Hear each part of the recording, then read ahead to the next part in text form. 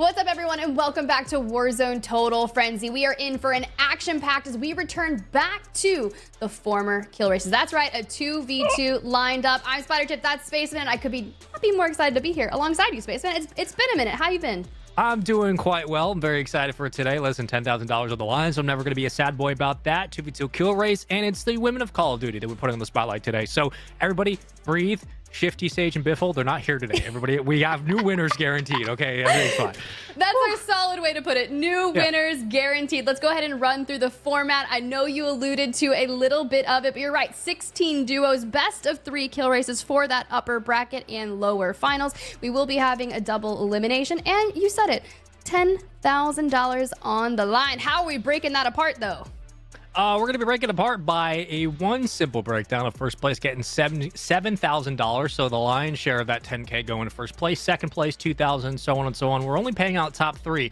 But the benefit of this tournament is, again, that it's double elim. So if you have a rough show of things, a bad start, a bad drop, maybe your teammate's not locked in, you're still plugging the brains in today, that's okay. You get 2 chances. And that's the important thing here, because kill races can be really tough, especially early on in the day. But double elim is really fun. And in a 2v2 format, 7,000 in first place, that's 3,500 a person. Like, that's quite a good massive day of Warzone. That is huge. That is huge. And you're right, double elim. So in the lower bracket, they'll be having that best of 1.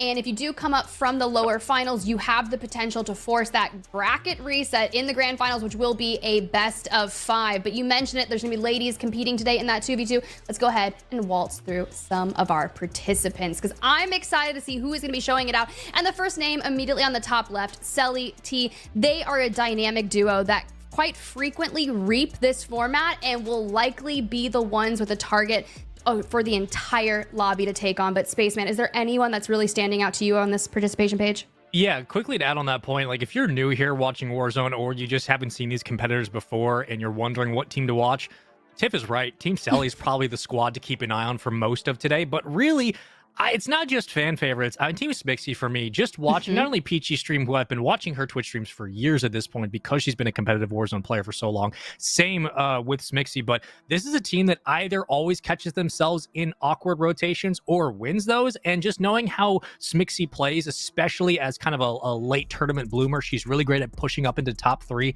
late in the tournament. I expect this team to make a top 3 push and to get into the money. So just for my own betting odds, I'm expecting Team Smixy to be one of the best teams here today.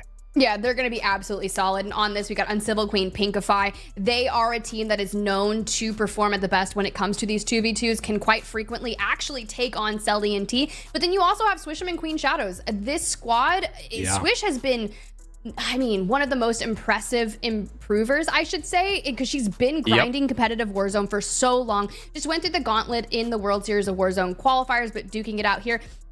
Alongside Queen Shadows, a staple of the Warzone competitive scene as well. And then you jump on over, you got Chrissy and H-May. They're a long-standing duo. Chrissy has taken some time off from competitive Warzone, but is back here with her sussy sister H-May to see what they can do. And honestly, I would not be shocked to see them go the distance. Yeah, the rebound also from Swish'em, and not that there was ever like a fall off, but just I think the resurgence, no pun intended, from her like late into the Warzone life cycle has been really impressive to see. So I'm interested to see what happens today. But here we go with the remaining squads in our 2v2 tournament. And again, it does come down a lot of the times to what are more of the heavy hitters, where the powerhouse is going to be in that slaying department. You have to look at Team Lula as well. I mean, Lula, who has been a standout in many of the different Warzone tournaments we've seen.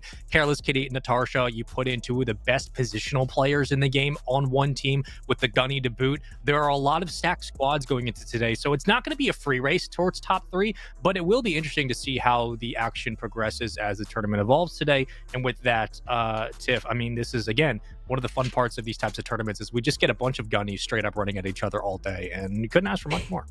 Yeah, it definitely is chaotic, and I feel for the players that lock into just a public lobby and you have no idea what's occurring, and then you've got someone like Careless Kitty just absolutely running you down. I wouldn't be surprised to see her go the distance as well. We've often seen Team Careless Kitty in those semifinals matchups, and more particularly in the grand finals of the former Crown the Queen series that we ran for Warzone Total Frenzy.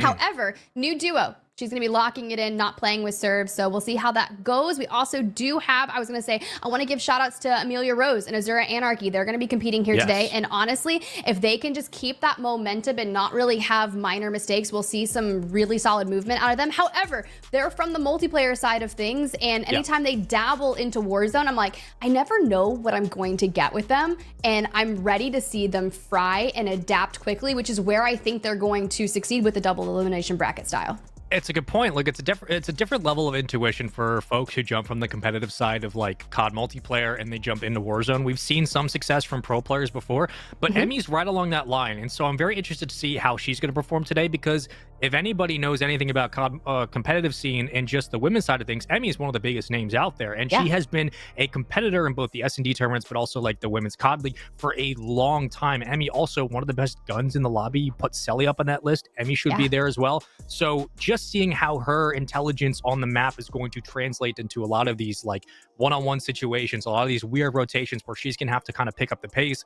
Very interested to see what Emmy's gonna bring to the table today. Great to see her competing as well. But Tiff, it's gonna get more and more crazy as we go on. Speaking of though, I believe we're almost ready for our first match. I mean, like, how are you feeling going into this? Because it's been a while since we've seen the ladies jump into some Warzone. It really has. It has been maybe a month or so, and going back to the 2v2 kill race format that we so often saw in Warzone Total Frenzy, it's just been a minute, right? And we had the Superior nerf that occurred today. Also, the Car 98 nerf came into the fray, but I don't expect to see people running around with the Car 98. The Superior, yes, but when you do have that damage multiplier that kind of got nerfed just by, I believe, they took the lower torso down from 1.3 to 1.1, you just have to be more accurate, and I think more people are going to be using the Holger anyways. But as we look into this, hear me out, Spaceman.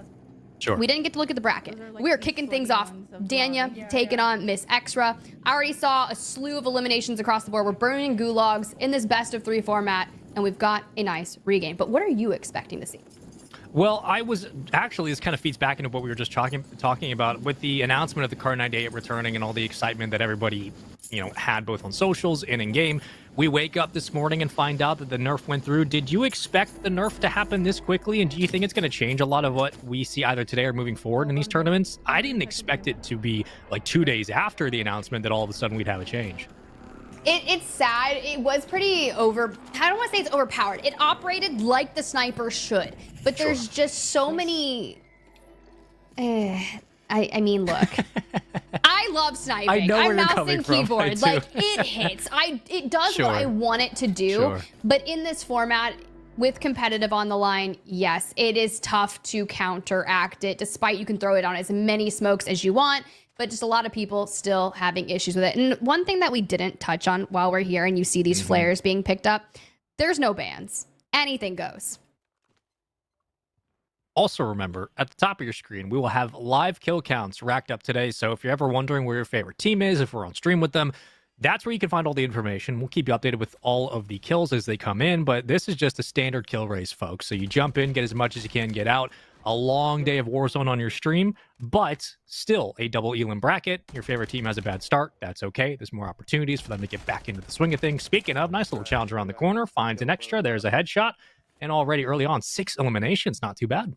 Nah, this is the way you wanted to go. I was curious to see what kind of pacing we would get, but not that. We do not want a Guardian. We do not want bouncing Bettys. And you can already hear just Ivy going through it. Hits the gulag. We'll see her back. But for the majority of our players, they have burned through their gulag. However, since there are no bans, if you do find that gulag re-entry token, you'll feel more comfortable. But we see 20 eliminations spread across our 4 players. Miss Extra alone here on 6 eliminations. So if this is the pacing that we're going to witness early on in this 2v2, especially when there are no buybacks, right? Yeah. We can buy back here. No buyback. Anything can happen. Things get crazy, and usually those elims are lower. But here, we're going to be seeing our team staying alive throughout and oftentimes coming down to those end games. And how many times in tournaments like this have we had a discussion about the kills being very much a marathon play? It's just, look, get some kills on the board, try to play for placement. That's what matters most. Today, starting off in game one, it's 6 eliminations to boot. Even if you die here, that's not a bad start. And granted, you still have plenty of time to add more to that tally, but this is the kind of start you'd want if you're just joining and wondering, okay, like what do these players bring to the table? Well, 6 eliminations to begin this tournament, knowing how much money's on the line, that is the perfect response to begin a situation where not only you're just playing with an extra teammate to your back, but you don't have a lot of those gulags available like you would have in other tournaments. So those eliminations really will count. And if you can keep this pace moving, ooh, you're gonna have a very successful day here. I'm ready. I'm so excited to see a successful day here. Miss Extra taking some shots down by this gas station, hits the plates, and immediately starts getting closer. Now, this is very typical of what you'll see when it comes to the splitting of the 2v2. You're going to assess these enemies' skill level, and based upon how they shoot at you when they see you, you're gonna be like, oh no, I can totally chow this. I feel comfortable, and waltzes right in, grabs another, and puts herself on 8. I'm really curious how many chows we will see today, because there are some players, like if I'm going against Amelia or I'm going against Selly, even Smixy, again, on the rotation, not going to be feeling too comfortable. It's on the other side of that. Like, they're going to gun me every single time. So I'm wondering what these players will adjust with as some of these gunfights get a little bit more testy, especially given that the skill level in this lobby, not only weekly, has increased, but the more you include players from maybe outside the Warzone sphere, like players like Amelia, that's where things get really interesting, because Amelia absolutely knows how to run the route around the best players, and whether or not she'll reposition is an entirely different conversation for when that becomes apparent. For now, though, swish him, couple extra shots, able to crack one, might have gotten the knock, will do so, but has at least one team in front she'll have to worry about. And immediately just starts getting closer. Some parkour, gets to the roof, and nice. Albeit she does not get the first shots off, but she still does secure the knock, and now just keeps on that movement front, playing very split here alongside Queen Shadows, who just fell, hits the gulag. But this player looking to run away from Swish, but knowing how she plays, she is not going to let this guy go. Drops down, drops him as well, grabs the full, and, well, just keeps on keeping on. Another squad wipe, though, for the opposing squad, which can make things definitely more difficult. So she's taking on Winterellas and Queen Biddy, playing alongside Queen Shadows here. This is going to be a banger. 4 elims, a steady start. Trying to clean up that last player. I think she just took down a player named Get Clam Slammed, which is already one of my favorite gamer tags today. So shout out that random player who decided to load into Warzone today and get absolutely slammed by some of our pro players. Sometimes you get unlucky like that. Here's a couple extra footsteps, though, and trying to hunt down this 5th elimination. So Swish'em off to a very hot start in game 1. That's what you love to see. I mean, Swish'em's one of those players that just puts in the time each and every day to improve all throughout. And I was so curious to see what we would be witnessing for some of our weapons of choice. A lot of Huskerrs, but you do have this BP50 with the conversion kit locked onto it. And, well, just working this side of the map on the gas line. Now, there's different ways to find information, and a lot of players will be, through the bathroom, not like this. A little bit extra love in the knees right there. That's a tough one, but still, I mean, Swish'em did essentially the most she could to start. 5 eliminations, maybe a 6, but couldn't find the final kill regardless, though. That's not a bad start at all. Still leading in that department, about 5 eliminations total compared to the other duo in that lobby. We will keep you updated with what those scores look like. However, Queen Eliminator unfortunately gets dropped, and now it'll be up to the remainder of her squad to keep things moving. As so far, this game 1 been pretty steady, only about zone 2 in, and nobody's been really too pressured at the moment, but I mean, this is still a long ways to go here, folks. Only game 1 of a very long day of Warzone. Very true. That best of 3 upper bracket kicking things off, and a lot of these are going to be our game 1, round 1 matchups, and Uncivil Queen calls it out, says behind, drops them, and then the thing about this is we already have 6 eliminations for Pinkify, 3 for Uncivil Queen, so we're about to hit double digits. But when you're taking on Queen Eliminator and Vicky, well, you know, let's see what's going on here. She looks like she's kind of struggling, and we'll just keep with it. Get on that side by side. I have well, it's not a side by side, it's a 4-wheeler, and I don't know why I called it a side by side.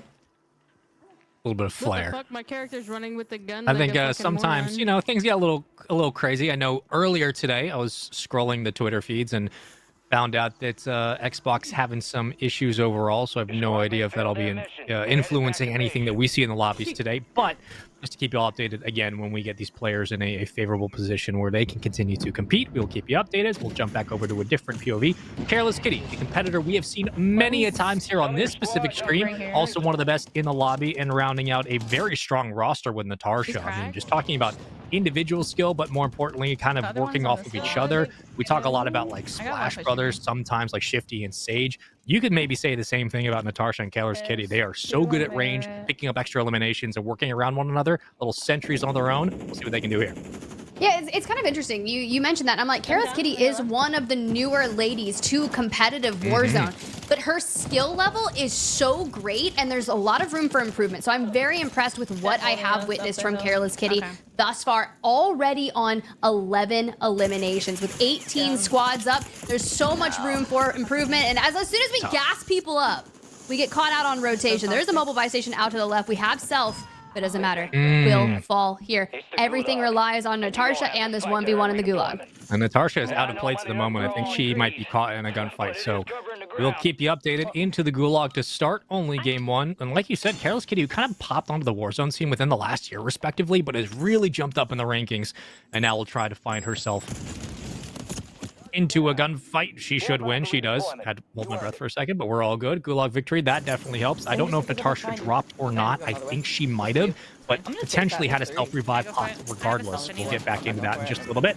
Back over to the more interesting teams, Peachy and Smixy. As soon as this roster was formed, I think you and I collectively were like, okay, yeah, that's a team we should be looking at for top 3. Yeah, they make me so happy. That's crazy. I'm like, I love watching Smixy and Peachy, right? And Smixy is one of those players that you see oftentimes in every Warzone tournament. We'll pick up and play with whoever. Even if it's a customs trios tournament, she'll be like, hey, are there any duos that want to lock up alongside me and run this tournament out? Just constantly one of the most flexible, adaptable players, which I think is going to allow for a lot of success in this format. And I think about how many different play styles she's worked with as well. Just being a utility player for a lot of different duos or trios that have jumped into a variety of different tournaments. Great little bait there. Nice little slide. Takes out one. And Smixy, who has been at maybe the top conversation of one of the better Warzone competitors ever since World Series of Warzone when she qualified. This is somebody you do not want to take lightly, no matter the route or angle in a Warzone match. Like whether it's at range, medium, short form, doesn't matter. She will put you in the dirt, and already trying to find her 8th elimination in game 1. But Peachy working on the opposite end does get dropped, so it's going to be up to Smixy to make things happen.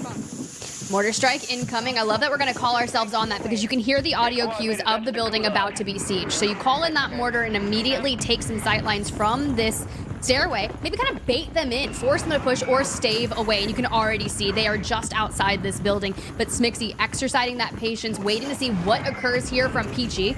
So far, Cake coming back from the gulag, but that's going to be playing alongside Sunday. We're waiting to see what happens to Peachy. But time of the essence, and Peachy, welcome back. Yeah, she's back, but what does Smixy do here? Come on, I want to see her challenge so bad, but that is the wrong call all the time when you don't know how many players are currently around. Peachy will be dropping just about north where Smixy's at. Great little bait, great patience as well, and this is where the difference in skill set between our top Warzone competitors and those who are looking to get a quick kill will really come into play. Eats a little bit of a C4, has to get a couple extra shots down, just can't clean up the kill. Yeah, remember when the C4 got nerfed as well, and then it got nerfed again, and it's still really solid? Can Same thing with the never Superi. unnerf the C4. You know, you can't. You cannot. Like, you throw it on the wall, and it's just like she tanks it and pushes forward, still connects with the Superi. So a lot of our players still using it. So even though the damage differential and Smixy goes again, but can't win that. Doesn't matter. She does have the gulag. We'll see how it goes. Smixy and Peachy are on 14, and we'll check in with them later because it's Chrissy and H-May taking on Becky Ju and Sniper Pigna. Yeah, just in their early winners round matchup, remember, we have duos joining up with other duos in our game 1, so it's all best of 3, so you're trying to out-compete the other duo in your lobby as well. Just to start, I mean, Smixy and company doing quite well. 11-5 was the score before we jumped to a different POV. Back over to another screen, talking about at least a separation. Chrissy, 8 eliminations to boot. Team Becky Ju at 4. And again, another squad where we look at some more notable names in the Warzone community, specifically on the women's side of things. Chrissy, one of the more interesting players to watch, I think, as of late, who has also had a couple of different roster moves, a lot like Ricky's been able to jump around with. Christy, one of the highlight players, misses the snipe. That's unfortunate and uncharacteristic. Eventually does find the knock, and we'll try to clean up the skill. I gotta say, that is kind of interesting, right? The Kar 98 did take that damage nerf, but still does what it needs to. Now, Chrissy is known for throwing a sniper in her hand. You think back to the Signal 50 meta, like she was oftentimes holding it down throughout prior qualifiers, hits those cracks, but goes under pressure from behind, smokes, and dives into the building. I don't know how we're alive because this is the most chaotic thing, and she is just absolutely locked and in the zone. It's almost like there's blinders, and there goes the Chow looking for more, and she just keeps on going. One of the calmest competitors you'll find, especially when things get a little dicey. Didn't even matter what was behind her. Moves into position, gets 2 knocks, repositions with the snipe. And when that Signal 50 meta was going around and it was Bbreadman, it was Joe rocking it on the rooftops, Chrissy was responding in kind. But let's see what the car can do here. Misses 2 shots, trying to land the 3rd. I think that tagged a thigh, but not enough for any knock. Unfortunately, not enough damage, but she'll reach out for the moment, and you should expect this elimination to come through. Make it 12 on the board early on in game 1. May down, does have self-res, but for now, Chrissy is just going to clean out her side of this area. Nice Gulag re-entry token on the ground. Let's see what else we got. You can... see, this is what I was curious of. Because that Gulag doesn't close till late into Circle 4, you can go ahead and stack them on up, especially with May going to the Gulag and having to burn hers, but we're getting caught out into the open and no smokes in tow. We need to find where that player is and eliminate them immediately, but at least use the coverage of the buildings for more. She closed the gap so well, got some extra plates to keep things interesting. On the reach out, nice job. Gets the wide angle and the peak. Nicely done. 13 eliminations. Chrissy's on the roll right now. Nah, this is so impressive. So where will May come back in at? Because she has burned that Gulag, Chrissy can get, even better. She's using May to scout for her. Do you see anyone around me? She's gonna go hit that loadout and will likely rotate straight into where Chrissy is. From there, they can reconvene. She can grab that Gulag re-entry token, hand it on over, and a nice reset for this squad. Little organic UAV in the air, and then Christy kind of lead blocking up front. Nobody else around to contest. Right back into the swing of things. We'd expect nothing less from this duo. Block out for that pillar, get back on the road. There we go. And things are looking pretty good right now. We'll move into the next zone. About 1:44 until that zone becomes a problem, but already on the move. Chrissy leading the charge up front. She's got help in the back. I mean, this duo is back to full strength and looking quite comfortable. They move into the late game. She's like, bro, you want to snipe at me? You want to take me out of my vehicle? All right, let me see what you got. Just hitting for damage all around, but I hope they don't repeat that anytime soon. But for now, we're going to be stacking on this fight duo. Live pings coming in thanks to May. But they're reach out and deployable cover down, and we're still looking for angles. I think they heard a couple extra footsteps, but trying to decipher that between the PAs is going to be tough. Fortunately gets cracked. Does May find any angles to be able to peek this? Potentially. One Chow on the rooftop. Can't hit the shot. Thought for a second it was a black noir skin. I think there's one on the opposite end. Doesn't matter though. Fortunately, May does go down. It'll be up to Chris to make a play. Here we go. It looked like someone was potentially trying to interrogate. She waltzed right up and takes him out. Keeps going. Nice. Okay, Chrissy. I know you took some time away from competitive, but it's so nice to see you back. Sniper Pigna now fully eliminated, so we're just waiting to see what happens to Becky. But the score, such close here. Every elimination mattered, but we just need to get May back up on our feet, and instead we're looking closer to 20 alone for Crispy. Really decisive on the engagement as well. Not wasting a lot of time to get in, pick up those eliminations, get out, reposition, find the challenge, get the speed around the corner. Again, a repace is going to be a lot easier when you have the better gunny. Been like that for the history of Call of Duty. And no change here. Chrissy and company doing quite well in the late game. But we jump over to Becky Jew. A different situation. They're down quite a bit. 13 eliminations just to start game 1. Granted, it's a best of 3. We know that. Winner's bracket. You lose, you drop down, no problem. But the pace that some of our competitors come out today to start TIFF is not unexpected, but quite interesting. I guess surprising maybe is the right word. That already 20 eliminations game 1. That's pretty good.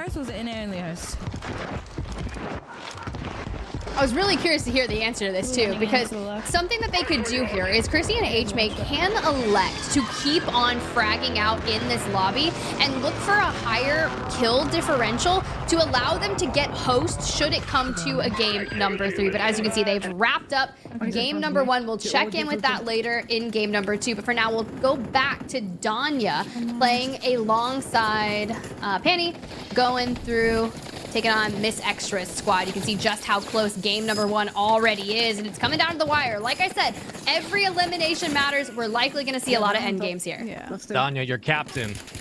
Penny on the opposite end. Tough one. Don't have the high ground.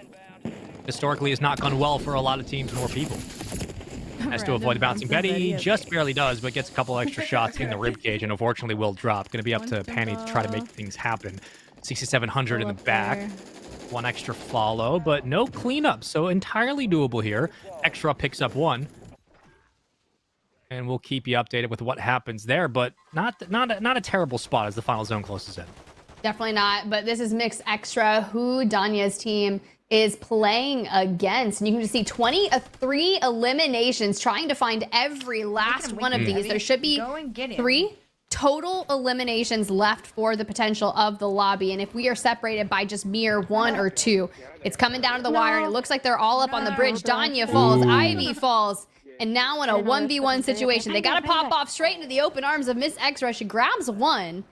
And I think this may be enough for them to wrap it up. This is what tournaments are all about. How do you close it down? Danya will get back into the swing of things. Has the self-revive to boot. What do you need? Gets 1 elim. You can hear him kind of doing some mental math here on the move. Just what do we need to kind of keep things interesting? We're down by 1. Actually, no, they have the lead by 1. Excuse me. Danya just looking for 1 more. Really impressive game number 1 from that quad. I mean, 77 elims. That's I don't want to say that's a record, but that's certainly got to be towards the top of the leaderboard when it comes to that game 1. I don't actually know if Miss Extra's team was able to win that, but yo, let me get into some games with these ladies because they're frying and it's crazy. But cut on over here to Uncivil Queen on your screen. 8 eliminations thus far, still 25 squads up and got stuck on the fucking very door. healthy, but not when Pinkify goes to the gulag, and you can just hear how many players are roaming around the lower of this building. The PA incoming out behind her, looking to lay siege to the building, but we are kitted out to be able to take this, and it's always a good day when that PA does not connect when you're inside a building. Queen just gets back up as well, so 1 duo back to full strength. They're just like, they were in the stairwell. 8 players alive, including our 4. Vicky will unfortunately get knocked. Great little shots, nicely done, takes out 1. Just super calm, cool, collected. I know when I watched, so think about it this way. When the Call of Duty dropped and everyone grinds camos, Uncivil Queen was one of the first people done with Interstellar. And then did Borealis and just kept it going. Like, had so much time in the game before we even started competing back on Urzikstan. And here just roams exceptionally well. I think we saw her win 1 week of Capture the Queen and quite frequently was making it into the deep runs of the bracket here. And she's already made the assumption, not a bad squad. I would love to face them with maybe my duo, Pinkify, in that moment. But for now, we got to get through the gulag. Camo grinders, I'm telling you, that's a level of efficiency that not many people have. That's true. It's a different breed of gamer. Uh-oh, a couple extra flames to boot, but that's okay. Guess what? Good shots as well, and Civil Queen will escape from the gulag. Fly station to the back if we need it. Queen Eliminator, who dropped about 30 seconds ago, actually got back into the play just now, has a loadout drop to help. So things are looking up duo here. Queen Eliminator, Vicky, 2 players on your screen. Tokens over here.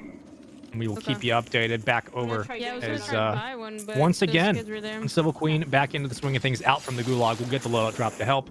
Here comes the smoke to provide some extra cover. I think there's maybe 1 player on the buy station in front who could become a problem, but this should be a pretty easy get in, get out situation. Landing on me. Oh, man. Pinkify grabs another, just keeping those numbers bolstered. They got 9 kill differential between Queen Eliminator's team, give or take a few. We love the admins in the back making sure those are updated.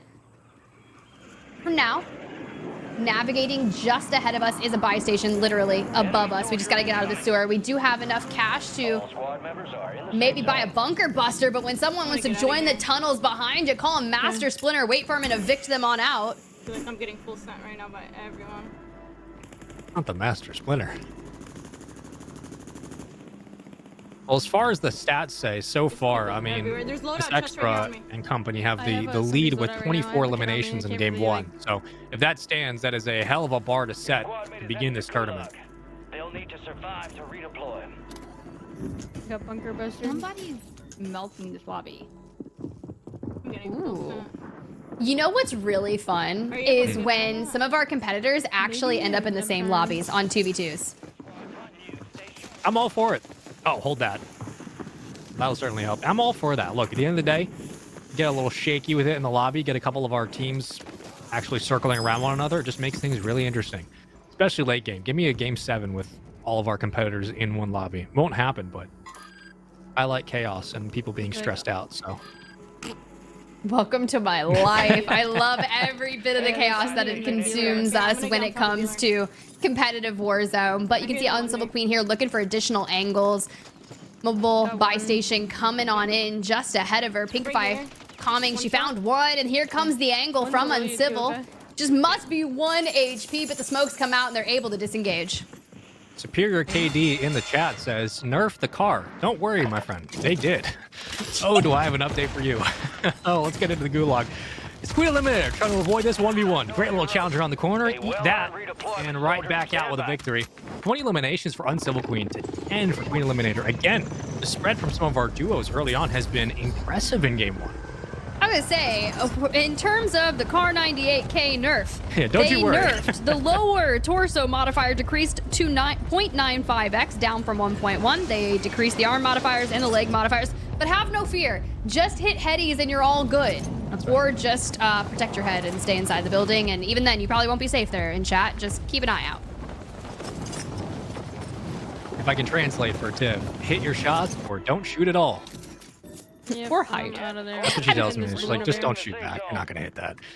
Like, yeah, fair play. Fair play.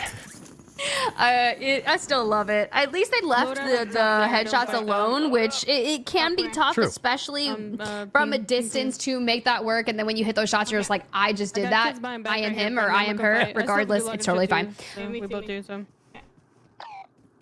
Ooh. Good comms there. You do love that they've got Foresight locked and loaded, which gives them all the information of where those circles are going to be pulling. However, if you do pull Foresight, even the opposing duo that you're taking on will get that information as well. However, how you use that, well, that's all up to you, because you still have to throw the eliminations down, because as long as you have more kills than your opposing duo, that's how you win. It doesn't matter if you have Foresight or not. You know, kill races really harken back to kind of the old days of the Warzone competition, where all the information you have is all the information that everybody else on your team has as well. So how you choose to engage with whatever team you're hunting down, or whatever, you know, back in the day, what UAVs you would like to pop, you have to be cognizant of the other duo on your squad, because whatever you give them, they're going to try to use to their advantage, and they may be taking kills away from the total that you need to get within the money. Still a long ways to go before that conversation becomes viable. But remember, 7K for first place, 2K for second, 1K for third. Top 3 is the only one that get paid out today. You don't have a good showing, unfortunately, not going to do a whole lot when it comes to getting in the money. And for duos, it's a lot of cash. Gets shot in the back, trying to avoid, and she should be able to escape out of dodge. Does so, and on her way. Moving on here through Riverside, grabs another redeployable. We're at 39 total eliminations throughout this lobby. Oh my Uncivil God, Queen it's dead. has 11 of them. Pinkify does fall, but that's all right. She does have another gulag reentry. Uncivil, though, knows there's a player just on the other side of this. She peeks, takes off their plates, and, well, here comes the instant chow, just trying to lay their sights. But that player is full on disengaging, saying, no, I want no part of this. Now, if Pinkify does return, she does win the gulag, but can she get there in time to help Uncivil? Probably not. It's TJ. That gunfight was not going to go her way. DJ Moss picked up the kill. All right. Didn't think I'd be seeing that in the lobby today, but here we go. Nice. Little shout out to DJ in the kill feed. She wasn't wrong. She's like, this team is sweaty. And then as soon as it's DJ Moss, I'm just like, yo, man, I understand that Can we're you not not right having a normal normal Warzone Total Frenzy. We've returned to our ladies in this 2v2. It's like, what are you doing? Yeah, we gave them the call time, not you the call time. You can, you know, play in like an hour or so, but that's just funny. Good to see him. Always making things interesting. But again, the luck of the draw is the lobby you're given. And a couple of sweats so far, but nothing wrong with that. One extra crack. Is it enough for the cleanup? So far, no. Hold that nade. Hold the second. I think that hit the wall, actually. Doesn't matter, though. Wait, great challenge around the corner and the cleanup. Queen Eliminator putting another one on the board. You love to see. All right, on 6. Albeit they've got a large number of eliminations that they'll need to overcome, but from doing that, we recover some nice loadout weapons. Still have minimal ammo, but in terms of life, well, we're living. We just need to find 8 eliminations to tie, 9 to win. And when you see Pinkify in the kill feed, still rapid up eliminations, those numbers are just going to keep scaling further away. Zone to the back in Gulag is closed. One teammate will fall, unfortunately, going to be up on the shoulders. Queen Eliminator going to have to do most of the work here. And try to get her teammate back. Rocking with Vicky. Moving towards the loadout, that was the call, and there is a buy station around as well, so maybe that will be the play here. Queen Eliminator trying to move into position and quickly get her teammate back. Okay.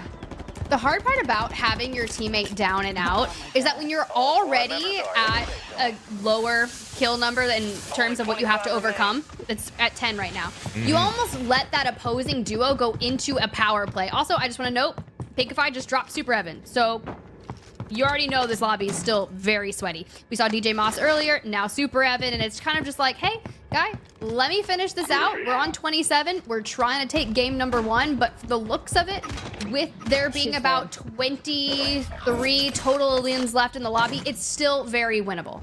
I need that Lodi. Yeah, you have people in front of the Lodi, but if you want, you can take it. I have the money for you, anyways. Okay, maybe we'll try to take it, reposition around the Lodi, see if we get a couple of quick elims. That would certainly help things, but it's a decent lead here.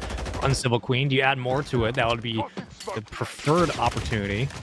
And gets at least one loadout out. Enough to get some info. How do they peek this? She's dead.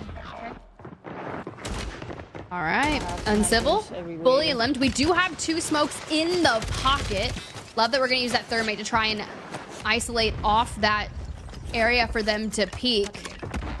But I wouldn't be surprised if this team fully sends on Queen Eliminator, just giving where that zone will pull from. My only thing is, how is Pinkify going to get Uncivil Queen back into the mix? There is a buy station closer towards that next circle, but Pinkify is so preoccupied with cleaning out underneath the bridge. I would imagine that she's just going to keep focusing on it, and if she can get the buyback, she will. Slowdown is a high-risk, high-reward play here. A couple extra footsteps will be good for the engage, but it does come down to what teams are going to rotate into your POV, just like now. Misses the chow. Unfortunately, it was a good angle, but better shots on the opposite end, and she will fall. Vicky, however, does get the cleanup. I'm not sure if it was a response to that opening gunfight, but still, 49 total for the lobby before all things are settled in that engagement. Hey, that's not bad. One team set a record of 77 so far today, so can't really hold your head down with that one, but early on, Careless Kitty, 29, and on the opposite end, 15. Again, like, this is a squad that we expect pretty high things from, but everybody coming out in game 1, like, all guns firing. Just not really a lot of, like, pacing ourselves, figuring out, okay, what is our game plan going to be today? Doesn't afford a lot of that in kill races, but very surprised to see the amount of eliminations already in this opening game. Yeah, it's a really strong performance there in game number 1. Careless Kitty was able to take the win, and now when we go through game number 2, it's remaining close. But if I'm Saskia Cole and I know I need to turn it around playing alongside Megs here, you have to play to perfection. And knowing that I have to play to perfection against Careless Kitty's squad is so scary for me, because she teamed up here with Natasha and they're already locked. Natasha's got a self-res. They have plenty of cash. Careless Kitty doesn't necessarily have one, but it almost has enough cash to be able to recover that. But when you just feel like you've got weapons that you're comfortable with, even though this is an SVA with only 2 attachments and an AMR9, not necessarily your loadout weapons, but we are still focusing on what's to come. We burned the gulag, so likely this is her kind of a regain situation in working their way back to maybe where Natasha is playing from. And on these outskirt gunfights, I mean, I have a Careless whole Kitty is team going to be good fighting for a kids on couple. She is across the very water, keen on okay? peeling off from the rest of the group, Does it say people finding what she left, like, finds and then repositioning. So I think it's called? shouldn't be Gotcha. too unexpected moving forward for this duo. I think one's Natasha down will on my come ping, back in but from the they north just side. res. One right here. You can hear one call into a team, unsuspecting of the pinch forming, and there we go. Another one dropped. Your squad mates in the It's the little kids. You said that. I just wanted to say another one bites the dust and just start going dun, dun, dun. Another one bites the dust. And she just keeps on grabbing them with these AMR9s. Loadout incoming, which is just going to be across the water. But the job's not done here. We need to clear out this area so we can find that loadout and get it safe elsewhere. Saskia Cole has fallen. One. And will put Megs in a dire situation to go ahead and hit that recover. Does not have the cash as of yet to get Saskia back on her feet. And this is a good situation if you're Careless Kitty and Natasha. And just behind them, it doesn't even matter. The reaction time was swift. But now, it all remains on a Gulag and Natasha. Yeah. It was honestly a good challenge, and I don't hate the route at all from Kitty at all. Like, Me and my it's ping are that's just the gonna, like, comfortable go away. playstyle she prefers. Fortunately, just a bad time. Not so bad at the Gulag, though. Makes quick work of the opposite player, and there we go. Right back into the swing of things. He was Not too just bad. crouch walking, looking like a little gremlin in the Gulag, just like from the sewers, just like, Hey man, it's viable, all right? It's a viable if I playstyle. crouch down low, she will not see me, and she's That's just right. like pre-aimed, ready for the peak. We're on you. Yeah. We all got a little gremlin in us sometimes. Just gotta let it out.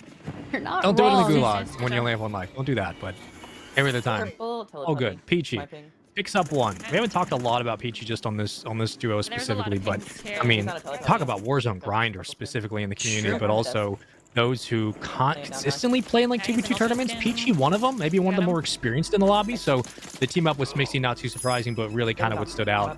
All of the rosters we were given was like, wow, okay, 2v2 tournament, Smixy and Peachy, okay. I mean, how can you not try to put stock in this team to make a run today?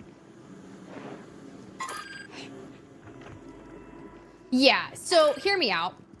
I'm here. This Smixy and Peachy have been the 2v2 duo in the female scene for quite some time now.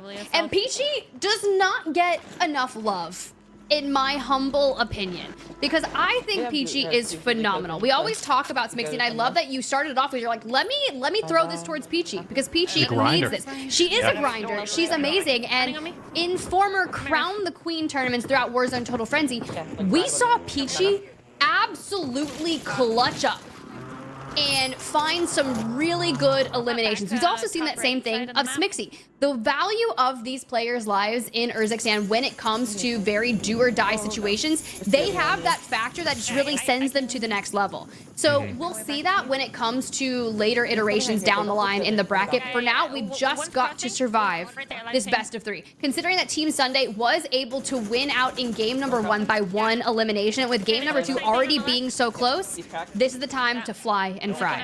Very much a quiet assassin in Peachy. She might not say a whole lot at times in the comms, but she will absolutely fry. And a quick learner too. I mean, she's been in some very interesting like 2v2, 1v1 situations in her competitive past where, you know, it's like, all right, we maybe win this gunfight, but we lose this opening game, etc., etc. She learns quickly, and she knows how to adjust her playstyle to essentially any team she's playing with, a lot like Smixy. So it's no wonder that they have been continuing to team up together, finding success.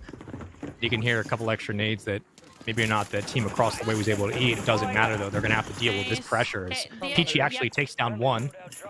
I think there's only one more to work with. Still there? You can just hear them on the roof, and Smixy goes for the climb up, but gets caught out on the cross. The guy on the left is winning. Good comms there from Peachy. He's still there. He's still there. Still wasn't able to find the knock elsewhere Sunday, picking up more eliminations. We do see the regain from Cake out of the Gulag. But the way that Peachy and Smixy are kind of slicing and dicing this area of the map, trying to catch angles and provide informations. And even the plan right here, climb up the outer. I'll send this. Nice. Regardless, the chow comes through. The elimination we get puts us on 7. And one more closer to taking down game number 2. This is game 2 of round 16, all winners bracket matches to start today. So we will keep you updated with teams that jump to the lower side, But remember, if you're just joining us, we have a double elimination tournament. So not only does it matter for the opening matches, if you, again, are able to pick up 2 out of the best of 3, you're good to go to move forward in the winner's bracket. But if you drop down, no worries there. Still have an extra life.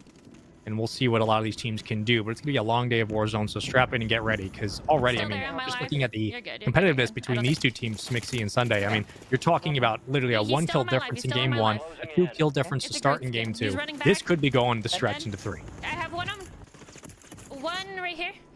It's 2. It's 2. Ooh. I just have to. Curious to see if they full center and try to stack her in a 2v1. Yeah, I'm jumping them. I'm jumping them. We assess the skill gap of these players and full send, and just like that, the companionship, the cohesiveness that these 2 have, it is so fun to see. And not only that, their vibes are sky high. They're familiar with each other. They've played historically, and if you just have that synergy, it allows you just those mere seconds back that you wouldn't have with maybe a new duo, which is why I love watching Smixy and Peachy. The intuition that a lot of players have with each other, just from pure rep, is not something you could teach, only through practice. Oh, you're leaving it. Yeah, because Absolute chaos right now on the map, but nobody pushing into position when you don't need to have the high ground will relinquish it. Sunday will leave that spot. This is the other side of the current 4 stack. maybe gonna We're having a great time. Yeah, I know, I'm just pure smiles listening to it, because I was like, we were talking about the vibes on Peachy and Smixy, then we come over here, it's all fun and games. I mean, you have to think about it this way. If you're already up 1 game in round number 1 and you potentially send Smixy and Peachy down to that lower bracket, well, that duo is no stranger to making historic lower bracket runs, so we'll just keep an eye on that. But for Zunday and Cake, I would love to see them go the distance. I was in casting over Zunday since, like, I'm talking back in Caldera, just running the mini royales, has been just a frequent historic competitor and just trying to really survive here, because people, well, they get aggressive, especially when you take those redeploy zips. So going ahead and shooting it out from behind her will allow her to really solidify her back and not allow someone to hit that and rotate straight onto her. You cut off the access and you can start to breathe just a little bit. Maybe you want to get a perk package just in case, but all things looking up. And like you said, right, like, especially if you take the game 1 over a powerhouse of Smixy and Peachy, you're probably feeling very good, but keep those vibes moving as well, because the last thing you want to do is get locked in and so focused on trying to keep pace with a Slayer heavy duo like them that start to make small mistakes. Maybe you don't want to rotate the right way, or you feel like you have to turtle up and play defensive.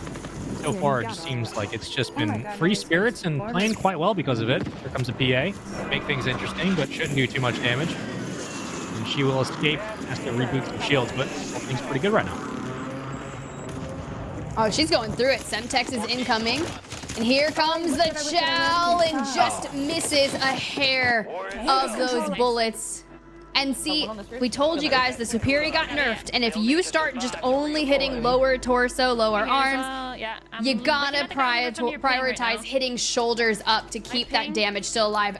Albeit the Superior still a very strong viable options in terms of SMGs, but backs on over to Smixy. Peachy, see what they're up to. Smixy's now on 12, and they are still working further into the map, and this area around the buy station is going to be a solid place to play from through the mid game. Peachy's already up top, actually. She just got knocked, so she went for a challenge onto that last duo, but unfortunately will get dropped. However, good comms out of Smixy. Back to full strength, and now you hit a bit of a regroup position potential. Get off that roof. As Peachy was like, hey, just get back over here and we'll try to take this again once more, but He's inside now. He just opened a door. wasn't the cleanest approach. They still get away with their One guy lives. inside and one guy on the roof. Unless I'm freaking faded. All squad members are in the safe zone. Clear. Oh. He's on the roof still. Yeah, he's on the roof. He peeks too. Hopefully the Sky Thermite connects, but Peachy just tanks it. Peachy's like, you know what? I'm going straight on up there. Hits the full, not going to allow him to self. Racks up another elimination, but it's not a squad wipe. So that means there's still going to be more teammates in the area. Question is, where are they? And well, there we go. There he is behind the door being like, you know what? Out of sight, out of mind, and well, out of the lobby. PG is very much a roamer, so if she wants to be the initial in a lot of these gunfights, just let her. And they did in that opening engagement. Didn't go their way, but the regroup, the reposition, get back plated up, and then try again. It works out. I have him completely. Couple extra destroyed. eliminations on the board, Okay, I hear clearing out one by one, doing a very nice job early on from this duo in game 2. Only a 1 kill difference in that first game, but really turning things around here. The smoke thermal is a great little strat. Yeah, they're further. Like Yeah, lefties. I After a saw couple that, of weeks of yep. not having that combo, it's nice to see again players going back to kind of what works. Been cleared for redeployment. And they have some time here, Tiff. I mean, with the other duo being down, you have a lot of time to continue to put more kills on the board and separate yourself in the score column. Almost cracked. Yeah, that's exactly what they're going to be doing here. And yes, you've smoked. You've already taken off their plates. They probably already reset, but it doesn't matter because it gives us time to force the issue. The Chow comes through and a squad wipe for Smixy. Peachy with the hype, too. Coming in with that beautiful... That's what you love about a teammate. You want someone that's going to be gassing you up like crazy. The enemy And it's is no calm, cool, longer collected. detected. I mean, I've heard Peachy get hyped like a couple of times, like truly just getting hyped, but even excited, hit this Peachy's bullet? always calm, cool, collected. This team knows what they have to do to get it done. They know what the journey's going to look like today. It's a marathon, not a sprint. And over to Careless Kitty and their own squad. We'll see how things look for them. They're able to take game 1 in pretty dominant fashion. And again, we just talked about a team that likes to roam a lot, specifically players like Peachy. Could say the same thing, a little bit of a slower roamer from Kitty, but playing on an island and playing kind of out on a pinch that pulls into position once teams start to collapse. Careless Kitty, one of those players to keep an eye on today. Yeah, big shouts to her. She's already advanced on to the winner bracket round 2. There you go. She took down Saskia Cole in that 2-0 fashion, so we'll check back within later rounds. But for now, it's back on over to Danya and Miss Extra. Match of ages into game number 2. And so far, Miss Extra low in terms of the kill differential when it comes to game number 2. But look at that game number 1 scoreline, 53-24. It's unreal. And it's not just, yes, they put up 50 eliminations. That's huge. It is. But it's also, you take off so much pressure from game 2. The legwork that you put up in game 1 is huge. Danya not able to win the Gulag. Unfortunate. But that 53 scoreline is hard to beat for sure. Speaking of the scoreline, Chrissy in 43 in game 1. Again, the more work you do in game 1, the less pressure there is in game 2. And drops right into an awkward situation. Not what she wanted. You asked for chaos. Yeah, I did. The lag made me Hold on. fall down the hole. Instead of grabbing into the thing, I'm pressing the square. Bro, this can be... It's fine. I know what this feels like. I would say the same thing. I was 100% pressing the square.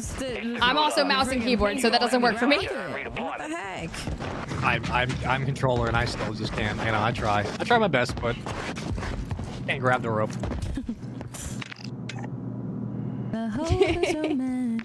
I was trying to see what we got here. It looks like 15 total for Team Chrissy in game number 2. Also, maybe Chrissy took time off to become a pop singer because Yeah, what is happening? You know what? Let's do this. Enjoy this.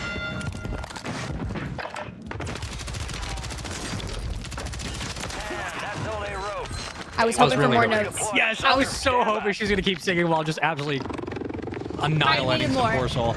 I needed more. I was like, you can't come at us with this luxurious, smooth singing voice and then annihilate them in the gulag because, well, Oh no. you know, I'm on a roller coaster at this point. This is just a pure roller coaster. Did you press the button this time, Chrissy? Should have kept singing. An enemy squad Yeah. on you. I don't even know how to defend that. I was like, you know what? Can't be good at multiple things, all right?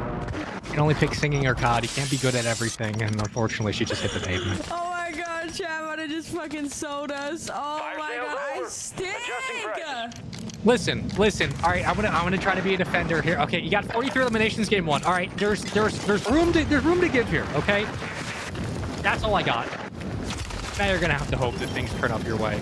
Oh no. You know, Yeah. it's fine. My bad.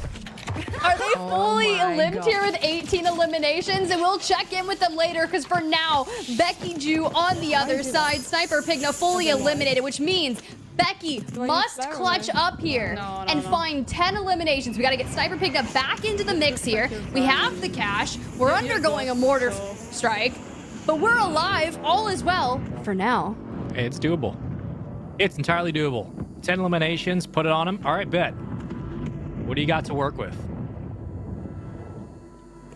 Hopes and dreams. That's right. Hopes and dreams. Knowing that your opponent is not only insane at Warzone, playing alongside her sussy sister duo H-May, which is a buff in itself, and then sings like that. Becky has to be solid here. Now, granted, Becky is also, I will say, one of the newer Warzone competitors that we've witnessed, locked in with Sniper Pigna, who did play in the World Series of Warzone qualifiers quite frequently, and actually said recently, and was looking pretty solid. So I love this duo. I think Becky's still repped by Forbidden Gaming, so very solid Warzone competitor, and would feel really nice to go ahead and lock it in and not drop down into that lower bracket here. But for now, we have a self-res. We've got cash. We're looking for a buy. We just need one. And you do have a flare, and chat, you might be like, well, why aren't you ripping the flare? Because it's random, and you don't know who's gonna come back. And you don't want your team, your opponents to come back. You want Sniper Pigna to come back, so I'm going for a buy station. Yeah, there's a 30% chance you pick the right person to come back, so we're not gonna play those odds today, but we'll try to spin the wheel on a couple of eliminations. You need 10 to make things interesting. All right, pressure's on. You got a lot of time to work with. Fourth stone beginning to move in. Or things get interesting, I should say. 34 seconds to go. Bit of plates to work with. A long rotation will pay off if we're able to get through unscathed, but this is very high risk, high reward. Kind of caught out in the open. Not a lot of cover unless you're able to kind of regroup back on the bridge, but it's really, what do you do here? What decision do you make? Just smoke and run. That high alert triggering as if someone's behind her. She had pinged the redeploy, so she might be looking for an angle to go ahead and get up on this, which is nice, right? Shoot up into the air, find a buy station that might be free. And for now, we're okay. We're good. Don't do a Chrissy. Okay, we're good. She hit the zip line. Don't fall in. Please don't do a Chrissy. Is that what we're going to be calling it all day? Yeah. If someone breaks, they're like, don't be a Chrissy. Don't do That's it. right. The Chrissy drop. Don't do that. Everything's fine, though. You get your duo back. You do a nice job of keeping things interesting. A bit of cash to boot as well. Not too bad. But, I mean, the game's in their hands at this point with people on this buy. the blunder that was the Chrissy experience. Listen, like, this game, too, is all for the taking here from Becky Ju.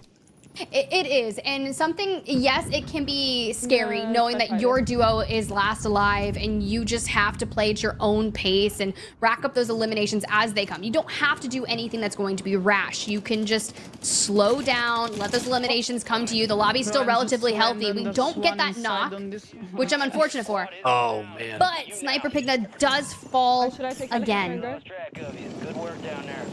Tough spot to be in. Not really a lot around in terms of loot to work with. No loadouts. You got plenty of buildings for cover, but if you don't have a weapon to be able to really make things a little more viable in these gunfights, then you're going to have a tough time here. However, we might be moving right back to a buy station. A bit of cash to boot. Maybe that's the call. Use the heli to traverse, but you are also giving yourself away for a while. That heli's going to crash in a second, but here we go. Teammate right back into it yet again. Just act like it didn't happen. I think spots one. That is not a gunfight you're going to win.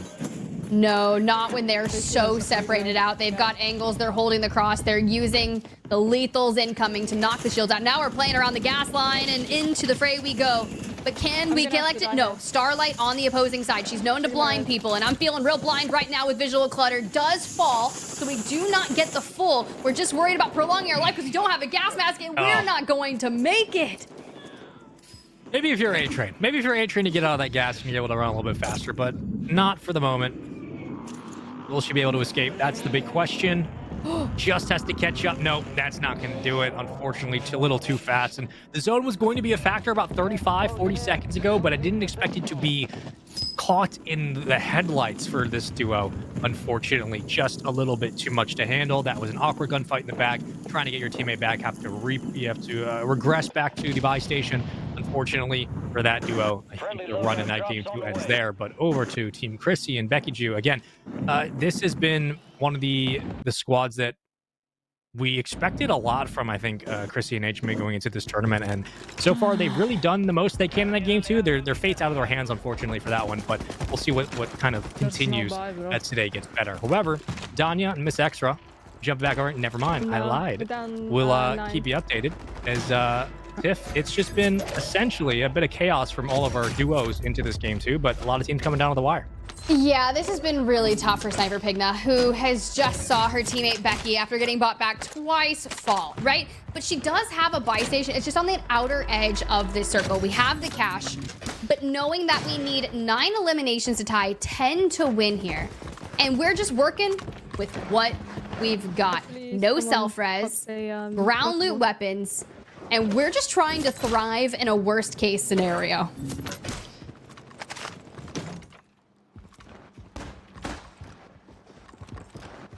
Got a loadout if you need it. 50 seconds till zone becomes a problem. High ground's going to be a problem, but luckily, plenty of cover to make things interesting.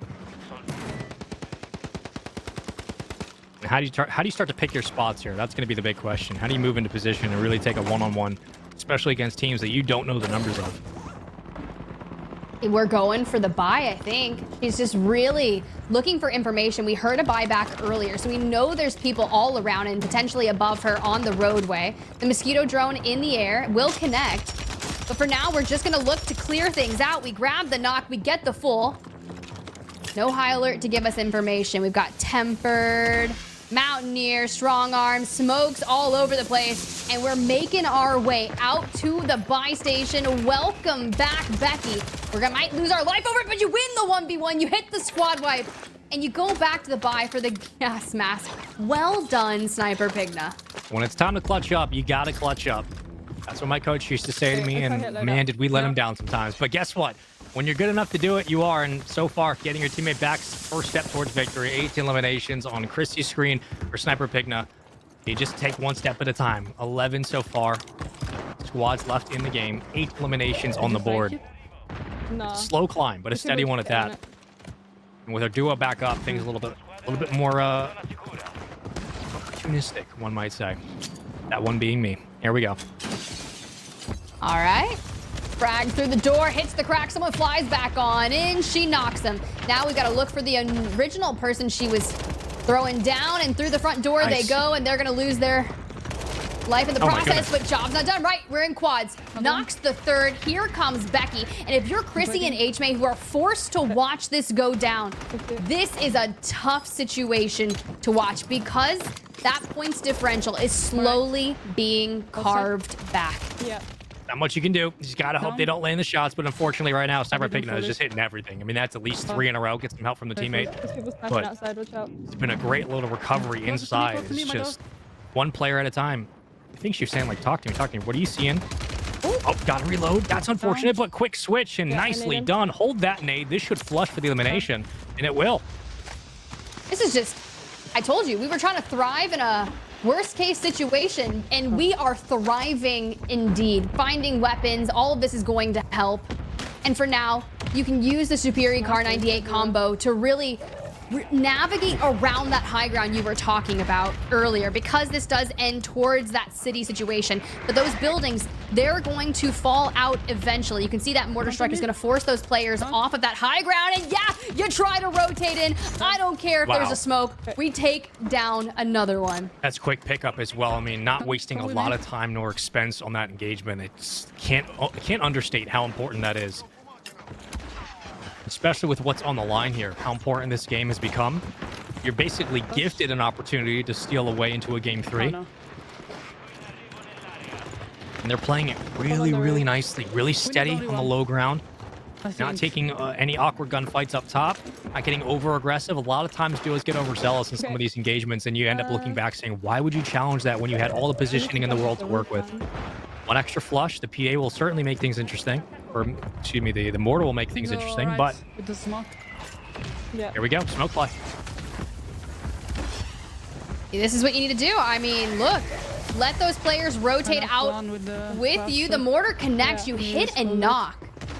And you've got the audio cues that players are around. The kill comes through from that as well. Under the staircase, finds that one. The second peeks, she gets the armor crack, but not the knock. But here comes Becky for the cleanup.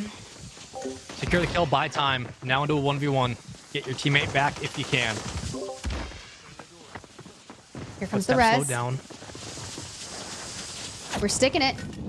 Back up. Maybe more.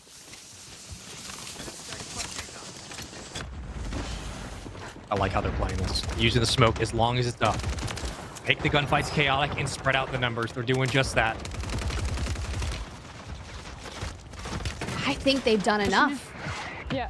I think this tear they've been on is enough. And look, we're shooting, we're challenging everyone. I don't even care if it's your teammate too. She does fall eventually, but Becky is still up and at it.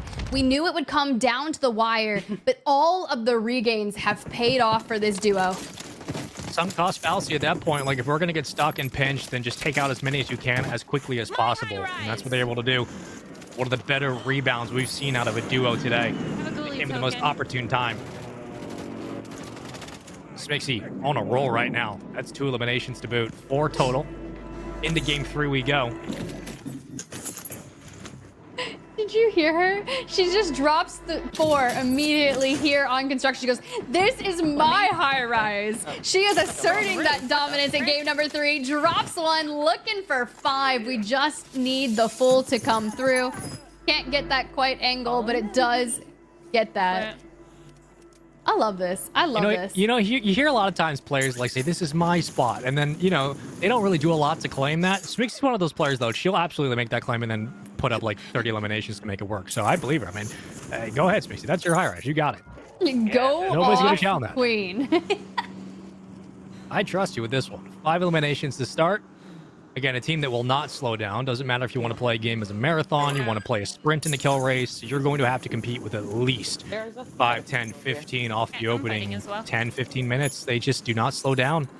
Trying to make it another. Can she hit the shots at range? Kinda. Maybe. A little bit. Yeah. We just need a few more to connect there.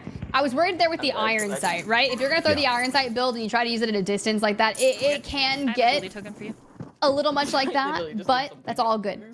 Peachy, to the gulag it goes. Smixy's already calmed to her. I have an extra gulag reentry token for when you come back, and well, players still rotating on in. Now, typically there's a buy station right on this fence line. It does not spawn in here. Regardless, there's one in the distance, and well, that player's not going to get their regard at any point in time. Kept down and out. Smixy on 6. This is the way to kickstart a game number 3. The kids on me aren't great either. I'll wait for you to get a little closer before I like that call too. Like, look, when Peachy, once you're back, I mean, just kind of let Smixy post up here, get a couple of knocks at range, but I think she's going to wait until Peachy rotates back in until they start to make a move together, or if they want to begin to make the rotation through the map. But right now, Smixy, I mean, this is, if the game plan's working, if it's simple, Occam's razor, you just keep it moving. Just keep it what works. Let her roam. Let her find these eliminations, put more stats on the board. If that is the case, it's working quite well today. go to the buy. Ooh, all right, so Peachy landing back in. And with Smixy, like, comms on fire, navigating this regain from Peachy, would love to just crank up the listening and how they fight these players around and connect again. My guy's 1 shot.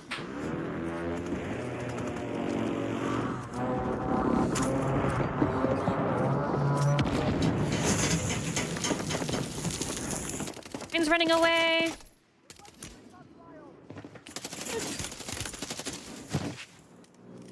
Hey, on the portable buy. Okay, I'm gonna buy my gun. Yeah, go for it. There's another ghoulie token right here.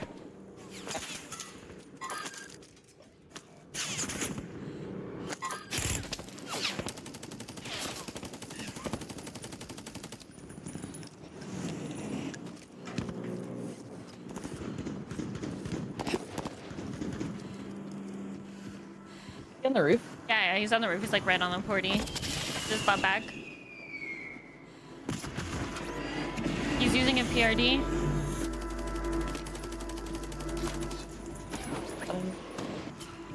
You see a perk package, let me know. Yep.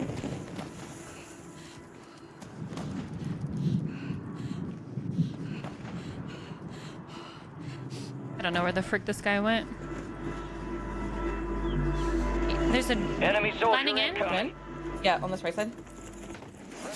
Yeah, he's inside. This teammate has to be close. Yeah, across the street. I just heard him. On the roof, on the roof. I could die. Dead. Cool, calm, collected out of Smixy and company. I mean, look, we've said it before, we'll say it again. Their ability to roam together is pretty unparalleled compared to some of the duos in this tournament. And they show once again why they're one of the best teams. Just constant wipes, eliminations, finally getting through these gunfights and keeping numbers up at all times. You talk about quick comms and efficient ones. Tiff, it doesn't get better than that. No, it really doesn't. And my favorite comm of all time will always be I'm dead. And then you still are not dead, and you grab the elimination, and you just find yourself in a precarious situation. You're like, I don't have a good angle. I'm out in the open. That player has high ground on me, the better angle for sure. And you're like, I'm dead. And then you hit all your shots, and you're like, oh my God, I'm just better.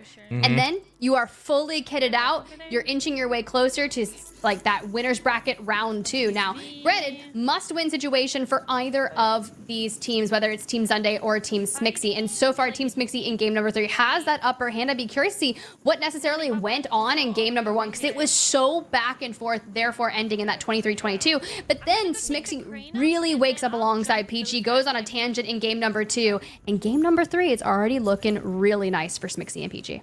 Ultra's own, and shout out to the organization Toronto Ultra available in the chat. Make sure you go follow and just support all the competitors playing today, because if you want to see more tournaments like this and also continue to support the women's Warzone competitive scene, then by supporting these players you do just that. But look, this is a very interesting spot to be in for these competitors because of, just like you said, how that game 1 went. I mean, just by the pace of play these players play at, you would think they would have had a pretty easy go of things in that opening game, and it looked like they were on a hot start, put about 6-7 eliminations to start, but surely something slowed down. They take game 2 in pretty dominant fashion. However, this has been a return to form for this duo, and you can hear him saying, I think there's an extra team on the buy, so they're going to try to move into position to pick up more of the stat pad for the moment. However, on the opposite end of this quad, you have the other squad, and with that, it has been a tight game 3. Will it continue? That's the big question. Yeah, something that we haven't actually seen just yet, since we are in round 1, or when duos start playing on top of the other duos to swipe the eliminations from them. Cake is out in the distance more towards the southwest, but Sunday comes on in, takes high ground, immediately grabs 1 elimination, throws down equipment for the second, doesn't quite get it, but is very just locked in. Knows that there are only about 4 or 5 eliminations that will be separating this duo from the opposing, but we don't want to press that issue. The lobby is still very healthy, and those eliminations can come and anything can happen. Patience is a virtue, but sometimes waiting for one person to pop their head out can cause a butterfly effect of unfortunate events that come back to bite you. So how much do you want to really invest in this gunfight? Well, luckily, won't have to ask the question for too long. Cleans up the kill. Nicely done. Rewarded for the patience. 4 eliminations for Sunday. Trying to make it a 5th. Couple extra shots just on the truck, but not enough to do really a lot of damage here. Do you relinquish the high ground will be another question they'll have to ask. 30 seconds till zone 2 becomes a factor, but they're deep within the zone right now. Won't be a problem. And just playing patiently on the rooftop. Don't hate it. See, you're like, oh, sometimes if you wait on an elimination, you'd be fine. Okay. I would not wait. I would chow or leave, and then I would immediately get eliminated, because that's how COD timing works in my favor. Yeah. But you hear the comms. Player incoming. You sight them just a little bit, but you now start looking towards the underneath and just immediately assess that at the right time. That's just clean comp right there. COD timing is a real thing. It is like a universal. We talk about caster curses at times, and I know we deal with it, but COD timing has been like a measured universal constant for many years. So don't knock it until you've been a victim of it, because then you'll know. The PTSD that comes with COD timing is brutal. But for a lot of these players, like you just mentioned, the instinct to know when to time a lot of their challenges and when to kind of read the skill of the player, then make a move. Next level, that's what separates a lot of amateur players at the top level to even just bottom level professional players. This is a very big skill gap that a lot of people tend to overlook. Sunday tries to move in once more into position. I think they're still hunting at least 1 extra player. Here's some footsteps, but to start, it's been a very, very close game 3. Unless that was you.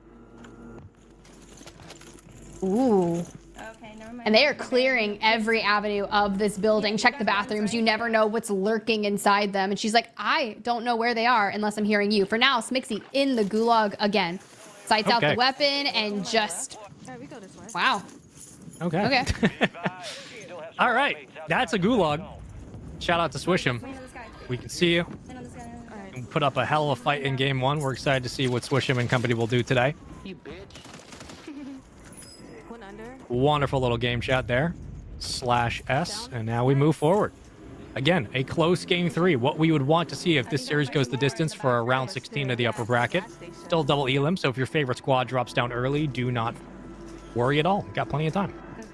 For now, we'll check in with the bracket after the round 1 has finalized, but a couple teams that will likely be duking it out is going to be Team Lola versus Team Winterellas in lower bracket round 1. Sunday, though, grabs another knock. But yeah, I'm really excited to see how some of those lower bracket games pan out, but this is a time where you've got to be perfect, and a string of eliminations can really change the nature of this game number 3. You don't want to find yourself in the lower bracket round 1 this early on, considering it's that best of 1.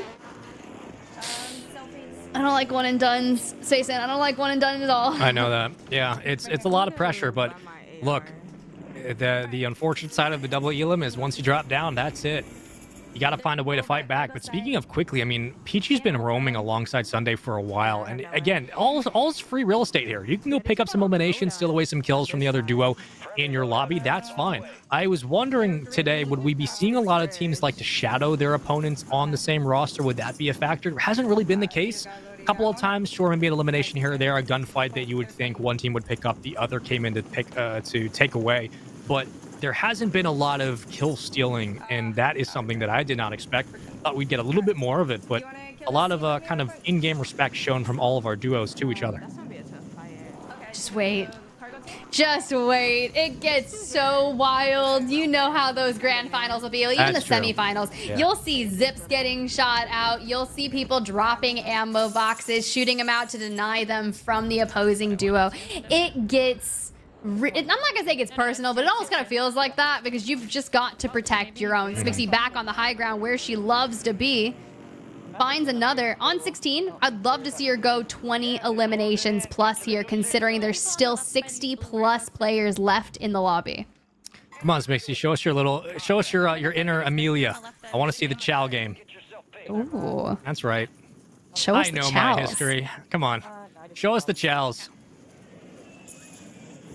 My favorite thing is I know I haven't really competed too much in Warzone, but Amelia used to throw tournaments down, and I locked into one of them, and I quickly realized, I was like, you know, if you don't stay ingrained in competitive Warzone and get your reps in all the time, whether it's from challenges or not, like I spend most of my time here on the desk, but you know, it is a different game. Like if you take even a day or two off, you just feel so very rusty. Sure.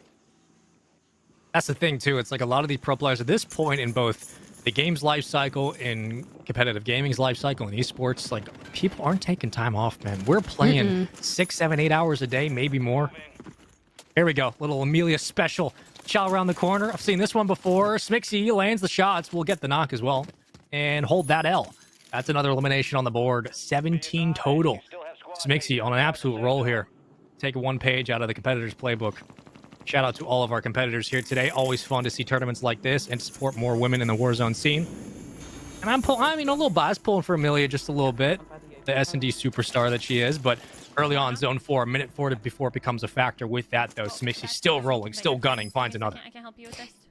It's quite interesting because Smixy's team is on the opposing side of this upper bracket, right? So Amelia Rose's squad has already moved on, but they are going to face off Team Swisham in round number 2. So work is cut out for them if they want to move on and eventually take down Smixy and Peachy. But job's not done. Still only 6 points separating this duo from Team Sunday.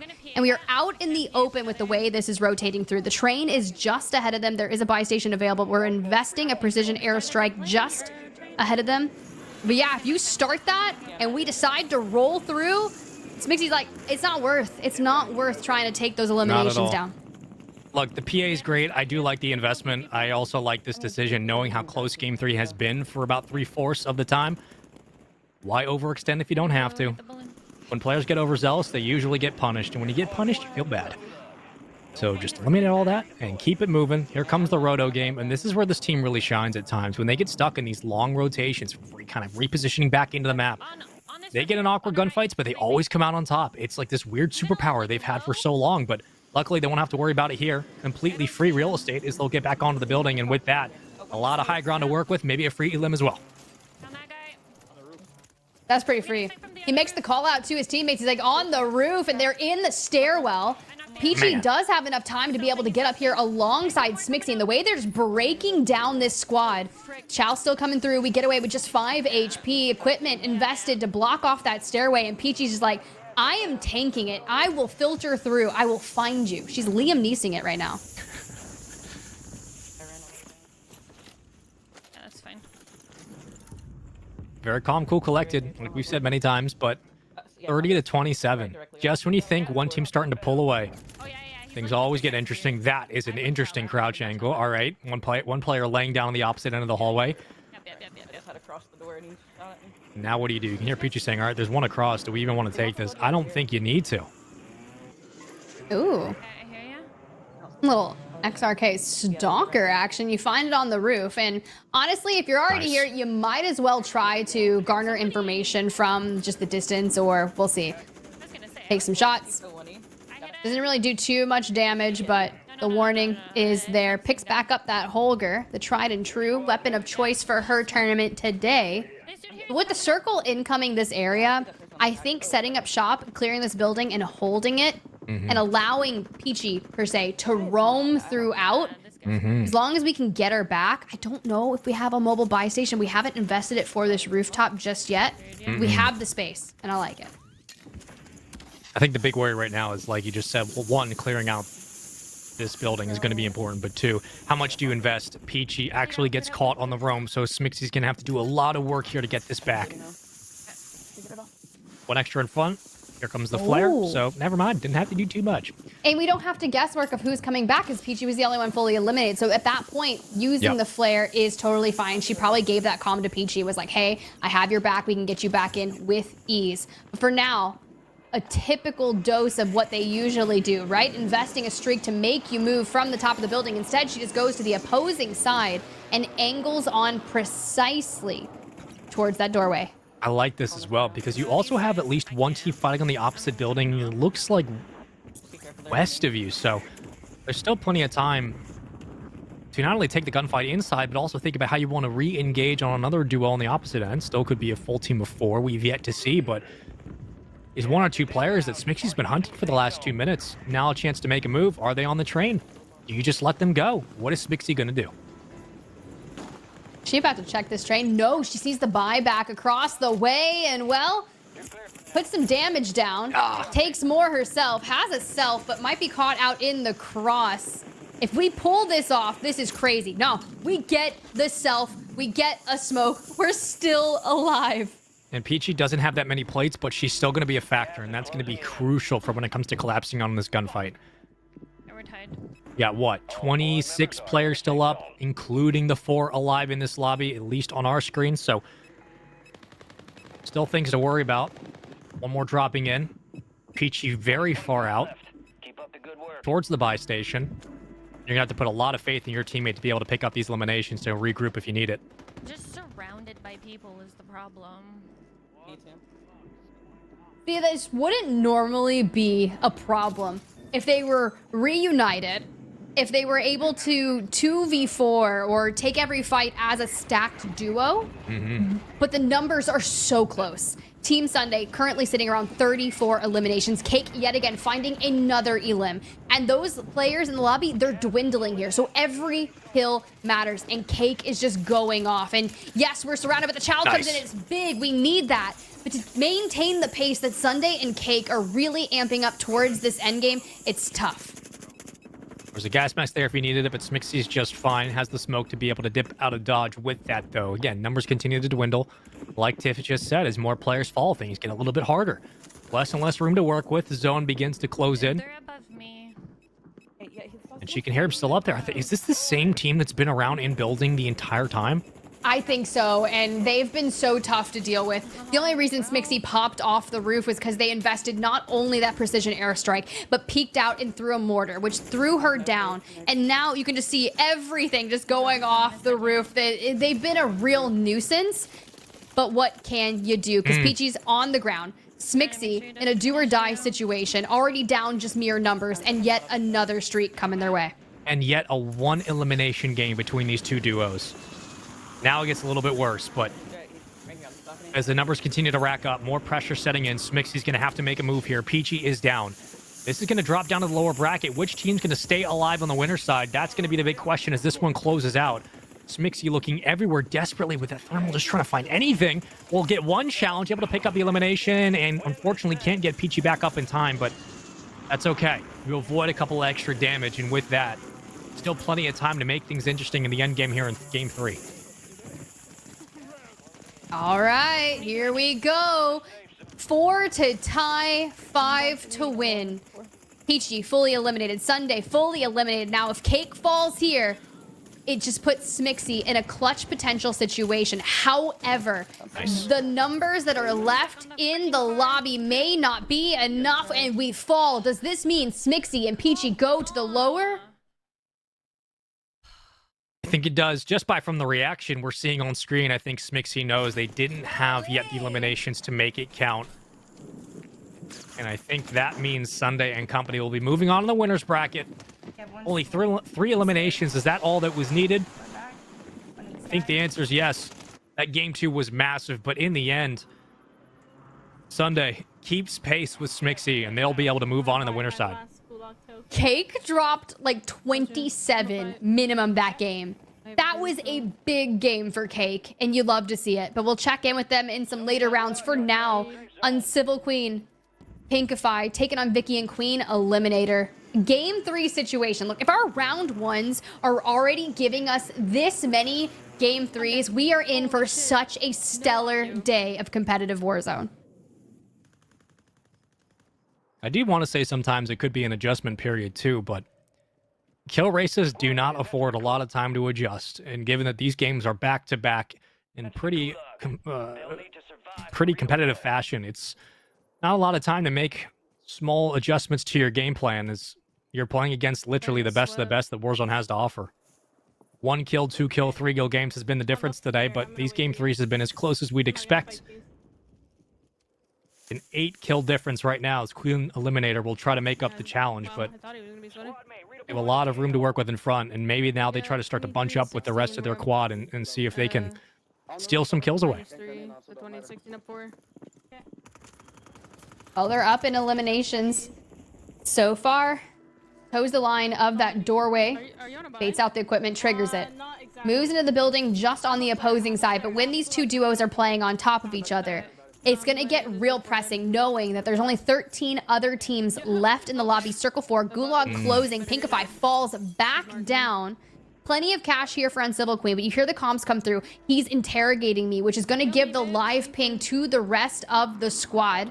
And Uncivil Queen is just on the outskirts of that buy station. The flare comes through, does connect, grabs Pinkify, so we have a relatively easy cost of entry to get Pink back in the game.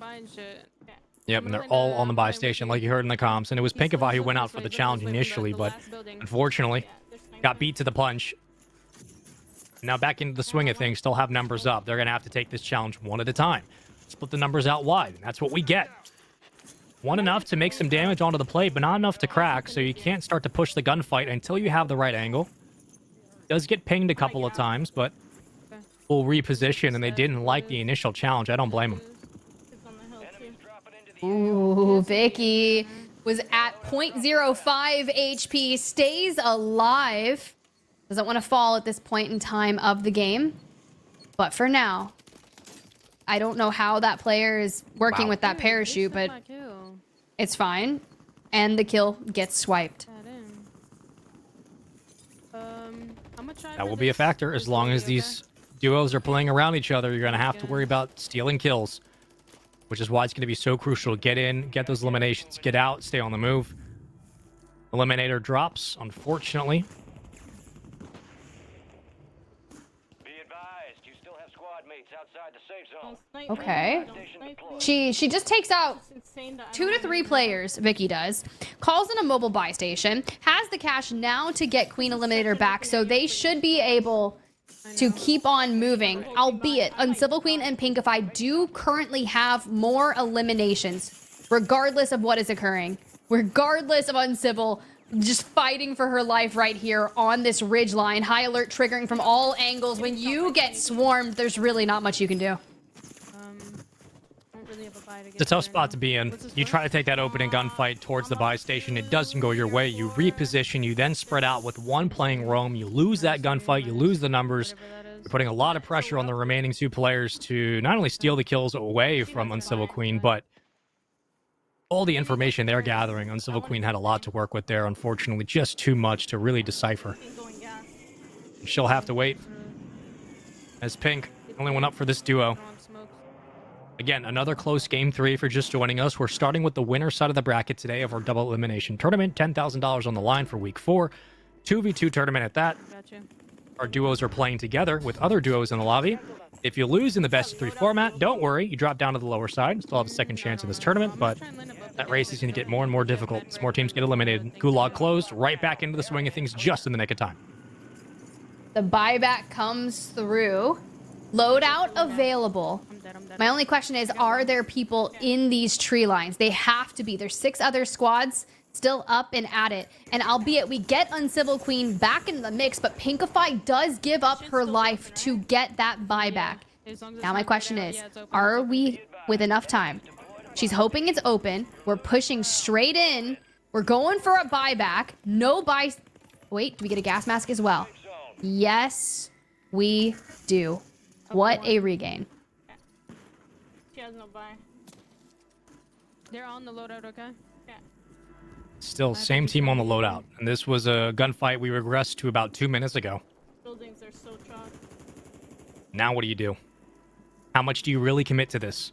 You don't have a lot of space to work with. Granted, the real estate you're investing here is essentially 1 zone width wide, but everything else, I mean, it comes down to these final eliminations. Comms to the left, just ahead of her, right? You hear the smokes being thrown. She throws the deployable cover.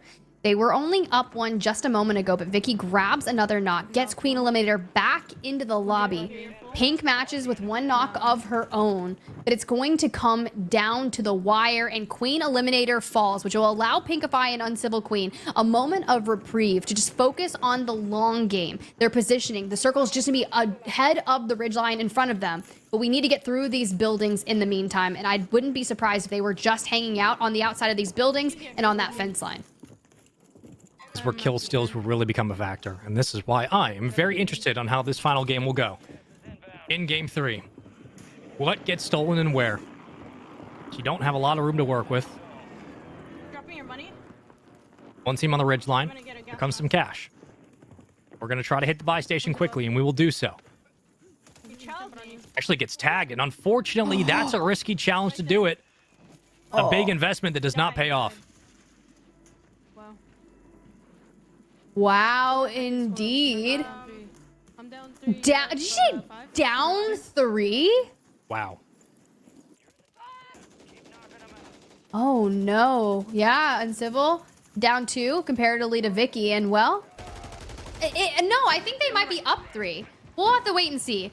Math is not my strong suit at times, which is why I'm going to leave everything to production. And Vicky fighting for her life here. You see the circle pull come through. But there's only 4 more players. They're in a 2v4 situation. And Pinkify, Vicky, 1 from each duo are both up. And they are grasping at straws to try and figure out as many eliminations as they can. Vicky makes the swing, gets caught out. They both fall at the same time. And now it's down to the wire to see who will be moving on to the next round of the winner's bracket.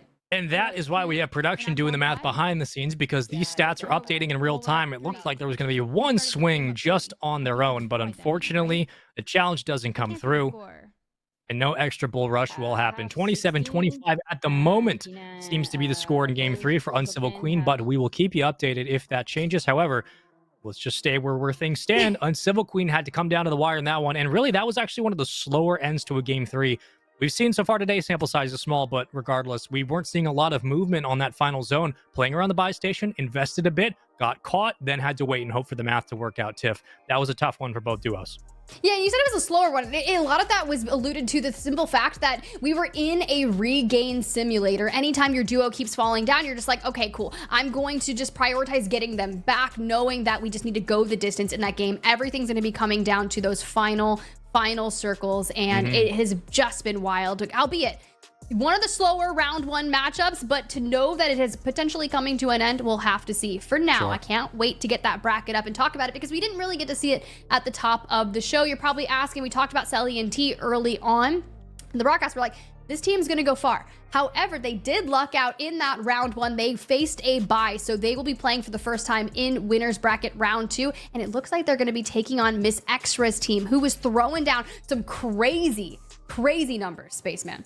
Yeah, and we were seeing a lot of just high marks from some of our top duos today to start. I mean, we had a 77 elimination stack from a quad team earlier today, which again, just setting the bar early on in game 1 is actually ridiculous. But we're hitting the high 40s, the high 50 marks, and to see not only some of our top duos already hitting 3 eliminations in the game, but a lot of these games were like swing back games. Games 2 putting up 40 eliminations, one team putting up 7. Then game 3 back to about a 20-point spread. So we're seeing a lot of variance between our top duos, but when it comes down to the wire in game 3s, when teams really need to lock in and they're fighting specifically against one another, knowing the points that are on the line, that's where we saw a lot of teams really start to slow their game down, focus on the elims like we saw with Smixy and Peachy, and you're looking at a 2, 3, 4 elimination game where it really comes down to one team wipe is all you need to move on to the winner's bracket or jump down to lower side, and that's what decides a lot of success here today.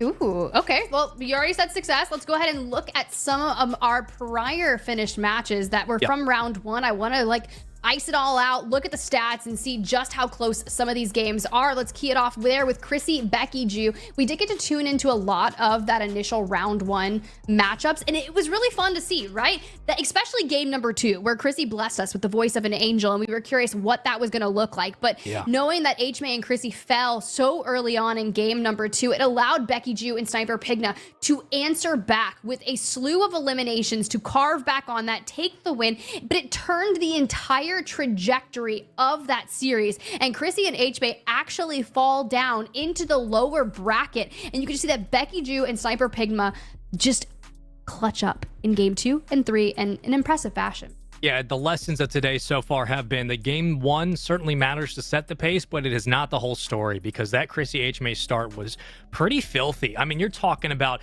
close to 40, 43 eliminations to begin the day. You're feeling quite good. And then all of a sudden you hit a cliff and you're trying to fight back up tooth and nail from games 2, 3 onward. Becky, Ju, and Sniper Pigma they were so consistent, especially when it came down to that final apartment fight. They used a couple of smokes to reposition, and it was like, look, we don't have the high ground, we don't have the outskirt fights as well, so we're going to start taking off these we start taking out these duos and these teams one by one inside and play the low ground. That's what they did.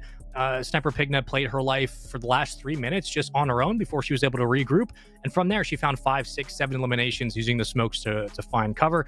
That is what we're looking for teams today. When things get interesting, when things start to break down, how are you going to slow the game down and really put kills on the board? And that's what they did. And look, Chrissy put up a hell of a job, but unfortunately that final play, not only not hitting the rappel down, but also splatting to come back into it, was really tough to watch. And unfortunately, they'll have to drop down to the lower side. We'll see what they can do there. They got some one and dones ahead of them, but if they can make it all the way to the lower bracket finals and get into the grand finals eventually, that's all that matters. Because mind you, we're only paying out the top 3. And if you make it to the lower bracket finals and you win, you're really solidifying yourself in the top 3. But for now, let's check in with the scoreline from Careless Kitty versus Saskia Cole. And Careless Kitty was able to win that in the 2-0 fashion. Started out with some early game dominance. Careless Kitty putting up a north of 20 elimination game number 1 alongside Natasha, who is relatively consistent. It just, honestly, the slaying power was there. Saskia Cole and Megs could not adapt, and they will have to drop down to the lower bracket for now. And I look down to it, they're still waiting to see who they're going to be facing off, because they have to wait for that Uncivil Queen and Queen Eliminator matchup to finish. Because if I'm not mistaken, I think they did actually tie on that game number 3. So not quite done with those first winner bracket round 1s. I mean, of all the teams to kind of really focus on the let's play the outskirts game mode, let's play the we'll pick up kills on rotation, and then we'll think about the game plan when it becomes apparent, when it feels like we have to really kick it into the next gear. There's not many players in this lobby in this tournament better than Careless Kitty and Natasha. And Careless Kitty, we've seen continuously kind of playing on that island, being that anchor role who can then move into pinch with Natasha on a team. So seeing her early on just kind of playing out by herself, picking up kills, roaming like she does, like what Peachy does so well, that was no surprise. Seeing them have success early on, I think that series of that game between those two duos a little bit more interesting because it wasn't like a 40 kill game from one team. It was very consistent, high 20s, low 30s. That's what we expect, and so far the play styles of Careless Kitty have been very successful, continuing to do so today. I expect nothing less to change. This team looks comfortable. Yeah, and I love to see it throughout the rest of the winners bracket. As long as they can stay up there, of course, in those semifinals matchups, it'll really start to showcase what our squads have and can bring to the table. I'd imagine they're going to be very close as well. But for now, we'll check in with the scoreline from Danya versus Miss Extra. Now, we did get to see a good bit of this as well. Game number 2, however, a very interesting matchup as Miss Extra does win out in a 2-1 fashion. That one was done so quickly, and those are the worst kind of games that you can think of, right? Because you just drop down, you want to get aggressive early, you burn the gulag, you don't regain, and next thing you know, you're like, oh no, that did not go in our favor. That's very much a look. So you're all given a tough game here and there. You're always going to be granted a little bit of extra space on the ledger, but that's why having a really strong game 1 matters, right? It's not just about setting a standard, setting a pace. Okay, this is what we want to hit. You're not always going to get 30 eliminations per game. It's pretty hard to do that, even for the best, but having that amount available just buys you a game. If you drop hot, you only get 3 elims, and all of a sudden you're like, oh crap, we have to go to game 3, and we really did nothing in that second game. That's why having that strong game 1 start was so important. Congratulations to them. That's what you do all the early lifting for. Exactly. And then for Team Danya, right, you're going to drop down into that lower bracket because we did have a bye on the upper bracket. You'll see that on the lower bracket side as well. So they will be waiting in lower bracket round 2 to start their journey from below. I mean, look, we talk about one and dones, and you see that game number 2 that we just witnessed for that series from Danya and Miss Extra. You cannot afford to have a game like that in the one and dones, because if you throw that immediately, you're just like, oh my gosh, I did that in the uppers and I don't want to do that in the lowers. For now, you just keep on living to see another day. Just keep on keeping on. That's all you need sometimes, right? But listen, I believe we also have one more team we want to quickly take a look at. Swish'em and Winterella's squad, which we actually saw Swish'em in the chat earlier. Shout out Swish'em. Great to see you as always. But this one was also one of the closer round 1 matchups in the top 16 that we expected to see. And yeah, it didn't disappoint. I mean, you're literally talking about a close game 3 finish, but not a huge spread in elimination department. If this came down to, again, sub 20 games for all of our competitors. They have been very close. It's scary. And that's kind of what I was talking about. Like, we're all going, for the most part, 2 game 3s. I mean, Careless Kitty did 2-0, and same with Amelia Rose. We'll check into that one later. So that's great. But if we're getting 2 2-0s and the rest are just pure chaos, I said it earlier, we're in for a very solid evening. 2v2 kill races, they go the distance. They're usually longer tournaments, and it is just so fun to behold. And for Swish'em and Queen Shadows to just lock it in, advance on in that winner's bracket. But the thing about it is, we've got a very enticing duo that is going to be basically where they're facing in winner's bracket round 2. And that is because Amelia Rose and Azura Anarchy slayed out in winner's bracket round 1. Right. They did. And I expect nothing less from them, nor from some of our more, I want to say, favored duos for today's tournament. But the also important thing for a lot of people at home to remember is that it's not just how you start today, but remember, the thinner and thinner a bracket gets, the more competitive all the matches get. So if you thought the game 3s were going to be really close, or you thought, oh wow, they have a 50 elimination game in game 1, surely that continues. No, it's going to get a lot more chaotic because teams are going to get better and better, and especially for those sitting in the lower bracket, you only have 1 life left, and it is no longer going to be those best of 3s. It all comes down to the wire down there. So we're going to ramp up the pressure on these competitors today. And granted, you have some extra space if you move into like winners semis, winners finals, things get different there. There's a chance for a reset if you need it. But before that conversation becomes relevant, it really just does come down to, look, the competition will be getting closer and closer the more matches that we play today. So I don't expect us to be seeing even our best teams putting up 40 elimination games anymore. It could come down to, we're going to have a lot of 20, 15, low 20s, high teens types of elimination games today as the teams get better and better. But here's a look at the upper bracket. Again, we had a bye in the first round for Team Selly, so they didn't really have to do too much. Just kind of clocked in for work, said hello, and now they're waiting to play their next match. But they're going to have a very fun one on their hands. And again, for all the teams currently blacked out in the non-orange text, they will be dropping down to the lower bracket, which we have in a moment. But talk to me, Tiff. What are you seeing on the upper side? Anything standing out that's a little bit uncharacteristic, or so far so good? It's tough, right? Like we see the quarterfinals matchups. We're still waiting for that Uncivil Queen eliminator matchup on that upper right side of the bracket to see who will be taking on Team Careless Kitty. And yes, you've had to wait a little bit before you start those next rounds, which can allow you to either get cold or the fact that you've stayed warmed up. It's hard to say. You can drop into a resurgence. We'll check in with that later. But in terms of things that I was not necessarily expecting, I would not have called the Samixi drop down the lower bracket as well as Team Chrissy. And what's uncharacteristic about that is they're both facing each off in a one and done on the lower bracket. So one of them will not be able to move on. That is honestly a potential grand finals matchup that is occurring in lower bracket round 1. Legitimately, like, I don't think we would have picked that, even if like production had asked us like 10 times. You get 10 rounds to pick who you think is going to move through.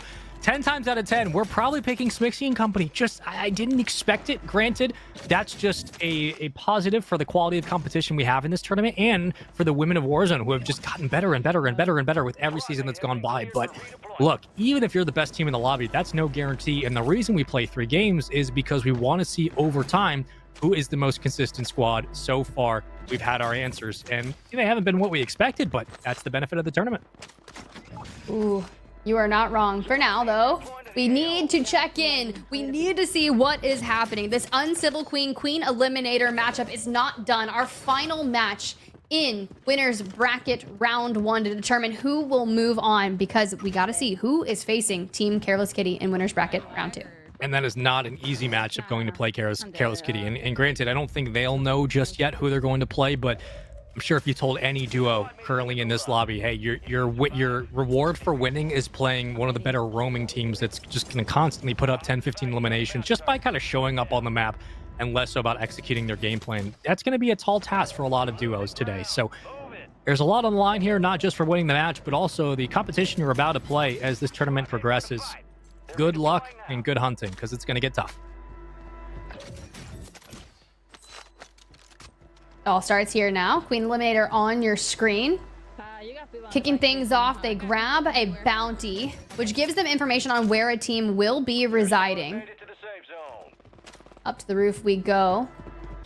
Just in that looting phase. Now, mind you, we are just in game number 2. If Uncivil Queen wins this, they 2-0 Queen Eliminator will move on to face Team Careless Kitty. If you're Queen Eliminator and Vicky, you have to win this and then go again in game number 3 and win to advance on to face Team Careless Kitty. It's a tall order, but they can absolutely do it for Uncivil Queen. Again, there were a couple of times where things looked a little shaky in the last game, but regardless, with all that said, still have the lead and the win in game 1. Best of 3. You guys know the deal. You've seen many esports for many years. Those shots are great. Enough to pick up the knock. Absolutely. But one more on the board. I'm gonna take the pool. Where's that guy? All bounty targets destroyed. Hell of a job. Just listening to how they navigate this. We tank it, we crack our ankles, a little stun to the movement, but no real issue. The full comes through. We're starting to get our first couple eliminations on the board. The squad wipe comes through. However, that's for Pinkify and Uncivil Queen. Everyone does have self-reses. Everyone still has the gulag to go aside from Queen Eliminator. However, there are so many gulag reentry tokens on the board. I'm sure she'll be just fine.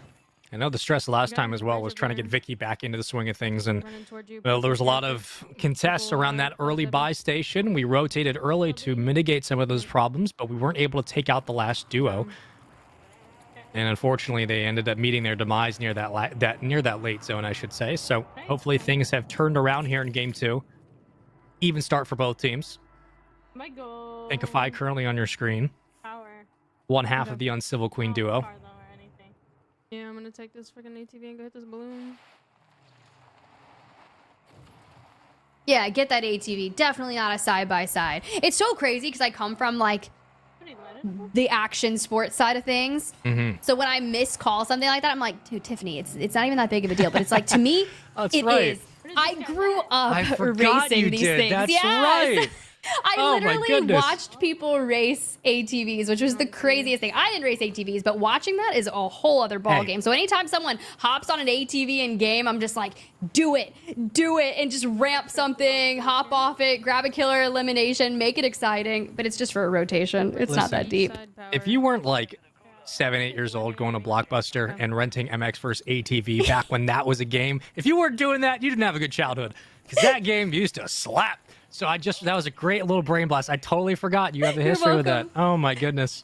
You're welcome. Oh. And just go back and listen to the playlist from that game at some point and you'll really get the nostalgia. But one day, for now though, Pinkify on 5, repositioning for the eliminations. Grab some early damage. They got Resolute, so they're going to snake away, but Pinkify is not going to shy. It's just going to allow her to engage in this hunt and play with the players of the lobby. Almost duke him out. Uncivil though. Elsewhere. Finds more. Pink comes to the chow, gets it. Wraps up more eliminations. So clean. You have a heli too. So again, worst case scenario, you need to traverse. You'll absolutely be able to do so. Hold that nade. Here comes the smoke. Just buys a little bit of time. The map completely open. And the gulag is as easy as ever. As Queen Eliminator will move through in very dominant fashion. Can we have helicopter races now? We don't need a 2v2 kill race. I just want to have helicopter races.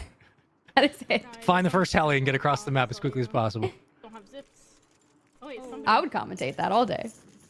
Wait. I'd try. I mean, you're the first person I would think about. It'd be like, look, if we're gonna have ATV races in Warzone, you gotta get tipped there. Put me in, coach. Put me in.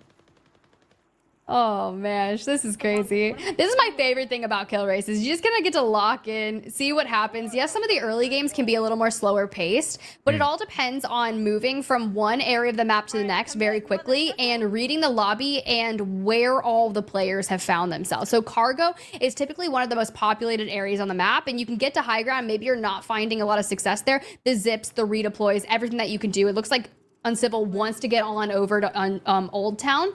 Now, dead center of the map. And a lot of teams rotate from here, but it also does depend on where that initial plane line occurred at the start.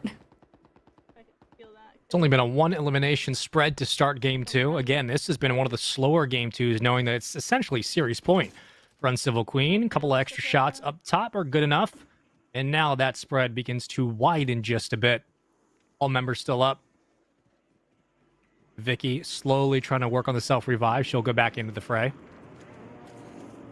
But, I mean, you talk about not just on the cargo side, but just how the spreads looked on the minimap. I mean, a little bit more of an uncharacteristic drop for our quad, or both our duos here, I should say. And so far, I mean, taking a lot of time to kind of work through our rotation slowly, playing it one at a time out individually, trusting each other to find the kills if they need. But Are you lagging? Yep. oh, no, I want to say that was a snipe.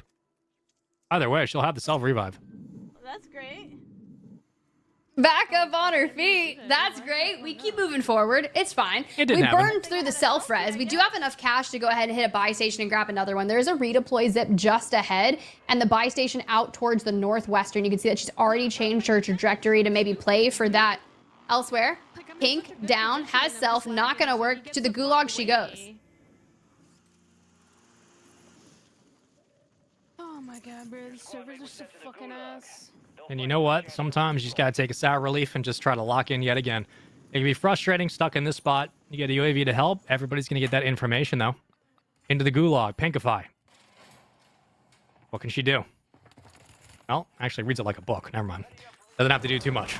Gets right back out. That man, he was just walking towards the right. You hear the stomping of the feet, and Pinkify is just like, let me get back to Urzikstan with ease. Queen Eliminator on your screen finds an elimination. The game 2 of ages, the one that's been going since the dawn of time. Uncivil Queen and Pinkify do have that 6 kill up.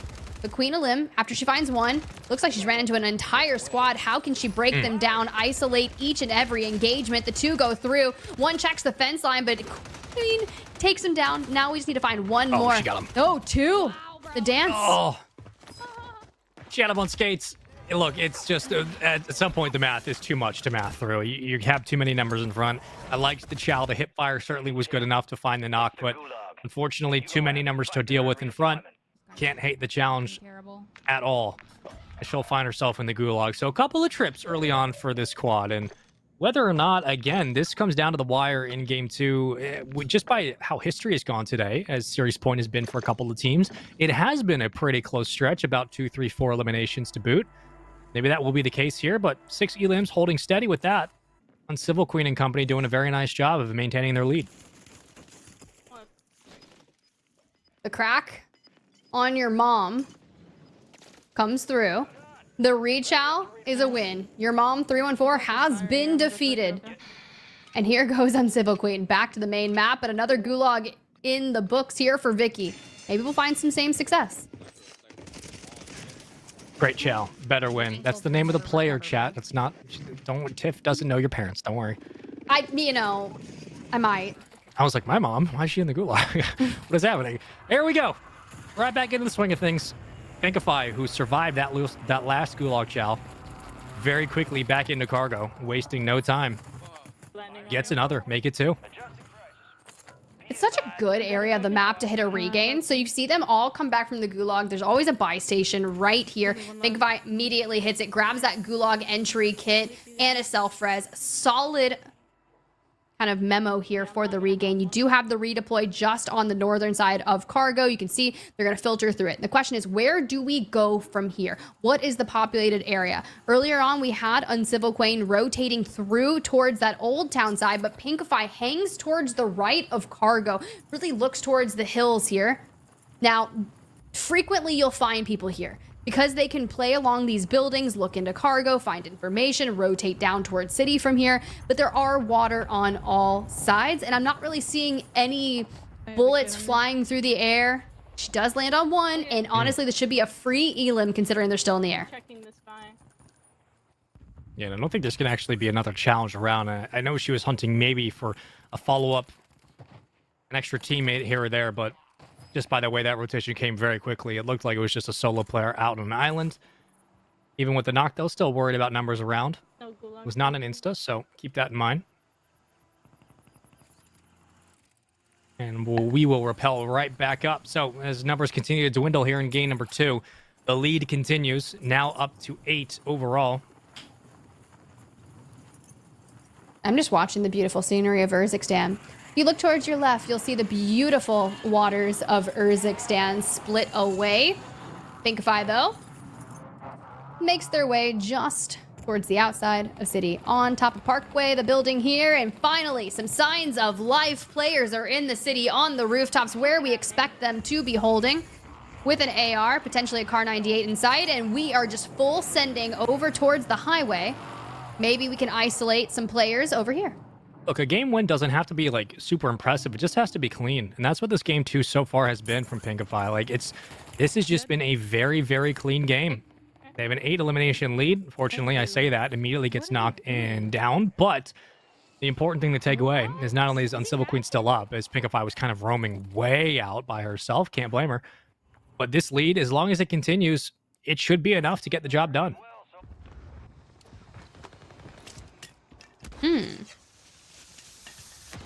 All right. Queen Eliminator filtering her way back on towards the buy station. Squad mate coming back from the gulag. Look, this has just been one of those games where it is yet again a regain blunder. Here comes Vicky, drops the gulag re-entry token, gets them kitted back on up, and we're still in cargo to the north. Teams are still flying into the area. You grab the live ping, immediately redeploy, and try to get high ground on them. That will be the call. You can hear the comms, just a little bit worrisome, but nothing too bad. Right now we're stacking. I don't even know which way he fucking went, bro. Still hunting for a couple of players. They do find one. There goes Mad Dog. Not Mad Dog. Not Mad Dog. Well, sometimes, look, you drop into the wrong lobby, you get met with some of Warzone's best. It happens to the best of us. We have the real Mad Dogs in our tournament right now. I mean, listen, they bark and bite at the same strength, so they've been able to show that it doesn't matter what lobby or tournament style we put them into, 2v2, 3v3, 4s, kill race, point system, they've been able to handle it all. Hey, an extra team. There we go. Nope. Don't say that. Full team with me. Stay healthy. You are so healthy right now. That's the copium we need. The enemy is no longer tracking. No, she's dead. Oh no. No, no. Well, that's okay. There's a lot of rotation and buy stations around. You're fine. Your teammates will pick you up. This is where those Gulag reentry tokens come in clutch. We'll see if she faces out on that 1v1. Queen Eliminator does reposition herself towards the high ground. Mortar strike incoming. However, have to stay free of comm. Still trying to stay out of the line of sight, but the Semtex comes through. We fall. And we do have a Gulag reentry token in tow. The Gulag was closing, but it should be just within the nick of time to be able to have that available.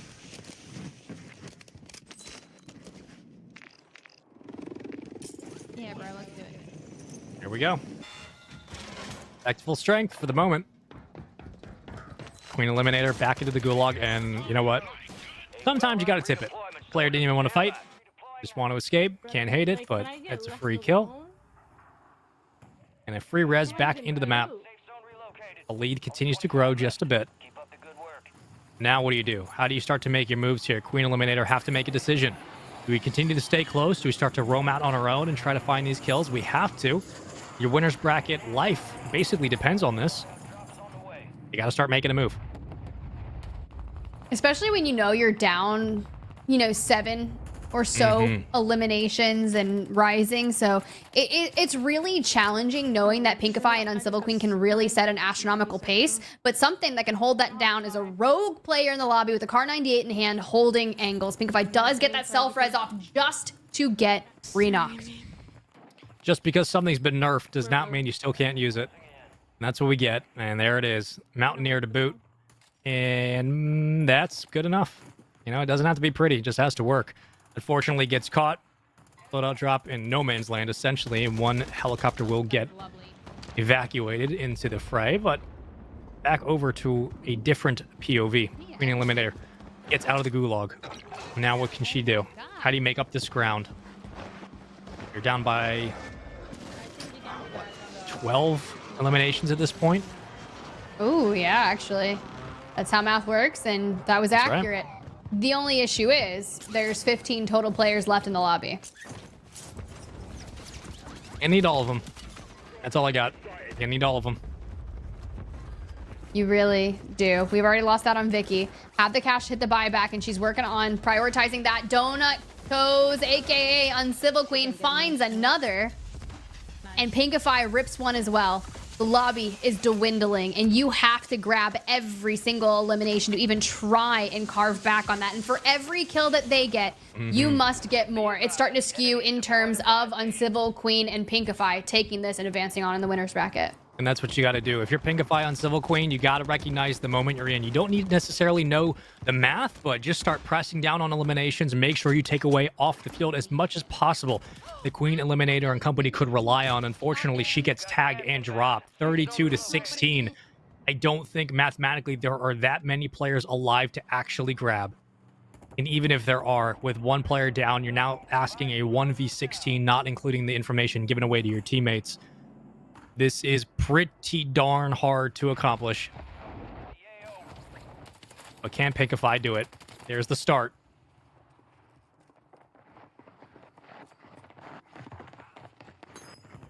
Let's see. I just hear all the sounds.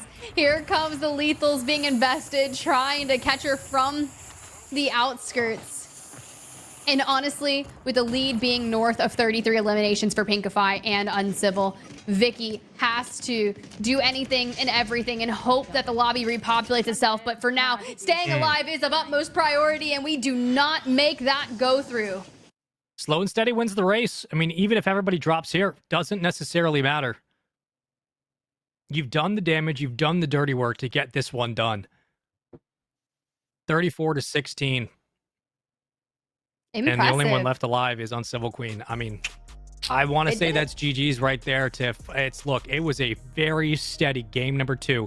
And that's all they needed. It really just came down to keeping their pace with a couple eliminations here or there, winning the rotation, and consistently taking gunfights they know they could win. They didn't face the Gulag too many times, and with that, they take the series.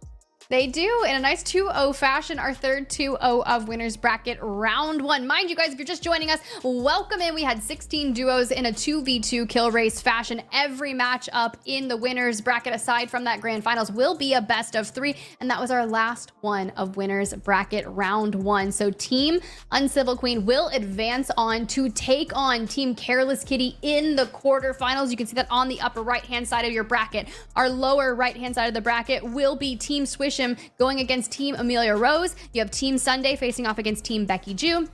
And finally, Team Selly going against Team Miss Extra. And for the other ladies that have dropped down to that lower bracket, the one and dones, well, may the odds be ever in your favor because things are getting crazy. I do believe Team Winnerellas has already taken down Team Lola, so they have moved on. And then we'll have to see what happens for the remainder of our squad. Space, when you asked me earlier on, you're like, what were you expecting? Has anything caught your attention that you're like, I did not think that was going to happen? But I'm going to turn it back towards you before we cut to a small break. What has been kind of opening your eyes here for the start of winners bracket round 1?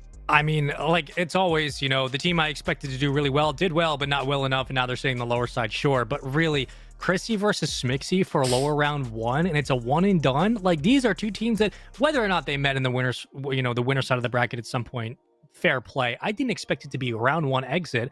That's credit to the competition that showed up today, and now they have to duke it out in a lower bracket matchup. It's one game and over.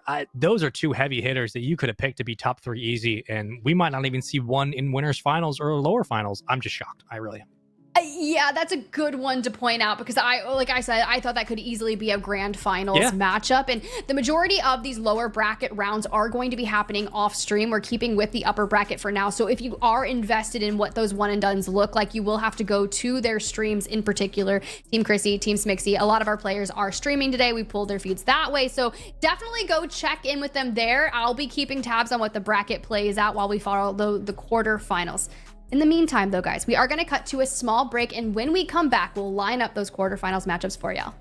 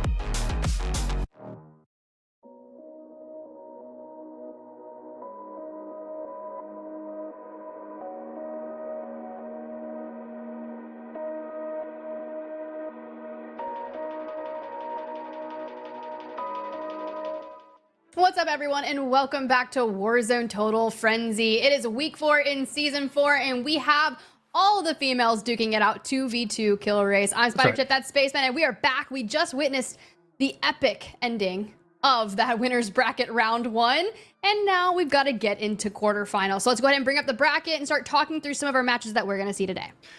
Oh man, if you guys wanted to see some high octane Call of Duty Warzone, you joined at the right time. First and foremost, welcome. And second of all, we have our upper bracket matchup here.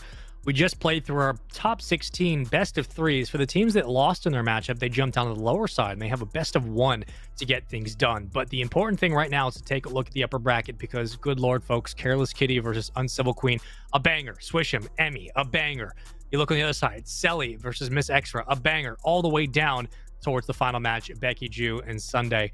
This is not going to be a slow upper bracket. This is going to be down to the wire every single game. I am just very excited to see it unfold because everything's kind of gone wrong today. I thought teams were going to make it through the upper side. That's not the case now in the lower. So. You're just like, a banger here, a banger there. I'm like, you're an Oprah out here just handing out banger Warzone matches throughout our day, which is extraordinary. And we're in for a kind of interesting scenario, right? We get to see Selly and T playing for that first time in the quarters final since they had that initial bye in winners bracket round 1. But what are they going to be going up against? Let's go ahead and pull up.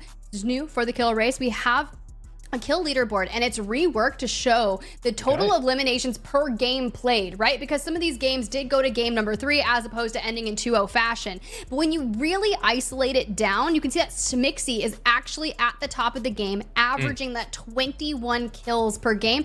Pinkify at 19 and Chrissy rounding things out with 17.67, which is interesting, right? Because Chrissy and Smixy are both in the lower bracket facing off against each other in that one and done. Yeah, 2 of the teams in our top 5, specifically 2 in the top 3, are in the lower bracket. And it's not like they put up an outlier like 70 elims and then 2. That's not what happened. They had a very good game 1, 2, and 3. They just played a team, or teams, I should say, that were just a little bit better in their pacing, but that's not even a fair assessment of how those games went. Sometimes it just came down to the wire, and the wire was too much to handle. And with that, okay, so you have the statistical leaders in the lower bracket, and they're also playing each other. Mind you, the 2 teams in the top 5, in the top 3, are now playing each other in the lower bracket. So if you want to know what the eliminations are going to look like, probably put your money on like 15 or above for what that lower bracket match should be. I just can't believe that's where we're at right now. It's just 2 of the statistical leaders are sitting in the lower side. It's just wild. I was there. Are we going to be going for bets and predictions here? Because I guess so.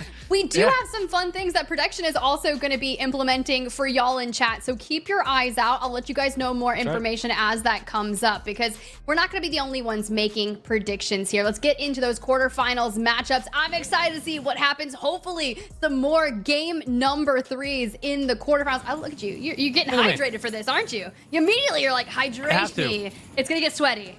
You have to. I mean, we're talking about $10,000, chat. Listen, you gremlins in chat. $10,000 on the line.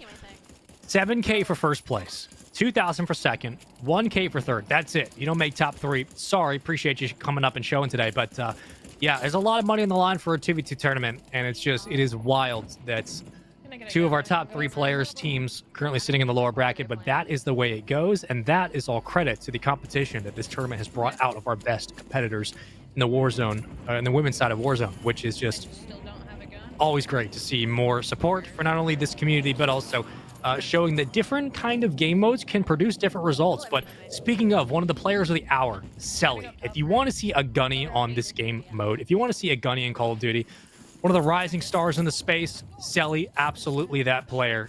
She is a force of nature, I think is the best way I can describe her.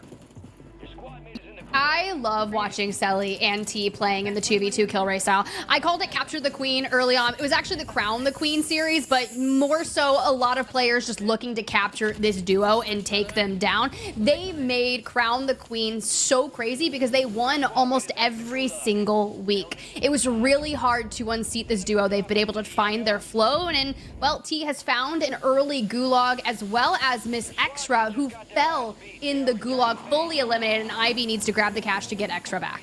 You know, I don't know if we'll ever get it today, but I would love to see Selly versus Emmy. I mean, you're talking about 2 players with competitive backgrounds, 2 players with known gunnies that scare the living bejesus out of a lot of players.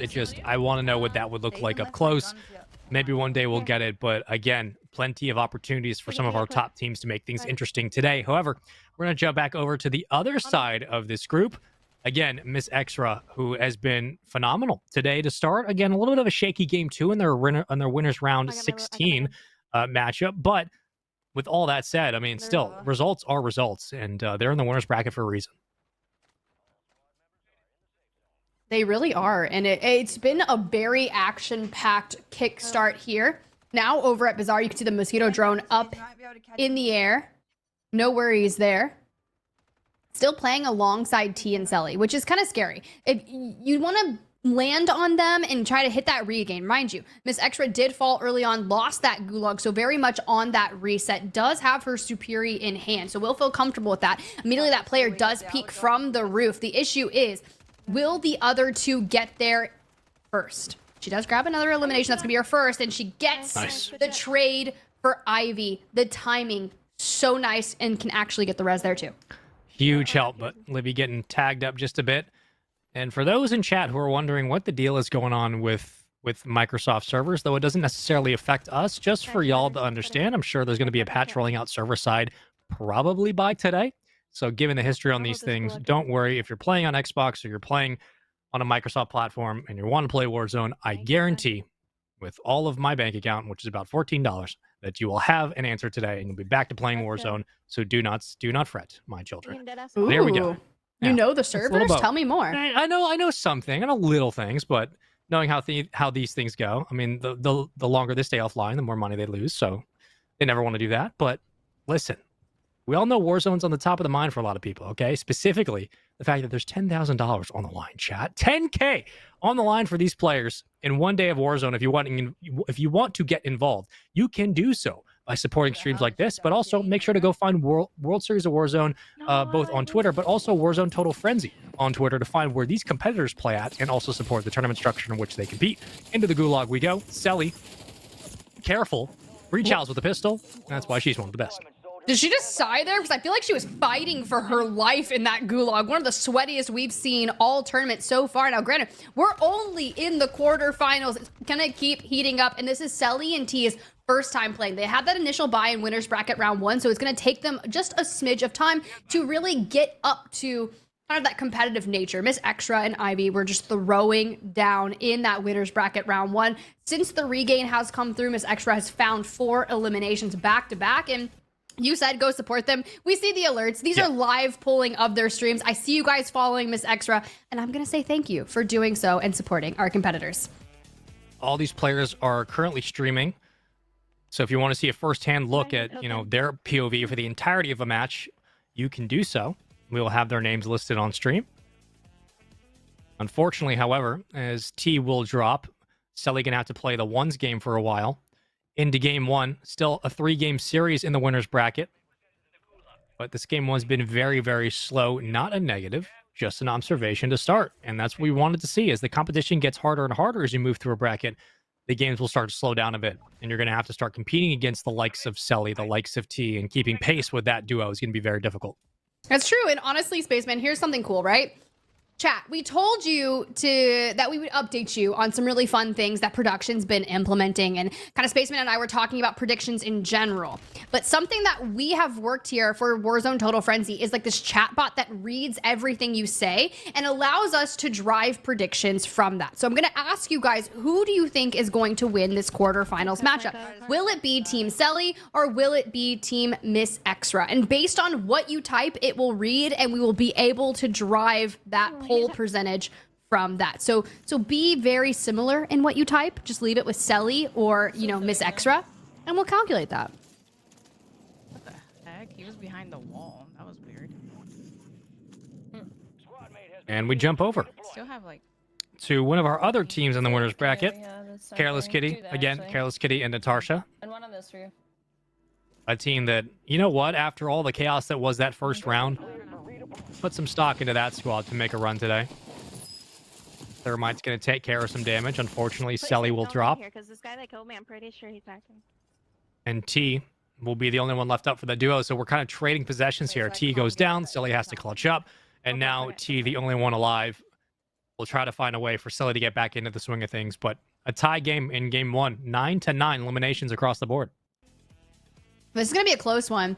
And see, at the bottom of the screen, this is what I was talking about. The audience predictions. As of right now, 60% of you are voting for Team Selly. 40% of you for Miss Extra. It's very close, so get your votes in. We'll see how it skews as this match in game number 1 goes through. But for now, we do have still T and Selly taking on Miss Extra. So we've got some regains occurring. We're just outside this buy station. Cash is in hand. And, well, we get the regain. We grab a Gulag re-entry kit because we want to make sure that if something does happen, we have that available as kind of that safety net. And, well, eliminations coming on in, we'll take it. Great. I'll keep it in mind that it's here. Right next to Chow. I don't know if the throwing knife actually connected. I don't think it did, so the bullets are good enough. And one turn and burn. That's absolutely disgusting. Unfortunately, can't take a 2v1 when you're stuck in no man's land with not a lot of cover to boot. It's okay, though. Damage is done. Got a couple eliminations to at least stat pad just a bit. All tied up yet again. We trade duos. We trade players back and forth to begin this game 1. And the score remains tied. It's a Gulag blender. Good thing It really we've got is. this loadout that has officially disappeared because Selly has hit it. T back in the Gulag. Miss Extra back in the Gulag. And we're still in a tie game. Rather slow pace, but this is all because Selly and T, this is their first matchup of this Warzone Total Frenzy kill race, right? So they've got to kind of figure out what that pacing of the lobby goes on. And now, something that's really notorious for 2v2s is, in general, as the night goes on, I'm sitting about a 5:40 p.m. Eastern. As these lobbies get later in the day, the lobbies will typically get sweatier. They're all in there. Which makes it tough for our competitors, you know? Yeah. Yeah, listen, I respect it. Look, all the dads coming home. Been a long day at work. We want to take out some of our frustration on the Warzone competitors. I get it. You're going to have to play a lot of 9-to-5s in the next couple of minutes, so get your kills in now because the dad strength is a real deal. It's a measurable fact. We've looked it up. They also get home from continue to vote. work, That's and they're right. just like, hey, yo, it's time. Get ready. We're not getting dinner. Order in. I don't care what you got to do. It is time. And now Careless Kitty and Go playing alongside Natasha, taking on Uncivil Queen and Pinkify. They're going to be the ones in your lobbies trying to reap, trying to get all the eliminations. And so far, Uncivil Queen and Pinkify, well, they found 7. And Careless Kitty and Natasha are going to have to get on a roll. But it may be a slow start for them, but it's very typical of how they operate, right? They find their flow, they focus on what they've got, or maybe they've had some regains. Maybe they were just had too hot of a drop.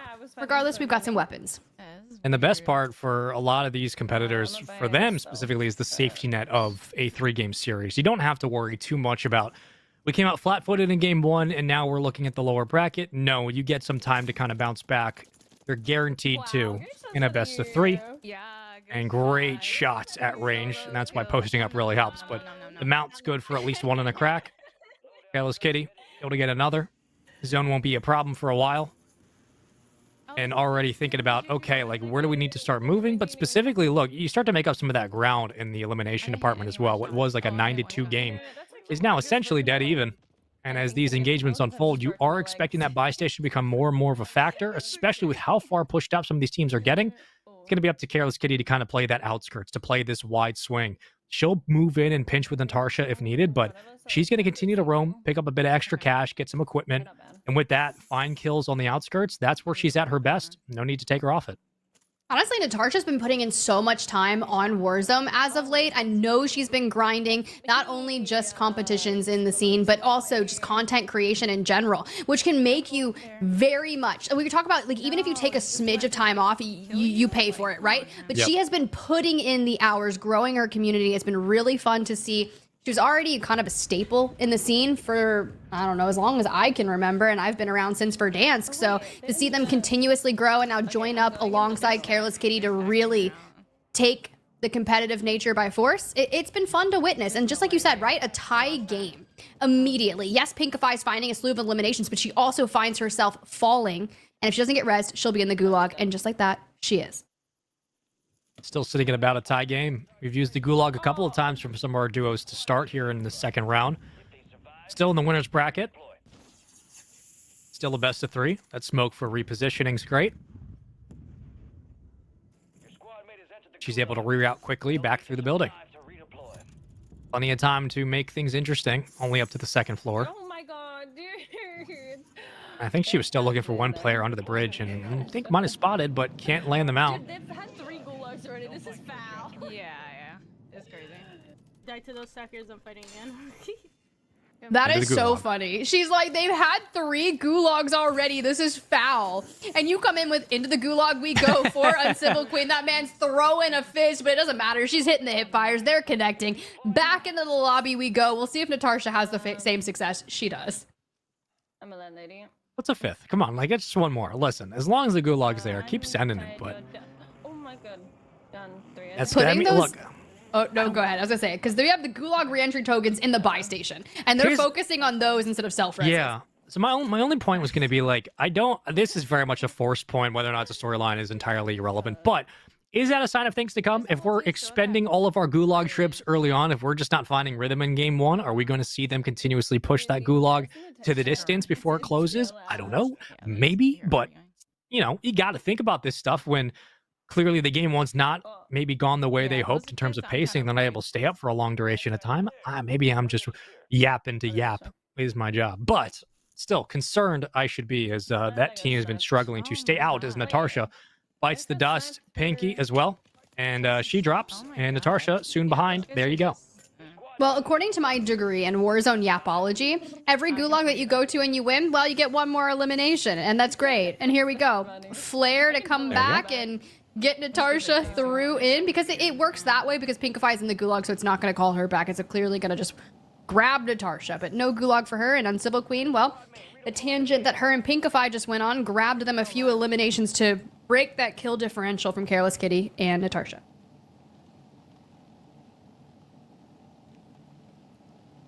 Taking a little stroll. Can't hate it. Pinkify trying to get back into the swing of things at the moment. Uncivil Queen. Again, this was a team that went the distance last time in their last matchup, which was about 10 minutes ago. So it hasn't been too long. They jump right from round 16 into this one. Good shots. Careless Kitty finds another. Again, one of the names that if you're just joining and wondering who these players are, Careless Kitty, who has kind of exploded onto the Warzone scene within the last year or so, not only just competitively, but her streams have popped off as well. Really made a name for herself in the last 11, 10 months, and has continued to get better and better and better in these types of tournaments, and rightfully so, having a very strong start today.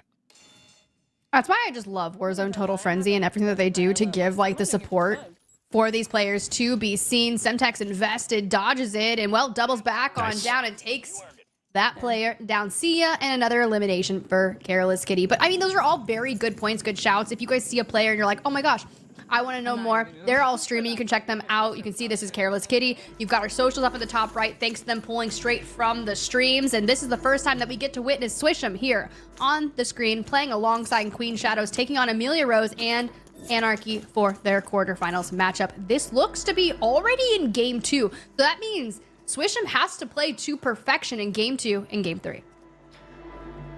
It's going to be a tough one. You're going against, again, like Amelia Rose, one of the best women competitors in the competitive landscape of Call of Duty when it comes to like multiplayer in the history of Europe. Look like you put up there with like Kelsey Rooney, same kind of conversation. Amelia's been around for a long, long time as a competitor.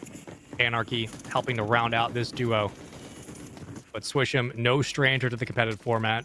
One of Warzone's OGs, really back from the very first start of Season 1. Who's had a really great resurgence in the past couple of months. Not that she went anywhere, but as Warzone evolves, it's tough to stay at the top for a long time. Swish'em, one of the players who's been able to do it. And now has a tall task in front of her, as this is one of the more stacked quads you're going to see in this tournament. This is actually true. We didn't get to check into game number 1, so we don't necessarily know what went wrong on there. But anytime you see something that's ending in single digits or maybe just at 10, you're like, okay, something did not go to plan here, and they just kind of grab what they need to take that immediate win in game number 1 to move on to game number 2. Albeit very close already here in game 2. Swish locked, hitting the reposition on 2 eliminations, which means for the most part, Queen Shadows is still trying to get into the mix of things. You can see her just down here towards the left. Swish, Lincoln back up alongside her, but goes further forward towards Opera House and away. You see on the mini-map, we're on a UAV. You've got players ahead of them. Mortars have been invested. This is going to be a perfect time to third party. Great recovery back into the play as well.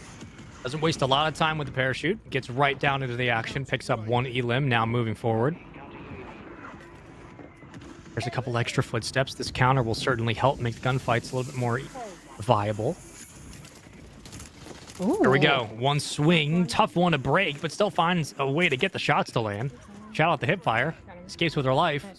Queen Shadows picks up 1. There you go. Okay.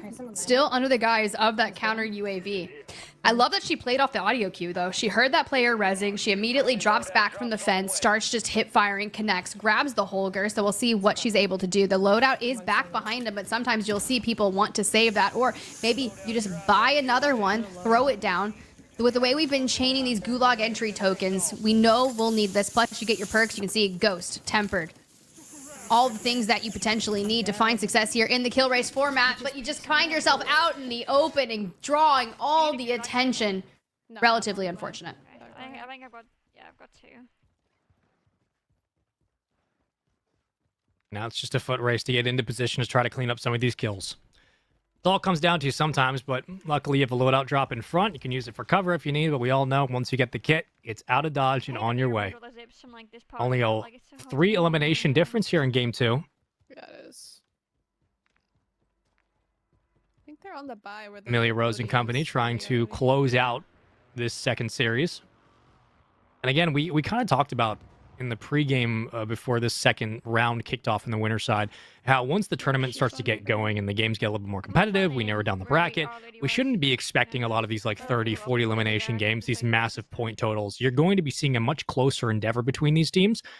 Sample size still small, yes, but that's kind of what we've gotten so far. It has been a 1, 2, 3 kill game between these duos, but also sitting around 10 points, capping out, like you said. Maybe things didn't go according to plan in game 1, but maybe don't expect these games to go up to the 20-point, 30-point marks, because these players are not only getting better and better, but there's also just a lot less available on the map the more these competitors play against each other, knowing their tendencies, knowing what kind of playstyles they want to go for, and the games could get very hectic. So far, that's been the case.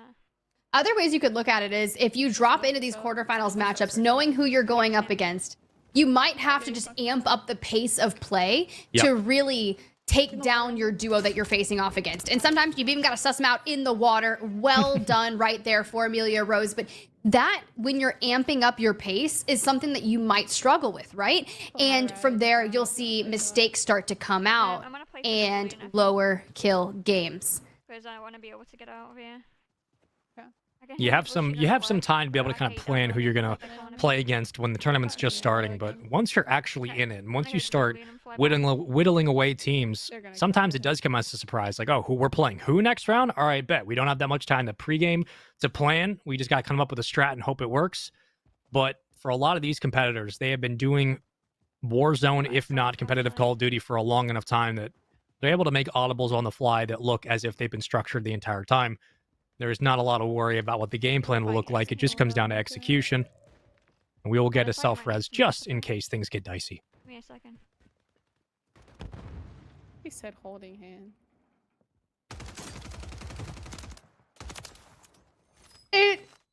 Is that what's going on? Anarchy's like, the player that we just took down, they're calling us out for holding hands. No, man, that's just stacking. That's just being smart, and that's focusing on your positioning.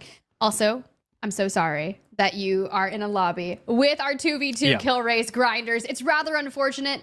GG, go again. Amelia picks up another one. She's still over halfway towards those double digits, hitting the redeploy zip, sets her sights on another one just ahead, looking for the rotation back to where she just was. But we get caught out on the cross. How many is it? That timing is crazy. They were shooting at someone else, though. They have a lot of people on them. Okay. They'll fight through the gulag. We'll keep you updated. Over to Sunday. A squad that really was pushed to the limit in their game 3 and just a series ago, but able to escape and now finding themselves pretty comfortable here in game number 1, but a lot of ground to make up. 18 eliminations for Becky Jew and company. Working with zone to the back. teammate in the gulag, and this should be no problem to traverse. Ooh, all right. I love the mini cowboy hat on her headphones. I know she's really trying to mountain goat this ridgeline right here, but the hat really speaks to me. I think like somewhere pretty somewhere. Not sure where. It's like a mini Bbreadman. You see, I was gonna say, did you see Bbreadman cut his hair? I was looking at all the PR that was coming through, and I was like, I didn't even recognize him. I did not. Yeah. Crazy stuff, crazy stuff. Whenever I see hats in gaming now, I'm just like, oh, Bbreadman. Yeah. Little bucket hat. We're making our own little play for it. But this time, cowboy hat in the back. We're just channeling the vibes, right? If it allows us to succeed and keep finding these winner bracket wins, that's all that really matters. And still traversing throughout here. Down a few, which is fine. We've seen just what Sunday can do when it comes towards these end game situations, right? They were able to take down Smixy and Peachy in that 2-1 fashion. So do not underestimate this squad. Their timing, it's going to work out in their favor. Patience is a virtue. Trigger discipline is one as well. At least gets a couple of tags. Doesn't get the knock. There it is. And one body will fly across the map. Okay. Going to the buy right now. They get the elim. Cake unfortunately gets knocked. Now what do you do? Well, you have a buy station, so that actually really helps. But there was definitely a plan to try to take that gunfight, or at least take the squad. But as they repel out, and you have to spend money to get your teammates back. Again, this is where audibles come into play, right? Like, what kind of dimensions do you have to your offense to be able to not only rotate, but get back into position to put more kills on the board, knowing that this game number 1 is slowly coming to a close.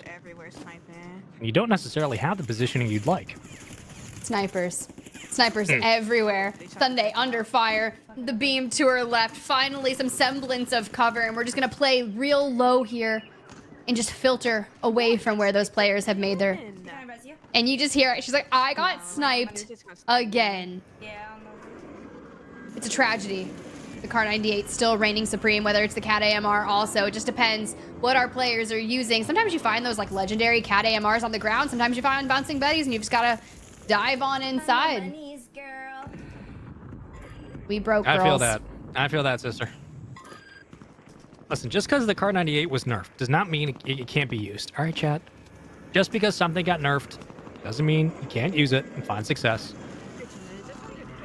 It's true. It's true. All the lower body damage was nerfed, right? That's what we're saying. Those are where the damage multipliers were nerfed. For now, if you just keep hitting your headies, you're golden. We had people in chat earlier saying, nerf Kar 98. I don't know what to tell you, man. Just play from inside. Just hit the shots. Speaking of, Crispy wants that. Sunday finds another. So sometimes the rotation works out. You get caught in no man's land, a couple extra pings. Your teammates get sniped. You hold your position, work with the zone, and guess what happens? You're rewarded with one player moving in, make it 2. Into the zone we go. That player's absolutely clueless, trying to go to the buy station, but guess what? Sunday was ready and waiting. I respect the play. Operation scan imminent, and well, she was not prone, so she'll show up on that. But good thing is you can see all the other players that were on it, and we get the homie back into the game and start filtering in towards that next circle. No gas mask in tow, doesn't matter. We've still done what we need. Need to watch just to our right. We do have players to our left. One's holding just on the outside of the building. She looks for some shots, does not connect. Just above. I'm curious to see how we play this. I thought we were going to take the zip to go up. We're not going to do that. We're still playing from the low ground, being safe here into the parking garage. We sight one out. There's that trigger discipline you were talking about. The live ping will help enough. Elsewhere, Becky still finding elim after elim, which is going to make this tough. The chow comes through and she gets it, but can she do it again? No, the teammates are there for reinforcements. That's a tough one. Look, you're only going to get what you're going to get, and if that is a 1 person out of a 3-man squad, fair play. You move in, get a couple of picks, at least have the information to relay to the rest of your team if you need to, but Sunday out of it, Cake out of it, that duo now down. And this is a game for Becky Jew to kind of run away with, right? And granted, it doesn't matter too much at this point. They've already secured game 1, but more eliminations on the board, extra little bit of reps, extra practice, stat pad a bit, sure, but really make the disparity going into game 2 that much more dire for Sunday and Cake. I think maybe that will be the call. Regardless, that should be a game 1 win for them. Back over to Amelia Rose. Team Emmy, led by the captain. Anarchy rounding out the roster. I died. 23 eliminations, and that's the separation you expect in game 2. As so far, Emmy and company doing a very nice job of keeping pace with this game and looking pretty primed to move into the next round of this tournament. Yeah, they could very well too. Oh, Swish'em and Queen Shadows. You see Azura Anarchy does fall, and Emmy pretty much calms out. She's like, no, go ahead, just give up, right? Gulag is closing. You still have a Gulag reentry token. You'll still be able to go for that 50-50. We'll wait and see. Swish falls elsewhere, leaving Queen Shadows in that terms to regain. Swish does come back, and Amelia Rose trying to stay alive in the shack. Undergoes a lot of resistance. Plays Ring Around the Rosie and just hits him. You talk about a turn and burn. That's what you love to see. Not this, though. Not like this. Yeah, not this so much, but the first part. That's all right. Is Queen safe? I don't know Just the yet. first part. Can't see. Interesting. Now hear me out. She was like, is Queen safe? I'm trying to think if they're doing little mind games here. Quite when you're dead, you get to spectate. So Amelia Rose can actually watch Queen Shadows. So the comm comes in, is she safe? And she's like, I don't know, I'll let you know in a second. That'll deter where Azura comes back in from winning that must-win Gulag. And now she just needs $250 cash to hit that buyback on Amelia Rose, or if she finds a flare, it'll automatically bring her back. There we go. A little more comfortable. Queen Shadows continues to put more kills on the board. Bit of a ways away, though. It's not just about, again, kind of trying to close out this game, but serious point on the line. Lower bracket looming for Swish'em and company if they can't make up the gap. 16 eliminations is the name of the game. 17 to overtake the lead, barring a continuation of success from Emmy and company. Try to get the revive in time. We'll do it. And now what do you do? Go through it. Through the fire, the flames, through the smoke. All the chaos, because we're in a must-win situation here, and, well, we got to get a lot of eliminations. We are down. But for this team, Swish and Queen Shadows are a team that can come back from a deficit such as this. They just have to focus on getting into a highly populated area of the map and not necessarily squad wiping, because you want them to have that chance to repopulate by any means necessary. A miss. Big kills. A minute to go. Zone 5 becomes a factor, but luckily, everybody out of the range. Swish'em the only one up right now. Is there another buy? No, there's no buys. That's got to be the call, right? Unless you have a ability to repel out and reposition. Buy station is your best bet right now. It would be nice if you could just roll up on a mobile buy station and call it in. Now, granted, that would give all the information on you, and Chow will likely come through. I hear people, so I'm not too sure where they're at. And honestly, it sounds like Proc's chat is coming through also. Doesn't like the mic buzz in Proc's chat to give away your position. They're all on the roof. My favorite's when they're blasting music and you're just like, I can't function in any way, shape, or form. Or someone that sounds like their microphone is down there in their mouth kind of vibe. But yeah. Swish does find one. That's good, right? We have to be perfect here. On 11. Still need 15 eliminations to tie. Relocating the safe zone.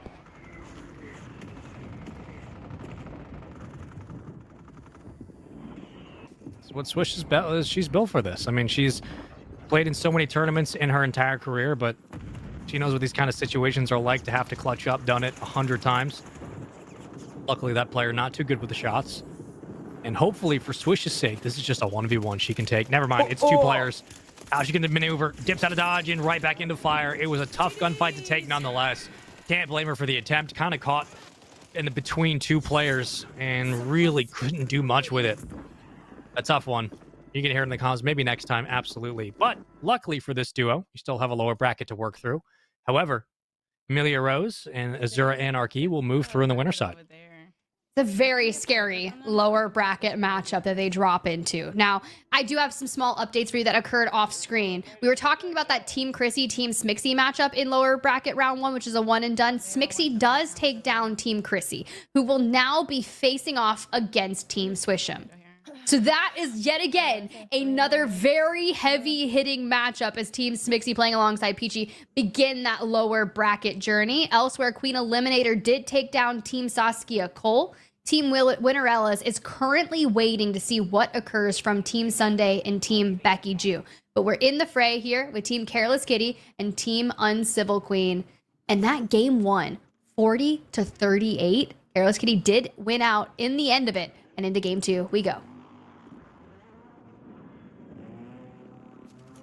I was wrong. We're definitely getting 40 elimination games at this point. Yep. Without this pace, yep. Okay, well, we're putting at least 70 on the board, so there goes that prediction. But this game 2, very bold of me to assume that we're not going to get it again. But if we do, fair play. That's already 4 on the board. And again, like, this team is scary because there are times where it doesn't feel like Kitty and Natasha, like, it's not like they're super intentful, like, we're going to play for this POI, then we're going to rotate early, try to hold zone, and just get the kills along the way and win. It just feels like they're very loose. They're very free with how their rotations unfold. They're very eager to kind of take what's given to them and then slowly fight kills at range. And once they find what they like, whether it's pathing to a specific team or dipping out of dodge and then working back into a trio or a quad or whatever the case might be, they're always very comfortable with their engagements. It's hard to be able to game plan against a team like this when they always feel like they have an answer. It is very true, right? You think of Uncivil Queen and Pinkify, they're a team that has won these 2v2 kill races in the past. Careless Kitty is known for going the distance in the bracket, but has not actually won a 2v2 ladies kill race in the past yet. Would be really nice to see that happen, especially alongside Natasha. But here we go, Uncivil Queen, the Chow comes through. Mere 20 HP on the board, but she still hits the win. Now to isolate the rest of them and break down this team. The audio cue says they're in the stairway, and there's the squad wipe. Well done. Is it the kills that are going to matter most right now? Just keeping pace with Careless Kitty, and then whatever happens in the end game happens, and you take those variables as they come. But for right now, continue to put points on the board. Stay aligned, skate alongside Careless Kitty and Natasha for as much as they put up. There's no doubt I could come that way if there's a lot. the Uncivil Queen and Pinkify can't do the same. Here comes the Roto. Very easy one at that. No, dude. And Pinkify drops.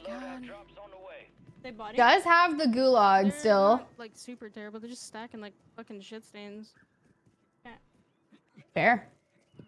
Your squad mate was sent to the gulag. They'll fight for a chance to redeploy. Gas is close. See how that goes for them. But Uncivil Queen is kind of kitted out. She does have a self-res. She has a gulag of her own. She's got the stealth vest in tow running high alert. So we really have all the tools necessary to succeed. We just have to find more eliminations. And in terms of identifying whether or not it's a smart fight.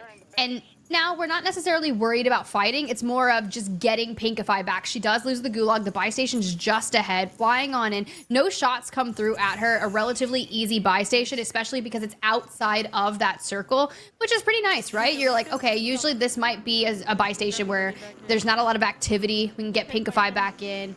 She still has cash. However, we're losing a lot of time to Team Careless Kitty. Yeah, that's absolutely right. Like, you're not only just losing the pace of play that you were playing at before you go to the gulag, but also you're pulling attention away from continuing to put kills on the board, which, again, you have a pretty healthy lead right now. Only 8 elims. Yeah, it's not a lot, but given how late of sprees Careless Kitty and Natasha can go on, they can, like, lash out to the end of the game and then put up 13, 14 elims. You're very, very happy right now with you get yourself back to full strength. You don't waste a lot of time getting your teammate back with the buy station. And you can try to get back on that old pace of, look, constantly roaming, constantly hitting your rotation quickly, getting a couple elims and moving on your way. This is a team that's very committed to the rotations. And with that, if they're able to keep the pace up just in the kill department, we should be looking at a game 3.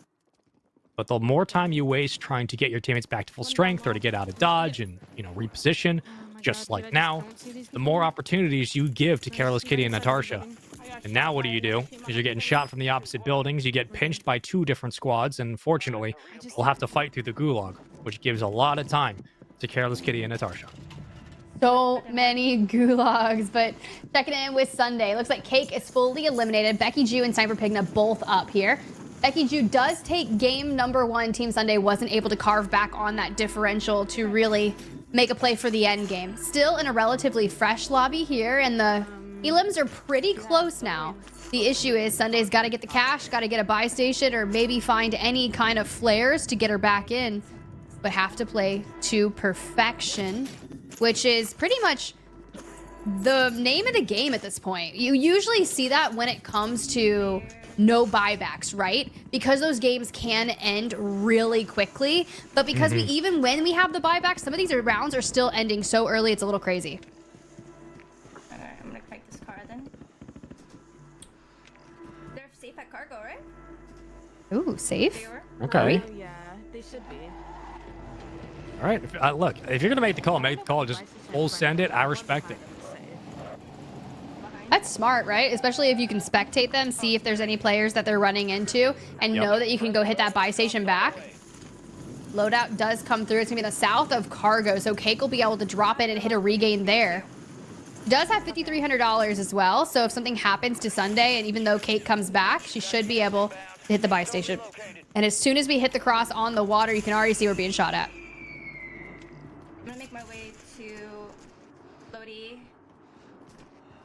I was getting shot at, so I can't rotate back that way. Okay. Well, if we're gonna send to the Lodi and even here or there, look, there are gonna be shots in the back, so we can't necessarily backtrack on the rotation. Fair play.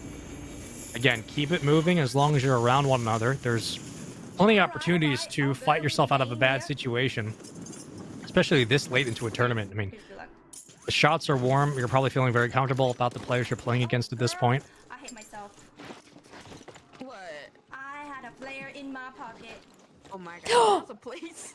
Yeah. Unlucky! She That's went tough. through all of that. See, I'm like, if she just had a flare and she's like, oops, don't mind me, I had one. That's unfortunate. But regardless, we can save it. We can reserve it for a later moment. All about that COD timing. We still have a loadout.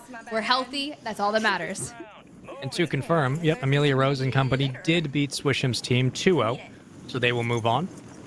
Still have a couple of quarterfinals matches we got to get through, but we got confirmation at least that Swisham will have to drop down to the lower side. That is scary. That is going to be that Team Swisham, Team Smixy, one and done. And quite frankly, I am nervous for those rosters. You never know what's going to happen there in that situation. But we'll check in. For Sunday, she drops like a dive bomb. Like, you know, when you go to the beach and you see the seagulls and they're like fishing and they just dive bomb into waters? That's what we just witnessed. Can we find more of him or? Except Call of Duty action. I don't know what I'm trying to say here, guys. It's the summer. No, I get that though. I mean, I've been to the I've been to the beach and I've seen those seagulls. They're insane, but you're absolutely right. There's also like, well, that's not what it. What are they called? Like kingfisher birds or something like that that do that too? I have actually no idea on that one. Something like that. I love it though. I love it.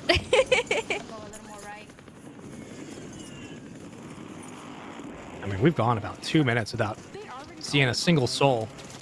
Things turn around here. There we go. Now you just got to capitalize on the opportunity.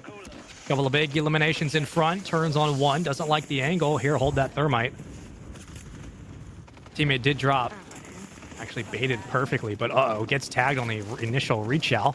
Gets two. One more in front and a little bit too much to handle, but that's okay. And now you have to think, well, we had the flare to work with, but unfortunately we lost it about a minute ago. So would that have helped in this situation? Maybe. Got to fight through the gulag to make things interesting, to say the least. Interesting. I mean, look, I was scared. They were going through it. Visual clutter, multiple teams. You never know what's going to happen. And then you jump on board here with Uncivil Queen, who is just very peaceful in her current roaming. Doesn't really have too much going on. We're safe for now. Nobody in panic mode right now, which is good.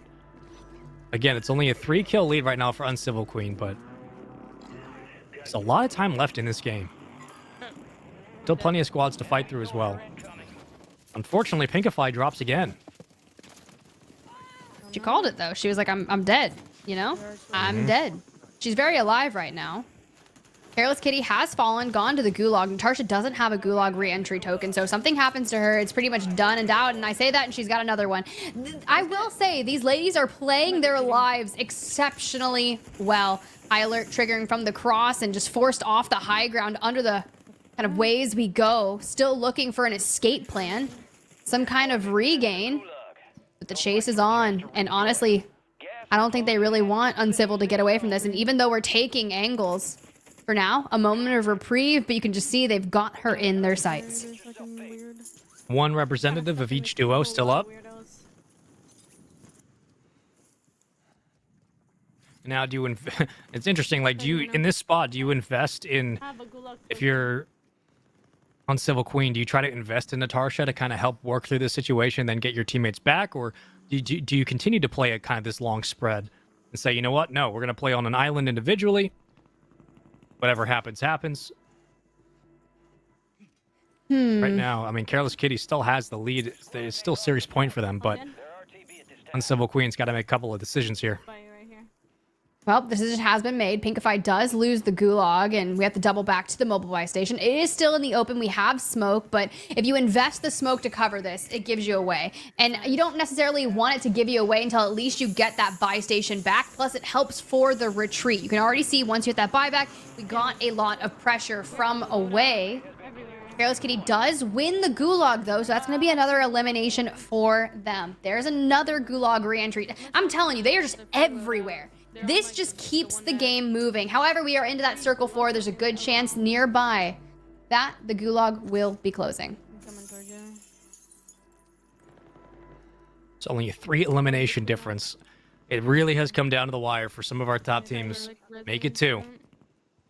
Again, the longer this match goes on, the more you'd expect Careless Kitty and Natasha to close that gap. It's been a long rotation to rebound right back into the play. Pinkify drops. This guy's landing in my head. I don't know what buy. I can't see where you are. Ooh.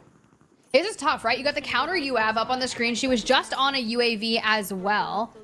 Doesn't have ghost, she's got high alert. So at least that allows you to kind of hit this buy station, but they've been looking at this since the dawn of time. I'm telling you, these kids are invested. They love their angles and they want to play from here. We do get Pinkify back into the lobby, but at what cost? Natasha starting to find eliminations. That kill differential that we were talking about, it's been whittled down maybe to 1 or 2, which when you come into the end game, when you start looking at there only being 10 other teams left in this lobby, aside from this one, right? You really need to focus on getting as many eliminations as possible, but safely, and denying them from Careless Kitty and Natasha. Remember a couple of minutes ago when we talked about the more you lose, you know, your teammate in these kinds of situations, the more time you give to Careless Kitty to make up the gap, and obviously you're losing your pacing, which is really important. Now that becomes the factor here. It's like, yes, we're reaching the end game, but the more and more you lose Pinkify, the more that it feels like Uncivil Queen has to kind of wrap back, find a buy station to help support this duo. It does bring back that conversation of, all right, I mean, you're just giving a lot of time and a lot of opportunity to Careless Kitty to, again, work on the opposite side of the map and just, you know, slowly whittle away at that lead. And that's exactly what's happened from what was a 4 kill difference back down to a 1. This is nothing in the end game. And you got to feel like you're doing so much work just to stay involved with this series that every time you go down, it's got to be a punch in the gut. Uncivil Queen trying to work through the gulag now, but, I mean, Careless Kitty could easily tie this up. He's so funny. Yeah, they're really looking to make that happen. And you can see that they're just playing side by side, just reaping the center of zone, whether or not they're chasing down people that are throwing mortars. That gives you that line of information. If you see a counter UAV come up, if you're showing up on a UAV yourself through that red outline on that mini map in the upper left, but the rotation comes through, you find one on the left, Natasha's going to help out with that one. So that allows you to focus on the player at hand, turns their back to them, invests more smoke. I'm nervous here, but at the end of the day, we got 15 eliminations so far for Careless Kitty. It's just a nail biter of a quarterfinals. Even with all the negatives gone Uncivil Queen's way and just the way the pacing of this game 2 has gone, she's been able to bounce back. That duo will not go away quietly. Careless Kitty with a couple of huge gunfights in front. This could be the difference in a series win or a game 3. Yeah, they just pushed this building now. Pinkify still down. Natasha fully fine. Good shots here from Careless Kitty. Hopefully having help with Natasha on the pinch. Oh no. This is where Careless Kitty can really thrive, but Natasha actually gets caught. We'll try to hit the self-res. Nice. And reposition for the help out on our teammate. Careless gets 1. Trying to clean up the 2nd. Okay, let's get this going. I've seen Killafish in the lobbies, all day.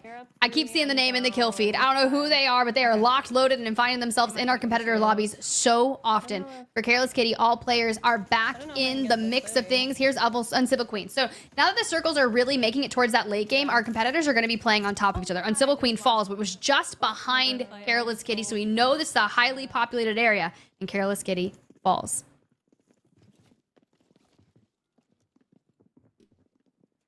Well, that looks like it will be the situation potentially going into game 3. Natasha going to have to make up a bit of ground here, but can she put the team on her back?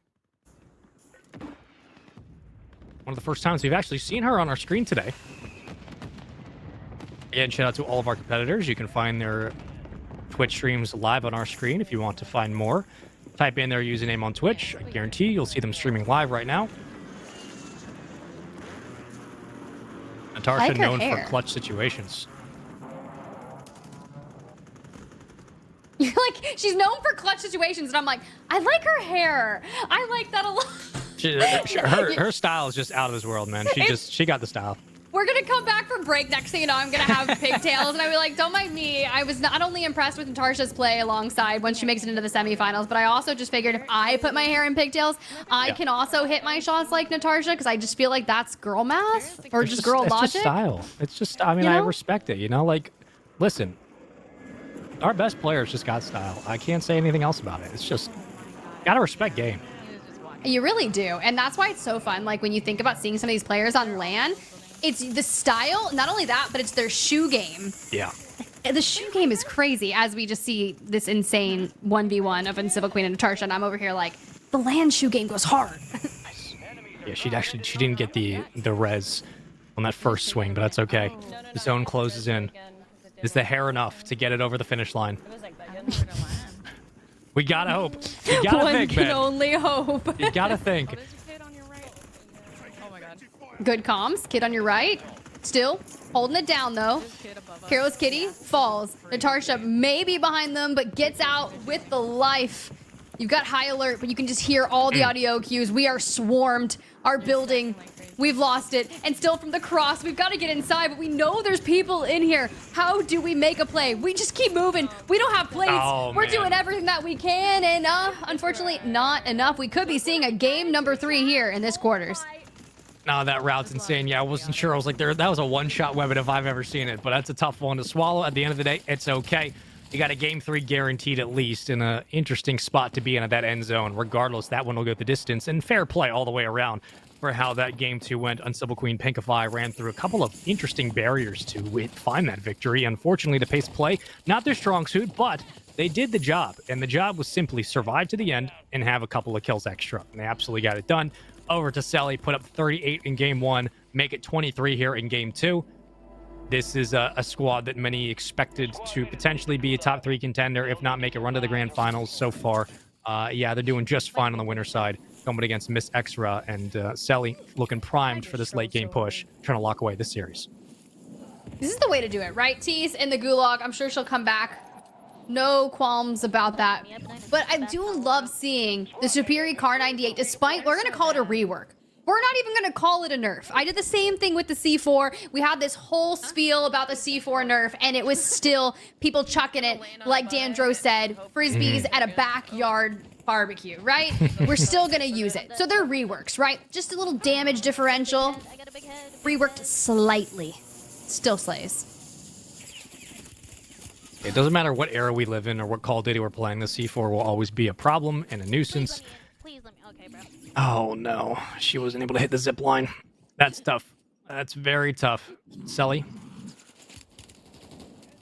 Couple of shots in front. Gonna chow. Gets a crack. Selly, so close.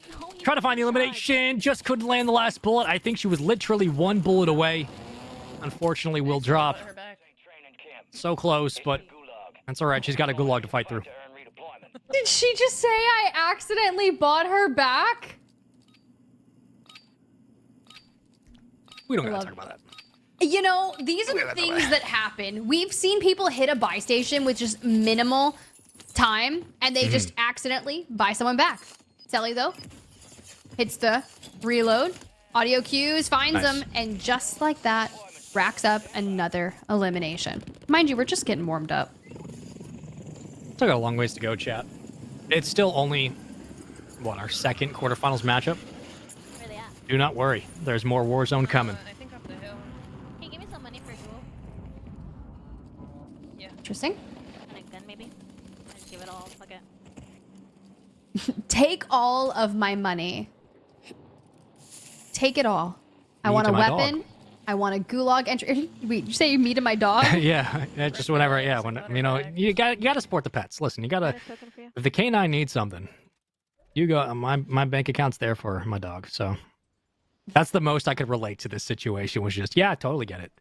Yeah, you gotta support him. I mean, look, if you go to a store and you're like, wow, that's a cute dog toy, you have to get it. You have so to as soon get as it. you see these eliminations in game or you want to buy something from the buy station, yeah, go treat yourself. Go also, shop. trust your teammates. All right, like if your teammate says, "Hey, give me some cash. I got an idea." Trust them with their idea. All right, trust your teammates. They usually have some interesting plays in mind. Who knows what might happen?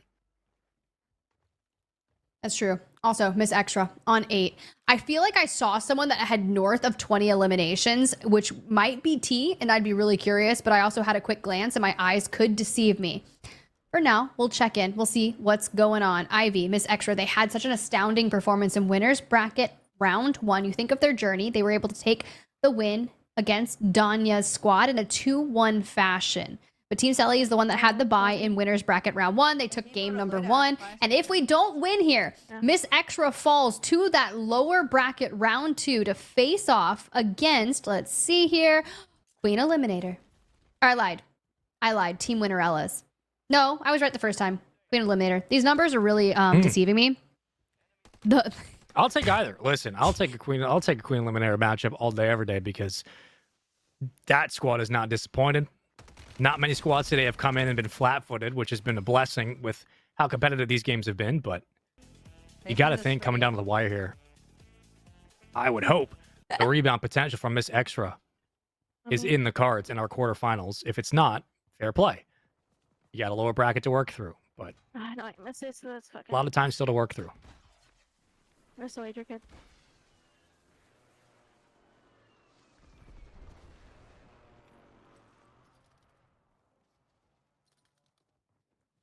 All right. Another buyback. Another regain. Another angle from the rooftop that they cut him down. She doesn't even really react to it, right? She's like, he might be selfing. There goes the full. We get some plates from there. We restock. We're burning through this normal gas mask. Kind of unfortunate. But that's okay, because you can easily buy one later and pick one up off the ground. Still, we want to run the gas line, look for any last-minute rotations on towards the fray of things. Selly's up just ahead, kind of halfway across the way. You can see players diving down. Some buybacks have occurred. T coming back on in. But the majority of our squad's trying to play in separate areas. And Selly, you know, is peaceful for Miss Extra. Selly's in the thick of it. She's got more to worry about than just the teammate going down at this point, because, oh man, it's about to get dicey. Selly, great shots, able to recover nicely. There goes the smoke. Yeah, I'm gonna give you this for your big head. She should be okay for the revive. We'll stick it in time. Thank you. Can I drop your plates? Yeah. Drop me your plates, drop me your cash, give me everything. Give me everything. Okay. It's working. Again, when teammates ask for something, I gotta trust them. I like to be like the support, the mom of my team, and I just like kind of loot to give everyone that they need. So it's relatable. And we are chowing a sniper right now, and we are winning that chow. Got that mother hen vibes, you know. And every group needs one. You need somebody to look out for the squad. I'm gonna let extra play for that, to be honest. It's true. Also, I'm just very good at looting. I respect those who are. I find one box and I'm like, ooh, I hit it big, and whatever it spits out, I'm taking it. So that's my problem. But we'll make sure to get you guys updated with what happens after this. I'm sure we will get some admins to jump on it quickly. Regardless, Careless Kitty, back over to her POV. As this team now into game 3, just 4 eliminations away from closing out the series in game 2. However, we go the distance as we should in this quarterfinals matchup.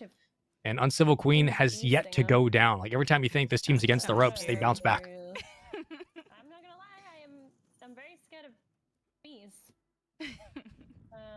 There's a whole team under me. Interesting. Okay, so she's got a whole team under her. Like a whole team. Wait, this was gonna rogue me.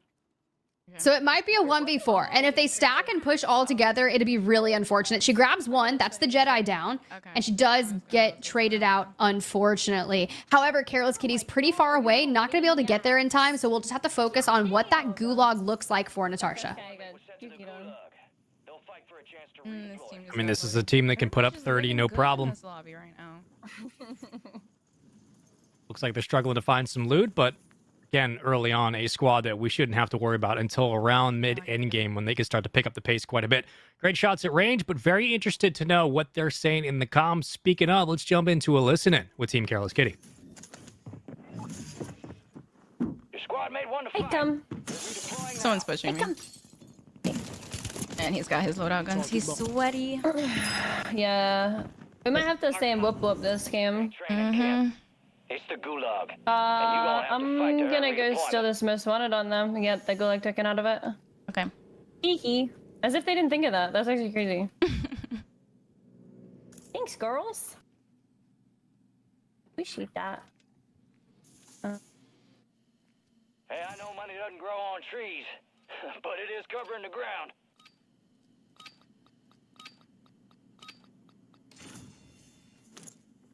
People are talking on it. Oh yeah, A well-earned redeployment soldier. they giving the girls freebies. Why does that not come? Oh, there's more on us. Oh. I'm waiting for Lodi. There you go. You got a loadout drop inbound. It's a kid going towards Lodi. Yeah, I'm gonna jump in there. Yeah. Oh my god, this is not safe. This is not safe. It's nothing. I didn't see him. Mistakes have been made, Spaceman. I repeat, mistakes have been made. And I can That's say unreal. that I have also done that. You just miss the person that's just kind of anchored up on the rooftop. Something that's to be said is like the same way our players look for information and try to find populated areas. That's of course what other players in the lobby are going to do. You see those loadouts immediately fall all around you, and what are you going to do? You turn your attention to guarding them from the roof, and as soon as Careless Kitty drops down from the skies coming back from that gulag, she's just like, oh yeah, I'm chasing one person, you know, it's fine. No, it really was not fine. No loot out to be had, and well, now she's got to get a buyback. And listen, the timing's just brutal, and that's on me. All right, you're thinking, all right, this team's starting to get a little warmed up here. They're starting to wind up maybe a bit more of their rotation play. Let's take a jump in. Let's listen right into the gulag, and then right out of the gulag into another kill screen. Listen, sometimes that's just the luck of the draw, but talk about an opportunity for Uncivil Queen and company to really put their foot on the pedal, no pun intended, and put more kills on the board and steal away this series, what seemed to be a pretty cruise control-like situation for Careless Kitty and Natasha has now completely flipped around to where Uncivil Queen, just by playing their lives and staying slow and steady, could very easily take away this series in the quarterfinals. Speaking of taking the series, here's the deal, guys. Chat, we did predictions early on, but I would love to hear your predictions for this Careless Kitty Uncivil Queen matchup. Keep it simple, though, for our chat bot to be able to read it. Just type out Careless Kitty or Uncivil Queen if you think they are going to be the one that takes it in this game 3. Now, mind you, Careless Kitty, they won game number 1 by 2 eliminations. Uncivil Queen answers back, takes game 2 by 4. And currently, all of our players are up and still alive in a relatively healthy lobby. Get your fan votes in now. We have a brand new API. Shout out production. Shout out those who have made this possible. And those who win the prediction contest will be given a very special surprise at the end of the stream, courtesy of me. Ooh, now That's I'm curious right. to see So what it is. now you gotta vote. That's right, chat. If you want to get the surprise at the end of the stream, you gotta vote. Who do you think's gonna win this matchup? This side. One's running to the left. Right now, I mean, Uncivil Queen's just on a roll, just absolutely Yeah, I frying. have one running this way. Might sway you guys in chat. It might sway y'all in chat. You type out Uncivil Queen. That would secure the vote for that team to be able to win. Careless Kitty will take the other way. And it's starting to skew. We got some Careless Kitty fans in the chat. And hey, they've got to carve back just a mere 5 or 6 eliminations separating them thus far. But Uncivil, she goes on a tear, picks up multiple, and now starts carving their way back towards that next circle through Quadri Shopping Center. Pretty steady game 3 here. Might just take the car and leave. 67 players alive, including those on your screen. Natasha falls quickly. Here's the interesting thing as well, and we've only hit the gulag one time so far, but it's always worth keeping in mind that should things befall our top team, Careless Kitty and Natasha, in this matchup, should things not go their way, and if they both drop quickly, we could be looking at a very quick game 3. We've already gone through one gulag, so Careless Kitty won't be seeing it again. Yeah, I got the flyer. Natasha gonna have to work through it. Pinkify, able to find one. And there we go. Already. Uncivil Queen finding another, putting more points on the board. It's the way to do it. It's the way to do it. And as you see, the audience predictions, y'all going. Uncivil Queen and Pinkify, they have won tournaments before. They have won in this format. But also, Careless Kitty often finds themselves in the semifinals, so it technically could go either way. But I see y'all. You guys witnessed what Uncivil Queen was putting down, and you're like, you know what? I've got the faith. Gotta have the faith at this point, which is how this team's played. Can't hit it at all. Pinkify now up the rappel, and hey, what's that? That's team. That's one player. Love it. Great little fight in the air. Don't see that too often. No, just different, honestly. That was quite impressive. Yeah. Especially that close to the side of the building, because I know how hard it can be to hit your parachute and make sure that you actually can pull it off when you're that through. But you kind of go up, reassess the situation. You know that you got one. Doesn't mean that the others are going to go down so easy. And anytime you waste a lot of time looking for these engagements, it can be tough, and you might just need to be able to... That's when I start talking about those like smart fights versus how to get those eliminations. We go up on an opposing side and just looking for information. She's got the comms and saying they're cracked, trying to hit just a few more bullets, but unfortunately not going to come through. I don't even think we got a single hit marker out of that. That's okay though. Fire cell available should things require an extra self-res, potentially a gas mask if you need. You don't need it. Damn it, you got the fucking zip off. You got one zip in front. Find my second 7 kill difference. And we're going to use this to immediately hit the rotation. Where we came from. I'm just gonna go. See that Natasha's got the bounty on her, so whatever team does decide to hunt them, we'll keep an eye on that. Natasha falls. Careless Kitty does grab an elimination, but I'm not sure if they're together. And Pinkify hits that reposition, immediately sets their sights back onto the loadout, rips one out of there. Can't find the second. Focuses on the plate up. Has to really drag them out. But with time is of the essence, they have to move towards Pinkify, as that's where the gas will be moving. Pinkify was able to get one, but they're still fighting at least 2 players, one on top of the roof, one inside the building. They get heli, but that just gives him free range to get a couple of shots loose. You might be able to get the elimination here. Yeah. Good positioning right now, and I like this spread that we got on our screens. Careless Kitty's actually working underneath on the street side, so she might run directly into these 2 players. Oh, excuse me, that is Uncivil Queen is going to be working on the street side. Pinkify holding the rooftops. Finds one. Can she convert? Ooh. They know exactly where she is. Has to throw down 2 smokes, has one more, cracks them. Uncivil Queen, though, finding a lot of pressure out towards the right, and now Pinkify finds herself in some trouble as well. There goes the last smoke. Only has 2 C4s in terms of equipment available. Still holding the gas ridge line, but diving straight on into Riverside. Trying to hold me. Yeah, I'm gonna die. She's getting pinched right now, trying to get held, and how is she going to deal with this pressure? Able to escape underneath. A couple of plates to boot. One shot in the back, able to bait perfectly, but can she escape with her life? I don't know. Gets inside.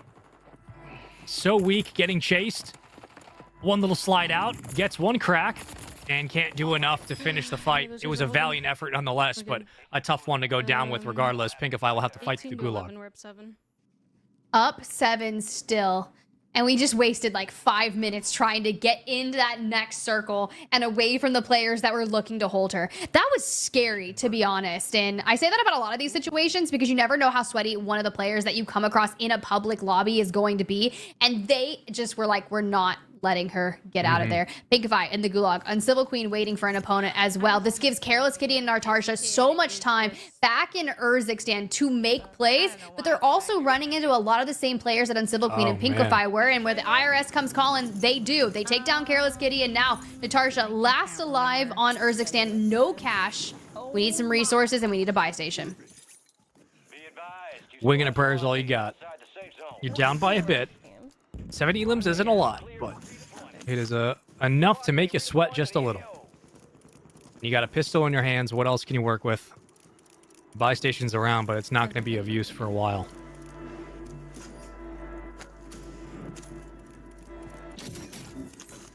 That helps a little bit. You know, you guys are really cringe for this.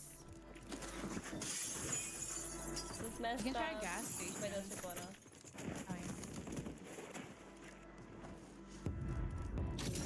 Being chased, man. That's unfortunate.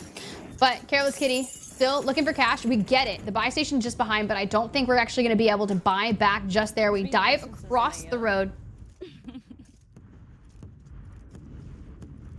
See what we do in terms of getting the teammate back. Still down 7 though, and Uncivil and Pinkify are both back up. You can see they've got self-reses, they've got durable gas masks. That kind of equipment is going to be so good for the long game. However, Pinkify no self-res yet, does fall. And the regain is so tough for this team. This has been one of those games where you're just like, we cannot get anything going. It's tough when you get caught in the blender like this and you're really hoping that you just kind of get a spree out of nowhere, whether it's a player that pops off or a couple of extra teams that funnel your way and you're able to capitalize. You know, good luck kind of turns around. You get your teammate back. That's great. However, the overall picture being you're down a couple of eliminations. You don't necessarily have the kit you'd like. Avoid the bouncing Betty. Great. More importantly, this game's slowly slipping out of reach, as is the series. Remember, this is a team that was up 1-0 for a while. Looked like they were going to close it out in 2. But to Uncivil Queen's credit, the resilience to not die when you're last alive and just to constantly find little ways to chip away at that lead was really a difference maker in Game 2. Game 3 has been a story of similar results. Granted, not the best of luck for Natasha and Careless Kitty. However, you got to work with what you got. And right now, even though it's not a lot, this game's not out of reach. They just got to find a way to get their loadouts back and try to get back closer to Uncivil Queen, because the more eliminations they get, obviously, the less there's on the board for you to take. Very true. Lodi does come through. But players already watching it, just on top of it. Smoke's coming out, and they might get the cross here. We are throwing the suppression mine down into the smoke in case they decide to cross. Uncivil Queen elsewhere has fallen. Pinkify fully eliminated. If Careless Kitty and Natasha can stay alive here, they can turn the tides of this game number 3. Now, mind you, when we did the audience predictions, a lot of you were saying Uncivil Queen. But now that they're fully eliminated, this is the only chance, the last hope for this duo to carve back. You got to slow the game down here. Doesn't matter what the rotation might be. Doesn't matter where you want to head. You have to slow the game down as a duo and take it 1 kill at a time. No dumb challenges, no dumb engagements. We say it all the time when we're looking at S&D players to say, hey, no dumb lives, don't throw it away. If you can't engage, back off and reposition. Same situation here. If you don't like the angle you're given, go fight a different team, then come back and recircle in. Natasha's so weak, literally a couple of bullets, and she's out of the play. Granted, you have a buy station around, so if she goes down, it's not out of the realm of possibility that Careless Kitty could get her back. But Careless Kitty's taking a lot of attention away from Natasha right now. Natasha's just trying to find a killer, too. And you start looking at the numbers, right? We have 2 up from this squad. There's 22 other potential eliminations.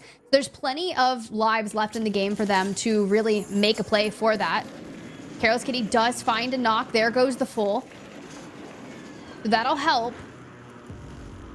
We still need 6 to tie, 7 to win. The buyback from just behind them. You can already see Careless Kitty moving on in that. Natasha, though, on triple threat, which means whoever's just on the outskirts of this building is likely hunting her. And she doesn't have any plates. They called in a PA. This chow is going to be crazy. And Kitty is so far away from Natasha right now. Like, they are completely split, so it's going to have to come down to trusting your teammate on the one-on-one.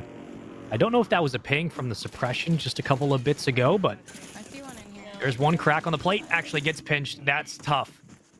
What can Careless Kitty do? She's going to be the only one available to get this squad through the winner side of the bracket. He needs 7. You have a buy station around. It was a tough fight for Natasha, staring down the barrel of the sniper. You hear? Not gonna lie, that BP50 was slapping. I know the Holger is pretty clean as well, but now I kind of want to try that BP50 with the conversion kit and see which one that is, because that sounds like a lot of fun. For now, Careless Kitty, not necessarily having a whole lot of fun calling in that mobile buy, but the high alert pinging, we're out in the open. We do have one smoke, but we're trying to hold on to it for the time being. EOD really helping, but man. no smoke coming out, just dancing, and we fall. That's gonna be Uncivil Queen and Pinkify in game number 3. Chat, the majority of you predicted that, and well, congratulations, you are smart.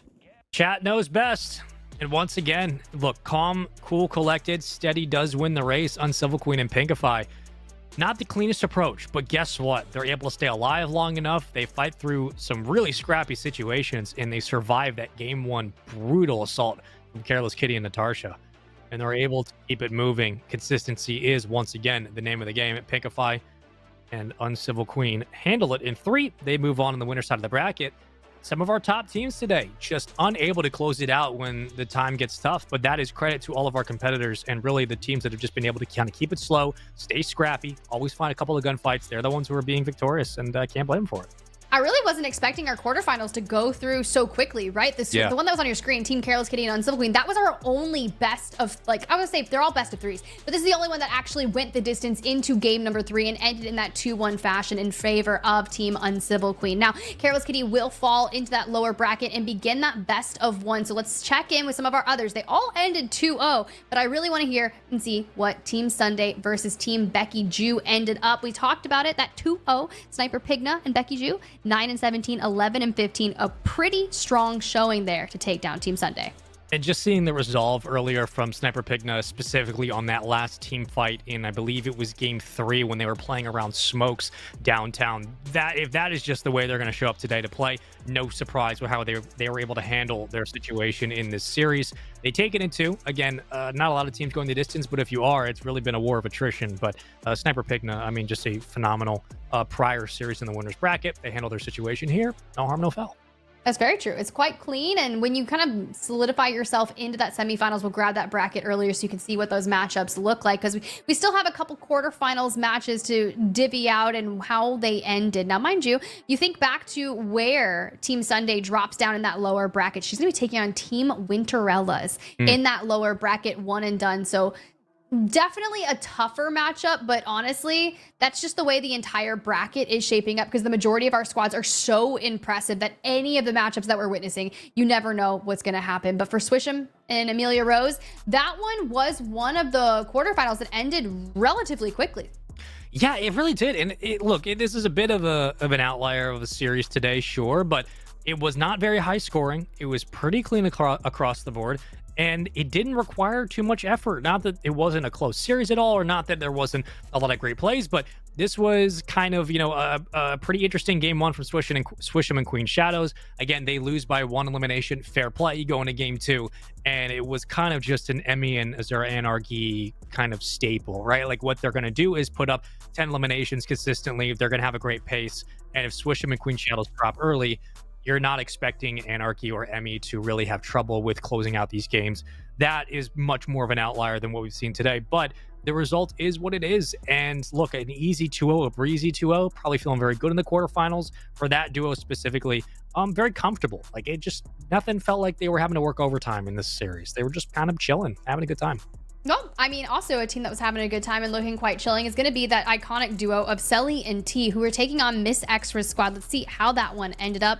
2-0 in favor of Team Selly. Miss Extra, though, it was pretty close in that initial, but a couple of regain simulators that we kind of fell into in game 1 and game 2 just wasn't allowing them to get as many eliminations at the pace that Selly and T were able to procure from themselves. Now, mind you, very, very comfortable in this format, even whether it's all females or it's co-eds. I've seen a lot of these players kind of duke it out, and Selly has won not only crowned the queen historically for Warzone Total Frenzy, but she's found some success in some big name co-ed 2v2. So historically, more success and wants to keep that consistent with today.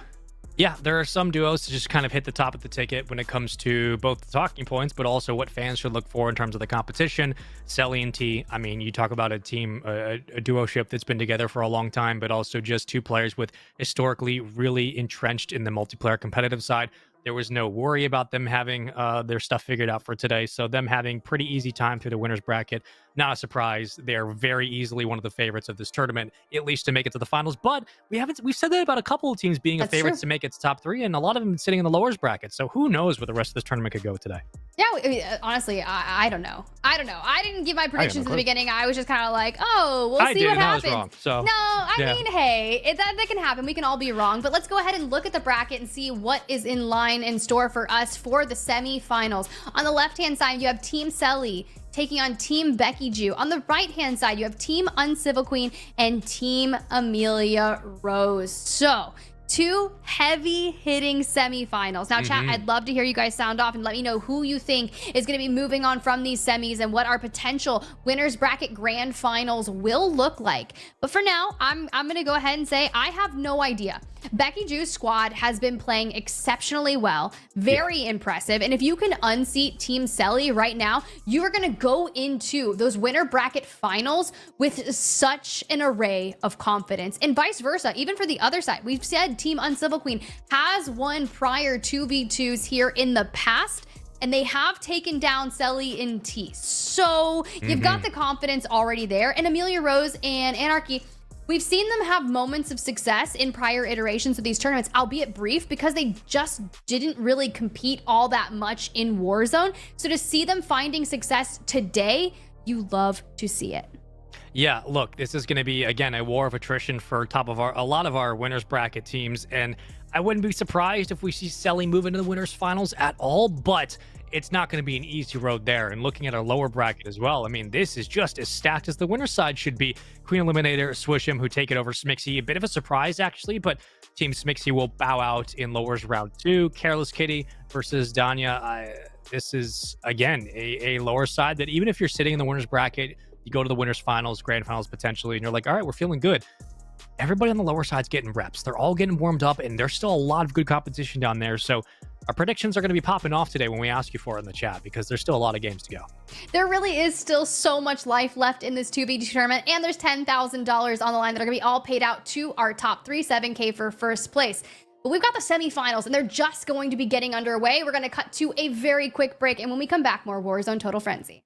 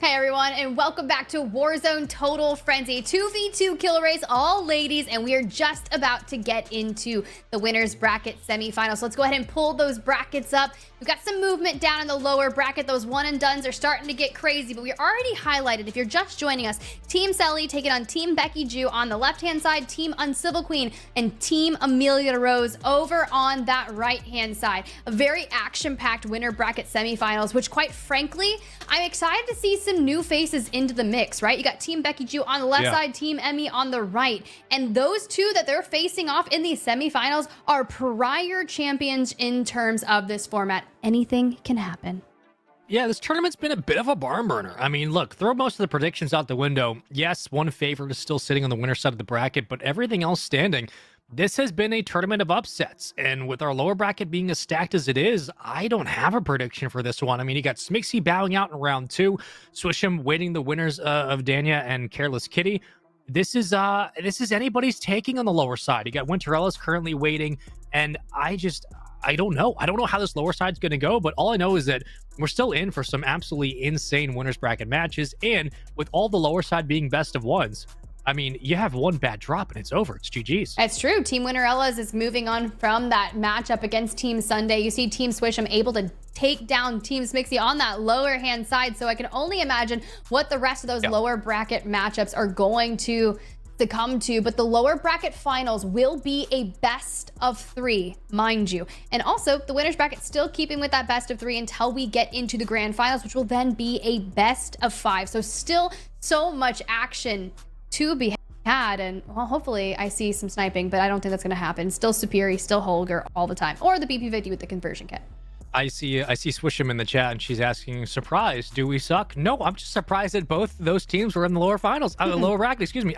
Listen, Swisham, I didn't expect to see this many top teams in our lower bracket this early today, so I'm just a little shocked that that's where we're at, but fair play to you, and good luck with the rest of the tournament, because so far you guys have been absolutely putting on a show, and I expect nothing less from our top competitors. But again, this highlights the variance we've seen in the bracket, highlights the incredible complexity of not only the Warzone competitive scene, but also how the women in Warzone have continuously gotten better and better and better per tournament. And so we're seeing not just the best that we have to offer, but also what potentially could be a new champion for the past couple of weeks. We might be seeing a new crowned here, or a new team crowned, excuse me. So look, I'm just here for the ride. I'm having a good time. I bought my ticket, and you guys are putting on a show. I'm having a great time. Now, she doesn't know that we called the Team Swisham, Team Smixy matchup pretty much a grand finals that occurred in lower bracket round 2. She doesn't know. She doesn't know. Regardless, that journey of one and dones is one of the most atrocious things that you can go through. So I wish them the best of luck so they can get to that coveted lower bracket finals, that best of 3. And also, that pretty much once you win it, you're like, all right, I'm locked in the money. I'm taking home at least $2,000 today.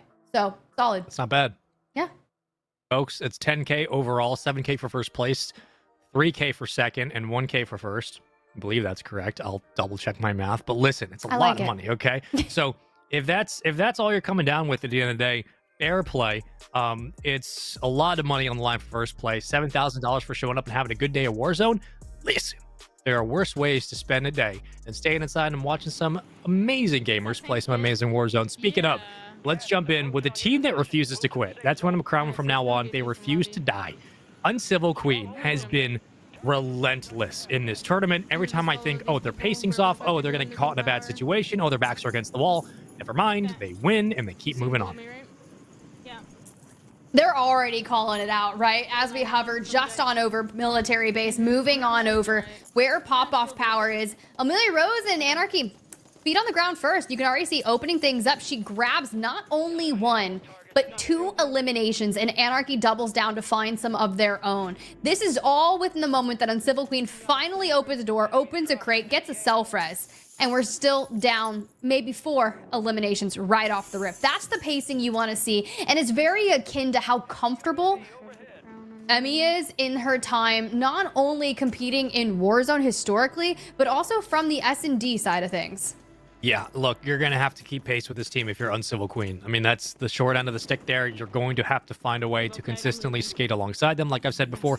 Or, hear me out, you wait for them to drop awkwardly, and they both get wiped. And then, you know, you're kind of okay, which is essentially what's just happened. So, if they jump into the gulag, fair play. They still have a chance to get back into the game. But for game 1, as far as things go, this is a great start for Uncivil Queen. Nobody has elims yet, but your opponents just went to the gulag. That's true. I would say that's a big deal, but because we are in that situation where there's no bans, you talk about teams hitting the thing where they're just like, they're not ever falling. They're never down and out early on. Every squad is focusing on buying those gulag re-entry kits as opposed to a self-res right off the rip, which is allowing them to keep going back to the gulag. And if you win them, you grab another elimination, but that is their first tried and true gulag. Anarchy coming on back, and well, we'll just have to wait and see if Emmy comes back from theirs. A couple of shots, but certainly this is a challenge you'd expect Uncivil Queen to take. 10 times out of 10 does so, and rewarded for the aggression. First one on the board. Make it 4. Not too bad to start. Trying to get the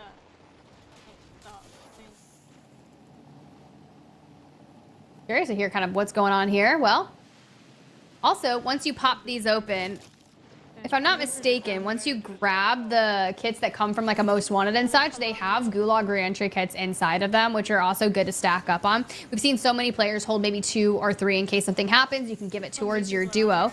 We're going to skirt on past that because the most wanted is just over here towards the left, meeting up alongside Pinkify to hold the cross. When Chow comes in, PA invested to maybe rip them off the roof, but that's okay because she's not on the roof. She's inside, still trying to find that player. I don't know where the crown went. Oh, they finished it. Flying in on you. He's on the roof. She's going to stay here and hunt for as long as she needs, but if that is the case, all right, you already got reinforcements here. Pinkify here to help out. Stay outside. You've already committed. Now finish the play. Stay outside. I'm dead. No, I'm not. Oh, wow. That's Pinkify's POV from what just happened. That's a crazy read. He's right here running. Holy shit, y'all got slammed. You love to see it. There's time to slam some people. Of course, it's going to be in the semifinals. We were talking about how Emmy and Anarchy got their feet on the ground and had a flurry of eliminations right off the rip.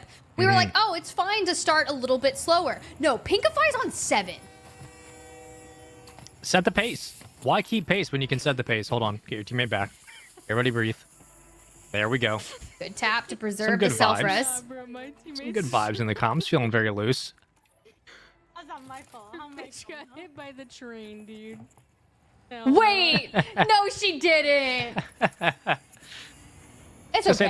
There was no shots that came from around, so something had to have happened, but yeah. You know, everybody's guaranteed. We all get one. All right, get hit by a train, shake it off. She looked far from it, though. It's not as if she was right up next to it, unless she just got yeeted 10 feet away from the train once it hit her. I mean, it's fair. It all happens to the best of us. It's really just, it's luck of the draw sometimes. As someone who's been hit by the train many times. It's okay. My favorite's when the loadouts fall on me and eliminate me, so. Well, listen, if you haven't looked up at like a care package or a loadout drop at least once in your Call of Duty life, then you haven't like really lived. It's like when ducks look up in the rain and they drown. It's the same thing. What?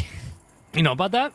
That is dark, and I don't want to know about it. I'll stick to my Ristava shops. I'll stick to Pinkify out here looking for double digits. And we'll just That's what I'm gonna focus on. I like how this team moves, man. You know, even when they get in awkward situations, they're getting hit by the train. It's fine.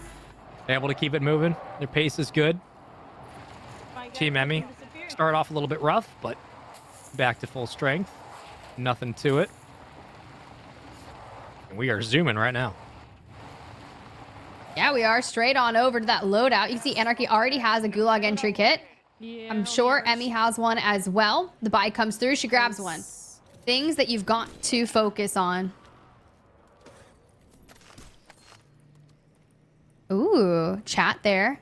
On Anarchy's side, they're saying, you got this, lock in, good luck, have fun. You love the hype from the communities because it just makes you feel so much better and it gives you that extra slew of confidence when you go into a semifinals matchup. Now, mind you, we talked about it, right? $10,000 on the line for this week of Warzone Total Frenzy. We are into week 4 of season 4. I cannot believe that we've already gone through 4 seasons of Warzone Total Frenzy. And guys, if you ever want to get involved in some of the competitive side of Warzone, just go follow at WZ Total Frenzy over on Twitter or X, whatever you want to call it. They're also on TikTok, and you can find all the information in terms to what is to come and what is happening. I know they're out there tweeting the brackets, so you can stay up to date with that. And well, Anarchy just needs to set sights on this player. There you go, done and dusted. Another elimination, and that could be you one day. You never know. 4 seasons of Warzone Total Frenzy. I mean, time flies, but it's also just a credit to the players who've showed up every single week to compete. Credit to the production, the tournament ops who have, again, put this entire thing together. So once more, shout out to the players for showing what they got in tournaments like this.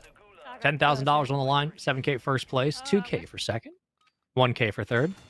Not a bad day of Warzone. Into the gulag we go. Amelia Rose. Amelia, come on now. Don't disappoint me. You know I'm gonna roast you if I see you drop this gulag. Oh my god. Has to play around the Semtex. Tips out of dodge. Uses the smoke. And good shots from Amelia to get out of danger. Nicely done. This is where those gulag entries are, right? They already burned those originally. Apparently, Anarchy's out here ripping eliminations from Pinkify. But hey, you gotta deny her, or I should say Uncivil Queen. But Pinkify just fell.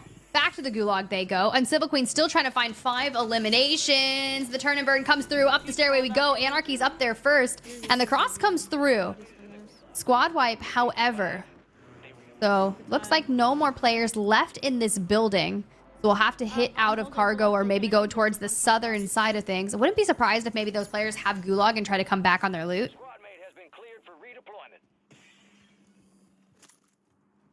Wonder if these players will try to play through that at this point, or if, you know what, you just call a spade and keep it moving. I mean, you have some decisions to make. Only a 1 kill difference in game 1. Remember, all of our winners matches are going to be a best of 1 until we get around our winners finals and grand finals. Then things change. You want me to leave it there? Yeah. Where is it? The token, I have it. I'm gonna leave it at the zip. Okay. Aw, there we go. That'll do it. It's the zip. Let's see where we decide to head. Are we going city side or are we going old town? We already got Anarchy just on the other side of old town. We're gonna fly back in. We're electing to stay on the cargo side because here comes one. They get the early shots and just take Uncivil down. Rather unfortunate, but I respect the play. I'm going city. Sometimes you just get I'm going city. bit in the back when you try to rotate. It happens. If you're going to commit, commit. And then work through the gunfights as you have to. But right now, again, Pinkify staying alive, very big. Still good vibes. We'd like to hear that, at least in the comms, even with, you know, the pressure of the tournament. This late into the day overall, semifinals, you're playing against a very good opponent. Still sounds like things are flowing pretty well. There's one elim. What is that flying in? Okay. Yeah, I think so. I think I just died to a cheater. Like level 42. Alright. Okay. I guess just show to admin and stuff. Well, we'll keep in touch with the admins to see what is going on. But in the time being, Pinkify on your screen has the mobile buy station around them. Uncivil's already coming back through. Anarchy probably still playing from that old town side of things. Has enough cash to hit the buy back on Emmy. And we're just gonna work this river side of things, right? You can hear the loot. We just want to pop things open, get our cash up, because you want to make sure that you can resupply on the gulag tokens, that you can grab, you know, selves, gas masks. We don't have a gas mask, so we'll just have to wait and see. My kill room. Good shots. I don't know if she got the knock or the elimination, I should say. There it is. Still looking for 10. It was just not that long ago that she was on 7, so. Okay. Ooh. Multiple people just across the street. She does rip the plates off that one, gets the knock. Nice. Thing is, they probably have self, so she may not get that full. But if we can connect there, but the snipe from the right, that's really tough, to be fair, because you think about when you're focusing on that player. When she peeked originally off the rooftop, she saw the player down below to her right. Pays them no mind as we focus on the player across the way. And then the chow comes through. Anarchy, patient as ever. Oh, I hate this. Teammate back, but not the one you want. You can bring me back now. Are you back now? Okay. I think this is potentially, I was gonna say, a chance now for Emmy to kind of continue this lead, but again, with all the chaos that we've been seeing from I have a gulag token. Amelia and company to start today, at least this game more specifically, on Civil Queen, who has been steady throughout this entire tournament. I don't know where anyone is. Still down by just a couple. Much more quiet game one than what we've seen from a lot of squads today. The semifinals, They're fighting we expected to be close, but has been very sporadic with its action. It is just one side of the bracket as well. We do have Team Selly taking on Team Becky Jew on the opposing side. Elsewhere, we do have those lower bracket one and dones going down on the lower hand side, and I was curious to see. Let me just hit the refresh on my bracket. Looks like Team Winterellas is taking on Team Miss Extra in lower bracket round 3. Team Swish'em still waiting to see where they're going to be playing. Is it going to be Team Carol's Kitty, or will it be Team Danya? We can clip it again, I guess. Yeah, he's cheating. We might be having some quick interjections from potentially, I think it was Anarchy who was maybe having the issue, so we'll keep you updated with what we know.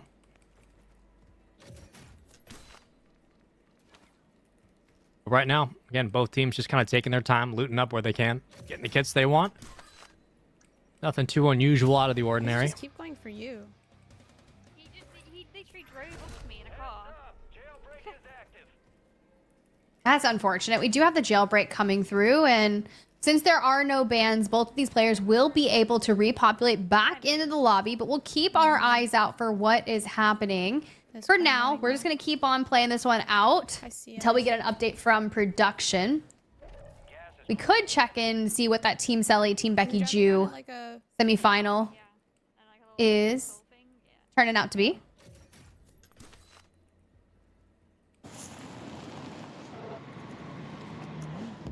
I like this. Yeah, lying down. I like this setup. It's different. It's different than what we've seen so far today. Sometimes you just gotta throw it down.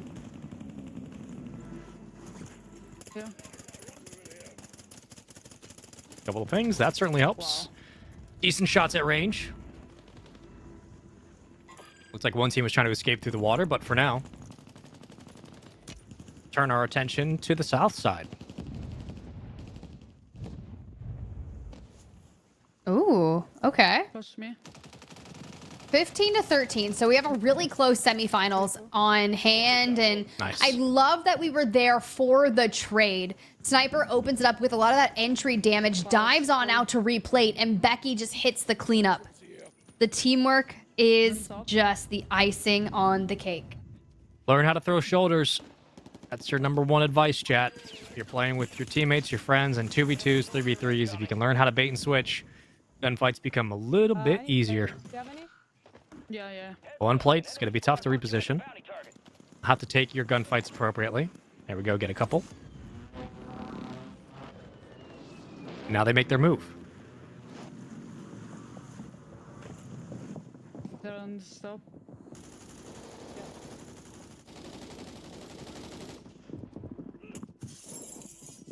Good comms, just playing off the audio cues from the footsteps all around her. Popping up on UAV also. You do see the bounty pulled onto Becky. Still a 1 threat. We should be okay for now, but there's 2 outside her door. Hits the knock onto 1. The thermite invested, and we just keep throwing down damage. However, we get punished the moment we exit. The kill confirms do come through thanks to Sniper Pigna.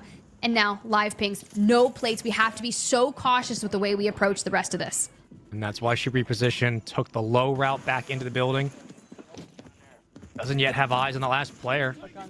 And ran right past him. Unfortunately, tried to get in for some plates, then take the challenge again. And will meet to shotgun. Not the way you want to go out. Fortunately, it happens to the best of us, but again, the gulag will be available. And with that, a tie game in game number 1. Ooh, okay. That's the way. If these are our semifinals, I'm telling you, I have no idea what the rest of us is going to be in store for the rest of the tournament, what this winner bracket grand finals, all the things are going to be looking like. It is anyone's game, but I am so happy to see a lot of our players that, you know, may have been around grinding, but may have not had a chance to make the necessarily names for themselves or are newer to Warzone comp, just out here throwing down against veterans.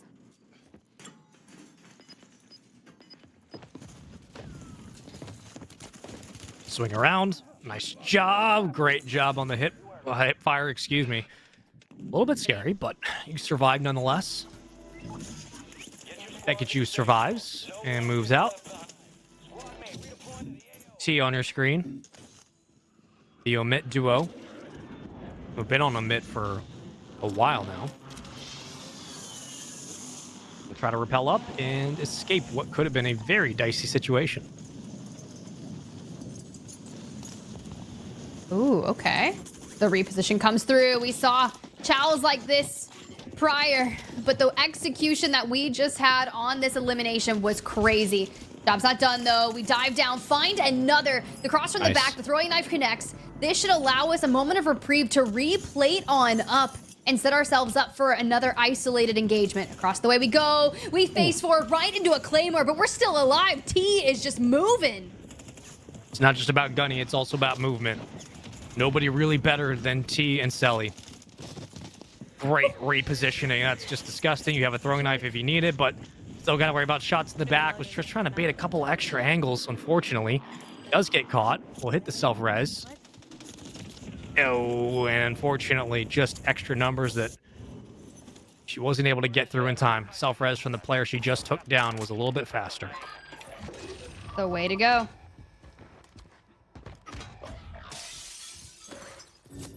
But for now, it's going to be very interesting because T is currently in a must-win situation in the gulag. Sniper Pigna, Becky Ju, though, this is that kind of power play that they needed. Time is of the essence, but however, the jump swing comes in. I told you the lobbies get sweatier as the night goes on. But we can still grab another one before that trade inevitably comes through. Man, just jumping between a couple of these streams, I mean, we have been sitting at essentially tie games in game 1 for a lot of our duos, which is great to see in the semifinals this late into the tournament. It's nice to see the competition has not waned at all. But expect these series to come down to the wire. Gotta hit these shots. No way! I mean, I'm a little bit shocked as she is. I thought Sniper Pigna had this, and unfortunately does not win the gulag.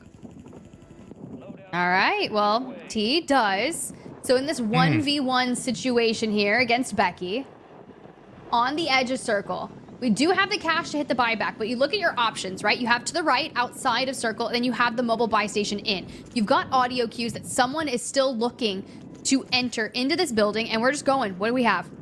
Well, an FJX Horus. That'll do. We'll take it. Bouncing Betty. Look, we've seen our players run the gauntlet of trying to avoid these. Maybe they'll give the players a dose of their own medicine, investing 2 in the stairway, and the chow comes through.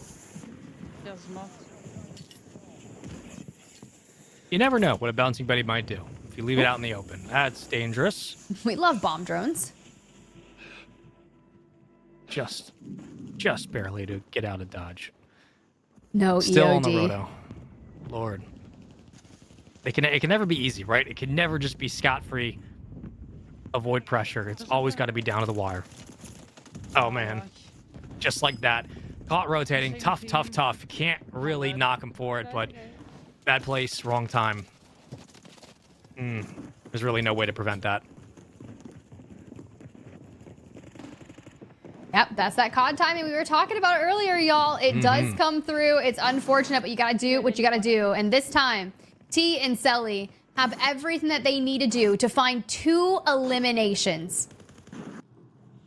That is so unfortunate for the semifinals matchup. But at least it's close. Yeah. And it's been tied essentially the entire time. And that's credit to really what Semper Pigna was able to accomplish in this game. It is not an easy task saying go toe-to-toe with Selly and T and make it look convincing and stay as consistent with this team, especially with the movement that these 2 women have. But Becky Jew and Sniper Pigna put on a hell of a show so far. Only game 1, granted. Only need 1 more elimination to tie it, 2 to win it. Still a best of 3. We are guaranteed at least 2 games. And you have to think in the next couple of moments we might be looking at the tie and potential win in game 1.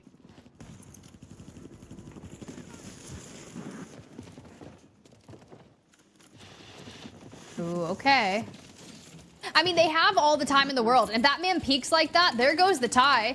Selly gets dropped, but T should have done enough to skew the numbers back in their favor to take game number 1 and put themselves 1 step closer to that winner bracket finals. Couple extra footsteps, maybe some insurance kills here. There's the lead and the win for game 1. Everything else is a formality. It does help the stats overall, but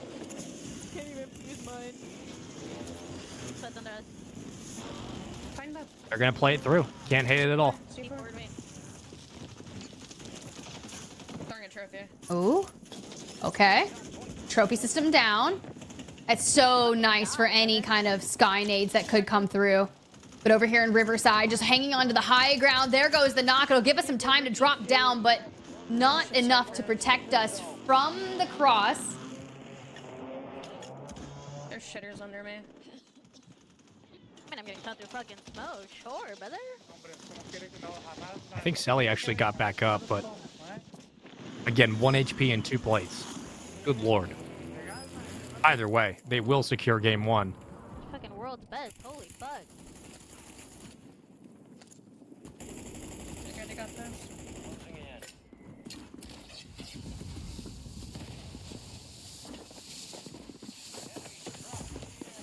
Extra footsteps. Here we go on the chow. Trying to make the move. Selly moving into position. Takes 1. Wins it as well. Couple extra body shots for good measure. Let them know where you stand. Watching one of the best Warzone players and women competitors in the multiplayer scene go to work. Movement absolutely on point. This late in the tournament has to be. Turns and burns on lane train. Poor kid, just got home from school, wanted to hop on some Warzone. You might be able to hit that buy. Right here. We're going to play it through. They're playing for the win. Oh my lord. I'm just Gotta do what you've gotta do. so weak.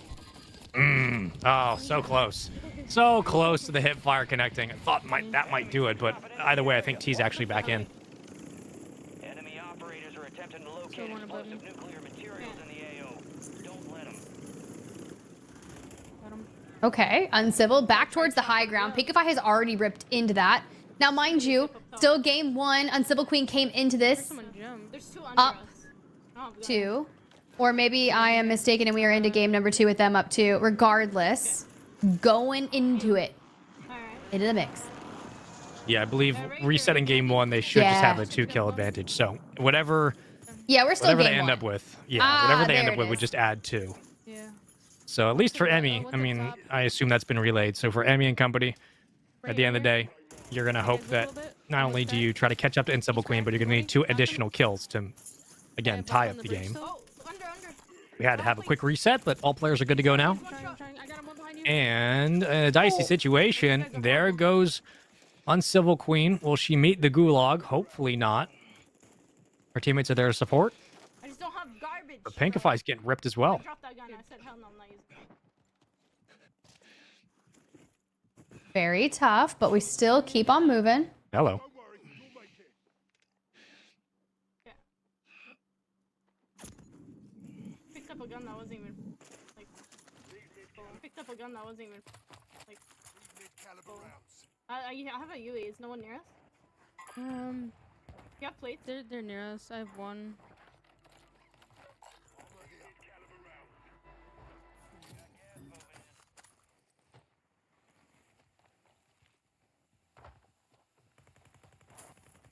Giant. Maybe. What's going to be the call here? Continue to play downtown. I'm gonna go top main. Just jumped off high rise. Yeah, focus on the kills. Not bad at all. Need to loot some stuff. Amelia does drop.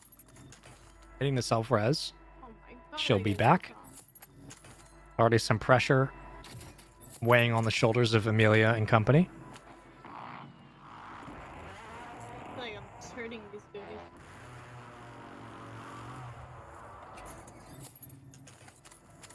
About a 3-kill difference right now for Uncivil Queen. 6-5, but we still add 2 from the reset from the first game. So if you're just joining us, welcome into the semifinals. All best of 3s, lower side's a best of 1. We won't move towards a best of 5 territory until I believe the grand finals. Yep. That's 100% the case, and I don't even know what to expect for a best of 5. I really don't. These semifinals have been so neck and neck. I think he flew in below. Right now, you got to think about it this way. Selly and T, they finally put one game to rest in that semifinals against Team Becky. For now, we have to contend with who is going to move on. Will it be Team Uncivil Queen or will it be Team Emmy? We're still into that game 1, and Pinkify is often really good at finding these, not necessarily the right off the rip, but that beginning game of Pinkify's is so exceptionally strong. And to just succeed with whatever you've got, right? FJX Horus, you've got an SVA with 4 attachments. You are just being able to be comfortable with whatever you got. Sometimes the best players are the ones with the tendencies to kind of pop off early, and then not that they slow down late game or, you know, they kind of hit themselves on a bit of a cruise control. You can really count on them for some late game situations to always contribute to the kill feed, but you'll take the majority or the bulk of these eliminations up front, set the stage, and then force everybody else to adapt. Can't hate it at all. Pinkify's been caught a couple of awkward spots today. Granted, they were all in the quarterfinals. It was a dicey game nonetheless, but the resolve from this team, Pinkify and Uncivil Queen, the consistency they've been able to display has been really impressive, especially playing against some of the best in the lobby.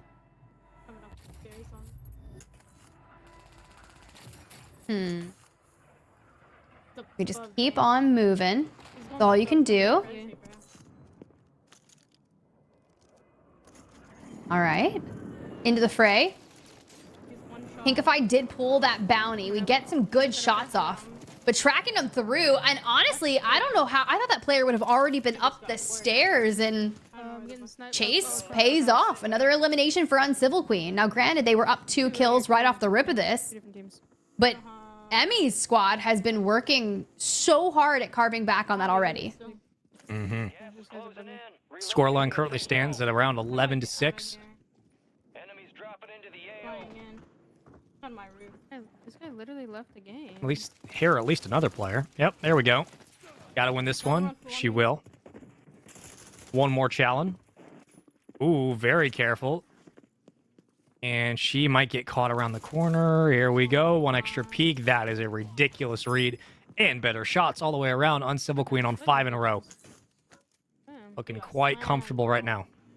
That's what you need to be able to do. You just have to be able to ice up in the semifinals. Now, mind you, once you get into the winner bracket finals, you start to really encroach on that territory of like, oh my gosh, we made it through round 1. We are getting so close to placing into the actual $10,000 prize pool, which is insane, right? If you end up winning the entirety of the tournament, you're taking home $7,000. But coming in from that winner's bracket side just really pays off in that grand finals because you don't come in from lower. You don't have to force a bracket reset. You just have to play it clean, at least for now. I'm gonna go other side. That's really all it is at the end of the day as well. Just like clean gameplay will get you through at least to the semifinals. You can, you know, be asked to do a little bit more when you are putting on championship point or you're playing against, you know, the last 2 teams in the entire tournament. But as long as you play clean, limit your mistakes, you are pretty much guaranteed to make a run in the tournament. And certainly has been the case. Uncivil Queen has been in some dicey spots today, but she has handled the pressure. Unfortunately, does fall. She'll go to the gulag immediately. Against Black Cat 151. All right. Pretty decent sized gulag. Not a big one, but, you know, you got to win this ice up, like Tiff said. And she does it very quickly. You love to see it. That's what we want. That is everything that we need. You just have to throw on down. Make it work for what you got. 7 eliminations, though. Now, up 4, give or take, so long as production has got that up to speed.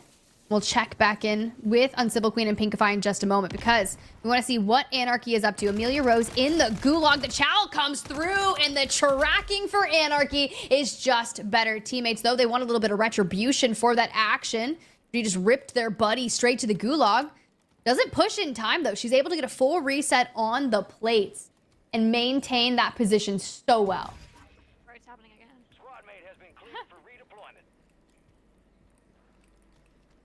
I just got a lot of people over here by me. Amelia's back into the play. Full strength for both duos. Trying to get better position. Pinkify. Uncivil Queen looking pretty good to continue their run. Game 2 yet to start. Game 1 had to get quickly reset. And with that, the same kind of situation that we saw where Uncivil Queen, off to a very hot start, has kept it moving. The way to do it. Pretty much acting like the reset didn't happen, and that's the best mindset. Able to find one. Wow, what a turn. Clean up and finish your food. Does so. It's at least 2 more. Maybe a third. Not the cleanest shots. Oh, no. I laid down on the stairs. It pulled my aim down. Gets gunned. That's some bullshit. And that's unfortunate. Oh, that's some bullshit, bro. If I don't pull down, if my aim doesn't pull down, I kill him. Oh, so tough.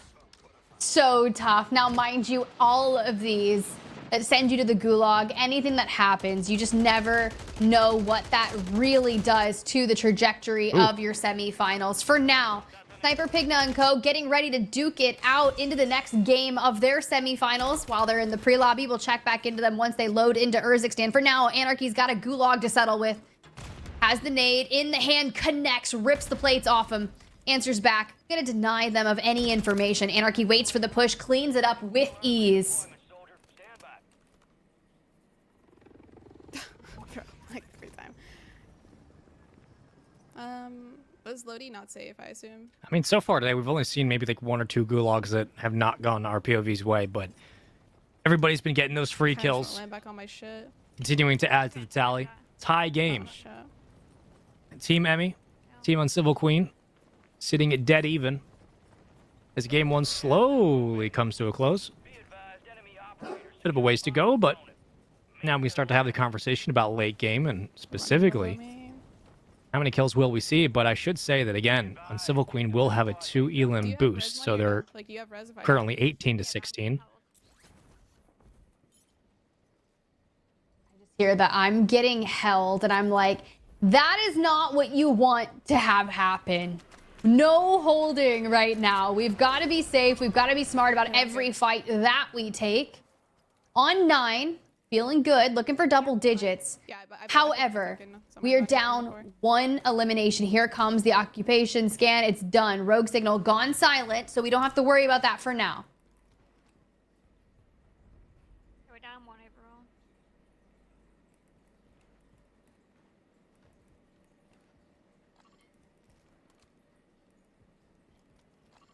There's a suspicion that a team might be around, at least with a couple of extra stragglers flying in.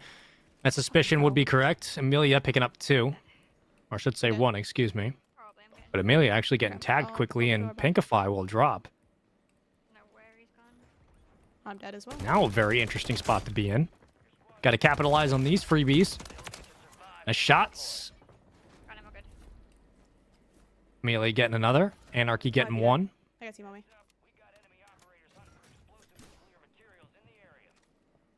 It's scary. As always, you start to get worried about what's occurring.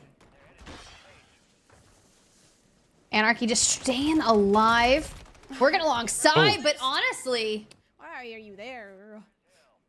That is tough. But back to the gulag we go. Thanks to those gulag entry kits. Yet again, another chance at success. We did get double digits, and that's really all that matters. That's why the gulag's here at the end of the day. You can get a little bit of a run, you get stopped, that's okay. Just gotta clutch up and win this one. Again, a 2-kill lead for Uncivil Queen. We add 2 to their score from the reset of Game 1. So you're hoping, if you're Emmy and Anarchy, that they drop soon. Gotta finish this. That was way too close. But a win is the win nonetheless. And with that victory, they now will be tied up at 19 apiece. Is she safe at... Everything's fine. Let's be real. Everything is fine. That's right. You take that lead, and things start to kind of crumble. But the regain, you've got this.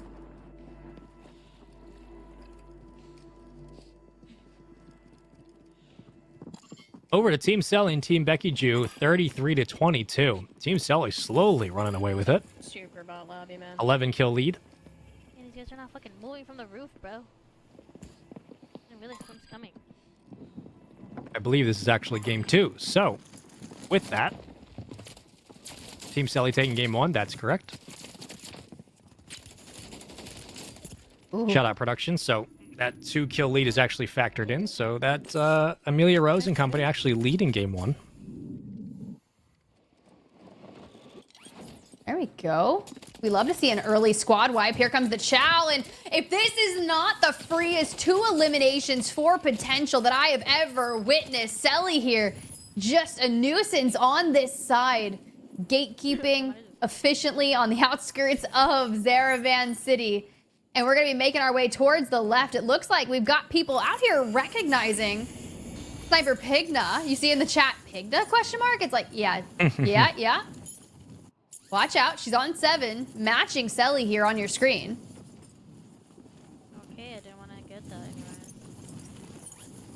Represent the OGs in the chat. Love to see that. It's going to be a very interesting game, too, in our semifinals. Team Selly feeling very comfortable with where they're at currently. Pace of the kills coming in frequently. Once they get going, they're like a train. They just do not stop. So we'll see. It feels like, you know, at times, like if you're Sniper Pigna or Becky Jew, you're kind of hoping that Selly and T kind of run into a situation either they can't handle or they get a bad drop. I don't know if that'll be the case in this game, but again, like the situation was in Game 1, you have to find a way to stay alongside them. Constantly put up kills if you can. It's a very, very shallow analysis of the game, but it is unfortunately the most important factor. If you can keep kills at the same pace, you put yourself in a better spot to take a game from them. Selly continuing to fly. Looking for one more. We'll get some help. Actually, that kill was stolen by Pigna, so that's one way to do it. Oh my god. Huh? You don't want to know what just happened. Huh? I think she just avoided near death, and that car's now down. You know what? We are thriving, we are surviving, we are outwitting, we are outlasting. You love to see it. Hit the buy station, make your dreams come true. And we just focus forward because that's all you can do. PDS to the skies, we're out.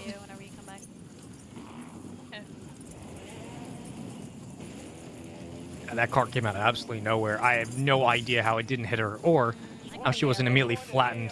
But shout out to the COD gods coming through once again. Selly lives to fight another day.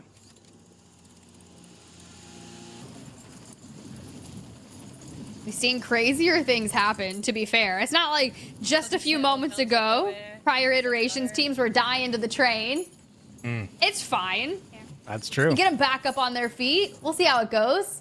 This game number 2 is incredibly close for Selly and Team Becky. I got one. Oh, thank you.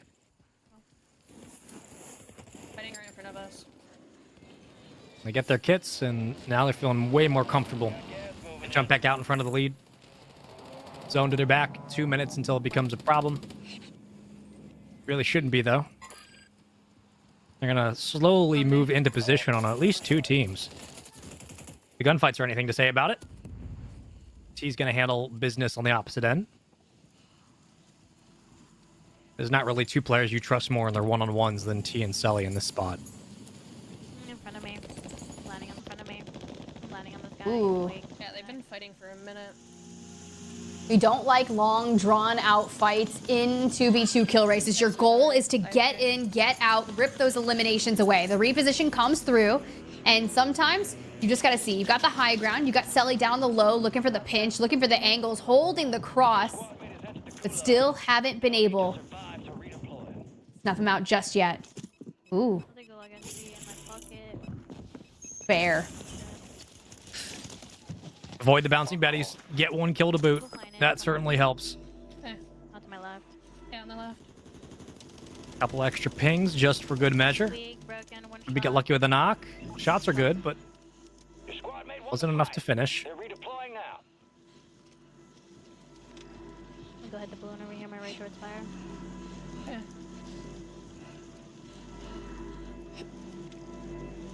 Okay. All right, T, get to that rooftop, find more information, figure out where you want to go next. You got the redeploy just ahead of you. I wouldn't be surprised if she rips that. Okay, we do.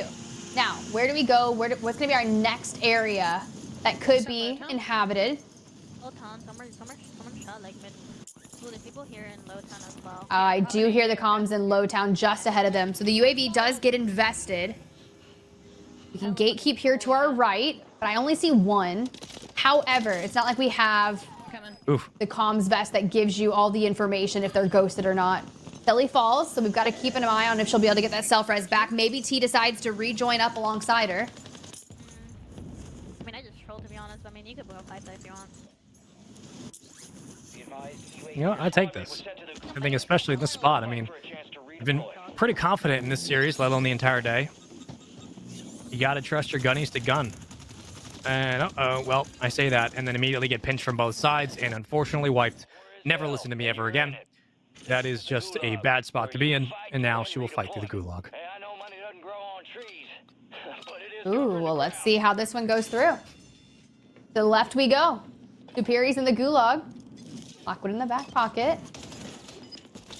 Shots come out to give that information, and we just jump and chow and keep firing, and you re-push into that? Okay, fair. You deserved your fate. Trust them to win the ones. Maybe not on a reposition into a team fight, fair play. But in the gulag, absolutely, all day, every day. Just be careful. Do not pull a Chrissy. Don't do that. Oh no. Not like that. Yeah, Not I remember 2 hours ago. That. A fun little update on our lower bracket run. Miss Extra able to take down Team Winterellas, moving on to lower bracket round 4. We're still waiting to see what occurs between Team Swisham and Team Danya, because Team Danya was able to take the one and done against Team Careless Kitty. Wow. I mean, that one and done, it just sneaks up on you sometimes. Again, this tournament's been turned on its head. Predictions have not gone the way I expected. Fair play. Never know which way it's gonna necessarily roll. But for Sniper Pigna on 12, still solid, only down by 6.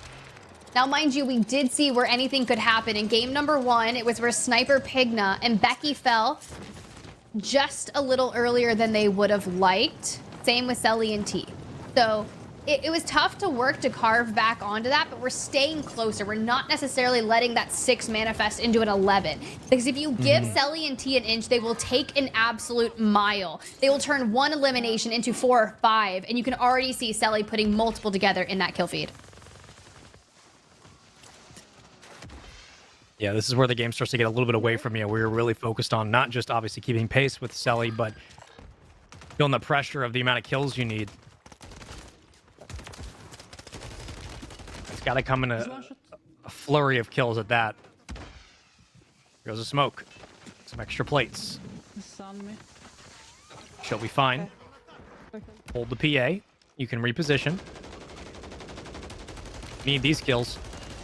Great shots at range. Do you take the fight? I think so. Maybe not. Oh, wait a minute. No. I think it's a good team, so... Never mind.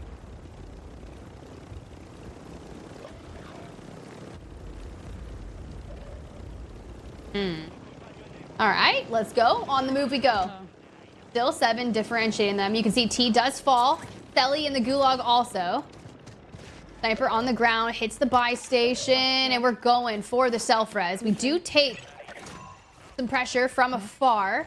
About 75 HP, so we'll have to see what happens here, but we're gonna look to join up alongside Becky. You might as well just dynamic duo it out through the rest of this lobby.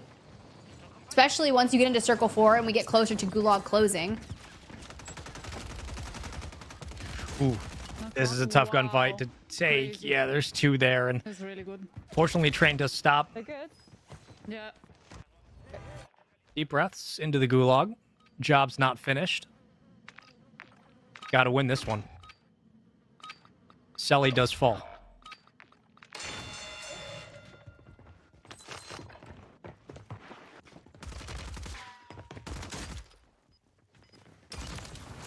Interesting. Nicely done. Nice job. All right, lots of Gulag wins going through. I mean, you're just farming down in the Gulag, to be fair. Like, you just keep on grabbing those tokens, you keep the lobby repopulated, you go in, you fight them out again, maybe they get bought back. We're seeing so many high kill games. See, this is what I was telling you about. They were within striking distance of Team Selly and T, and then next thing you know, they're down 12. It's just the pace of the kills is the big thing at the end of the day.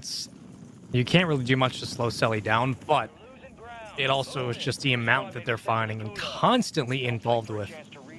Granted, back within 10. Much similar scoreline like we saw in game 1.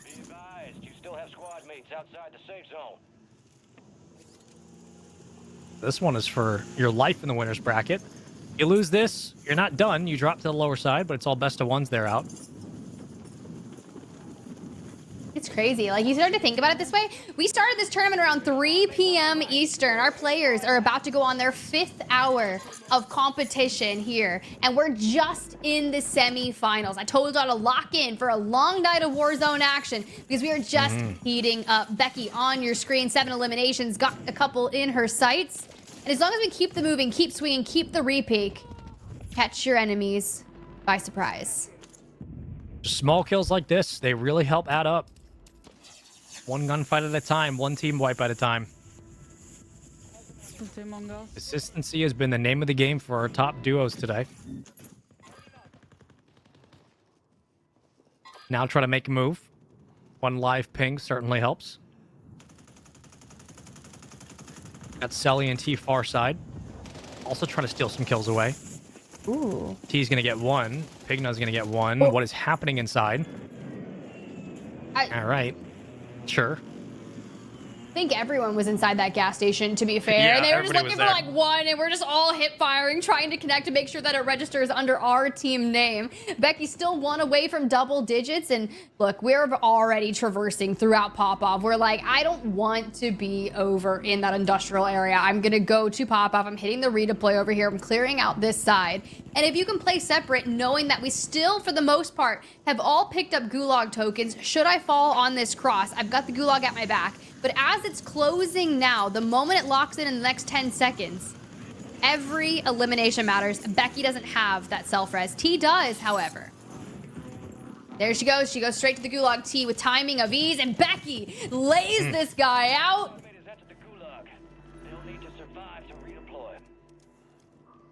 The movement is just insane.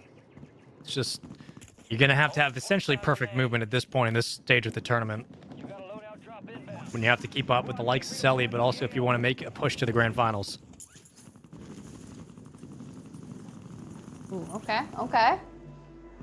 Just constant pathing between these redeploys, looking for more players. I mean, we're down into the top 10 teams. Make that 7 total left. If 4 players are on this team, then there's just a mere 17 total eliminations left. You see Becky get ripped out of the sky, but Selly and T are both healthy around this mobile buy, and sniperpigna just ahead of them, letting the mortar do the brunt of the work. Rips one. Coming to steal. That's what you got to do now. You want to maintain the lead. sniperpigna doing a great job of dealing damage, but Selly's going to get 2 and a huge bounce back inside. Again, just try to shadow play and steal away some kills. That's what's worked. 40 to 26. 14-point game. Yeah. You've got Selly alone on 23 eliminations. Yes, sniperpigna grabs the buyback on Becky, but the pace that these two are just working with, and T's not even next to Selly, right? She is extended out elsewhere with the circle just north where Selly's kind of heading, right? Already looking to clear out that side to get ahead of it, knowing that there are only 13 players left in the lobby. And if you keep denying them from Becky and sniperpigna, this is a wrap-up of your semifinals game. And you're looking at maybe 5 more kills, and this one's essentially done. The pace has just been too strong. The ratio of kills, just too much to handle. T gets another. Becky able to clear up 1. T actually gets knocked, though. And luckily, Selly right next to a buy station. No harm, no foul. And to sniperpigna's credit, she is putting up work in this game. Yeah, she is constantly working around Selly. Yeah. Ooh. She's done 21. It's tough, though. The only issue here is T and Selly are north of 20. sniperpigna, north of 20. Becky just has not been able to find that kind of cohesiveness in terms of the lobby, right? So that makes things a little more challenging if you only have just around double digits or a little bit above that, right? Especially when sniperpigna just hits that buyback. Wow. Selly does lose out here on the roof, but unless they chow this to finish her off, she should get the self-res. I'm surprised Selly didn't immediately chow that. I thought she saw the player when she ran up, but maybe instead wanted to reposition. Either way, escapes with her life. Becky does pick up the elimination. T will get the knock. Again, kind of trading back and forth in the kill feed. Trying to do some quick math, but ooh, not enough good accuracy. Can't line up the shots through the smoke. Selly, 1 more. There we go. I mean, we're oh my goodness, we're closing in. Oh my word, Selly is on an absolute rampage. We're closing in on 80 eliminations total for the quad, but look, I think the damage is done here. 43, make it 44. Selly put an absolute statement in the semifinals in game number 2. I think this one might be done, and a trip through the winner's bracket is certainly in the cards. Selly's just frying. It's going to be really interesting to see who is going to be challenging them in that winner's bracket finals. Go T, help! Come on! At least let's win this one out to end on a good note. They could hit 50 here. She was so close to a 30 bomb. You don't have money? No. T's just looting. She's like, I don't have money. I'm just here. I had 2K when I got popped up. Oh my god, hurry. Yeah, I know, I hear it. I hear it. Sounds like an absolute Jumanji stampede below them. Hurry, we must stop them. Up the staircase they go, investing the lethals. But here comes Selly, the UAV. It connects, only showing 1, but there's a full. They stack. We use Selly as a diversion. T rips 1, but we can't grab another. There's 4, they're all 4 there. Selly ran in with the weapons that she didn't really prefer, but gotta respect it. It's a typical challenge nonetheless. T's gonna go to work for a bit. Add some extra stats to the column. Hold that. Oh my goodness. He said there was 4. 50 to 33, man. Come on. Come on. That's insane. The way they just tore that team down in the staircase. You can't let that happen to you. You just can't. But honestly, the dedication of that team to be like, you know what, bro? I'm going to pick you up. I don't care if that person could potentially reach out this. I've got you. I'm going down with you. Yeah, we got this, man. No, I can tell you for a fact, you do not. He's like, no, I can confirm. You don't have this. And that's there are two people watching you objectively right now. You do not have this. You're about to get diced. The only thing that Selly and T have right now is that secured them winners bracket finals. And I mean, deserved and rightfully so. I mean, this team is arguably the front runners for the chip here today. Understandably, a dominant, truly capital underscored 3 times capital dominant win in that game too. And again, well, look, you got to give credit all the way around to Sniper Pigna and Becky Jew. Like Sniper Pigna, really the reason why that game 2 is competitive in the first place, and it's no shade whatsoever on anybody else. Just really, Sniper Pigna stepped up, really played excellent today. But you can only keep pace for so long with 2 players from Omit. They're gonna outpace you. They're gonna fry. Sally with one of the best gunnies in the entire lobby in this entire tournament, and T, who is probably the best wing woman you could ask for this duo. It's a tall order. They're so impressive. I was once told that it was the Omit effect, and you just really love to witness it on main here live. But for the other semifinals, into game 2 we go. Emmy and Anarchy do take game number 1. So Uncivil Queen will have to reverse sweep here in the semifinals if they would like to advance on to take on Team Selly in the winners bracket finals. And yes, Emmy and Anarchy are down 2 right off the rip, but the lobby is just getting started. Another one in there? And they did take game number 1, so remember, when you originally reset, it was Uncivil Queen who held a 2 elimination lead regardless of the score. We eventually updated, shout out production. And when we left their POV, Team Emmy had just taken the lead. I believe it was like 20-21 to 19. So they certainly were able to close it out very close fashion. Just a 1-kill game in the prior. But we'll see what they can do here in game number 2. Amelia. Zara Anarchy. Trying to close out the Series 2-0 sweep. Move into the winners finals. And then that series will play for the grand finals. And of course, our lower bracket side still competing at the moment. All best of ones. We will keep you updated with the bracket. Oh, yeah, right here. Yeah. Sometimes you just got to play with that prox chat. The flying comes on in. We just got to get away from this crane. The mirror rotation of this player, and he cannot get away, or actually makes off with 1 HP before Uncivil Queen sweeps on in to assist there for Pinkify. Two, I think. I don't have an angle on you. Good shots. I need help. There's a whole team. Pinkify gets caught. Again, kind of a reoccurring theme today for a lot of teams. You get one, but you get traded. It is a tough spot to be in. Shout out to the players tonight out here putting in the teamwork. It's making the general lobbies. Yeah, the general lobbies. Yeah. They're out here actually holding hands and making some of these engagements a little more tough. And Civil Queen did go up, get that high ground, and whittle down a few. Does take a lot of pressure when you're kind of managing your inventory. Where it's like, hey, Pinkify, you can totally land back up here. All is well for now. Also, that man, so free. Seeing all these DNA strands really made me remember that I needed to finish off those challenges. Remember, I was watching you grind them. You were out there hustling away, just putting kids in the dirt. It's out here looking for DNA strands, man. Gotta do it. Duty calls. Uh-oh. Nice shots. Uncivil Queen is locked in right now. I mean, I don't think she's blinked in like 2 minutes. She is locked. True. Well, there you go. There's a blink. She's in. Go up the zip. It gives her time to close the eyes for just mere seconds before utter domination consumes her.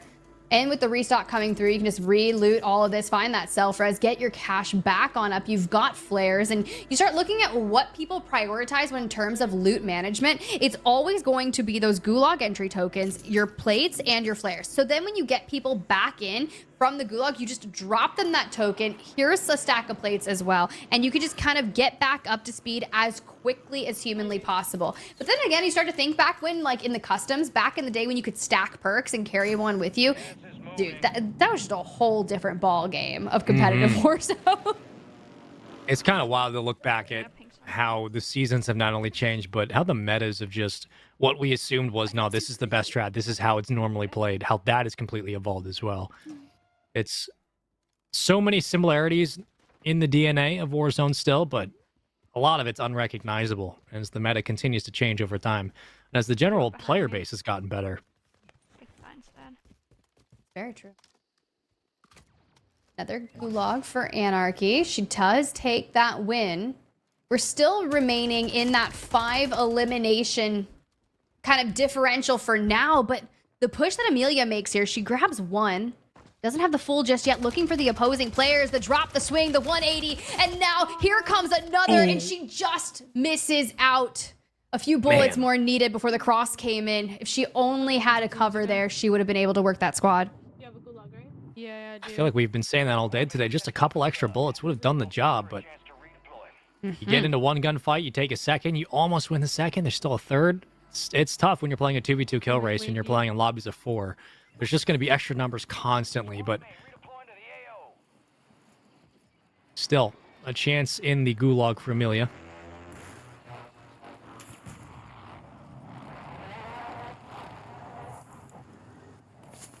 Close game too, 16-13.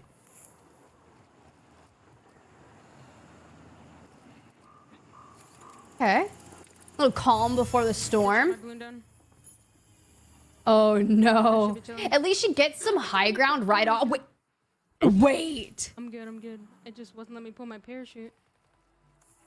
She's fine. I'm telling you that perk comes into play.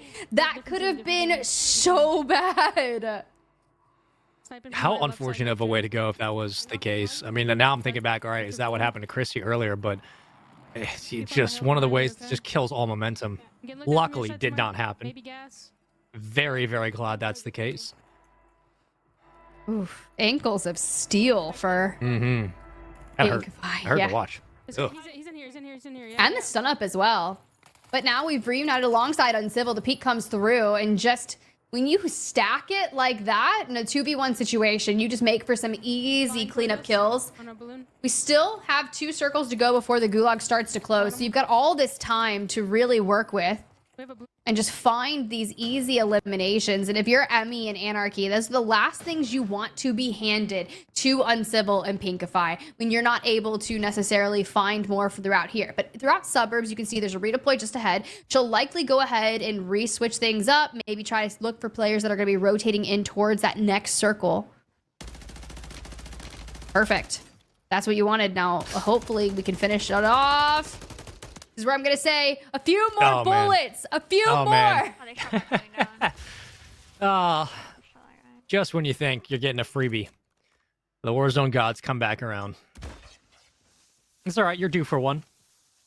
Happens to the best of us. The best, I mean me. I can't finish my kills. 21-17. Very, very close game number 2. It was a 1-kill difference in the first game. Again, this is for the winner side of the bracket. Series point right now for Team Amelia. They close it out. They will move through to the winners finals. If they don't, we're going 3. Going the distance. Ooh.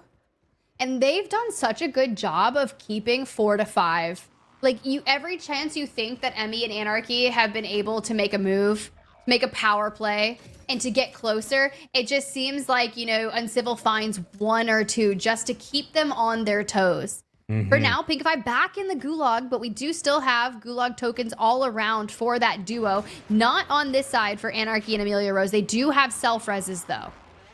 Nope, bad idea. I mean, this has kind of been the name of the game so far today for Uncivil Queen, has been these long marathon stretches where it doesn't have to be fancy. It's just 2 kills here, a kill or 2 there, steady, consistent. Every time you think you get them in a bad spot, they just slowly keep adding up on the score. They just keep putting kills on the board. There hasn't been a lot to slow them down. It's got to be a little frustrating for Amelia and just, you know, getting so close to kind of getting on these runs where you're putting up team wipe after team wipe, but unfortunately, just not a lot around to work with. Uncivil Queen on the opposite end, just very comfortable, cruising around, finding eliminations, keeping themselves involved in the series. They're tough to get to go away. That's been the fact of today. They just will not stop. Bro, these people... They have the spirit of Uzan himself. Not that I've been binging Demon Slayer. I'll just go cry for the next 2 years while I wait that was for a Demon Slayer reference. Somebody please acknowledge it, because I am not able to help her. No, it's fine. I'll just wait. I'll just wait my years until we get the Infinity Castle arc. It's chill. I already read all the chapters. I promised my friends that I would watch it, and I Please. so I know. Of course, after all the insane chaos Warzone action that we're witnessing, but definitely, I highly recommend it. It's a work of absolute cinema. That finale of the Huskerrs training arc. Chad, somebody's got to appreciate it. Okay, like we do this for you. All right, come on. Ooh. Comms come through. They're sweaty. But that player, when you just out-position him with the chow, the vengeance for the squad mate. And she still takes them down. Emmy, just better. I dropped plates here. 2 pieces like that will certainly help. I'm gonna drop you. Bring it down to a 3-kill differential. You'll love to see it. Some of the chat's still waiting to catch up on Demon Slayer. I respect it. Okay, she's At least chat knows. Shout out y'all. No spoilers here. I got your back. You have to experience it for yourself. I'll just give it to you if we meet up. They're landing back over here, though. I'm not wasting my time. Yeah, I'm gonna waste time. Interesting call. We're gonna regroup. Again, the help from They bought back and shit over here. Anarchy on that last gunfight certainly did swing the tides a little bit. Gets them back within striking distance, 23-20. I don't hate regrouping back up because you got about 15 seconds before that gulag really starts to disintegrate. And then you're kind of left with my invalid gulag entry tokens and whoever knows what's going to happen. Unless it stays open for a little bit longer. Sometimes it closed on circle 4, sometimes it withstands a little bit longer. Even with this slow push, I mean, again, still Uncivil Queen putting up 2 more, make it 3 more, 26-21. Now we got 2 minutes left until that gulag closes, so now we're good. I was gonna say my countdown. I don't know why my eyes don't work sometimes, but those numbers were definitely not red. Now, as the circle starts to collapse, we'll keep an eye on it. Pinkify dead, burning through that gulag token, and Anarchy with the chow, and all looked well until it wasn't. So we go to the 1v1. Millie comes in for cleanup duty. She's able to get a couple here. I mean, again, you just need Anarchy to win the gulag. You're right back in this thing. And I think Pinkify won. Yep. She did. We're good to go. Back to a close game. All right, here we go, Anarchy. To make life a lot easier, if you could match that Pinkify gulag win. No information to be given. Ladders are out for this gulag iteration. Pistols in hand, and just, man, that one's got to feel good. A little scary, but job gets done regardless. Win is a win. It's all that matters. Back into the swing of things. Here we go. Zone number 4. 55 seconds. Oh, a couple of shots, but should be okay. Yeah, we're chilling. Still a 3-kill difference. That has really been kind of the ledger here for Uncivil Queen. Just keeping that lead, even a small one. 3 kills at a time. And now, do you start to feel a little bit of panic here? Maybe not. Maybe panic's not the right word. You start to feel a little bit of urgency, I should say, for Amelia and company. Like, all right, we're within striking distance, but we're not really making up the gap. And right now, we're kind of trailing behind them on the map. Fighting minus a dealer? How do we get out in front? How do we start putting kills on the board? Do we have to start getting over aggressive? You might have to, honestly. But anything can happen once we take out this gulag, right? You're not going to have that safety net. And now, with the angles come through, Emmy and Anarchy just playing incredibly close. And as soon as we see one, We throw down another. Here's the teammate looking for some vengeance. And the way we're just stacking inside this building, 2v4, takes down 3, gives Emmy time to start procuring through that self-res. The tap comes in, and those are the 3 kills just like that that you would typically need to withstand that kill differential. We've got 15 total teams left, and man, this one's just heating up. That's what, like 15 health right there? I mean, just a massive win by Anarchy. You can't overstate it. It's 3 kills that are not only massive for the score, but it could have been a very bad situation like this is about to turn into if she can't escape with her life. Amelia hitting the self-res, and I think she got it. She did. Anarchy able to get 1 caught. Amelia in for the help. Nicely done. Guardian Angels there, and with that, it should be... Nope. It's not going to be the lead, because once again, Uncivil Queen continues to go on a slow roll that works out. 30 to 27, back to a 3-kill deficit. I should have checked that shit. There was a cluster mine down on the hole, so... Not the cluster mines. That's going to really wreak havoc on you. And yeah, just Bill, avoid those. Back up to the 2, like you said. So time is of the essence, right? Anarchy does have a self-res, so I'm starting doing my little tech checks of what people have got. Uncivil has a self. I mean, we've got gas mask on Uncivil and Emmy. We're spotted over here towards Stadium, and Uncivil's around as well. Pink down and out. We're trying to hit the res. For now, this should come through. It does. Ooh. Okay. Gotta stay alive. I don't really see too many options for buybacks. We need to get underneath there. Gotta get very dicey. I mean, this winner's bracket match could be decided right here. This series. 3 kills is all that's needed. Ooh, gotta be careful. Uncivil Queen down to 5 HP. Plates are up. Yep, kids are on the roof. How are you going to reposition? Smoke might help. Out in front, leading the charge. Amelia Rose up front. Anarchy right next to her. They're gonna push this issue. They feel like they have to make a play.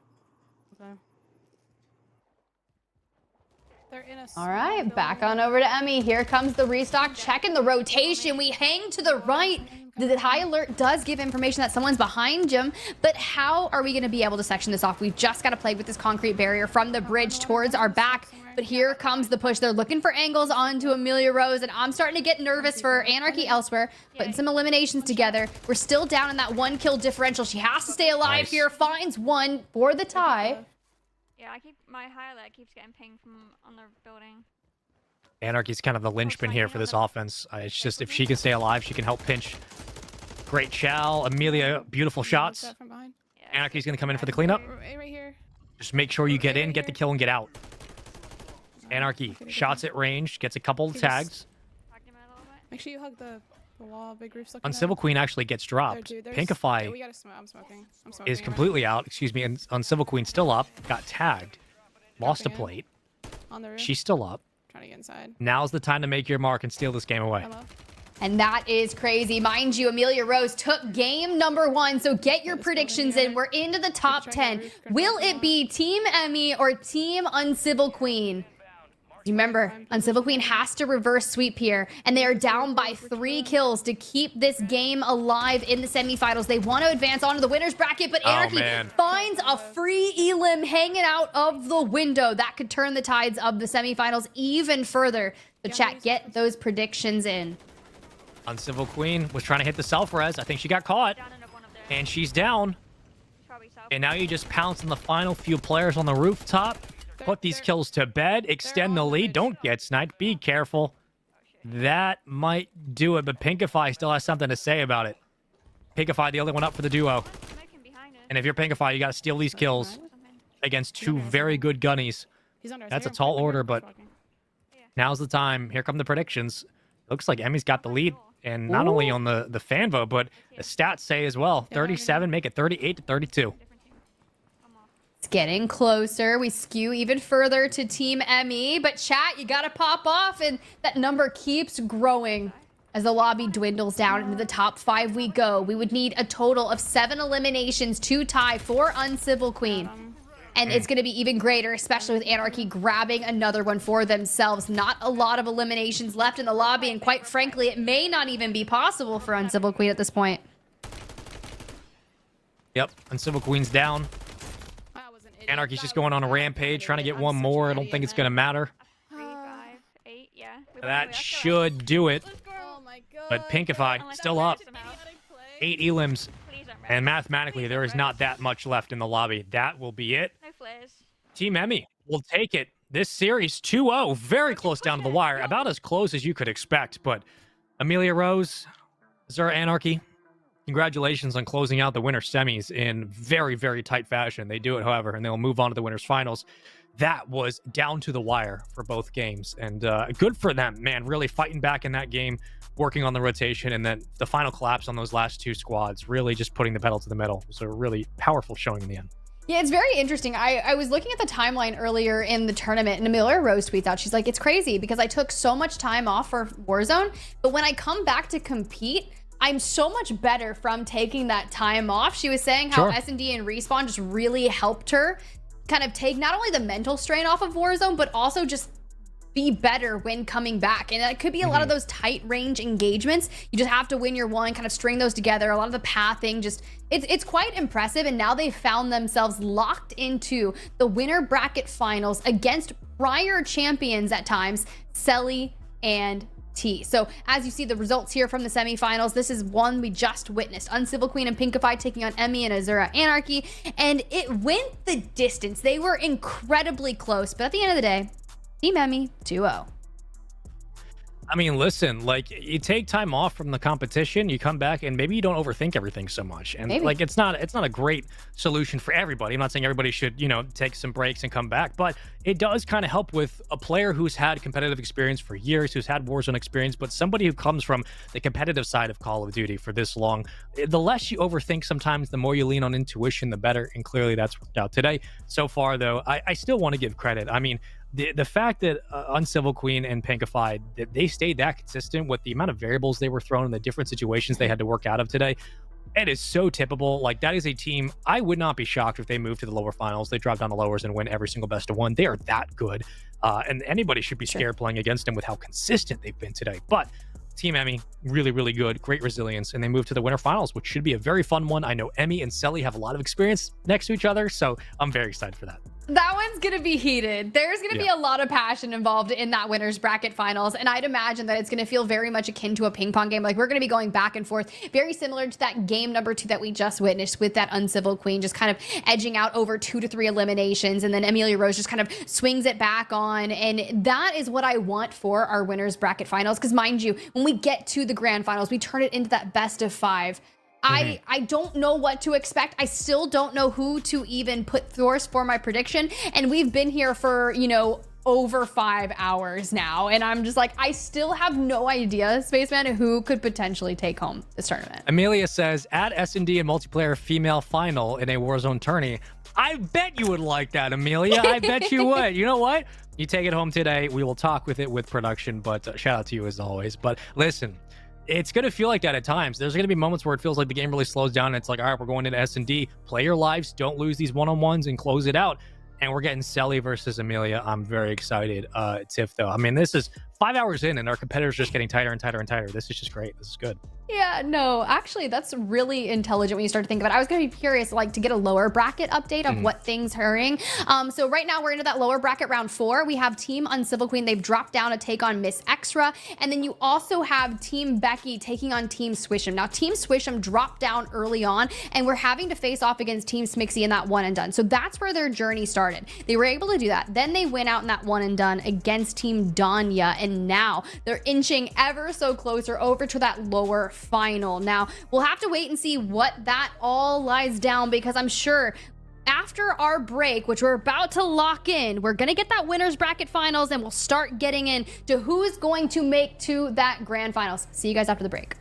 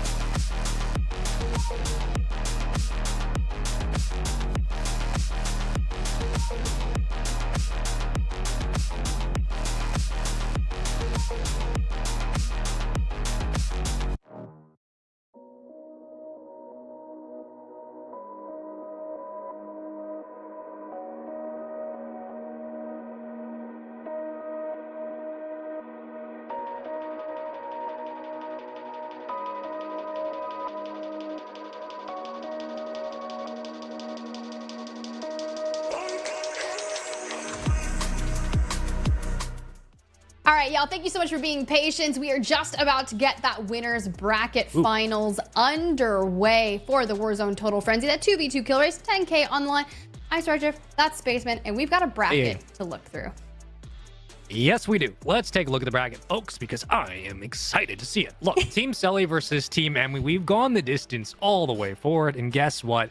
I wanted to see this matchup, and boy, howdy did we get it all the way in the winners finals. Team Selly versus Team Emmy, two legendary women competitors, both in Warzone and in the competitive side of Call of Duty. And now they're going to be going head-to-head in a best-of-3 matchup. But listen, this tournament has been anything but predictable, Chad. If you've been here all day today, you understand that better than anybody else. And the lower side is full of champions in Warzone.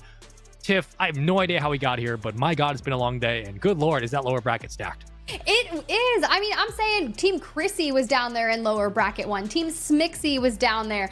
All of these squads, even Lola went down immediately. Sunday joined them in lower bracket round 2. I'm just like, what is happening? To have this pillars of talent throughout, that just goes to show you the stackedness of today's tournament throughout our duos. And as you can see, what is on the line over there towards the right, lower bracket round 4. Team Uncivil Queen, they just got rooted out of semifinals, have dropped down to take on Miss Extra, who was putting up insane numbers all day. And then you have Team Becky on the lower side taking on Team Swish'em, which is going to be so much action as well. Now, granted, we will be primarily focusing on that winners bracket finals matchup taking place between Team Selly and Team Amelia Rose. Now, in between games, we may drop down and look through some of these lower bracket matchups. However, those are primarily going to be happening off stream until we get into the lower bracket finals. So lock it in with your favorite creators, check into their personal streams, and keep tabs on that, and I'll keep you updated as I can.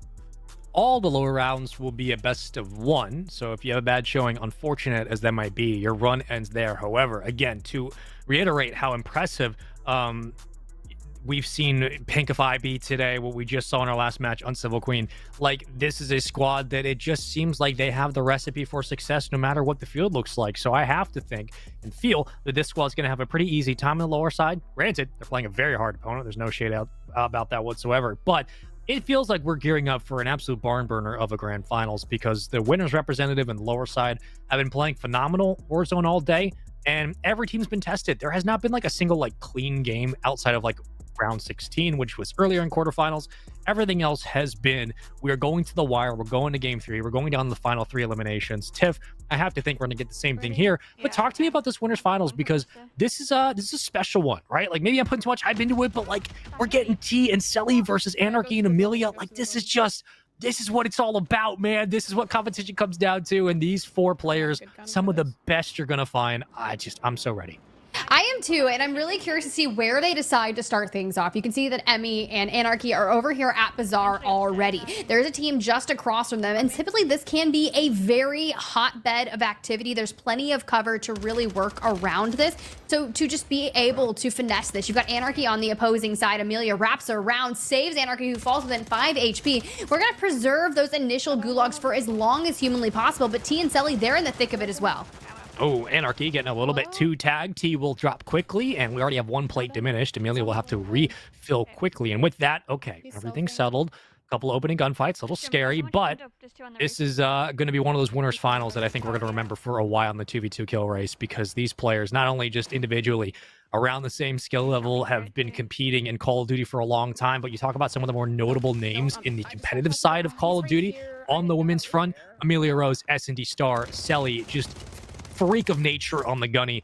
And these players, I think the big standout for me is that they're like S&D stars, so they know how to play their ones, they know what to do in dicey situations, and they're really great at bait and switching. They're really great at being able to throw shoulders, work with their teammates, pick up kills like this. This is going to be one of the series where I expect it to go 3. I expect this to be like a 20 to 21 game per game. Very excited to see how it unfolds, but early on, a couple opening picks, already 10 kills on the board. There's a very real possibility of us witnessing something of that, because you start to think of Selly was putting up north of 20 eliminations all by herself. And, you know, we do have that average kill leaderboard that we can pull up in maybe after game number 1 to see how it skews and sets the tone for what's to be said for our winners bracket finals. But Selly just loses out on that fight there, finds themselves in the gulag alongside Amelia Rose. T and Anarchy back on Urzikstan will have to recover for the team should this go awry. You know, I could also be pulling this potential theory out of nowhere, and maybe that is the case. Hold on, I'll put it in a little pin, and we'll wait to see how this gulag goes. Selly has not lost one today.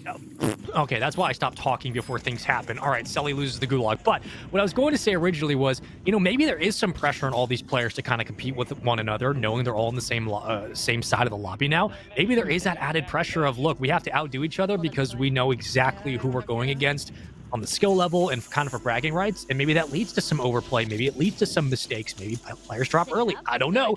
But I feel like maybe some variance will be injected into this winners finals, just given the fact that it seems like egos are on the line here as well. It very well could be. Also, the majority of our competitors are friends, right? They'll also play together in pubs and ranked, and they'll go over and compete on the multiplayer side together sometimes. And they've just known each other for an extensively long time, so it just makes it that much more fun to compete against them. And well, T, talk about the ice, just locks it in. No plate, still takes that chow, recovers quite nicely. And Selly needs to get bought back. So we're going to traverse our way over to the center of Bazaar and play it safe to maybe look for that buy station. PRD to the roof. But we're thriving. We are thriving. If you're just joining us, this is a 2v2 women's only Warzone tournament. It's been a fun one. $10,000 on the line into our upper finals. It has not disappointed. In fact, some of the most consistent Warzone we've seen all day today has been in the last 5 hours. I mean, we started with a couple of shaky games in game one to begin the broadcast, but everything else has just been full send from all teams. And now with a very anticipated winners finals matchup, Selly, Anarchy, careful, plug your controller in, Amelia Rose and T. One smoke to help, one reach out, maybe. Waiting for the right angle, and now we pounce. Inside we go. We win that chow. Honestly, I was really nervous that we weren't going to be able to get that buyback onto Selly, right? It was looking scary. We were being chased, but the buyback does get converted. Selly picks up a gulag entry token, and they are in a much better situation than they were just a mere 30 seconds ago. But for Amelia Rose, full dead, Anarchy needs to acquire the funds to get Emmy back on into the mix. Been tough. Back and forth we go, but at the end of the day, Team Selly has already been able to put 5 eliminations up on Team Emmy. Team Selly is the squad that put up 50 elims to close out a series just 30 minutes ago. This is a team that does not slow down. Doesn't matter if it's the beginning, middle, or end of a Warzone game. They are going to challenge every single squad they run across. And if they're down in eliminations, you better believe they will make up for it. They are a scary squad to play against and one of the favorites to potentially make it to the grand finals.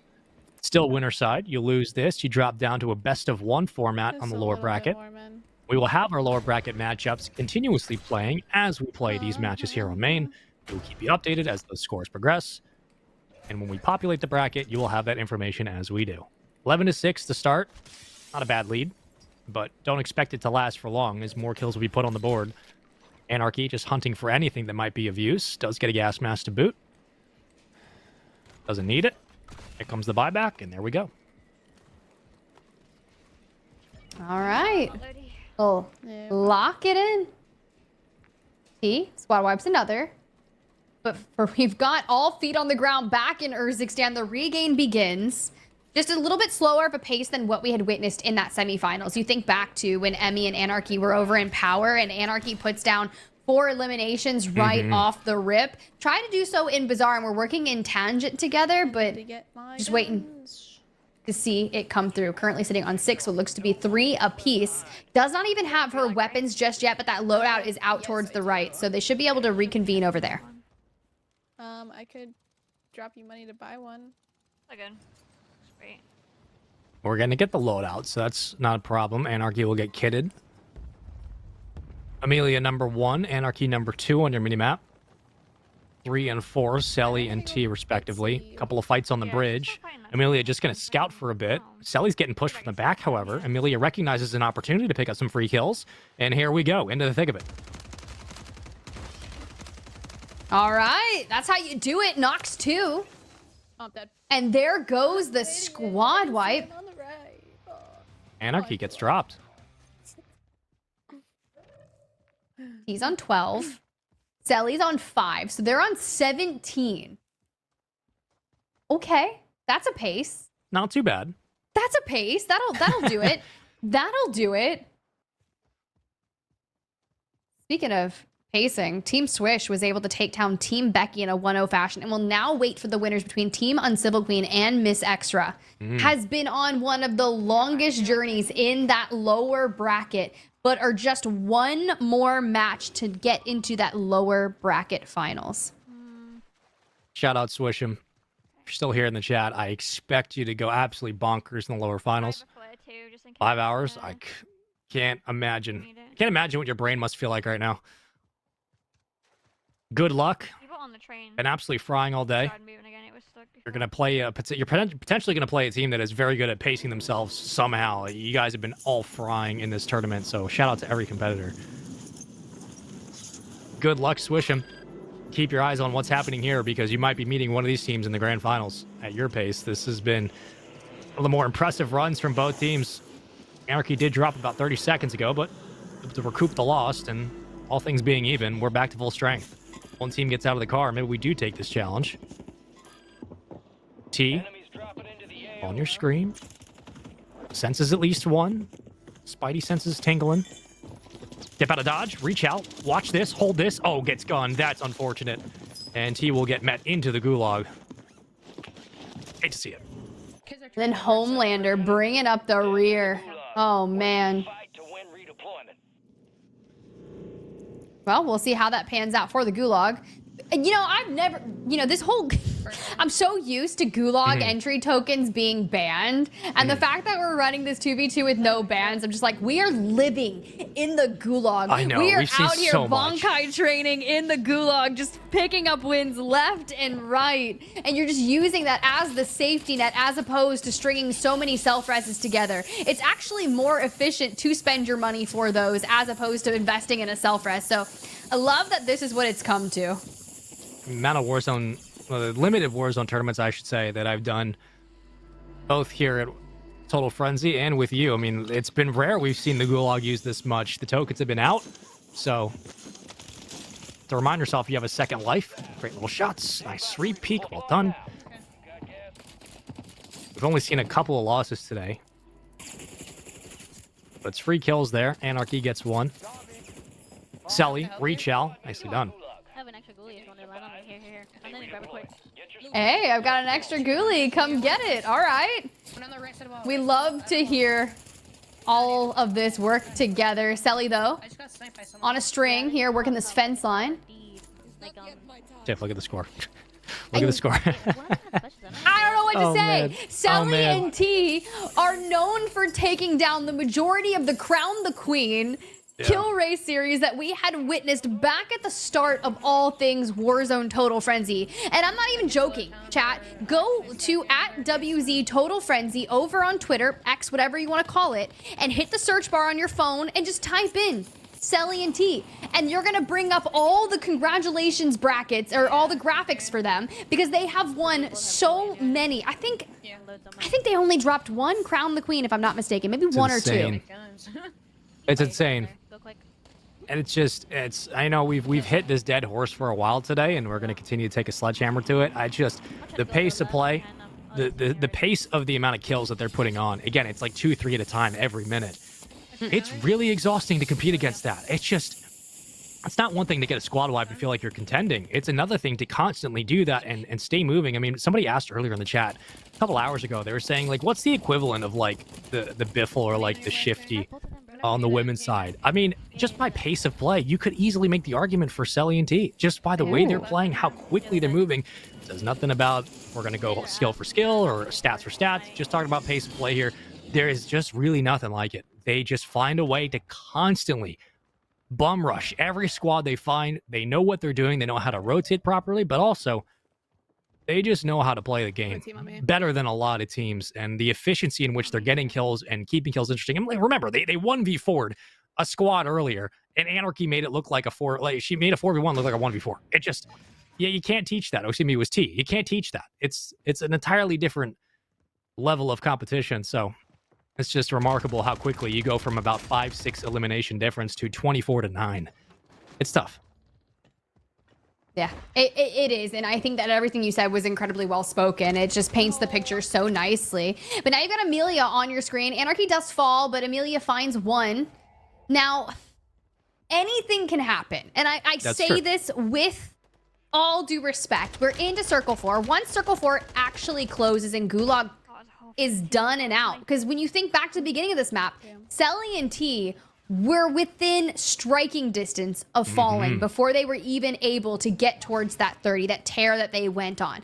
Now, all Anarchy and Amelia need to do is find one of their own. But once you go into game number 1, you're like, okay, Selly T, I see the pace that you're working with. I see what you've got going on. But then trying to stress and get to that level of pacing can cause minor mistakes, which is where some teams start to falter when they face Selly and T. And this is definitely a squad that has the gunning to get out of those mistakes. You know, a lot of the times when we look at competitive Warzone, or even just from my roots on the traditional competitive multiplayer side, when we look at teams and we say, how do you get out of your mistakes? The first thing we look at is, can you shoot your way out of them? And if you can, I mean, it makes everything else easier. That's a very easy argument to make. And if you're a top pro who can do it, fair play, go nuts. This is a squad in Amelia and Anarchy that can shoot their way out of a bad situation. So it alleviates a lot of that pressure, but it also reminds everybody else that, again, you're not just shooting your way out of a bad spot and everything else stops. Remember, Selly and T are still playing the game as you are. So if you're putting up squad wipe after squad wipe after squad wipe, Selly and T are now at 33 eliminations. We're about 5 minutes into this game. Like, it is a pace that is tough to beat.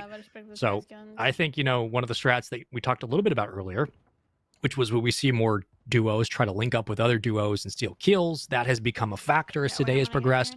But right now, especially in game 1, I think you just need to shadow a little bit more. I know it's tough to do for sure, but at least at this rate, I would say if you're Amelia and Anarchy, try to shadow what T and Selly are doing. Just stay close behind, try to steal some kills, but also see what their pathing might look like, because that might give you an indication of when they start to challenge, when they fall off gunfights. And if you're able to kind of stick around and play close, you might be able to steal a couple of quick kills away when they're maybe not expecting to push in, or you can start to read some of their tendencies. Again, tough to do in the moment, but it's every time you look up, all right, Anarchy putting up a bunch of kills. Selly are at 33. Selly are now at 40. How do you stop that? You really don't unless they go early. It's tough. And it's also infuriating if you do decide to play on top of an opposing duo.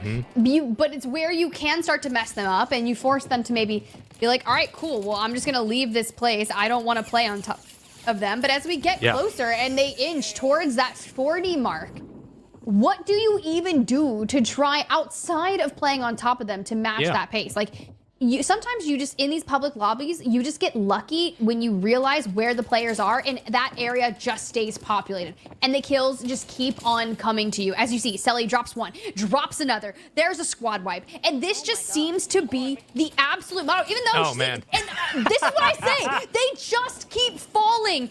They're just like, oh, here, Selly, please, have this elimination. That's a caster blessing if I've ever seen one. I mean, talk about literally manifesting a situation. Sally could just sit here and just take a shotgun to a barrel fish. Like, what are you gonna do? And it's kind of hit back on your point, Tiff. You talk about, like, you know, there is a danger to kind of linking up, and sure, it's like, what other choice do you have? Like, the game kind of doesn't open up anymore. When one team's running away with the kills, you have no choice but to group up and try to slow them down by just taking away what's available. Unfortunately, everybody else dropping in the same vicinity, all those smokes help. They're going to cover the rotation. 43 eliminations, 22 for Emmy. I mean, this winner's finals still is as interesting and as exciting as ever, sure, but you're going to have to hope, if you're Emmy and Anarchy, that the only slowdown that comes through is by a team getting lucky on Selly and T and shutting them down quickly. And even if that happens right now, you're going to need 20 eliminations from here on out to catch them. What a game 1. I wasn't expecting just the influx of people flying immediately on over. Like, what are the odds that occurs? Honestly, what are the odds? We get cash curses all the time, but I've never really seen just a blessing like that where, yeah, you're right, here they come. Probably. It's fine. I'm a blessing now. Let it be known. That's right. Own it. To at least the Call of Duty gods, I am now a blessing. You're welcome.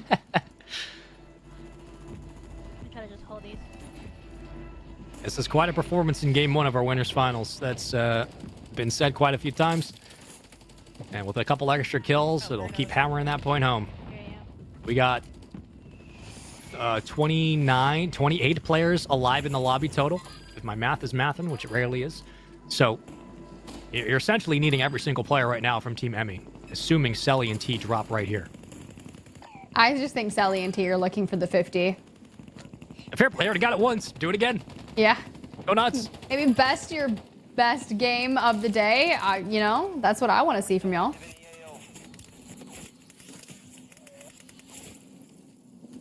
Only 4 needed.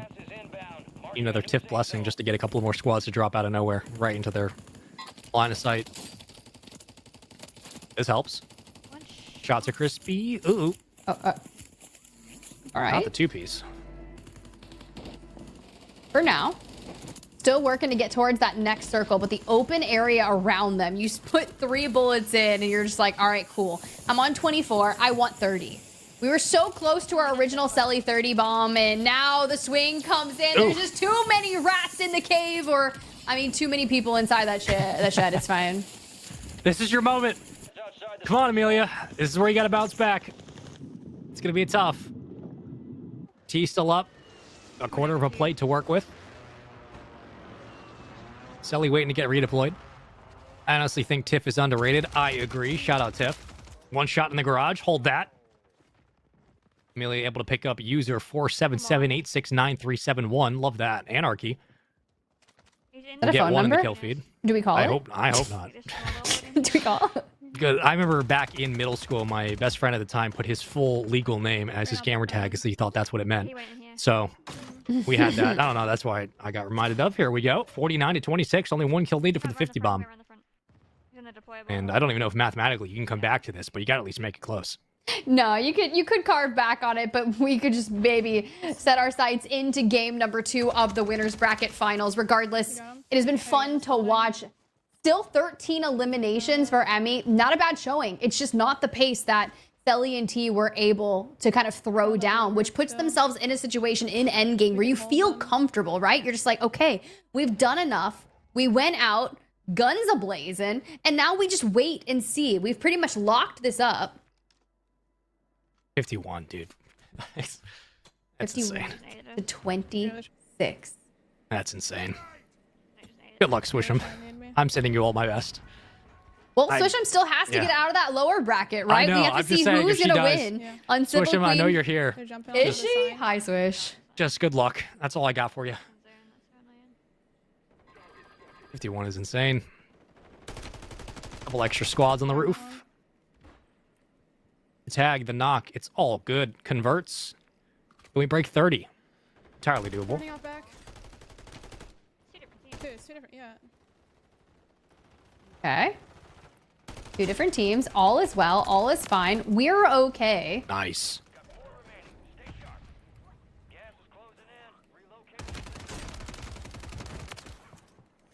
Big kills right here.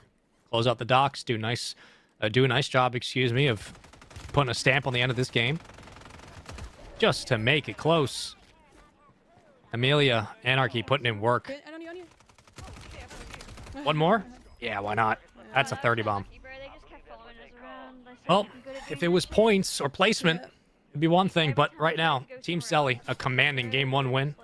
And whether or not they carry that momentum into Game 2 will be yet to be seen. But my goodness, dude. I mean, it was literally like 11-5 at one point. And then we looked up, it was 20-6. I got nothing. I'm sitting here and I was like, scared. What happened? You're right. We blinked. Yeah. And next thing you know, we're like, oh, they're on 29. We knew Selly and T were kind of navigating around that fence line kind of mid-map. And just from there, I think she walked away with 3 to 4 eliminations, but it must have been 12. And I must have been in a daze. And I'm just like, okay, that happened. Mm-hmm. GG, go next. I mean, we literally looked up, Tiff, and it was over. You don't see that too often. I'm a little bit shocked, honestly. But listen, you can't take nothing away from Emmy and Anarchy. I mean, they closed it out with a 30 bomb. How important that is to end on a high note for sure. 2 teams that have kept pace throughout the majority of that Game 1. But folks, this is a best of 3, and we just saw 51 bombs. So if you thought that Game 2 was going to be contested, my word, yeah, we're in for something special. This could be a very quick run to the winners finals. But the positive is that even if Emmy and Anarchy can't close it out, they got a lower bracket they got to get through. So there's still a second chance. Yeah, they do have that. And I did talk about, let me see here. I was talking about that average kill leaderboard, and I'm not sure if production can pull that up because I would love to see it. It's probably not going to have that last game in, but we could have looked at it just prior to jumping into the winners bracket finals. But yes, production, legends you are. Now this is by player, individual elimination average per game played. Now, if you just think about it this way, hold on a second, it is up to date. So it does include that first on production. Hear me out, guys. Chat, we are so blessed. Shout out production, man. We are so blessed. Look how quickly they locked that in. T out here averaging 21.8 kills per game. Selly at 20.2. Now, I also want to give a huge shout out to Smixy because Smixy was talking on the timeline how she felt that she just was not in the top iteration of Warzone competitive right now. But this board says different. Yep. Even though Smixy and Chrissy fell into that lower bracket early on, we are still playing on par with the best of the best. And quite frankly, Smixy and Chrissy are in that best of the best in my books. Now, I know that doesn't matter because it's always going to be their POVs, but I just wanted to go ahead and say that. Yeah, no, it's true. And look, like Smixy for the longest time has, you know, she's been very self-critical about where she thinks she's at, even though she's still been one of the top Warzone competitors. And, you know, not only has the accolades to back it, but 2v2 kill race is the purest form of, okay, what do you got in the gun? Like, show me what you got with your hands. And she has just been frying today. The only unfortunate part was even when we looked back earlier to the stats, two of our top 3 players in the top 5 when it came to the leaderboards were sitting in the lower bracket after the first round. Like, it's credit to how the entire tournament has gone today. But even with a 19.6, it was still just not enough to beat out some of the teams we had today. But look, I hope Smixy feels good about at least her performance so far today. Again, a lot of our top teams who have had really great individual showings, still, when it came down to pace of play, there's a reason T and Selly are at the top of the leaderboard, folks. It's a tough one to beat for sure, but I also think the fact that we see the majority of our names in the top 10 still competing at the tournament shows you that if you can consistently put eliminations on the board, if you find kills every game, you're going to make deep runs. And that's what essentially we've gotten in this tournament. Swisham's still waiting to play in the lower side. But yeah, this has been a very, very strong showing from some of the best women competitors in Warzone today. It's been really, really fun. It truly has. And you're right. Selly and T kind of in that 1 and 2 slot. You saw Swisham in there. And now she's been on that lower bracket 1 and done pace. That's been... Hey, it's been tough, right? That 1 and done, sure. It's do or die. You started down there in lower bracket round 2. You take down Team Smixy, you take down Donya, you take down Team Becky, and you're waiting to see who you're going to face off next. Will it be Uncivil Queen or will it be Miss Extra? Because both of those squads have done exceptionally well throughout our 2v2 double bracket tournament today. But we're getting closer to who's going to be finding themselves in that $10,000 prize pool. We're breaking it down. 7K. If you survive, you make it to grand finals, you come out on top, you and your duo will walk away with $7,000, which is $3,500 a piece, and pretty insane for a Tuesday night in some competitive Warzone. That's a lot of money. $7,000 and then $2,000 for second place, and then $1K for third. That's a total of 10. Listen, $7K for showing up and just frying today. Good Lord, that's a lot of money. Again, if you want to find more events like this, and also if you're in the Warzone space and you want a potential chance to keep boosting your stream and maybe compete, make sure you follow both Warzone Total Frenzy on Twitter. Brain's fried, but continue to support this stream because weekly these events are happening and we're supporting the best women competitors in the scene, and we want to support as many people as possible. So we should have links pushed around the chat. But Tiff, I mean, I'm still a little bit mind blown that we got a 51 and a 50 bomb out of one team today. That's disgusting and unfaithful. That's unreal. That's why their average kills per game are so exceptionally high. And stupid. The fact that they've been so consistent, right? And this is the team that got that winners bracket round 1 bye. And they've been operating off that. They didn't actually play until winners bracket round 2 where they were facing off against Miss Extra. They 2-0'd them.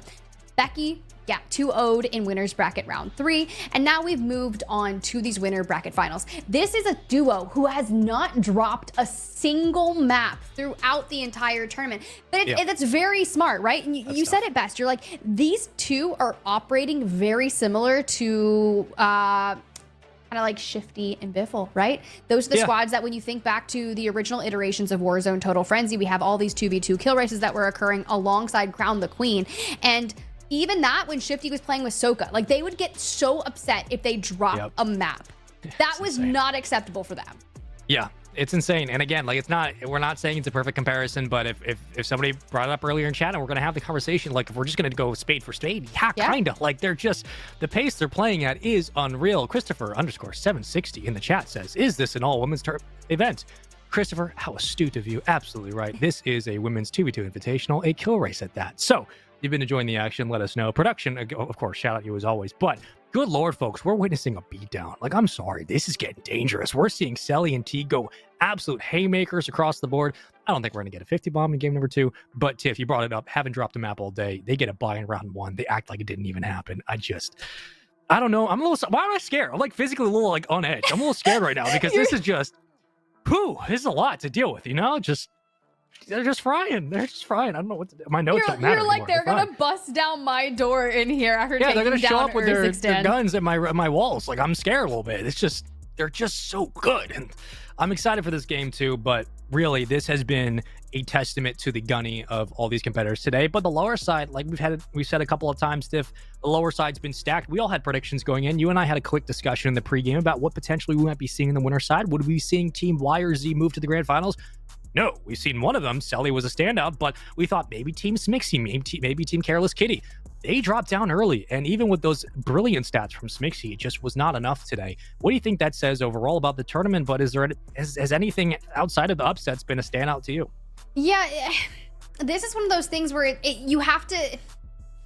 I'm trying to figure out the best way to say this because it is a 2v2. The duo has to be performing to the top tier. You cannot just have one carrying that duo to success. And I'm not saying one is carrying the other because it just means that you both have to be having your best day of competitive Warzone on the same day and be consistent throughout the bracket to find success. And that just goes to show you Selly and T, they're slotted in that 1 and 2 on those average kills per game. They're having consistently good games. And to be fair, we are going to be tuning into some of those lower bracket finals while we wait for our winners bracket finals to get locked and loaded. So you are tuning into the Uncivil Queen taking on Team Swish'em in a 1 and done.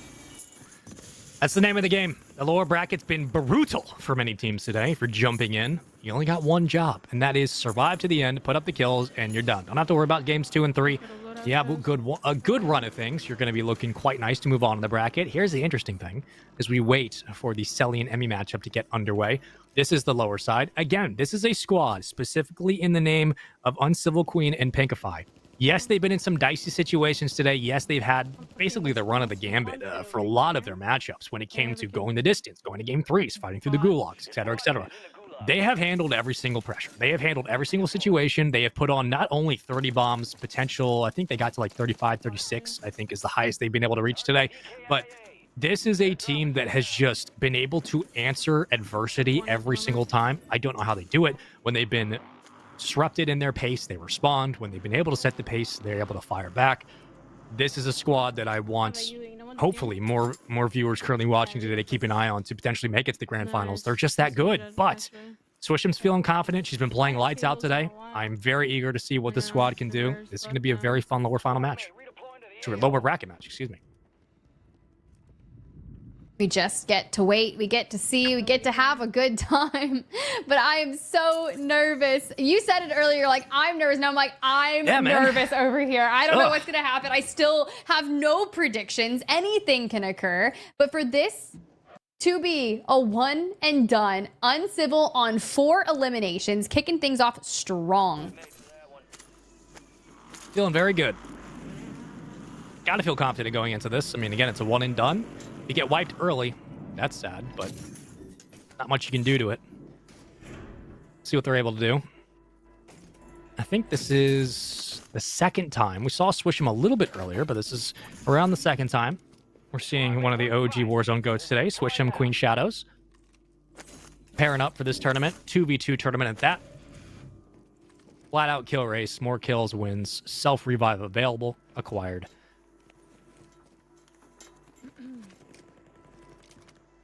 All right, let's see what we got. Queen Shadows from above, dropping on down, 2 kills to their name. It's going to be incredibly close. We will not have live kill tracking for this lower bracket round 5 matchup, but the winner of this will advance on to that lower bracket finals, which will give you the best chance to get into that grand finals. Will automatically allow you to place inside the money once you get there. Just got to get through either Uncivil Queen or Team Swisham. Now, Swisham's been frying lately. We'll keep tabs on that. Now, mind you, this is the real creme de la creme of the action for now. Game number 2. Team Selly has not dropped a map, and they would not like to do so here. $1,000 for 3rd place. So, look, if you're Team Selly, you win this, you're guaranteed 2nd. You're guaranteed 2K. Not a bad day worth of Warzone, if I might say so. 51 kills was the, I want to say it was the record today, but it at least was the benchmark for the end of game 1. However, into game 2, a big decision to be made for Amelia and Anarchy, right? Like, okay, do we try to shadow Selly and T for the majority of this match and steal their kills? Do we try to play on an outskirt and slowly rotate into the zone? Do we play away in the map? What will be the call? That will be the biggest question to be answered, but you have to go in knowing that hitting the ground running is the most important thing right now. Putting kills on the board every minute you can. Squad mate, redeploying to the You can go back AO. there if you want. I'm gone. Ooh. All right, we've got people coming back from the gulag already. It's getting mixy. And these are the kind of things that you want to see, that pace to be challenged. Was that T who went down early? Interesting. Now she's already back from the gulag, up in the air, looking for a reset. Selly's still down below, trying to get back alongside, but T's POV from there. She wrapped up 2 eliminations, drops back onto fire, gives the comm of they're still here, which is likely why Selly is flying at this building. We landed on me, actually. Things 1. Huge crack. Hits the knock. Nicely done. Coming. Oh, these guys are ass. We're going to start the chase. Can't hate it. Put those kills on the board. Already finding 2. Selly on the opposite end. Did an intel at Seaport. Ooh. Some live comms. Okay. Probably another bot lobby.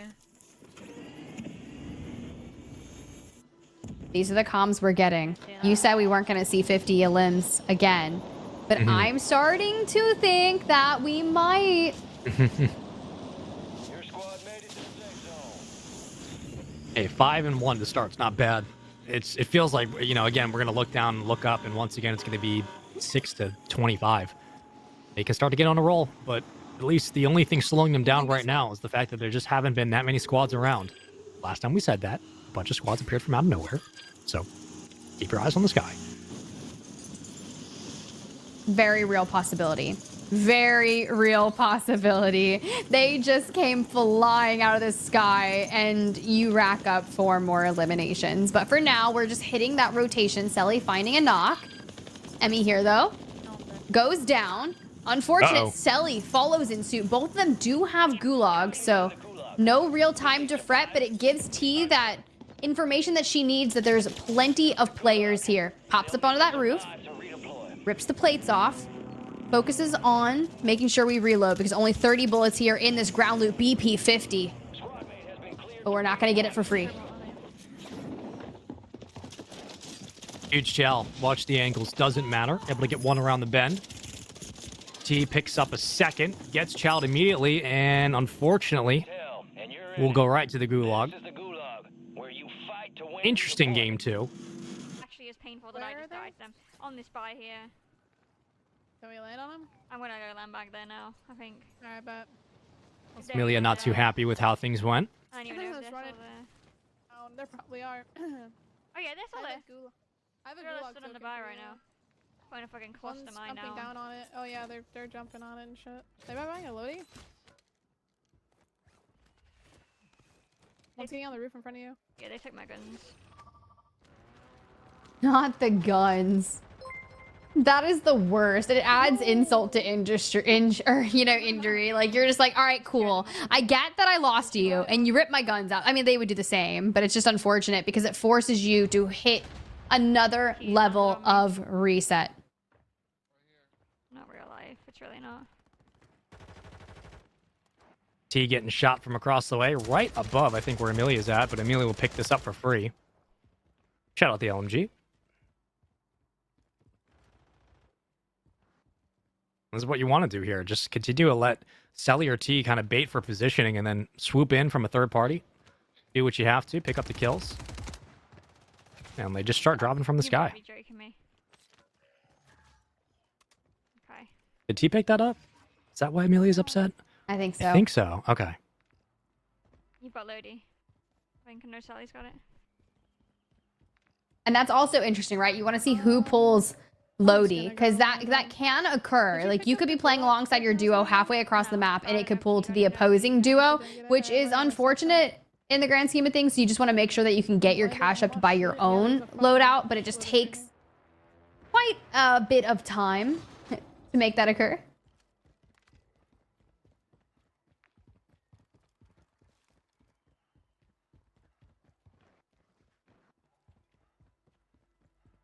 (12-6) is maybe the most steady and calm scoreline we've seen out of these two teams all day today. So I will take the quick reprieve. Last thing I need is to look up and see it's 40-15. Like, excuse me? Very well could happen. Next thing you know, we blink and we're just like, oh. Yeah. When did that occur? Probably is, especially since they just keep landing. Every time I'm fighting someone, she just fucking lands on me from somewhere, and I guess it's 'cause she just stacks the PR to use. There you go. That's exactly what's happening. Stack the PRDs. Keep that movement flowing. Traverse Urzik stand with the utmost quickness and deny your team that you're playing against all odds the elimination. You're gonna have to worry about that. Well, I saw like some of them. I knew they were up here. They're down 7. That's a doable scoreline. That's a fair and valid scoreline. It's just keep it close. That's all you got to do if you're Emmy and company. If they're going to fall and stack, that's fine. Just keep it close. Maybe one of the longest rotations we've seen so far today out of these two teams. Maybe the longest durations we've had without really a squad wipe in a while. Moving this way. Cancel last. I'm getting fucking stacked on. Oh, done. Not the stacking. Not like this.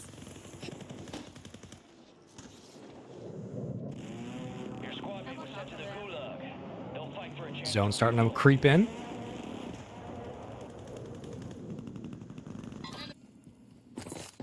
All right, Selly, back in the gulag. Here we go. Good shots out for that information. The reach out comes through. She reads it towards the other side, grabs another elimination, and starts really taking that kill differential in their favor. Because T rips one out of the sky, doubles down from the flank, and hits the squad wipe. There's just not much you can do to counteract once these duos keep heating up. And Selly and T, they've been on fire. Okay. Wow, was that a snipe? It was a little bit risky to kind of play the edge guard, but you would think you just kind of rack up these kills and try to escape. Yep, that's a snipe. All right. T unfortunately gets caught. Like a bird?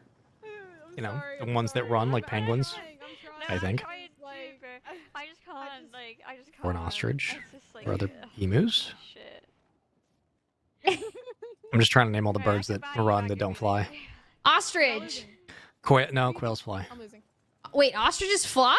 No, they don't. I'm naming all the ones that don't fly, that run. Oh, yeah. Yeah. So like an ostrich, a penguin, an emu.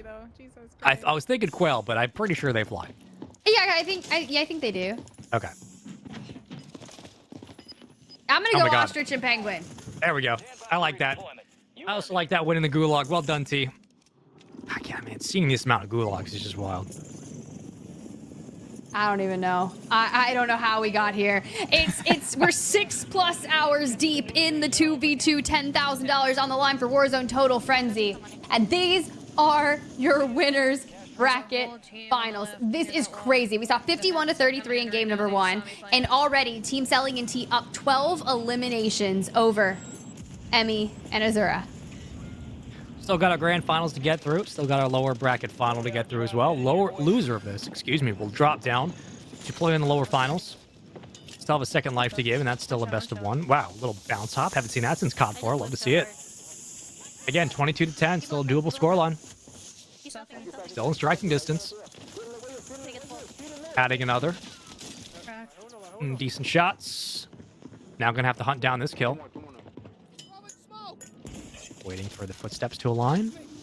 Not the best gun to work with, and unfortunately T will fall.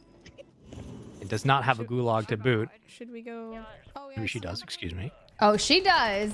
If there's one thing that we're going to be consistent about, it's going to be all the gulag entry tokens all the time. Every time I think they don't got one. Nope. Here we go. Oh my god, great shots. Follow up. Chalet. Watch out for the nade. Hold on. We're back into it. I don't know why I ever doubt it. Here we go. 22-12. Don't ever worry. Don't ever worry.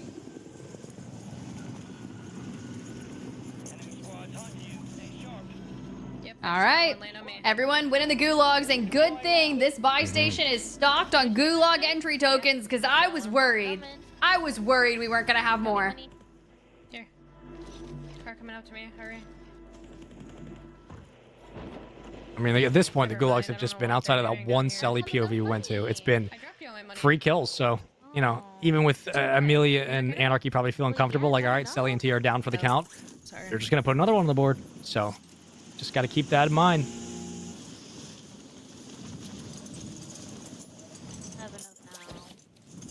All right, Anarchy pulled the bounty. Gulag is officially closing, so if you don't use it, you lose it. We'll keep tabs on this, and we're within striking distance of less than 20 teams left in the lobby, so it's still kind of healthy, but when you've got to overcome a 12-kill differential, you want to go ahead and start this off early, because T pushes through a bouncing Betty. Nothing will stave her off from full sending into fire and squad wiping another team. They gotta be mad. I just triple. all 3 of those. Yep. And see, that is why Amelia and Anarchy are struggling to get their kills up. She is being robbed by T herself. T just casually like, yeah, I just stole that. That's 3 right there. I mean, that's the whole point of the game at this point, and unfortunately, on the receiving end, Amelia, Anarchy, trying to bounce back in this game too. Down 0-1 in the winners finals. Oh, they are on there, yeah. Oh, where's the stairs? Oh, here they are. It's 2. She's like, I just did that. I'm running up the stairs. All is fair in Warzone and 2v2 kill races. Just gotta keep it moving. I got you. I got you. I was about to say, I'm getting up there slowly but surely. I'm making my way. Oh, she died. Oh, there's teams over here. Oh, Gulag closes, and now times are changing. We may be down 14, but T is fully eliminated. Yes, Selly does have the cash to hit the buyback. I'm out. They're up here. They're up here. Dangerous buildings to be had, but here's Selly looking for the regain. Plenty of mobile buy stations, and does get the buyback onto T. We live to see another day. I'm 13 right now. Yeah. Gulag only closes when Selly feels like she doesn't have enough money to buy back her teammates. So at this point, even with the wipe, as long as one is alive, you gotta think the numbers are going to be stacked immediately. Oh. Anarchy drops. Bit of a happy calm there, and that is both players down. T is back. 1 player leaves. That is your winners finals right there. Done and dusted. 29-14 was the final score in game 2. Now it's just formalities. Trying to close out the game, but T, Selly will be moving on to the grand finals. Amelia, Anarchy will have to play in the lower bracket. Okay. That'll do it. Okay. That will do it. Cannot believe that just occurred. And here we are, Selly and T, their rightful place back into the grand finals, but who knows? Amelia Rose and Anarchy could make a play to come on back, but you've got to see, who is it going to be? Will it be against Team Swish'em, or will it be Team Uncivil Queen? Uncivil Queen's on 21 eliminations here in the lower bracket. I think we're down. 1 team awaits. Best team in the tournament today. Last one's in the zone right now. Down to the final 3. We're at the end. I thought I heard we're down 1, but time is of the essence, and we'll check in with that score as soon as we get that information. But swish down. It's Queen Shadows alive into the final. And you've got Uncivil and Pink just cutting the distance in half, looking for every elimination you can get. And they're just all going between Pink and Queen. And team shots is all that matters right now. Just steal what you can. There it goes. Headshot for the win. I think that was 70 elims total. It should be. And just 22 and 16. That is more than 15 and 17. I can tell you because I know math. And folks, that will be the best of one for Team Uncivil Queen to move forward in the lower bracket. We bow our caps down to Team Swish'em. They played valiantly today, but Uncivil Queen has just been so consistent, and they will move on. And I believe they are playing Amelia Rose. So, we've had ourselves a day of Warzone, but every time you think it's going to get close and close, it does. And then one team starts to step up in the end. My goodness, we've whittled it down to the final 3 teams. Tiff, what a day. What a day. And honestly, I really want to pull back those stats for the upper bracket finals because Team Selly has not dropped a singular match of the day. Kicking things off with that 51-point game that you were so keen to in game number 1. And that was tough for Team Emmy to match that pace. It went down all the way through the end. But then in that second game, of course, that score line is a little bit more lower. We saw kills getting ripped from Team Emmy going the way of T, and T putting up a 16 elim game alongside Selly's 13. Regardless, a brilliant game there from Team Emmy. They're going to drop down into those lower bracket finals where they will move on to face Uncivil Queen. But what a journey. What a journey.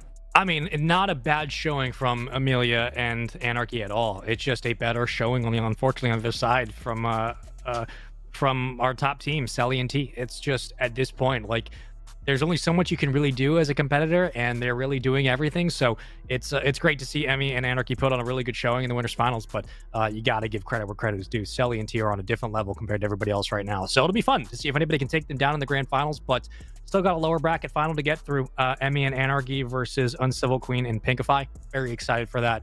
Should be an absolute banger. Best of one. Let's get it going. Yeah, let's get it. Let's go ahead and pull up the bracket. We can kind of talk through the journey for just a little bit and kind of update of how we got there and all the things that have been occurring. Because if you're just joining us, thank you so much. You're in store for some amazing action that we've been witnessing, and I've been enjoying it a lot. You can see Team Selly right there on that left side up for the grand finals, waiting to see who's going to come through on that lower bracket. But their journey, they got that initial bye in round 1, went on to take down not only Miss Extra, but also Team Becky and then Team Amelia Rose. But Amelia Rose came from that right-hand side of the bracket. They went through Team Lola, Team Swish, Team Uncivil Queen. So knowing that Team Amelia Rose has already defeated Uncivil Queen, it's that rematch that I'm really excited to see.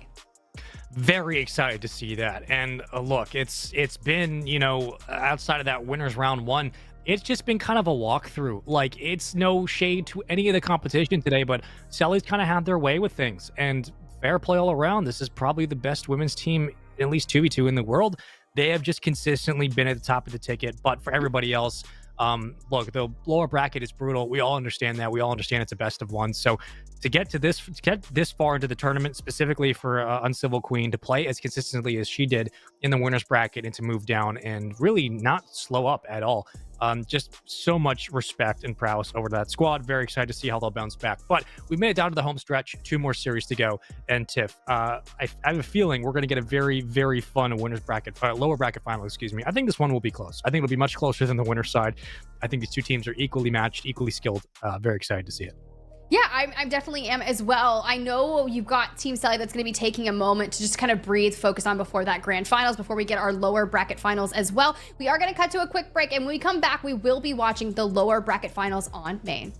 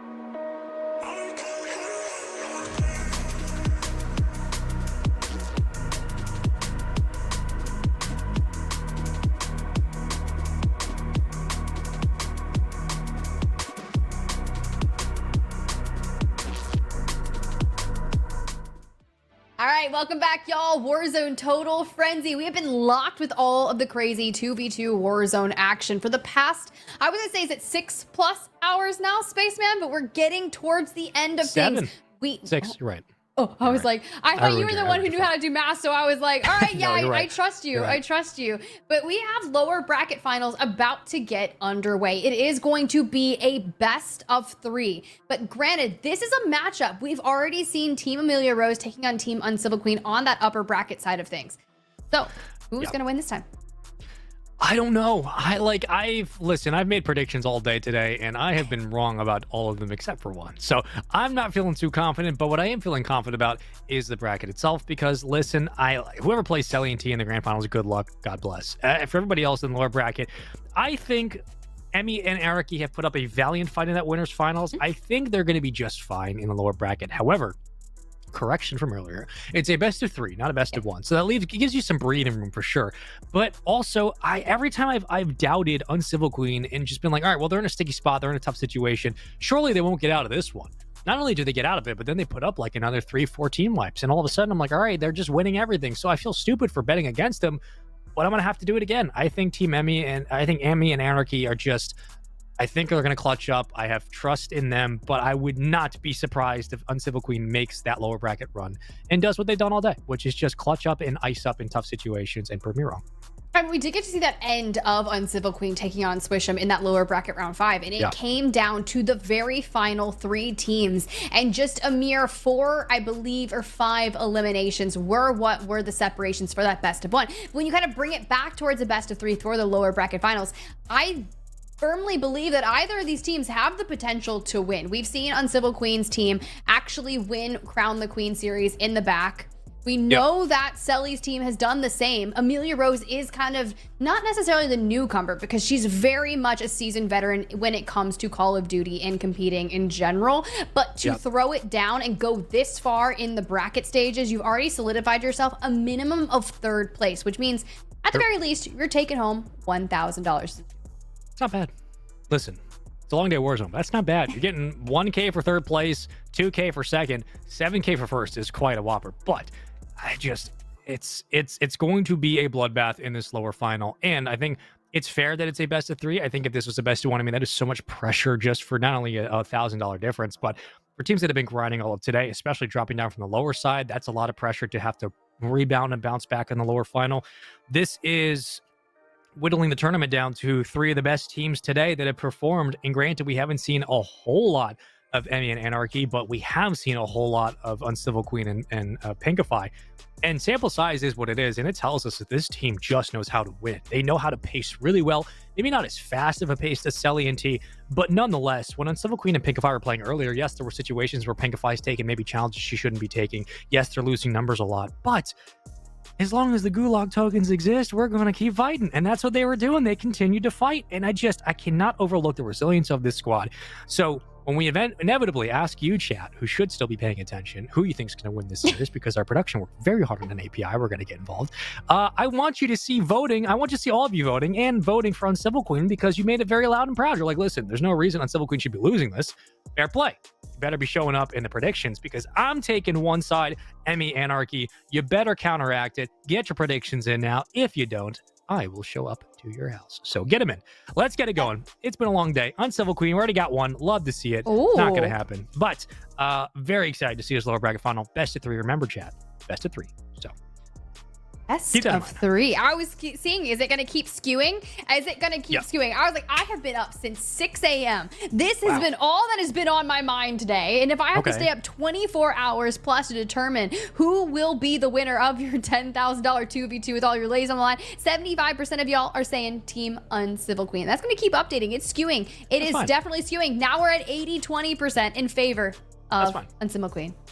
That's fine, chat. You know what? Bunch I of see doubters. You bunch of doubters. That's fine. Listen, shout out production, by the way, for having this live on air. So great to see it. But also, shout out to the players who've been playing in an absolute gauntlet of a tournament today. 2v2 kill race, by the way, 10K on the line.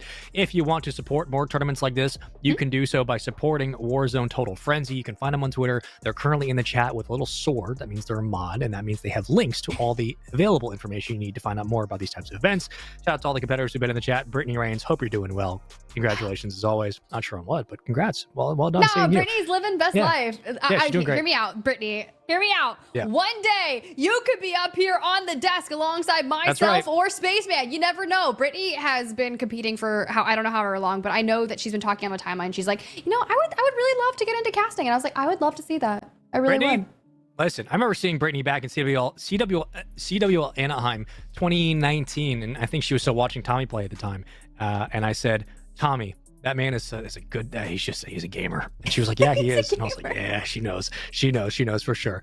Chat, you guys have been fantastic all day. Bob Jones, nobody cares. Stop yelling in caps. We're not going to read it. Brittany, come join us anytime. This is going to be a fun one. Tiff, what are your predictions? You know, I have put predictions on myself. What are your predictions for the lower finals? I'm very interested to know. What do you think?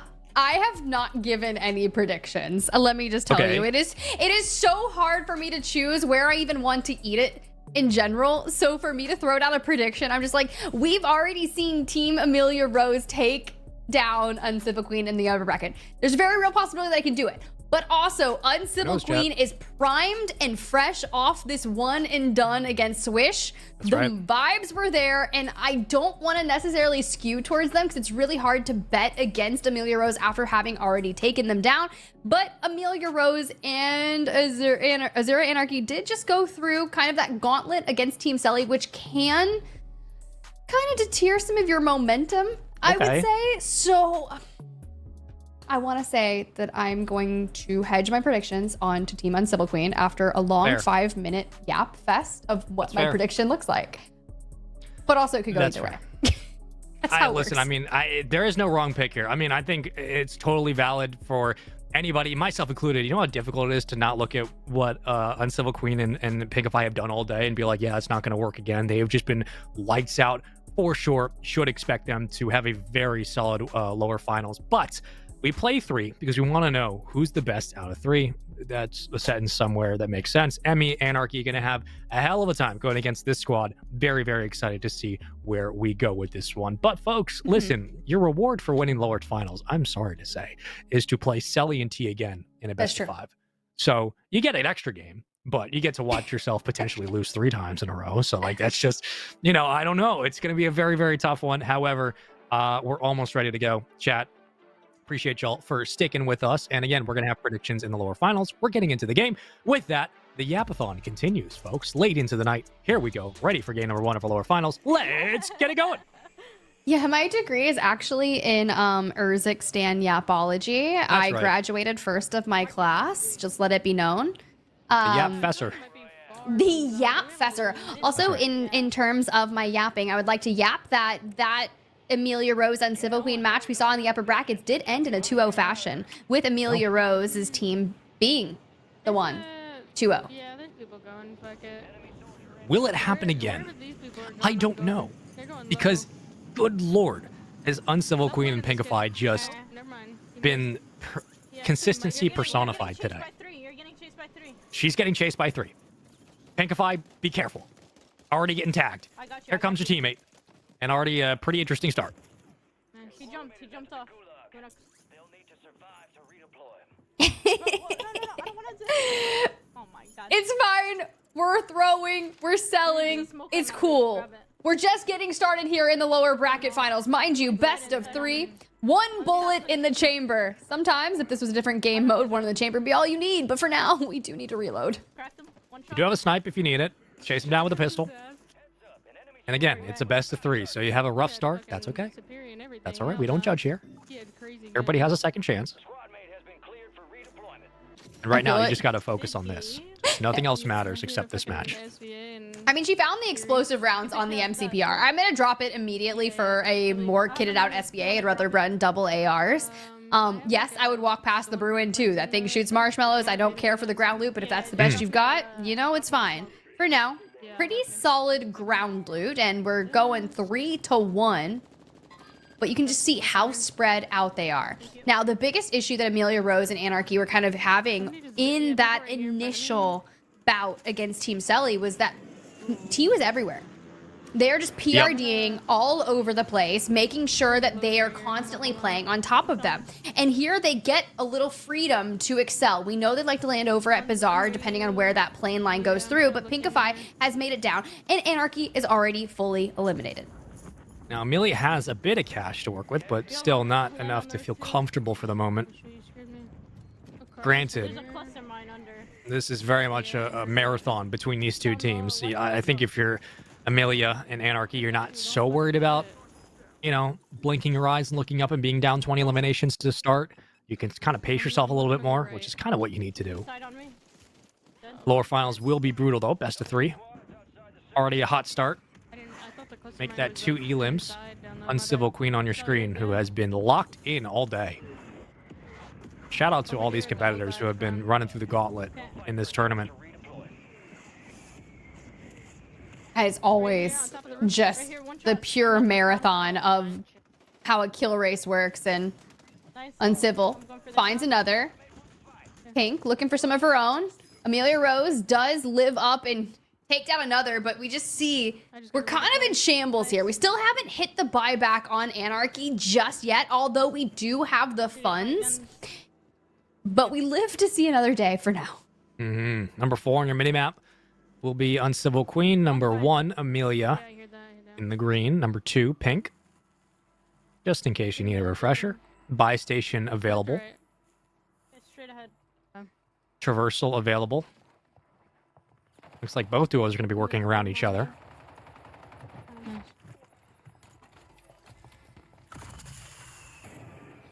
Have a Gulag token. I'm gonna hold. Someone just broke glass. He flew out. He flew out, like, away from us. Towards where the balloon was. Okay. Yeah, I'm gonna buy guns. Him? No. He's in this building in front of me. Through a portable. I mean, I've shot bushes swaying in the Warzone win when I'm like, oh, I think someone's there, 100%. And I light up an entire bush. So thanks for her. Pinkify does excel on that trigger discipline and find the real person. Puts up 4, looking for 5, but it's still very close. Just getting started in the lower bracket finals. I think this deep into a tournament, especially with how locked in these players have been, I mean, any movement is movement you're going to challenge. So a bush, a tree. I've seen players shoot at birds when Warzone first started. Like, it just, you never know. Got to hear some footsteps, though. Pinkify going to try to move in. Yeah. She'll have to do it herself. Nice. Another one somewhere. Get 1 knock. On me.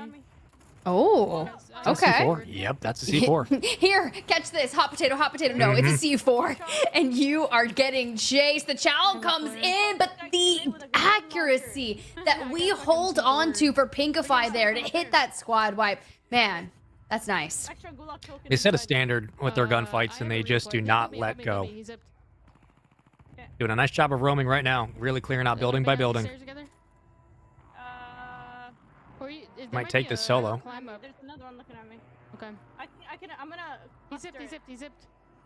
He zipped to. Oh, wait. He zipped back. Yeah. I can't hit him. He's hitting the other zip to go top big. He's 20.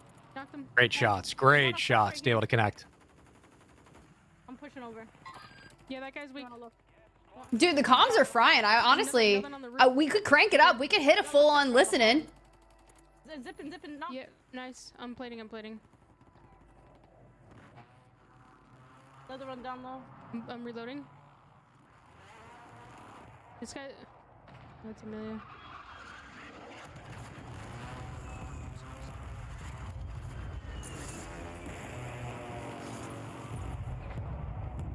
Nice.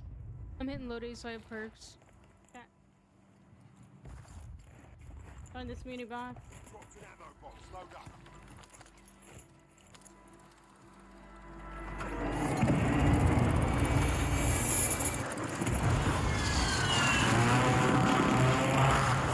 I think we just hit cargo side and get ahead of the row.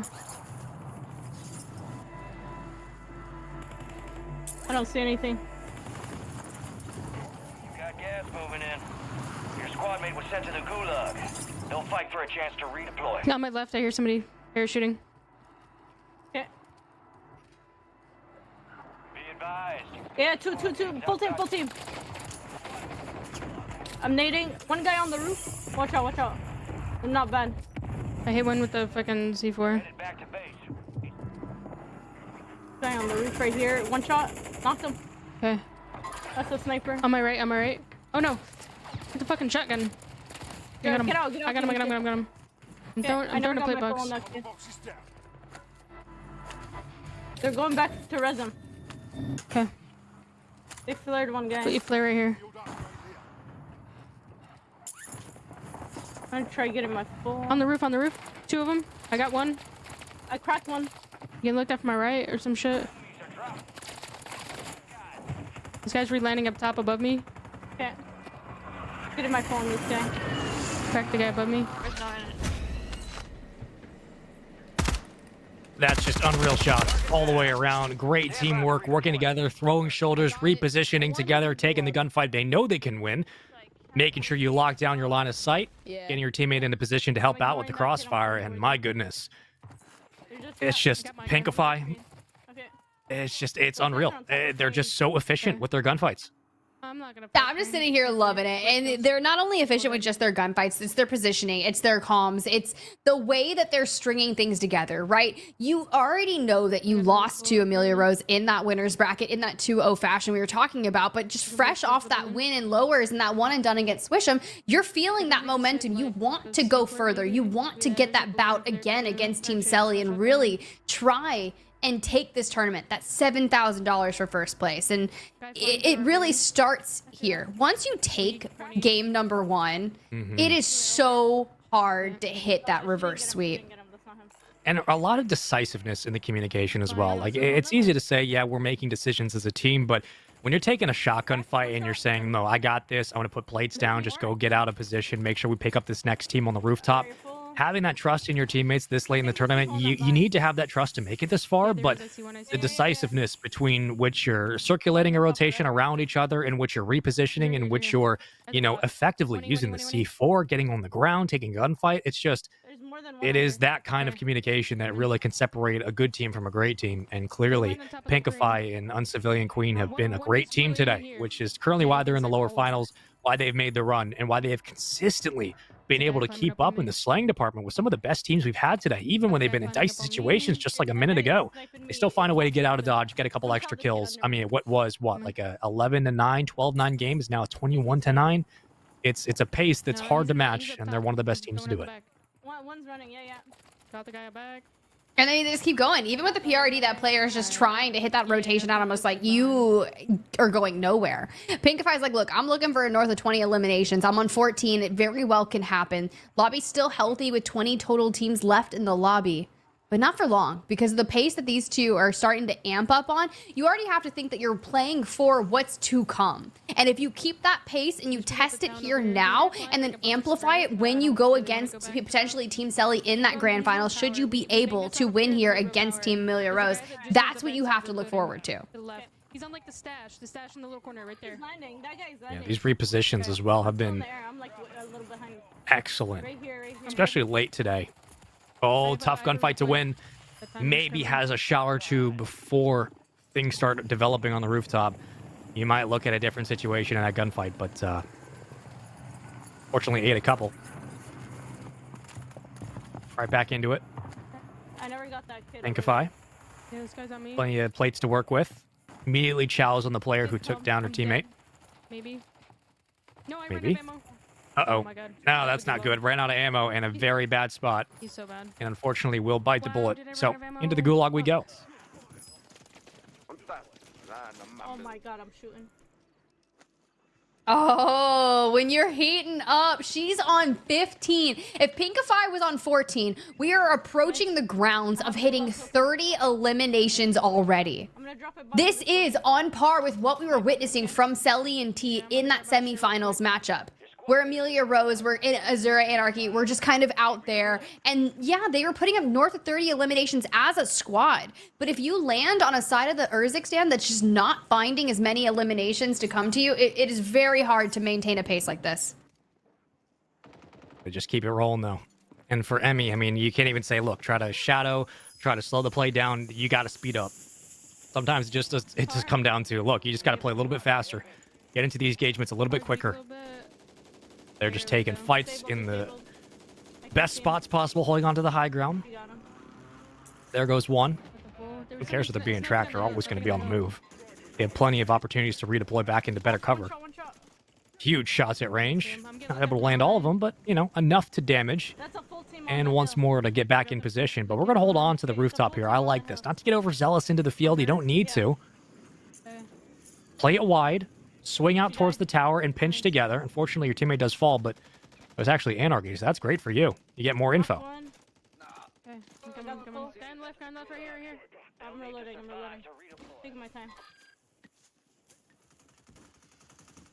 I mean, yeah, they're just icing through it. We're ice skating through Urzikstan right now and stringing eliminations together. Pinkify and Uncivil Queen, they are finally finding that form. And they do not want to let Team Amelia Rose hit them with a 2-0 fashion right now. Luckily, it's a best of 3. That's the one saving grace right now for Amelia and Anarchy. But at this pace, we are whittling away numbers in this lobby.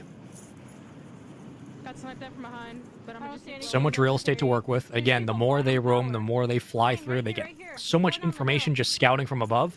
They can take any team fight they want. They can third party for as long as they want. The lead they've built is quite a cushion, and they can build upon it here. You got him. It's fine. In the air still. Hey, you take one down, you call out another. We're in the air. We're still looking for angles. They're diving down straight outside of this area, more towards pop-off power, straight onto pink. And well, they work together. They grab another knock, still bolstering through. Now, Amelia Rose, they just had a well-timed gulag to keep their duo back up in things. And, well, we're looking towards 15. Ooh. But we're already at a 20-kill differential. You can play at this pace as long as the gulag is open, and that's what they're going to do. 20-kill difference is just insane. Ooh, gotta hit these. We'll do so. Put another one on the board. You get like one sigh of relief from these players and they have to get back into the swing of things and just know that it doesn't stop. Anarchy gets dropped. Amelia, still alive. There's 3 there. They're going on the roof and shit. I got fucking sniped, man. Whatever. Well, Uncivil Queen, try to take advantage of this. Oh, fuck yeah. Thank you.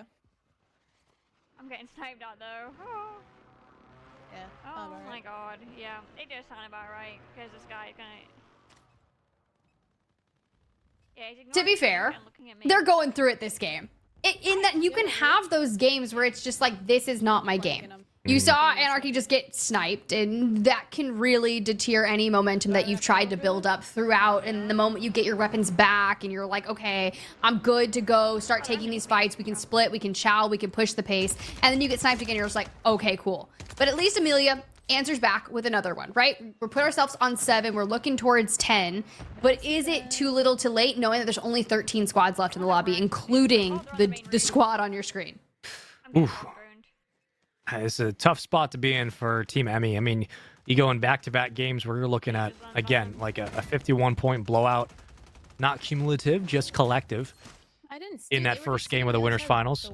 You drop into lower finals, 40-17.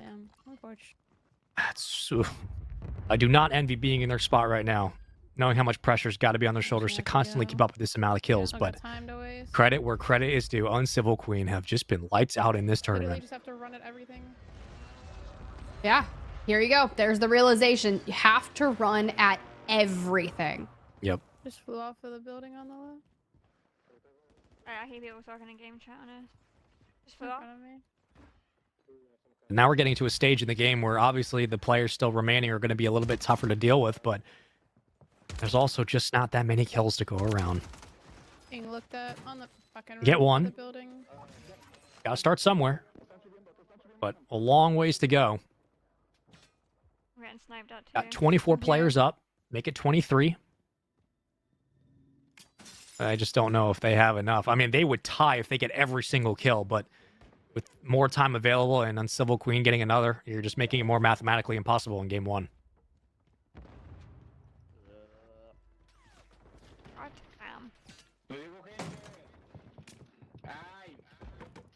She's got the procs chat swinging, so we know there's players around here. All right, so we start doing the math. There's 23 total eliminations available in the rest of the lobby. even if you hit all 23, I still don't think it would be enough. And that's not saying that the rest of the lobby isn't going to collapse upon each other, so they'll get whittled down that way. And the staircase might be our final demise, but we will just have to wait and see. Yeah, mathematically, I think you'd be 1 or 2 short. It happens, but it'd be 42-44 if all things stand now. Make it 46-20. Yeah, why not one more? Is that a Gundam skin? You bet your butt it is. And there it goes. Well, yeah, that'll be game 1. And it's just consistency again. Time and time again, through and through. Uncivil Queen always have an answer. No matter the situation, they take a little page out of Selly's playbook, constantly staying on a roam, constantly moving into position. Gotta play faster, gotta play more aggressive. You heard Emmy call it out in the comms late in this game. That is game 1 of our lower finals, and one step closer for Uncivil Queen into a grand finals match. That is crazy. And now you know what the pace is going to look like for game number 2, that you have to literally fly and just immediately start frying. You cannot let a moment of reprieve, you spend 2 minutes looking for players, you've already kind of ruined the pace. And yeah, we win that big one right there. We're on 16, and these are good amounts of eliminations, which would work in an earlier stage of the tournament. But once you've gotten to this level, it's like, okay, the pace, we just need to crank it on up.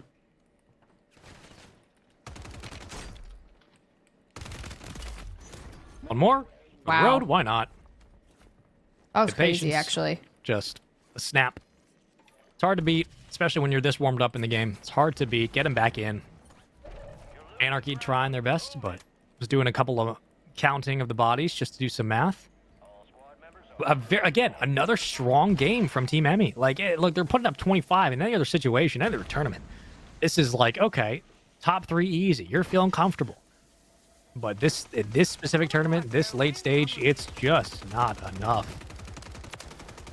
And it's credit to the competition. I mean, we're still alive. We're still in it. We're playing it out. It's just going to come down to the fact that there's just not enough enemies left in the lobby. Amelia grabs another. Amelia falls. Uncivil here. Loses the plates. Has tempered and high alert, but we got people everywhere. We're going through it. God, there's fucking... They had the same outfit. I thought it was the same kid. We're good. We're uploads. Yep. I mean, that's the best way to break it down. You're fine. Everything's good in game 1. Just here to put some extra kills on the board. I can't see in the tree. They're good. They're good. We're up way too much for them to even... Oh, yeah. And they can see it now. Game 1 done and dusted. Got to get set for game 2. Feeling a little bit more comfortable. All right. We're in the driver's seat of our destiny currently. 1 match away from going to the grand finals. But this match is for an extra $1,000. So nothing to sneeze at. Very true. And she's like, look, we were already up way too much for them to even try to claw back. There's a total of 5 eliminations that she could get. 78 total kills throughout this lobby as it stands. And, you know, it just be like that. It's just too much. Good shit. It's too much. At the end of the day, it just be like that, as Tiff said at the end of the day. Sometimes... just have a good showing. What, 50 eliminations, if not more? We didn't think we'd see it again. We just got it from one of our lower bracket teams. Congratulations to them in a game 1 win. 1 more to go. Ooh-wee. Team Emmy, a lot on the line now, and a lot of pressure knowing you have to put up at least 30, 40, 50. Good Lord. Yeah, what's it gonna take? You know, like, do you drop? Do you leave where you were landing and maybe look for somewhere else? We saw Team Smixy kind of going over towards Zaravan City, landing in kind of high rise and really overtaking construction and making sure that they had 5 eliminations just alone for Smixy right off the rip. And granted, even that pacing wasn't enough to be able to go this far. As you can see, game number 1 of lower finals on your screen, it was 50 for Uncivil Queen and Pinkify. It's tough to say anything other than, okay, dominance. Like, break it down. All right, they played faster and got way more kills and did it way more efficiently. Like, they're covering so much of the map. It's like, it also comes down to a traversal situation where it's like, they're covering so much of the map, so much ground, that even by the time you're looking at Team Emmy to get a squad or 2, I mean, 3-4 steps ahead is Team Uncivil Queen. They're already thinking about the next couple of squads. They're already thinking about how they're going to reposition. You saw it earlier on, a little bit of frustration from Emmy where, like, man, they're always honest. They're just always everywhere we go, it feels like we're having to keep pace. And unfortunately for them, these back-to-back series, they've been playing against two teams that their pacing has just been out of this world. There's not really much more you can say. I mean, Uncivil Queen, this is like the lower finals is in your hands at this point. This is theirs to win. If they lose this, it's because they slowed down. This is a very, very strong showing, and I would be shocked if we don't see them moving to the grand finals. I mean, hey, chat predicted it, right? They predicted Uncivil Queen and Pinkify to move on towards the grand finals. And I'm getting word from production that Pinkify has the most total kills on the day with 138 eliminations in 7 games. Wow. That's a lot. That's a golf clap. That's a lot. Now, granted, they've gone the distance a couple of times, and they have been playing in the lower brackets. So it's granted they've played a couple, I think, more games mathematically than Selly and T should, but it's still like it's unreal. Like that's over 120 kills in 7 games. It's just that is hard to do consistently at that pace. So if we're talking about pace to pace wise, if we're just doing a pre-show matchup of like what the grand finals could be, you're looking at that grand finals might be a barn burner of a best of 5. Good lord, they'd have to win 2 best of 5s in a bracket reset, but yeah, I think if we could relay that stat, somehow to Team Emmy and be like, hey, you're competing against people who are putting up like 120 kills in 7 games. What do you say in that spot, Tiff? Like, how do you bounce back from that? Yeah, I was looking back through my notes. I was like, okay, well, let me go see if I can find the Crown the Queen specifically where it shows that how they won, who the matchup was, because right now all I'm seeing is Team Selly being the ones that won, and my note was just a force to be reckoned with, 2-time back-to-back champs. I mean, you never know. You never know. I'll find it, but for now, let's tune back into that next matchup on lower bracket finals as I carve through all of my notes historically on Warzone Total Frenzy. One more game to get it done. That's my takeaway. Honestly, Beck said he's gonna be popping at like these little dumbass houses. Yeah. I have that they won week 3 originally of Crown the Queen. Interesting. I'm gonna play for this heli kid. Week 1 of Crown the Queen, man. That was a couple months ago, isn't it? Yeah, so they won week 3. Selly and T won week 1 and week 2. Which means... Oh, look, we're already getting into the early action, so let it be had.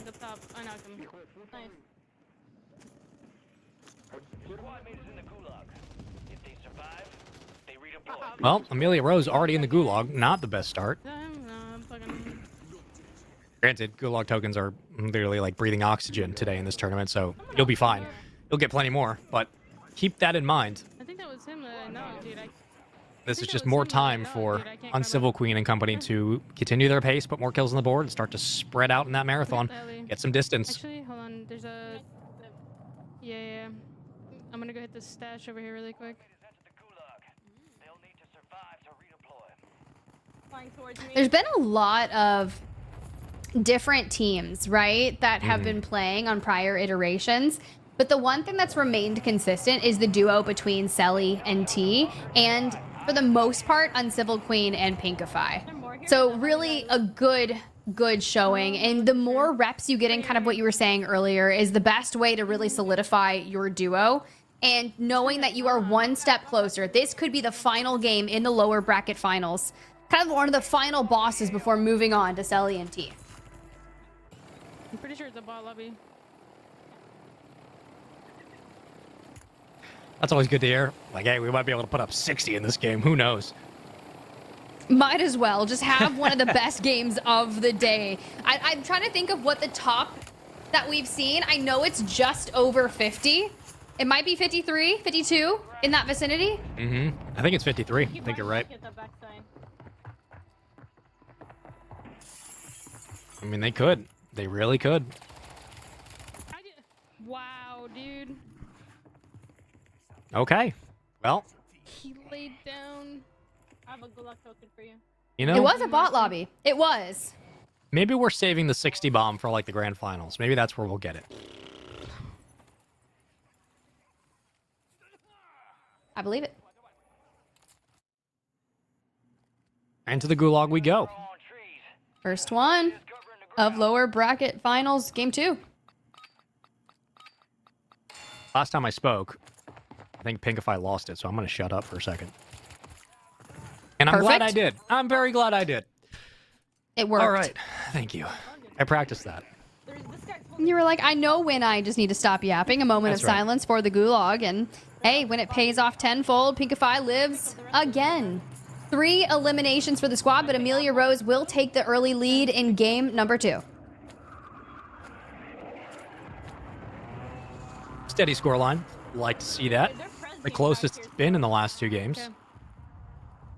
And I think if you're Team Emmy, you're feeling that pressure, like, all right, we got to stay on the move constantly. I see that kid, yeah. Use these opportunities to reposition. He's coming too. Because we're going to get a little bit. Uncivil Queen in the green. Number 1 on the minimap. Number 2, Amelia Rose in the yellow. Amelia taking a couple of shots, sending a couple of her own. Here comes the nade. That's a risky drop. We've seen a couple players enact that earlier and got punished for it. Here goes Amelia. Here goes everybody. It's a full fight underneath. And so far, Amelia gets 2. Uncivil Queen will walk away with 1. Pink, I think, either got a knock or found 1 of her own. Maybe we just wipe the squad altogether. Everybody gets a piece. And back out we go. I'm not even gonna chase them. We can go market. They were very bad, bro. Okay. But actually, let's go take. Yeah. I'm gonna take our kills. Oh, here we go. The comms, the inevitable. I'm gonna take her kills. Just got slammed.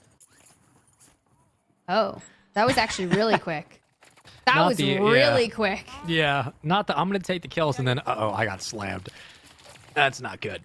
Another one right here. She does get 1, but the difference here is Uncivil Queen actually joined Pinkify in the endeavor to take down that squad. Now Amelia Rose already has to acquire the cash to get Anarchy back, and then would have to work towards securing funds for Anarchy to get a gulag entry token. Once again, if you're in this spot, if you're Pinkify or Uncivil Queen, I'm pushing the pace. You got all this free time to put more kills on the board. When 1 player's alive, that means it's a 2-to-1. Play the team shot. Here we go. How many do you want? Loadout incoming. Amelia will get 1. Got a free loadout to work with. This is where the separation begins. This is definitely the end of the power play now that Anarchy is back into the mix of things.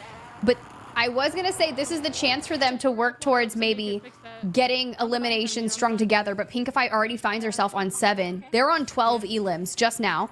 We see the buyback occur just ahead of them, and we're just looking for angles from Pinkify. Elsewhere, Amelia Rose gets a squad wipe of their own. Oh, here's the chow.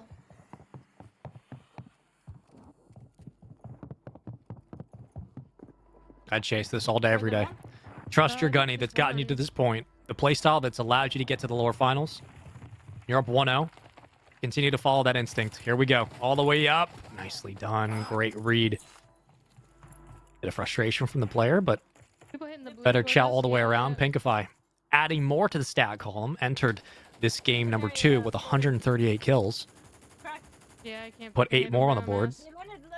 He's so weak. Land it on Amelia. Land it on Amelia. Okay. Ooh, okay. So we're going to play on top of Amelia and go through. Amelia does get the knock. She gets the full. Anarchy grabs one of their own as well. Pinkify still looking for angles, but you can waste your time trying to play on a team and not get any of those eliminations. So then you're kind of just like, all right, we're wasting time currently. You are still up in eliminations, but not as long as they keep carving back on that because they find, yet again, another. And how far out Pinkify is now moved. I mean, you, again, taking a lot of risk, high reward here, even if it's just scouting for info. Buy station to your south, should you need it. Is there a car or something? Yeah, on the other Uncivil side. Queen will now make the call to begin to slowly rotate over. She holds her position. Leading the charge, Pinkify out in front. I like this idea. They're rezzing like in front of me. You see that? Yeah, they're fighting right here.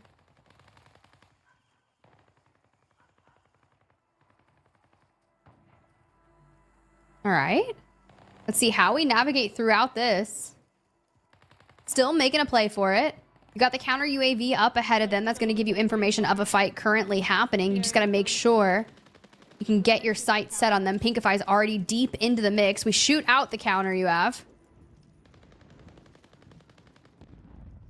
I think they're in top of blue. There's at least 2. You do have a mortar to work with. I have a Prezi too. I'm Prezi. Zoning potential available. Yeah, there's another one running up the stairs right now. Not letting me Prezi. Oh, not when the airspace is too crowded, I swear. Anytime you feel like you're going to make a clutch play with the PA, it's going to tell you the airspace is too crowded. The bane of everybody's existence, whether you're playing for kill streaks or playing for just zoning, it's you never figure out when the airspace isn't crowded. It's a secret that's guarded very closely. Hello. I mean, she did say there's a kid under her, and then we waltz right in. Accurate statement. I'd be like, wow, you're truthful. Anarchy down. Does have Gulag. Amelia Rose down. Does have Gulag. All right, now we got to hit the self-res. Pinkify here, though, for the trade. Self-res comes through. This is that power play, and it's times by 2. Pinkify very low, but actually doing just okay. Amelia into the Gulag. On the roof, trash. Huge kill. Great team shot. Again, it's like when you recognize that duo is out of the play for just 10 seconds, take as many kills as you can, take them off the board. Amelia trying to clutch up. Nice shots. Well done. Out of the fray, back into the play. 16-11. One of the more quiet games, though. There has been plenty of action. There's been plenty of opportunities for team wipes and a lot of different looks, but it's still very, very doable for Team Emmy. 15-16. That's 4 extra kills. I mean, look. You know once they go into that Gulag, they're going to win their ones. They've got that multiplayer background. They drop in, find an easy limb. You pick up a mobile buy station. You get plates. You get loadout weapons. Yes, it's going to be that BP-50 with the conversion kit. It's going to be a little wonky, but it is hitting right now. And a bunch of cash to boot as well. Should you need it. Sniper. There's one. Not enough to clean up. Can't hit that. That's clean, but the more I look at it, I'm like, is that actually the BP-50 conversion? It kind of looks like a RAM. So, you know what? Once those conversion kits start to come in play, you might as well just buy your loadout, but you're going to get that Gulag re-entry token. So vital. And honestly, it's the real MVP of the entire tournament. It really has been. I mean, it's been the most consistent thing we've seen today. It's been free kills for everybody. Every time we go in, just add another one. It's about to fucking fly on us. Yep. Oh. Hello. It's landing on them. Couple extra pings. Why the fuck not? Amelia playing very patiently. Can't hit the shot. Cracks one. Zone closing in. Amelia trying, but just not enough. Oh yeah, that thing. That is not that's not hidden. Maybe close range. Maybe close range. Maybe for a sniper support, but it's not going to be what you want for this 2v2 kill race style. Oh man, that's brutal. Oh, maybe it works out. But you don't expose yourself and immediately. There we go. I was gonna say give away anything dangerous, but tough situation to deal with. She handles it quite well. Yes, to those asking in chat, this is a 2v2 kill race. 25 eliminations for Uncivil Queen, 17 for Team Emmy. Buy station around. Yep, good comms on that Gulag entry token. There's one thing to know is when they will no longer be viable. One more circle to go. We're going to traverse over here towards that gas line. Pinkify finding a flurry of eliminations towards the left. Anarchy answers back with one of her own just ahead. Amelia Rose for the backup support needs to cross into the distance. We catch one on the cross, no plate, so an easy elim for her. There goes the full, and it will be a squad wipe for now. Some well-needed loot. Still working. We've upgraded at least to the Superi, which makes things a heck of a lot easier. In this building, I'll be honest. Plenty of plates. Don't have to worry about too much. Got a PA still available.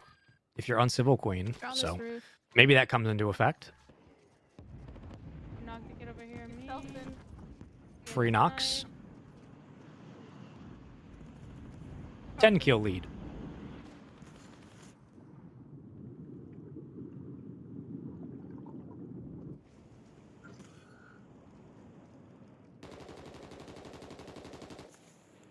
Another one right here. I mean, we're about to hit 30. Uncivil Queen's on 15, looking for more. I can prezi them. But the lobby, 16 total teams left. There is enough eliminations to claw back on it. So all is not lost here in any way, shape, or form. We've passed 30. We're at 34. Is the airspace open? That's the big question. Good point. You're so bad. Is it open? Finally, is it open? No, that door's not going to stay open or closed for long. I guarantee you, we will get a challenge sooner or later. There we go. Airspace is open. And with that PA, reposition, finish your food, wipe out this last squad, and add more what could be a 40-point game very quickly. Man. Oh, man. They're just flying in. It's free real estate. I mean, there's just so many eliminations then we just double down to hit the full through the storm and make our way into that next circle. It's pulling all the way out through and into the mix. We're out of Lowtown and we keep on moving. One thing's to be said though is I would typically see a lot of the same end games in Urzikstan, and if this one's to be the same, you know, we're just heading towards Manor and we're going to be playing around it. I've seen it pull out towards the water line around there. Things get wild, but you got to get there. However, fighting it out through the rotations allows you to catch people on the move, which if you just have the better positioning, allows a lot of these eliminations to look like free kills.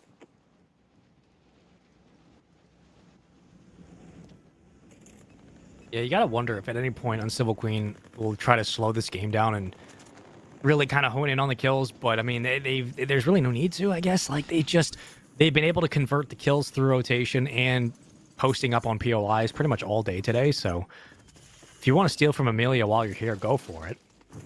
Yeah, it's just, it's like every playstyle works. Nice replate. Take that. Take that.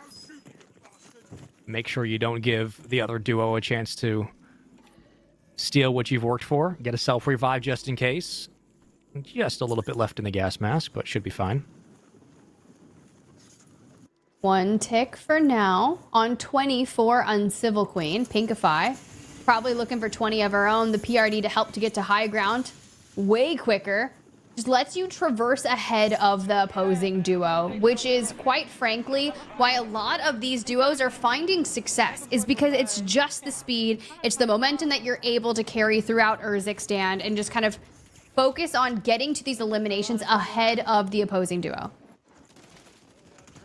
Another free one, maybe two. Yeah, they're just running into him at this point. Well, but let's go to Anarchy actually picks up all. Yeah, that's huge.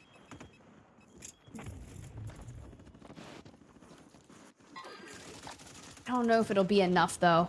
We're looking at 19 potential eliminations left. We're down by around 13 or 14. So to get every elimination and deny them from Uncivil and Pinkify is a very, very tough order. Maybe this is where you make the call as a team. You're like, look, we're just going to stay near Amelia, stay near Anarchy, and whatever they find, we find too. Oh. We're going to reposition. Try to close this game out. No, bro. No, stay alive. No, you cannot. Oh, no. There's no buy station around here. It's to the edge of the circle. And not when you need to get all these eliminations. Amelia just immediately turns around and starts flying towards that buy station. I mean, you just kind of have to play on the ISO here. It's if you can't get to the buy station, luckily she will, but it's like in any other situation, you're probably saying, all right, like I'm going to do this by myself. I don't have a choice. Again, more time you don't have your full team up, the more opportunities you give to Uncivil Queen to put more kills on the board, to use those team shots to close out this game and this lower bracket final. Still a very impressive showing here from Amelia and like Anarchy. They've been keeping pace with a lot of Warzone's best, and we've got a stick, and we got a double kill, and we just keep on showing why we have made it this far in Warzone Total Frenzy for this week. This team is not one to doubt at all. They've made the run this far for a reason. And look, it's like maybe playing against Uncivil Queen and Pinkify on a different day, or playing against any other two teams in this side of the bracket in this tournament, things might be different. But they run into a squad that is consistency personified in Uncivil Queen, and they run into arguably the tournament favorites in Selly and T, who are just, I don't know, otherworldly when it comes to the pace of play which they play at. This is a tough ask for a team like Emmy, who've done a hell of a job to get to top 3. But I think their run might just end here, down just 10 kills. There's not enough players left in the lobby. And that is a GG's in lower finals. There's only one person left, literally. Only one elimination left. No, it's Huskerrs. Yeah. Go back. Gotta be in the water, like. Now we wait. We see.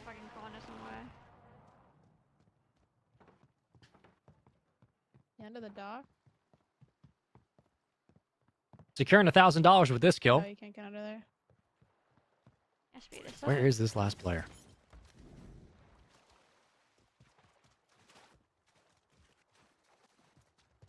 We're waiting. We just need to find him. He could be in the water. Nope, there goes the UAV. He's on the jet ski. He's Kenny Powers, and we just gotta take him down. Not the bouncing Betty. Why not? Where is this kid? There we go. He's got a ride shield on the water. I love to see it. And that, folks, is a victory royale, but more importantly, a win in the end for Uncivil Queen and Pinkify, who will make the run through the lower bracket, win this best of 3, and move into the grand finals for a matchup against Selly and T. And in the end, it was close, but that game 1 was brutal. I mean, so in a sense was game number 2. You end the day on that lower bracket finals, game 1, 51 points. Game number 2, you double down. You hit 50 yet again. These are the numbers that are going to really allow for us to have one of the craziest journeys in the grand finals. Now, grand finals is a best of 5 where Team Selly is currently waiting to play Uncivil Queen and Pinkify. Now, for Uncivil Queen and Pinkify to win overall and take that $7,000, you have to win one best of 5, force the bracket reset, and then win another, which is going to be so incredibly tough to do to Selly and T. Yeah, it's not just that you have to compete against Selly and T on a normal day, which again, this team is more than capable of. Let's make that clear. But you gotta do it twice. And I don't care what kind of break Selly and T have had, and this is all credit in the world to Uncivil Queen and Pinkify. Like, they're going on a run, they're playing the lower bracket, they're clearly warmed up, they're going to carry this momentum from what they just did against a very powerful Team Emmy into the grand finals. But you're asking 2 players to match the pace of the league's best, of the tournament's best, I should say, in back-to-back best of 5s. Like, it's you got to win 3 games now. And I'm not saying you can't do it, but that is one of the hardest things the team's going to have to do today. Regardless, that's why we play the games, to find out what's going to happen. But winner's advantage to Team Selly. They just need to win 3 straight games, and they will be crowned your champions. It's crazy. I'm really curious to hear what chat thinks of who's going to take this. Will it be Team Selly, who have not dropped a map this entire tournament, or will it be Uncivil Queen's squad? Now, granted, you start to think about it, Amelia Rose ran the distance, placed inside the top 3, going home with $1,000 as a duo, so $500 a piece. So at least they qualified. They got into that prize pool, which is a really good blessing there, and they definitely earned it because they kept amping things up. They kept grabbing more eliminations, and it was really impressive, especially when you know that Amelia Rose typically has been competing on that S&D respawn side of things, comes on over to Urzikstan and is like, all right, let me do it. Let me see what I got. I got Anarchy, both shooters in their own right, and it was fun to watch them traverse all throughout Urzikstan and really give some of our duos a run for their money. Yeah, and listen, you talk about run for the monies. We are getting to that point. Like, we are literally reaching the end of this tournament for $7,000. That's the thing. $7K for first place. It's a wager at the end of the day. And you want to be the best, you got to beat the best. And that's where we've reached to this point. Selly T are waiting in the wings in an undefeated tournament record. It's not an easy thing to do. Don't drop a map, pulling a page right out of Shifty and Soka's playbook. It's, woo, man, this grand finals is going to be something. But Folks, if you've been enjoying the stream, as always, WZ Total Frenzy, Warzone Total Frenzy, available on Twitter, available in the Twitch chat as well. Make sure you follow where these tournaments are being held. We have links being pushed around. Please go support the tournament that's being pushed up for the women of Warzone to compete, and for all the admins and production who've been putting this together. Make sure you give them some love. You'll find the links available on the bottom right of the screen on the ticker. But for everybody else, look, we thank all the competitors who've made it this far today.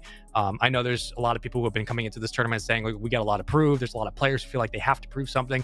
There has not been a bad performance at all today. There has not been a single competitor who came out today, from teams that finished top 16 to teams that are now playing in the grand finals, who didn't have something to prove and didn't show up and show out.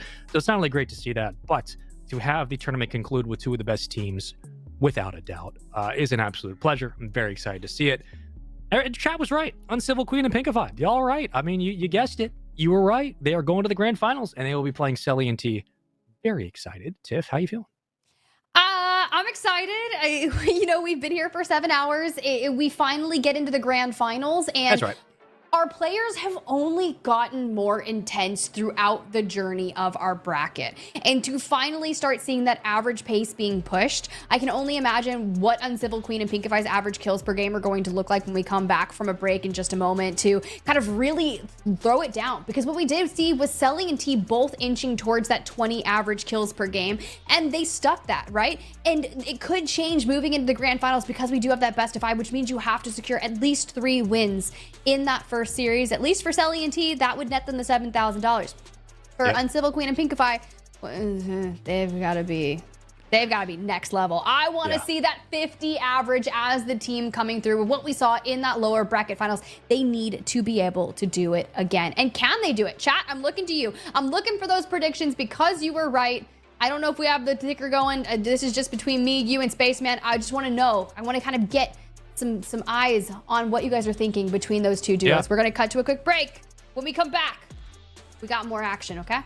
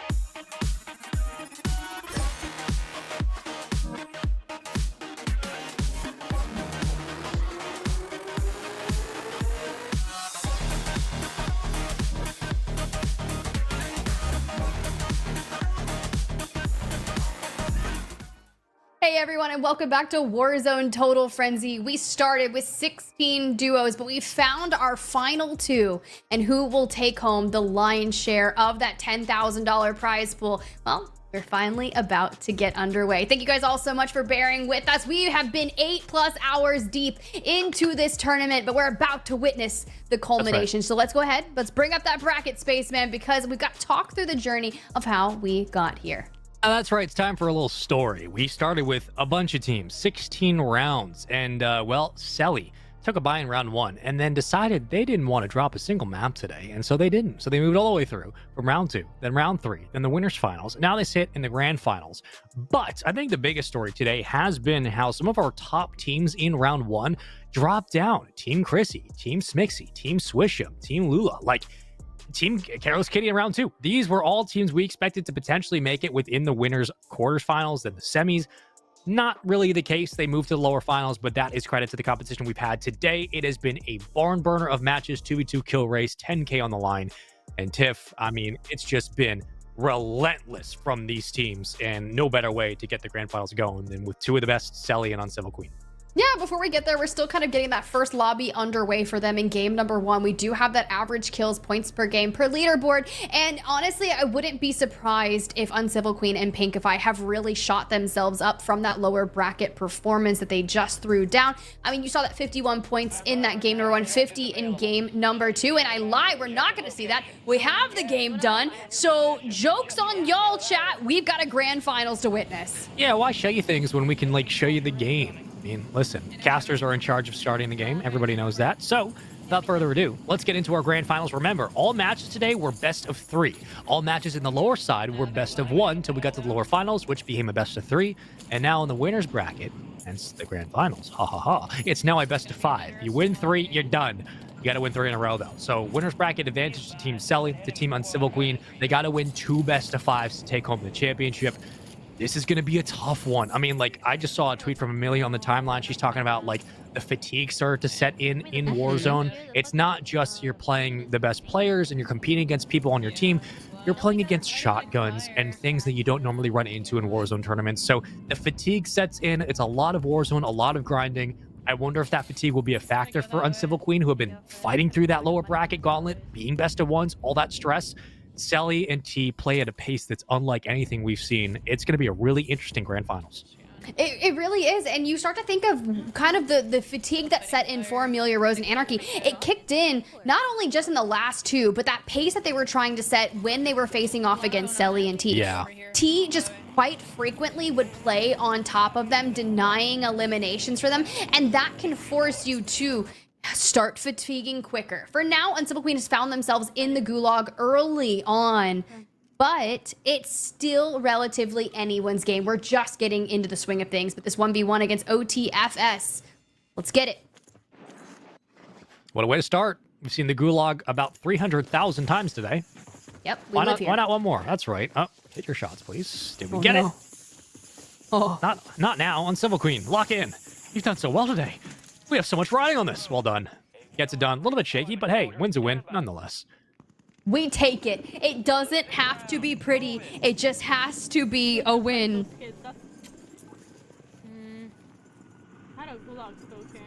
That's all you need. At the end of the day, a win is a win, no matter how you get it done. I feel like my gulag token is taken. I'm gonna go check. Oh. Okay. Portable. Someone took it? Someone has taken it?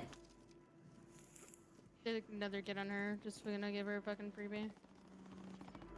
Yeah, bro.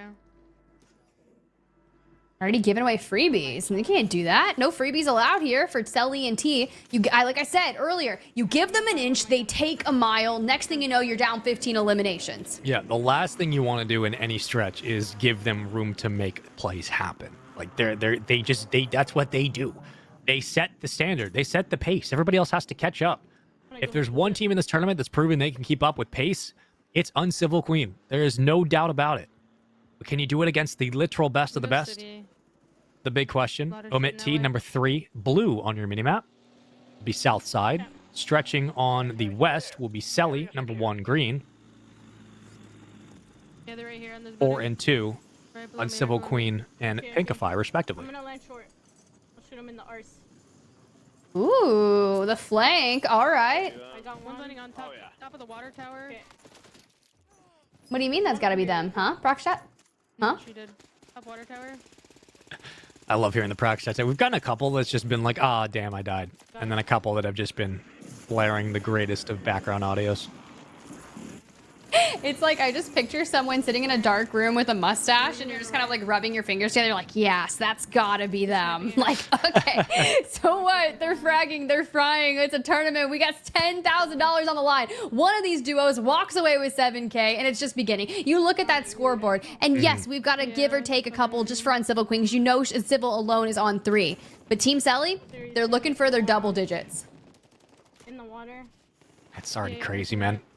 And you know what? I'm really interested to see how this game 1 will go because it'll be a very big test for cadence for sure when it comes to these gunfights. Like, I know nobody knows that Uncivil Queen and Pinkify need to keep their pace up with Sally better than they do. They know they have to stay on their toes at all times.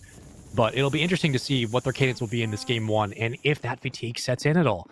You got to think at just how fast they're playing with how many different reads they're making and the amount of different players they're coming across with different equipment, different loadouts, all that kind of stuff. It's a lot to decipher and get through game after game after game after you've been in the lower bracket, and you don't have the cushion of a winner's bracket matchup. Like you lose once, you're done. So there's a lot on the line here, not just money, but also with the entire game plan of how this grand finals could go. Luckily, the Gulag tokens have been aplenty in this tournament. One extra challenge is all that's needed. Here comes the smoke. Pinkify has read this all day, every day. She has absolutely the read to work with. Hip fire. At least hits the shield into the fire. Not great. Uh-oh. Things are getting dicey. But she reads it appropriately. Nicely done. Already at 20 eliminations, and we just loaded in. T is on 11. T is on 11 alone. Selly is in the gulag. She takes the win. She's on 4.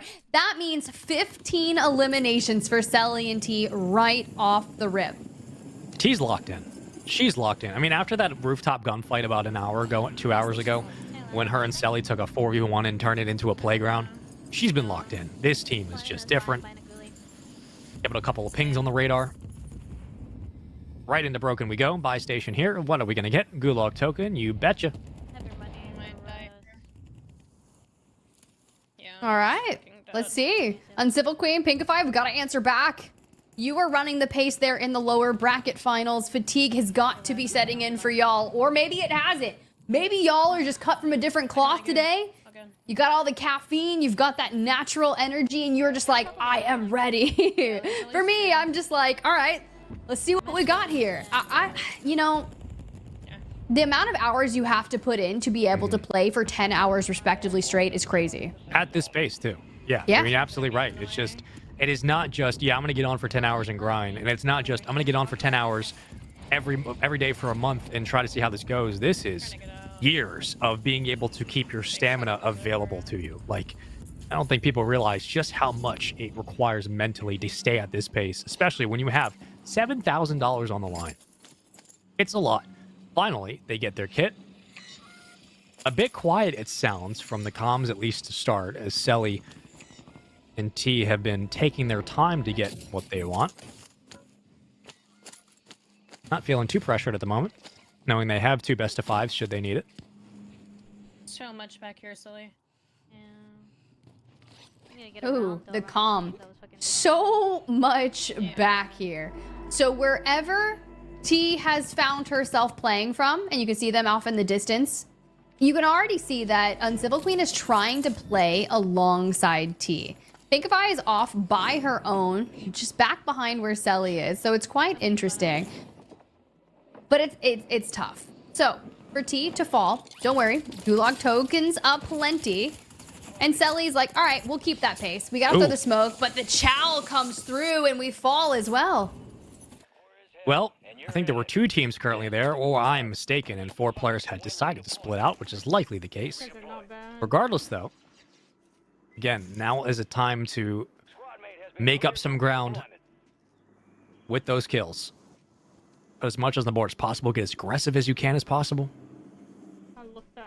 Within the realm of possibility. Uh-oh. Careful. Chaos is happening. She's getting chased. He makes it back up. Someone behind the counter. The pinch. The plays that they just made to take down Uncivil Queen. It's all right, though. We'll see her in the goosh. Pinkify winning another. Right up close, making it look easy. 8 hours in, hasn't lost a step. In fact, he's gotten a little bit better. Had some awkward gunfights to start today. Not really her fault, but more so. The game was not too kind with the positioning she was afforded. However, made up for it. Finds a second kill on this. Maybe a third. Hold that thermite. Nice. Okay. That man thought he had something there. Oh my goodness. What a read. Interesting. All right. Behind the vehicle we go. You're not even going to maneuver away? Give Pinkify 10. What was that kill differential? Because I'm pretty sure it's gone. Yeah, I think it was like 7 or 8. I mean, this is what you need. Like, when one player starts to slow down a little bit, when your teammate goes to the gulag, you need somebody to step up. Not that they haven't done it, again. But just to keep in mind that sometimes you need somebody to just go on a spree, start to roam a little bit. Put a little smeeksy or peachy action out there, right? Just go on a roam a little bit. Get a little careless kitty with it. That's what we see right now. Just down to a 2-kill difference. This is entirely doable. People back at the city. Going for the redeploy, losing out. That's the real side-by-side. Remember when I was like side-by-side? It's that. Yeah. You can call them UTVs, you can call them side-by-sides. Whatever it is. I like They're side-by-side. fun. They are fun. Take them off-roading, not just in Urzikstan, but in IRL. You're welcome. I like every time we get on one, that little light like lights up in Tiff's eyes. She's like, oh yes. I feel seen. This is as close as I'm going to get. Like, what do people do? They go around. There's places to ride them down in Georgia, and it's been a minute, but one of these days. That's right. But I get my fill from watching players rotate here in Urzikstan. Hey, Warzone, if you're listening, which, you know, who knows if you are, but Warzone, we know people. Just do something with the ATVs out in Georgia, all right? Just give Tiff a call. Someone's Come on, looking at what are we me. doing? Like, where is he? It's true. Oh, he might be on the tower. Unless he's down below peeking around the fence line. Am I right? Every time she turns, they look. Oh, I see him right there, top that building. There we go. Oh, close enough. Not the tower, but the building. Little work. Gulag token. Oh, you got one? A lot of cash to work with and a gulag token. No need to buy one. Hooray. We like that. Woo, yippee. Try Another to pinch gulag this team? token. I know. What is happening? It's just free. It's just everywhere. Okay. I honestly, like, part of me is like thinking, what would this event, what would this tournament look like if we didn't have the gulag as readily available as it was today? Where would we be? It's got, also want to know, what were the stats for the gulags? Because, like, it has to be at least 300 kills in that gulag. Is added to the total. It's been insane. Am I right? Oh, what a shot. Nice read. Well done. Was hunting one across the river. Was able to collapse in. Yep. PA will not be too much of a factor. Did you have a subby? I have no idea. The guy sniping is still up there. I'll play low. I'll catch him on the row. Yeah, people landing in front of us too. He's still up. Two of them. I have 120. I have a drone thing. Mosquito. Yeah. Use that drone thing, aka mosquito drone. Now's the time. Only down by 3 kills. Go for it. They play this. Up the high ground zone at the back. Do you just try to guard? I think that's the case. Catch them as they rotate down. It's literally fish in a barrel. There's one. Looking for the second. There's the second. Slowly catching up. Selly's knocked. There was people Interesting. here. Like, but Gulag's not closed, so you know it's never really over until after Circle 5, okay? Wow. Here, I'm throwing this box. Great shots. Able to get another. At least confirms the knock. Still looking for the down. Bumped into you. And we will get right back on the move. This was a strat that, again, they were using throughout the majority of the lower finals. In front of me, It's the success that Selly and T were able to find in the winners finals, constantly staying on the move, constantly redeploying. pick up this gun actually. What a close game one. It really is very back and forth, and this is that ping pong that I was talking about that we would likely see by the time we got into the grand finals. But even with this back and forth, Selly just has to win 3 out of the initial 5. They don't have to force an entire series. That is all what Uncivil Queen and Pinkify have to do, and to essentially be perfect against our reigning champions who have won the majority of our female 2v2 kill races, it's going to be one of the most exponentially difficult things. However, if there is a duo that has the chance to be able to do it, it would be this one. T loses all of her plates and potential health.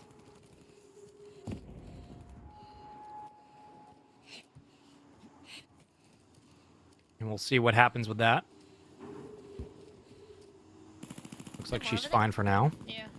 I'm about to get in the mix, okay? Yeah. Oddly, one of the slower game ones we've seen out of Selly and T.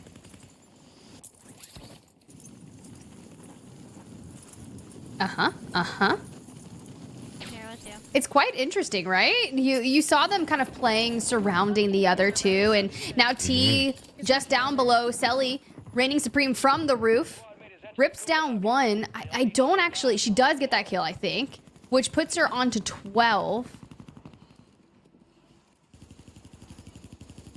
Good thing T does have the gulag, but the constant influx between going down into the gulag, forcing it again. Yes, you come back with an elimination, but that pace that you had for yourself gets disrupted there.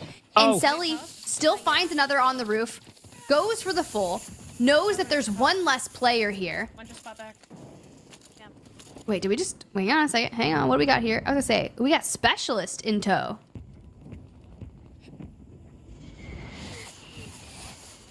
We were looking at a 1-point difference for Uncivil Queen in the lead, but that quickly flipped. You said that's her.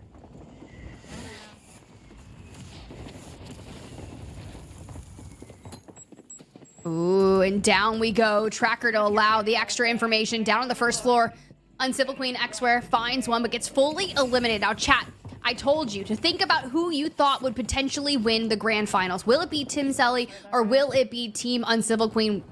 The chat bot is flying. It's going to track your answers, so make sure you type out the team that you truly believe to win, because Selly is vying for those votes right now. They haven't dropped a map all day in this upper bracket, and they don't really want to do so now, despite it being tied.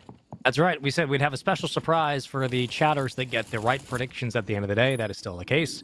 Use your chat privileges and type in who you think is going to win this grand finals. We will put your results up on screen. If you're correct, oh boy, something's coming down the pipeline. But guess what? This game one's tied. It's going down to the wire. 15 total eliminations right now. Pink picking up another. Selly trying to avoid the damage. Here we go. Team Selly at 83%. Love that. You need my help? I can go back. Am I? They're fighting yeah, foot down there too. All right. No, it might be good. I hear all the buybacks, but Uncivil Queen still fully eliminated. That puts Pinkify in a very peculiar situation of still trying to buy back, but it gives Selly and T a chance to separate themselves from Pinkify. This is where the separation really matters right here. We saw this back in the winners finals around a similar spot. They're going to continue to hunt for some of these kills. At least one player underneath. Got a squad on the opposite wing. Across the rooftops. Finds one pick. T helping out with the knock. Selly, not enough to clean up, but here we go. Gotta lock this one away. And we need these eliminations. There we go. A knock. The throwing knife misses, and they stuff straight into the face. Do we get the trade there for T? Every bit of this is so critical. We already saw the buyback come through for Uncivil Queen. They're likely going to drop back down. But the thing is, Uncivil Queen still dead. Did she not able to come back? Pinkify now in a 1v1 against T. Yep, it's going to come down to a 1v1 for a while until Selly gets bought right back. And guess what? Back to full strength for this entire quad. All right, the final zone Going to become a factor. Zone 6, 10 seconds to become till it becomes a problem. 34 to 32. Everybody has their kit. You got a loadout to your right if you need it. But for everybody else, time to lock in for the final few zones. The third party would be crucial. T has to take advantage of these free kills. Love the recoil control here on the SVA. She grabs the knock onto one. The cross comes through. And mind you, with just only a few players left. 7 total eliminations in the lobby. We're up 6. But Uncivil grabs a knock. Uncivil falls. It's all going to be on the shoulders of Pinkify here for game number 1. I believe Selly doesn't have any extra plates, so this is going to be really tough. You might want to keep her out and try to pick up some shots at range if you're lucky enough. Pink able to get a couple extra reinforcements, but that's right, no buy station around, and for the moment, Uncivil Queen will be out of the play. It's going to be a 2v1 in the quad. Yep, and you can hear that. Just Shadow Pink the entire way through, try to steal these kills. Oh my god, what a read. And that's a ridiculously important gunfight win, but an even tougher angle to be able to reach all that. Again, proving why Selly and T have one of the better gunnies in this entire tournament. For gunfights like that matter so much, they're going to let Pink bleed out and pick up these kills where they have to. Unfortunately, runs into the smoke and gets beat, and both players actually get up. But was it enough? T 23, Selly 17. We'll have to check. I think it was. We got the scorecard above, 40 to 33. And if that stands, it's a game 1 victory for Selly. They still have not dropped a map yet, Spaceman. And that continues well into the grand finals. Things were neck and neck throughout the entire beginning of that match, throughout the mid game, but the end game just separated them. It's the moment that gulag closes, just once Circle 4 shuts, is where everything about these maps start to change up. It certainly does. And again, when the pressure's being put down, it's like, how do you keep pace with a team like Selly, like T, who are channeling everything and also going to be trying to sentry alongside you and steal away what you got? I see we got Pinkify in the chat. Good luck in this grand finals. I can't even imagine what the mental is going through, just the pace of play you guys are playing at this entire time. But it came down to the wire, and that's how we wanted this grand finals to be, Tiff. We didn't want it to be a blowout where one team just kind of loses steam. This came down to the final zone. They hit the rotation for zone 6. They get a couple of third parties, but in the end, you lose one extra player. Uncivil Queen does fall. Pinkify tries to do her best, but it's still Selly and T who were able to work through these gunfights so efficiently, so quickly. I mean, 2-3 extra kills in a matter of 5 seconds can be the difference, and it very much was in this game. It's just so close. It really is. And right once the gulag closes, you don't really have that backup of your gulag entry token. You don't get to go into that 1v1. You don't get to wrap up another elimination. You are just stuck watching, whether or not you're spectating the other squad, looking to see, hey, are they safe? How many eliminations are they getting? And from there, you can kind of deduce and kind of help out your duo and say, all right, look, they're fighting too, or maybe this buy station's not safe. And you kind of have that decision making of how you want to get back into the game. And time is of the essence. And for every moment that you are down to a solo going against a duo, that is where those eliminations start to usually skew the other way, more particularly because of the way that endgame really played out. It was just allowing Selly and T to just kind of reap that other side of things and string together those eliminations. And by deciding not to fight the team on the left that had the angle, yes, you would originally assume, we have the high ground, this is great. No, it was too open of an engagement, and they kind of barreled down, meet up on the other side, and just continue on that kind of slaughter of the lobby. Yeah. And if you are Pinkify and Uncivil Queen at this point, you've got to string together 3 eliminations on this best of 5 and force that bracket reset. Yeah, the benefit right now for this squad, for Pinkify and Civil Queen, like you just said, is remember, this is a best of 5. So you lose the next game, you're not done. But that also means the order being you need to win 3 games, whether in a row, whether just in general. Your backs are against the wall clearly after game 1. Selly and T are not going to slow down. And also noting that, look, yes, they haven't dropped a game today, which also means they haven't played that many games because they're not going the distance. Sure. So, yeah, they're tired, but they haven't gone through the lower bracket. They haven't gone to a game 3. Nobody's gone to a game 5. So that has to be a factor as well, where like Selly and T, if they lose a game, they're probably like at hour 6 right now mentally, where everybody else is at hour 8. Like, they're tired. They're trying to win this thing. Selly and T still have a ways to go. That might be a factor as well. All speculation, of course, but we wish everybody the best of luck. Still the best of 5 on the cards, and already a very close game 1. Awesome to see. Very happy that it wasn't just a blowout, but Going into game 2, Tiff, as our resident Warzone expert, is there anything that stood out in that game 1 from Uncivil Queen and Pinkify outside of just pacing? Is there anything that they weren't doing that would have given them a leg up in this start of this grand finals, or do we need more that we need to see? Is there just we gotta wait for more games? We have to return back to that pace that we had in the lower bracket finals, where they were putting up 50 and 51. That is well enough to really turn the trajectory over here in the grand finals. The issue is getting that pace before Selly and T, and more in particular, T is on one today. T is now, they're firing on cylinders, but T has had an exceptional day. You see her often go from 2 to 3 eliminations straight to double digits. It's crazy the amount of eliminations that she can find in the early to mid game. You look at that average and wow, it's almost like the leaderboard individual eliminations per game is backing up everything that I'm saying. She's averaging 24.67 kills per game. Nuts. She is in an entire other level. And shout out to Anarchy on your screen for averaging 24 eliminations per game. They did just fall out in 3rd place overall, taking $1,000 between her and Emmy. But Selly is still rounding out that top 3. Pinkify has been exceptional as well, but it's the pace that we need to see from that lower bracket finals and fast before T can really get things moving. Gotta be faster. Unfortunately, like when it comes to if you ever have a coach in like competitive format who's like, hey, you gotta play faster, it's like that's not really great advice, but like I get it. This is a situation where like, listen, I know very little. I know about as much as like a pine cone, but I'm gonna tell you this: you gotta play faster. Like it's just you're playing against Selly and T. At the end of the day, this is the fastest team we have in the tournament. This is a team that's garnering comparisons to Shifty and Hisoka for right reasons. This is a team that was putting up like 50 bombs like they were doing in a walk in the park, and the team that's played the least amount of games today because they've been beating everybody's brakes off. That's where, for Uncivil Queen and Pinkify, who have rightfully earned their spot in this grand finals, who have proven that they can pace with anybody in this tournament, you have to play faster. Like, it's just, I'm sorry, that's just the name of the game, and they've done it. They've done it throughout the entirety through Zone 6 in that first start. But Game 2 and 3 is a different beast. And if anything, I mean, just looking at the tweets we've had today, it's a long tournament. People are starting to get tired. So you got to find that second gear. I know it's tough, but you're playing for 7K. That should be your second gear, that motivation. We got money on the line, $7,000. First place is nothing to sneeze at. It's a big dip to second. That second gear is going to matter so much. Selly and T, however, on the other side of the coin, talk to me a little bit, Tiff. I mean, we've hyped up this team enough. We've said this is what they do great. This is what they do great. Is it just business as usual for them? Is there anything that they did wrong in that grand finals to start that made the game closer?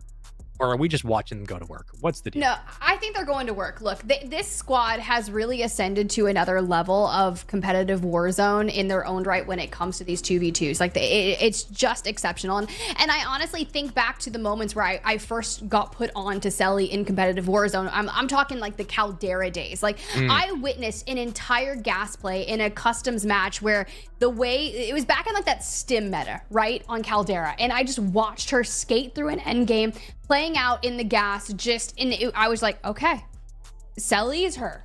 And that has kind of continued on throughout this. Now seeing Selly and T as this duo work together. Now, the only thing I would like to see them change as we kind of lock into game number 2 is for them, this sounds crazy, to pick up the pace in the early to mid game.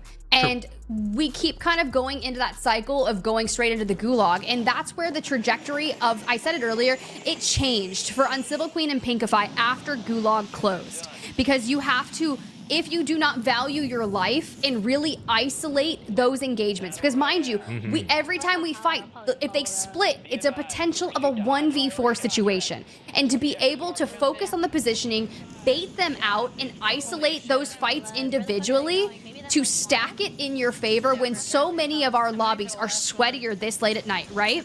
Yeah. You got the sweats coming out. The Demon Lords are here, and I said pick up the pace. Sork and Industrial is crazy. T drops 2 pistols only, and everyone wants to get into the mix over here. Pop-Up Power was the call. Little bit. All the dads are home now. Everybody's just returning home from work. They're all hopping on Warzone, and they're running into the gunnies of these absolute freaks of nature. Welcome into Game 2 of the Grand Finals. Remember, get your votes in the chat. Who do you think is going to win? Team Selly, Team Uncivil Queen. You can just type Selly, type Uncivil Queen. We stack up these stats. We take all of it into account. We tally it up, and we give you the bar that's at the bottom of your screen to show you what the chat's thinking. Shout out production, as always. We appreciate you. And the winner, the chatters who find the most successful predictions will get a small surprise at the end of the stream. and I will not tell you what it is, but it's going to be a fun one. 40-33 was game number 1. I'm losing my marbles. It's been a long day. But guess what? Game 2 on your screen, and Tiff was absolutely spitting facts. She is our resident Warzone expert, so make sure you show her some love. If you don't, we'll keep this tournament going into 3 a.m. You're welcome. Team No Sleep.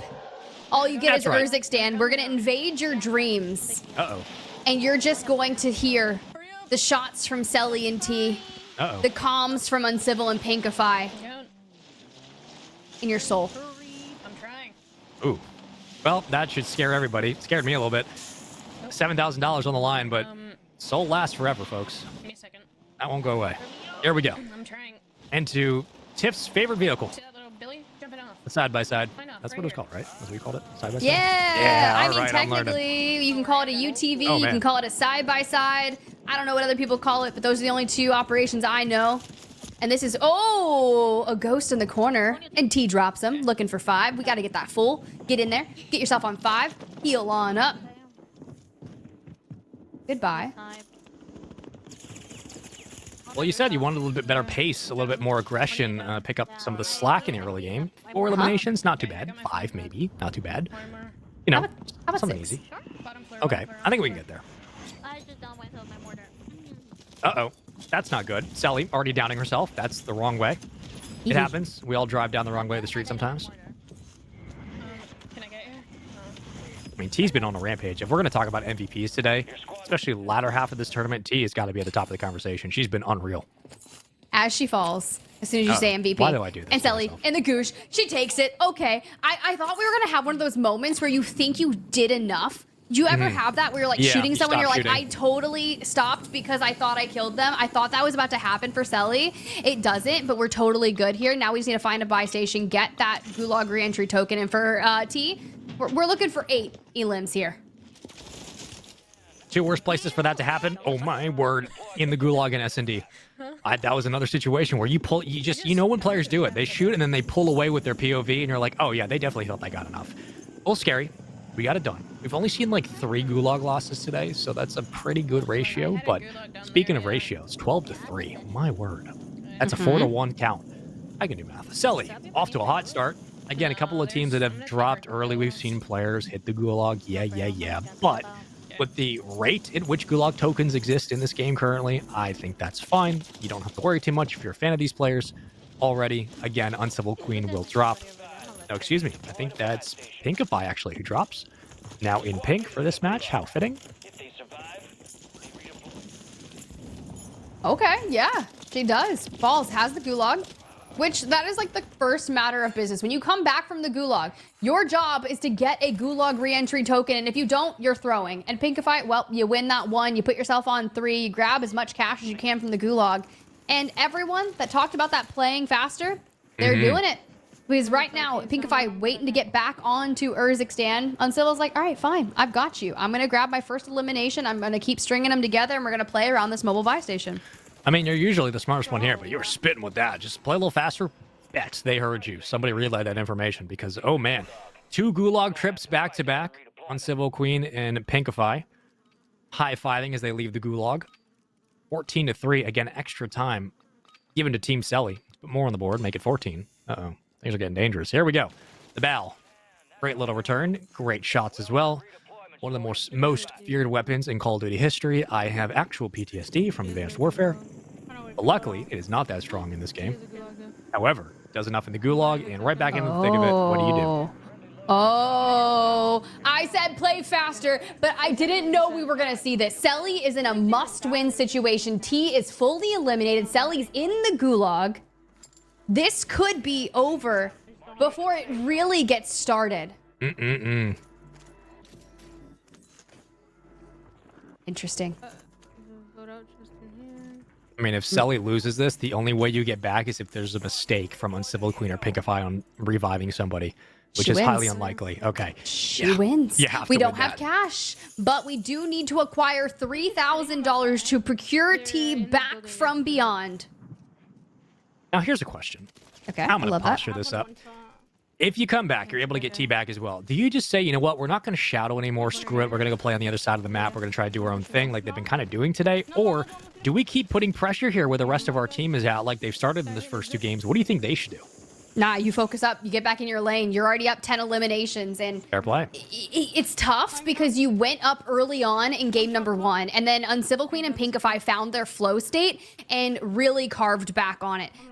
But at the end, it was enough for you to take game 1 with 7 eliminations. So you kind of understand that threshold. T, back into the mix of things. Now, I would love to see them get at least self-reses or maybe some gulag entry tokens because we've whittled down so much time that Pinkify and Uncivil have been able to find a flurry of eliminations. I think T just stole that kill as well. Like, you do all the damage there from Uncivil Queen, and T just comes right off the gulag and takes it back. I mean, I'd be pissed, personally. Just, me, just knowing me. But that's just insane. Unfortunately, though, can't worry about it too much. 10 kill difference at the moment. Selly continuing to go on a rampage. Gets 2 more. T actually helps with that. You know, I would be writing in my burn book. Not T coming back in from the gulag and stealing. I don't know what they say. They're not even like bad words. They're like, what a horrible person. It's like, okay. Nah, they're friends though, probably. 11. This is the heavier side-by-side. There we go. Right above. I'll push him from the bottom. Here's somebody. That's the LTV. That's right. I don't know. I like heavy side-by-sides. Kind of stick with me now. The tank, basically. Yeah. Rezzing. Well, gotta push this. Here, well, at least one person's rezzing. If that means that a team's around, gotta capitalize on this spot. All right, Selly. Stick it to him. Looking for double digits of her own.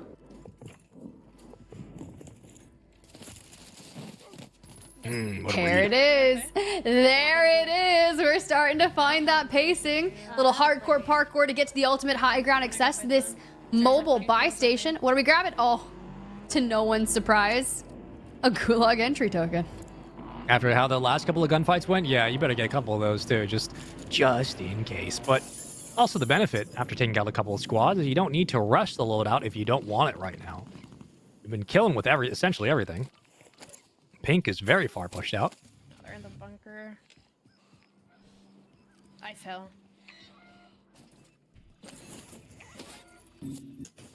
I gotta go. Yeah, I'm gonna go hill there,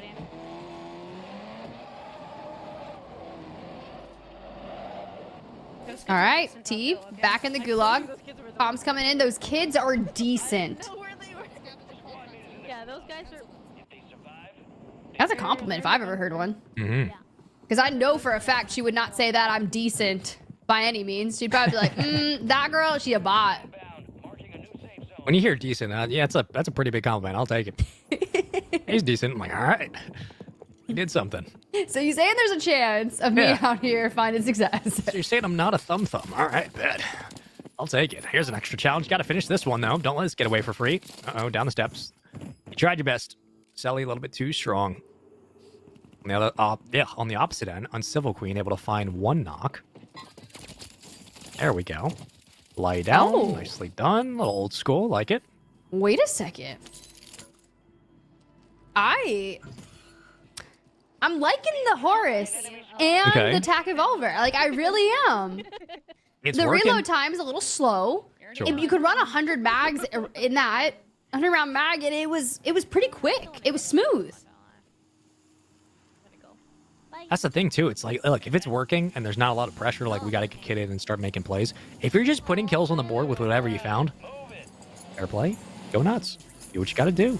If there's just you prioritize the gulag token. If you know you're gonna get back, you know you have that safety net available. It's an insurance policy for what should be a late game push. I mean, this roam game has just been pretty flawless from Selly.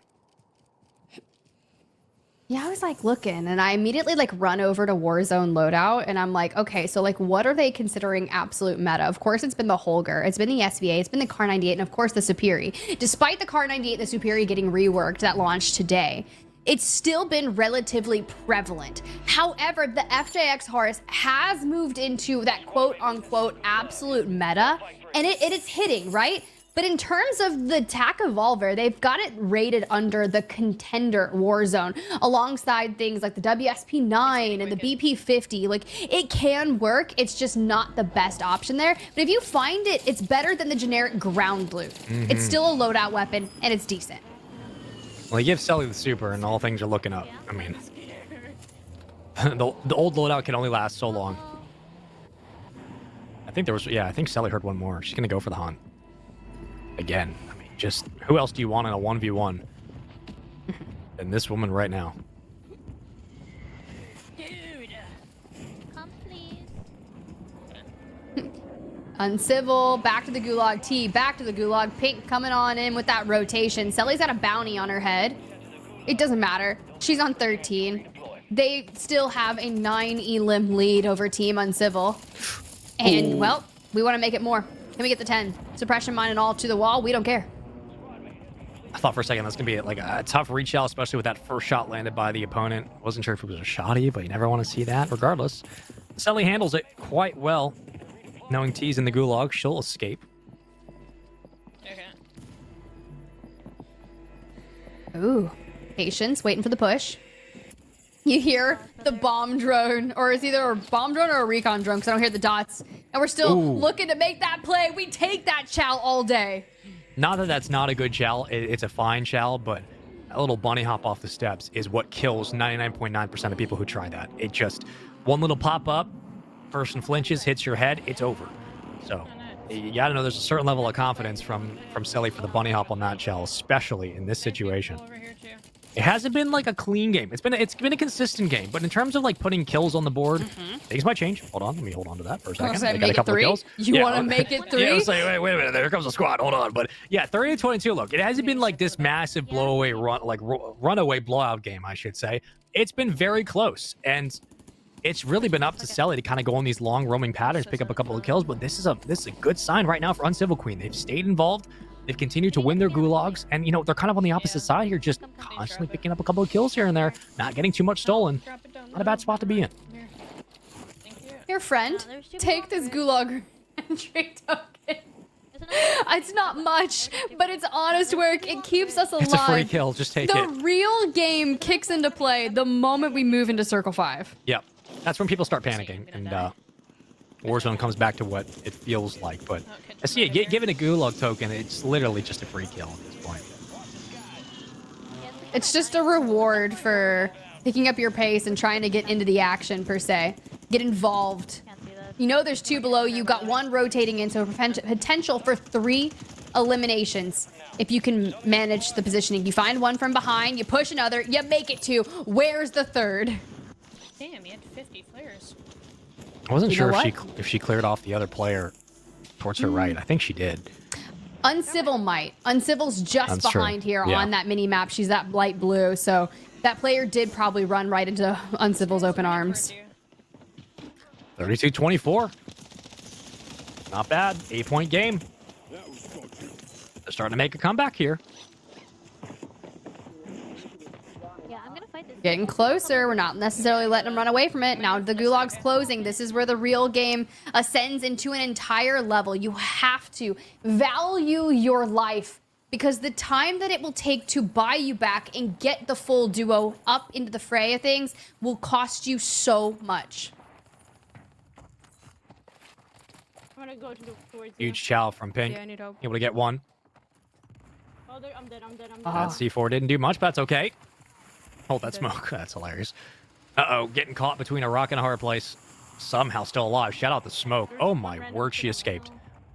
Anytime you fight in a smoke, I'm like, dude, we've just entered the shadow realm and we are working through them. She finds yet again another. This is that flow state that I'm talking about, right? Uncivil to the gulag, Selly to the gulag, Pinkify overextends through the tents just a little bit, and back to the shadow realm we go to make a play for the ages. It's either going to be great or horrible, and it's turned up great right now. She is dicing these people up. I mean, there's at least 2 squads. You stand absolutely no chance. Why are you even chowing on this? There's the smoke. There's the wipe. Pinkify is doing everything she can to will this team back into game 2.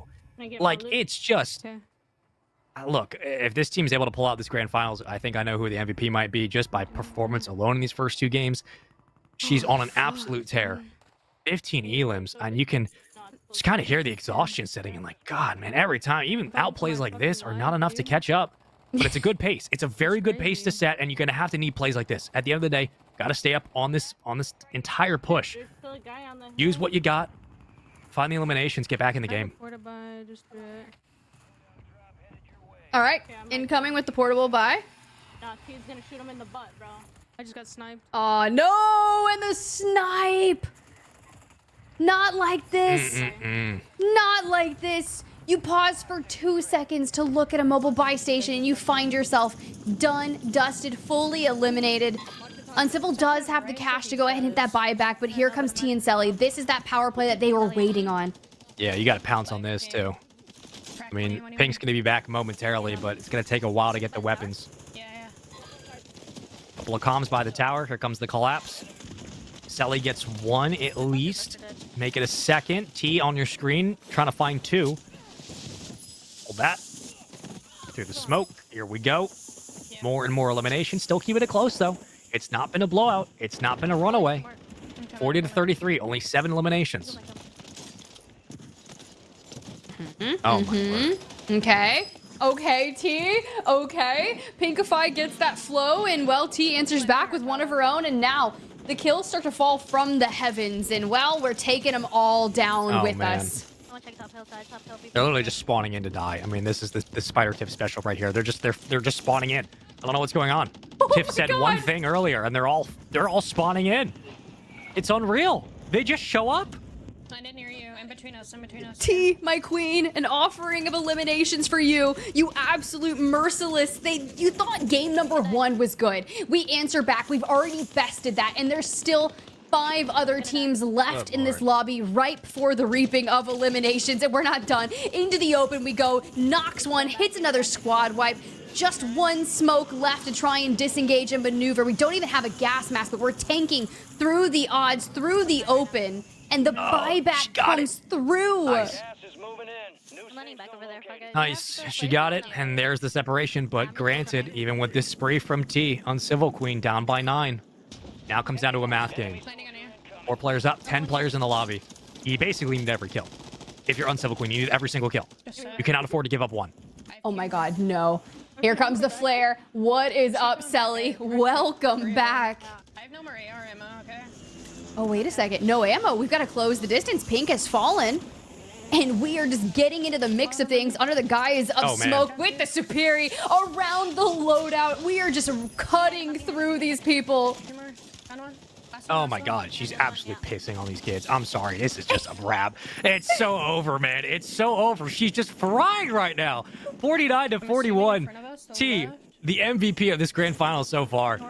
It's just over. 52 to 41. You don't see this every day, folks. It's just so easy right now. No delays needed. Just no debate either. T is just on a different level. Today has been her day. You heard me, Santana. It's been a long day, bud. I'm 9 hours in. I've seen a lot. But she's frying, man. This is just unreal.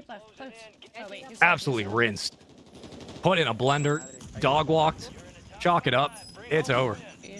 That's game 2.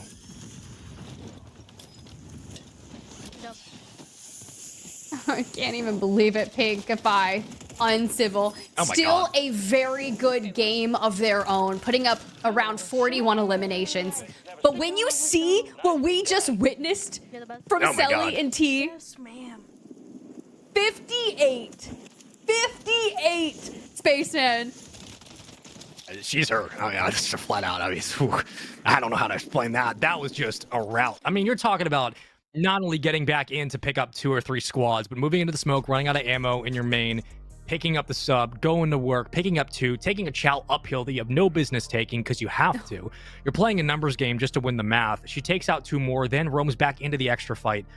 I just rinsed, man. Like, I'm sorry. This is just a clinic. It just, I don't know, man. It just, that's the grand finals, 2 games down. That's Selly and T, and that is T putting her stamp on this grand finals. I'm enjoying this. This is fun.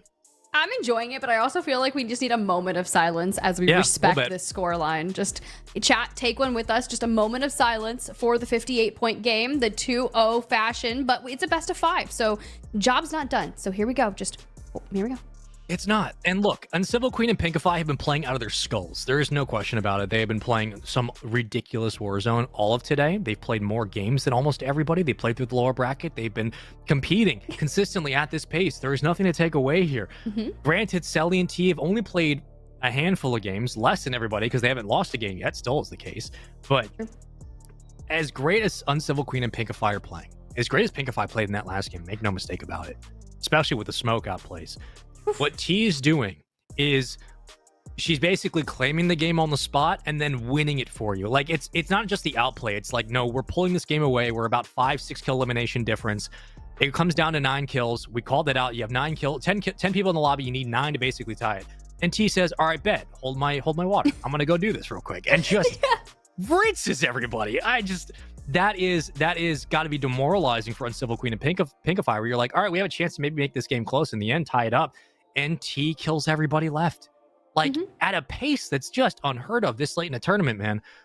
I don't know how else to react other than just, good Lord, good luck, and pray to whatever deity you like, because you're not slowing her down. She's too good. That's all I got, Tiff. I don't even know what to say, because we asked Uncivil Queen and Pinkify to pick up their pace, right? And what do? They perform, you know, at least north of 10 eliminations over game number 1. So we're already see them pushing that pace. But then Selly and T are like, okay, you want to play that game? Sure. We'll put down the best game of the day throughout the entirety of the tournament. I mean, there was 100 kills between that quad. And they took 58 of them. So very strong, very impressive, and it puts them onto win condition. This is it. Series point right here. You want a grand finals up 2-0. That's the rule. You're up series point. 1 more to win. Doesn't matter how they do it. They just need 1 more game in this grand finals to get it done. Honestly, of all the ways that game 2 could have ended, like, it could have been like Selly and T hold the lead, and then you're thinking they just run away with it. GG's, game's over to go to game 3. I think the fashion in which that game ended, the way in which T kind of put on a show in the last 30 seconds, it's especially knowing Uncivil Queen and Pinkify were up, they were trying to find those kills. That has to be demoralizing. Knowing not only you're trying to keep pace, not only you're trying to just compete with the people on that team, but like, you're like, okay, we got a chance to maybe make it close. Here comes T out of nowhere with a haymaker. And now you're looking at a situation you're down with. You have to reverse sweep in the grand finals. You have to reverse sweep and then play another best of 5. That is a demoralizing way to lose game 2. Granted, this team on Uncivil Queen Pinkify, perfectly capable of bringing it back. But of all the ways to lose a game 2 in the grand finals, that is one of the worst ways. And it's not their fault. It's just T played better. She's just too good. So I got nothing to break down, dude. Like, if you guys want to ever see like a player just absolutely rinse a lobby and stamp their mark, like we talk about all the time in comp when pro players step up, when Simp does something, when Scump would do stuff. Like, this is on that level of, I'm going to take over and you guys are just going to watch the lobby crumble. And that's what she did. It's just 7K on the line, and T shows up at the biggest time possible and absolutely horks on everybody. Good Lord. She's averaging 30 kills per game. I don't know what you do. 30 kills per game. Like, unplug her Ethernet. In a 2v2 style tournament. Yeah. How do you stop her? I don't know. Take out the internet. You can no longer have your Ethernet cable. Like, you're denied. It's just unreal. And it's, again, credit to the women who have showed up today playing out of their skulls. It's so good. But yeah, this grand finals, look, still plenty here for Uncivil Queen and Pinkify to feel good about. Still plenty for them to feel comfortable with going into game 3. We're almost ready to go. Ooh. But this comes down to this, Tiff. The win condition is here. Grand finals. This is about to be a game of Warzone that dictates who takes home $7,000, or do Uncivil Queen and Pinkify get to fight it back? Do they get to reverse sweep? It all starts here. You get a good look at that plane line. We're kicking things off on the south side of Urzikstan. We're going to be trajectory over Zaravan City. So you'll probably see a lot of our players maybe go to the top of that high-rise area, that construction zone in city. That would be a hotbed of activity, and I'd expect a lot of players to go that route, but we'll see what Pinkify decides to do. You chat out there watching this, 71.1% of you think Team Selly is going to win, and I win my prediction of where they're going to land. Listen, I think at this point, if you're Above you, above you. T and Selly, I mean, just business as usual, right? Like game 3, just continue to shadow, continue to kind of century around what Uncivil Queen and Pinkify have been able to do. That's worked. But the pace of play, especially like you said, Tiff, in the start of game 2, you got to pick it up a little bit more aggressive in the beginning. They did just that. It worked out. Already, Pinkify will go right to the gulag. But yeah, this is, I mean, 58 eliminations, 58 in game 2. Is that the record today? Is that the record? It's my record. It's my record. Wow. The record in my heart. No, I think it was 100%. Wow. I mean, you're right. It's just good luck with that. Try to slow that down. Pinkify's got to win this. She does. Nicely done. But yeah, this is again just a tough game 3. They got to bring it back. There's only one way to do it, and that's together and through the kills. The power of friendship. That's right. If you watch anime, you should know that the one thing that it boils down to is the power of friendship. It's the same thing in Warzone. It's true, though. I mean, it's the friendship between Selly and T has got to be palpable. Like, you got to be able to measure this with 58 eliminations in a game, 30 per game. That's what it is. Power of friendship can get you 30 kills per game. So if you're not doing well in Warzone, get your gunny up and get better friends. It's like across from me, the like corner yellow. I'm just watching this and I'm about to start rating these players based on the Huskerrs I think they're the most like. I did it the other day when I like finished solo leveling when we wrapped up the season 1. I'm like, okay, let me pick what hunter they are. Are they A rank? Are they S rank? And that's very akin to tier list. No, we're gonna start like identifying these players straight to the Huskerrs that I think they are. And T, you know, looking a lot like Tanjiro for now. Like I'm just like, you can't stop them. The training, the leveling up, it just keeps happening. It's nuts. I'm gonna do my best anime understanding here. It's like a little fusion dance with Vegeta and Goku. All right. I love that That's for where you. I'm at. Thank you. I waited 26 years to be able to make that reference. And here we are. 11/17 on a Tuesday. Write it down. Write it down. July 2nd, 2024, 11/17. That's right. We used the reference that I waited 20 years to do, and it all came down to a $10,000 tournament, a win condition final here for Selly and T. And well, Selly and T are both dead. Okay. Well, we'll see you in game 3. Or game curse. 4. Yeah, it's over. The curse is real. People are shooting at Mark. I lied, chat. It's not like Goku and Vegeta because clearly they died. Yeah, we'll see you in game 4. I mean, listen, anything's possible, but I would have to bet, I'm not a betting man, but I'll have to play the field here, that you just need 2 kills. Like 3. You need 3 kills. That's it. actually quite interesting. You need 3 kills. Like, I'm just it. Just you get that, you win this game. They dropped a map, confirmed, unless something crazy happens here. Oh? Uh-oh. Wait a second. We do have gulags, though, so you would have to die and then die in the gulag, retrospectively. There's no... Did they lose both in the gulags? I need to know what happened. You know, Production, please. Tell me we what were happened. so worried about the references that we didn't witness the ultimate collapse We were that was so upon sure us. that we would survive 2 minutes into this game. There was really no did. way. They both died in the gulag. That's unreal. Stop. You're lying. That's not real. Stop. They lost their ones. There's no way. I don't believe it. I don't say they're like, well, that actually... There's no way. That is very Tanjiro because you just come back swinging. It doesn't matter. You get knocked out, but you are never knocked out. That's production. That's not real. You can't prove it. That's just unreal. I mean, look, you just need a couple of kills, and I think they know that. Look, just play the high ground. Watch your ones. Watch your back. Okay, Uncivil. Nicely done. Okay. I think she got the kills she needed. Straight up. Hold that C4.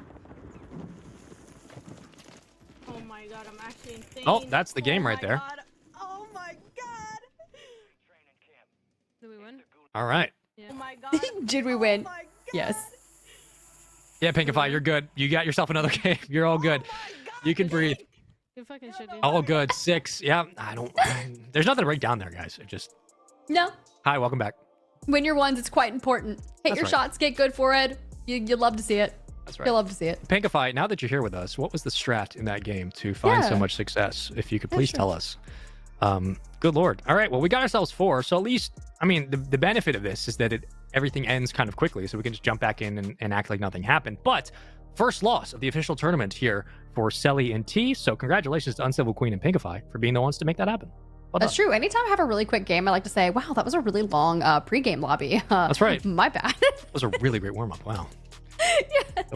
No, but for real though, Uncivil just kind of went on a tear right there to find those eliminations that she needed. She found more than enough, and Pinkify is like, you know, hey, did we do it? We did it. And now we reset, we go again. Now, the issue with this is yes, you've taken it to a 2v1 situation in this best of 5 finals, but you have to win the next 2, force that bracket reset, and take another 3. So while there is kind of a little marathon here just in the grand scheme of things for the grand finals, overarching the entire marathon of the tournament, but can we do it? We just have to take it day by day. And by day, I mean game by game. Literally, you just focus on the first, like, the task at hand, and it's surviving another game. It's like at this point, you can't even rely, like, it's like gulag by gulag now. But granted, you're not going to go into the next one thinking they're going to drop the gulag. So the game plan still has to be aggression in the start, pace through the finish. Like, it just, you have to find a way to stay consistent. Granted, they've been doing that all day. That we're not asking them to do anything they haven't done.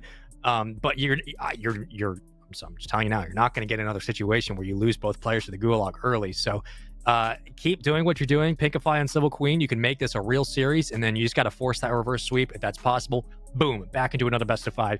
For Selly and T, I want to say, like, okay, drop here instead. But I mean, we got 3 seconds of them and they died. So yeah, it's a wash essentially for them. They don't really have to worry about much. Just wash it and go next. Yeah, it is a strange thing that they both lose their gulag there, because you think about, you made the call out earlier, and I believe it was in the prior game, not the one we just witnessed, but the one before that. You were like, I don't think we've really seen too many gulag losses on stream, Why right? did I say that? You're like, you said like 3, right? I know, yeah. And then the next game we get, why did I do that? Selly and T drop both their gulags. So we're up to what, 5 for your math? Well, that's, and even now, like, even including, that's at least twice now I've seen Selly drop the gulag today. Like, she lost early in the day, which was surprising. But, like, again, I mean, two in a row is very rare for this team, let alone for most duos. So I'm always interested to know how that gulag went. But yeah, I'm going to stop caster cursing and just hope that, look, we get ourselves a good game 4. And I think that's a good little jolt of energy, right? Like, you heard Uncivil Queen and Pinkify be like, we did it. Like, we actually got a game. They need that positive vibe. They need that resurgence a little bit. It's been a grind every day, no doubt about it, but you're going up against a very strong team. When you're gifted an opportunity, don't waste it, and they didn't. I'm proud of them for that. So we'll see what they do in game 4. We will see. That's all. We will see. Yeah, I was like, I don't really have too much to break it down, because when you get to this point, it's like both of these duos are so insanely talented, and it's just minimizing those minor mistakes that you have when pushing that pace of play. So let's drop into game number 4. Still win condition for Selly and T, but Uncivil and Pinkify are hitting that reverse sweep the best they can. And look at that scoreline from game number 3. Very uncharacteristic of our duos here. Incredibly uncharacteristic. Gotta say, love the 8-bit suits we got on. Love the, what do we call them, skins? I know that word. I like it. I like the 8-bit skins. Go find them available in the COD shop. There's an esports shop as well if you want to support the esports. But Warzone's got some great skins available. Go support Call of Duty Warzone. We love to play. We love to watch it. We love to see it. And let's hope, for all the sake of our competitors' mental health, that none of them either drop early or go into the gulag and don't win their ones. Oh, here we go. Dropping hot, hitting them with a lot of people here. You love to see it, and I love to see a pistol from the distance over here at Bazaar. It's been kind of the favored drop of choice for a lot of our teams, and quite frequently has been the motto. Now, you think back to what was the difference between our last game, right? We started just south of Zaravan City, and maybe some players elected to go other places, and it just wasn't really what they were used to playing. And now go back to Bazaar, the tried and true location. We saw Amelia Rose and Azure Anarchy landing here. Uncivil often lands here. Uncivil has found herself in the gulag, and it's totally fine. 40-33, 58-42, 4-5. That's what I'm talking about. That's a real scoreline right there. We like to see. Maybe the lowest one today. I can't confirm that, but I got a hunch, and usually my hunches are like 70% correct. Hold on. Great little turn and burn. Nicely done. Selly making up for some of the damage that was done last game. T able to respond quickly like that. Already. Couple extra kills on the board. And the first one to strike here in game number 4 will be Team Selly. Trying to get money for my guns real quick. Yeah, get the money, buy your weapons, figure things out. Pink takes down another one. No. They're back. Oh. They're fine. I mean, that's a squad wipe if I've ever seen one. Yep. There, T. They're Pink fine. is able to grab one from that. Ooh, why does it sound like someone's literally in her face? She takes down one. It sounded like the man was just stomping on her shoulders. Yeah, I'm lagging a little bit. It's not bad though. You getting in? Where are you at? No, I'm gonna hit Zerk. Yeah. Okay. Couple of quick calls, nothing too crazy. You know, for a while, throughout this grand finals, throughout the lower finals, and the winner side, we have yet to do a listen in. I would love to do a quick listen in as we hear this team on the rotation. The ones up 2-1 in the best of 5 of this grand finals. 7 kills to start this game 4. Let's jump into a listen in with Team Selly. All squad members are in the safe zone.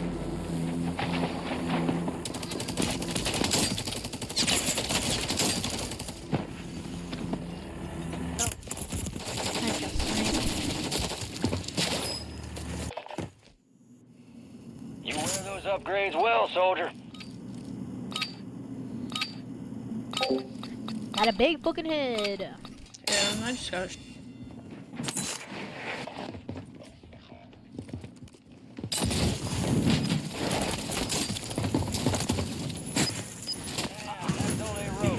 A well-earned redeployment, soldier. Stand by. Down a bit. Well, that was dude, it certainly fake a reloaded listen on me in. 'cause I'm lagging, One of the bro. listen-ins of all time, some might say. As soon as we jump in, they go to the gulag. And you know what? If the vibes are high, you don't got to say much. You're just kind of in, rhythm with each other. I'm going to try to salvage that. That was a brilliant listening.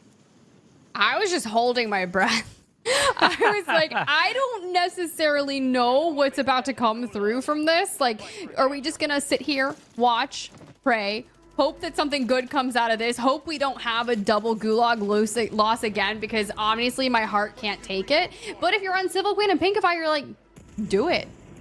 Do it. Yeah. I mean, they're vibing out. Can't hate it. Are you guys skipping two? That is one of the listen-ins of all time. But as we hope to make sure all the players are fine, this should be the case. On Civil Queen currently with 3 eliminations. 2 to her name. 1 coming from Pinkify. Trying to make it a 4th. Great shots. Got 1 more underneath. Another close game in game 4. All right, we just keep on moving. It's the way to do it. Checking in here. You get the audio cues. You got players underneath you. What's the best course of action? Nah, you're not going to be able to get that. Now, this building is quite unique, and I've done way too many contracts in zombies in this building. Like the raid the stash or whatever it is. Contracts occur here, and honestly, playing just above this kind of porchway is a real smart way to do it. You don't overextend out because they'll just go in and go prone and play the doorways on the inskirts, but you hit the PRD, you hit the rotation straight out of here and just move on. Find your next team to wipe. Unless you're on crazy packet loss, play out the game is what the admin said. Like, brother. Loadout drop headed your way. Couple of rough terrains ahead, but I hope the players are able to play through it. T, not slowing down by any stretch. 26 total eliminations for the quad. Gas is inbound, marking a new safe zone. You will get the loadout drop. And back to the strength that we know this duo to be at. I gotta get you. Stelly in the pink, number 4. T in the yellow, number 2. Team on Civil Queen rounding out in blue and green at 1 and 3 respectively.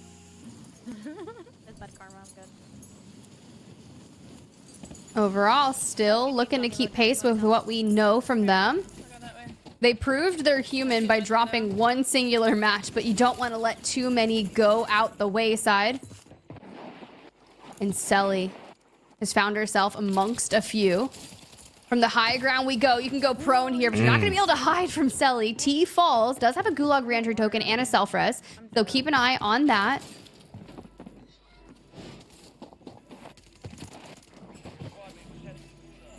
Great chase down. Better shots. 3 kills to boot. Not bad. What a great rip as well. Little snap and burn. Selly. 8 eliminations. Slow and steady wins the race. This team is one of the best paced in the entire tournament. 1 win away from grand finals victory. Here, I'm gonna drop it on your loot if you want. Why did I think you were going to say a little snap, crackle, pop? It would have been so on brand for me, wouldn't it have been? I should have taken advantage, man. I would have loved it. Next up, just wait for a 1v3 and then break that one out. I got you.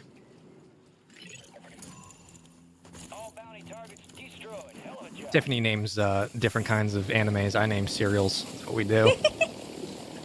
You gotta do what you gotta do. That's right. Said where? Fire? Like fire. Yeah, that most wanted crate over there. Am I bugging? Like at the warehouses. Blue crate over there.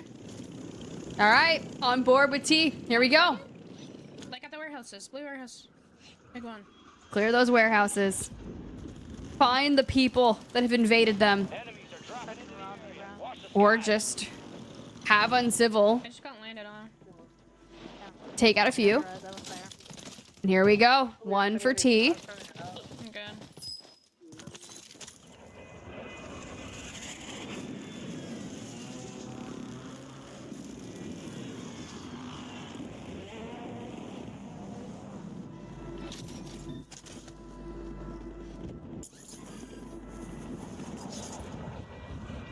Bit of chaos in the airs, but nothing too dangerous at the moment. Zone number 2, about a minute away. Very deep in the zone right now. T gonna be the only one around. Sally doing a nice job of just cleaning up damage on the outside, but gotta love when that pops up. T's on 14. It's back to business. Yeah, just casually, you know. I blinked. It happened. On 14. Working around here of the Opal Palace. Kind of looting, regrabbing that cash.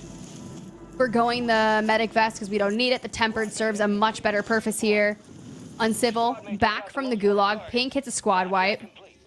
And well, you've got to pad your loot with as much as you can. The self-res, the gulag re-entry, like all of those things are going to be so mission critical for now. I love how every time we run up to the buy station, if everybody's alive and nobody's down, I'm always like, I wonder what she's gonna buy. Every time. Good luck token. I don't know why I question myself. We should never question. Yeah, it's just at this point, it's like I'm always so eager. We know by now. I'm always so eager to know, but yeah, it's the same thing. Uh-oh, hold on. Selly getting tagged. Gonna have to hit the self-res. Uh-oh, that was not a good landing. Okay. What's happening? We've had a couple of players today struggle to pull the ripcord on their parachute. Gotta get you all back into basic training. Oh, that is frustrating. There's an enemy squad gunning for you. Okay. What are we gonna do about it? Take him down. That's what we're gonna do. Wow. Yep, you were right, Tiff. Once again, just taking him down. Maybe a third? Why even chow? I mean, like, why? Whoever that is, why are you chowing T? Why? Why would you do that? We're gonna draw a line in the sand and say, you shall not cross. If you do, you get eviscerated by T herself. Like, is this it? Are they done? Was that a fluke that we witnessed in that game number 3 and it's all business? You gotta think, I mean, you lose back-to-back in the gulag, both members down in the opening start. You have to chalk it up to just a fluke, but putting more respect on Uncivil Queen and Company's entire run this tournament. They have been excellent. Do they have enough in the tank to get us to another game, to a game 5?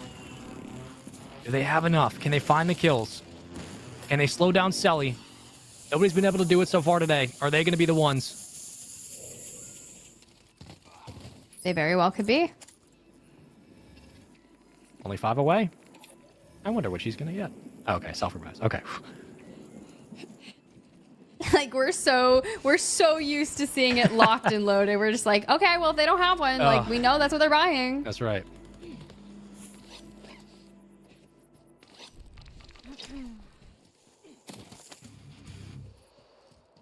Can we just talk about the journey and the fact that we are... Let's do it. I'm trying to do math, but I was like, if we start at 3 p.m. Eastern and it's almost midnight. That's right. That's 9 hours. Was that 11 hours? 3 to 12, that's 9. Okay, yeah, that's how math works. You're Yeah, like, that's basically, I mean, you're right. It's basically 11. That's you know, it's not 11. They're close to each other. That's right. 9 is a long time, which makes me feel like it's been almost half my life. No, just kidding. It's been a minute. And these players, their comms, we're corresponding via the mind right now. Yeah. And there's no slowdown either. There is no, hey, let's play for placement. What placement? This is a kill race, folks. There is no slowing down. T has just hit 200 kills. Totally. Yeah, we're not slowing down at all. We're going to keep on going. Why not take it to 250, T? Why not? I mean, at this pace, she could. We got 43 players still up. T actually just dropped, so love that for us. Shout out the casters for cursing that. Don't worry, she's got a gulag token. We're getting right back into it. This time, though, we got to know if she wins it. Hold on. Is history repeating itself? A little bit of deja vu. Surely not. I have faith. Surely not, Tiff.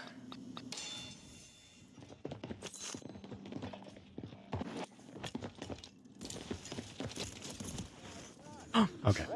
Thought for a second. The chow. Yeah. The audacity from that push. This poor soul stuck in the smoke in the shadow realm has no idea where Cell went. Oh my god, never mind, I lied. Sally. Trying to stick to self-res. Are we going to the gulag? Nope, we're fine. There's no way she gets out for free. That's unreal. She getting chased. Here we go. 1v1. Little snap, little crackle, little pop. That's right, baby.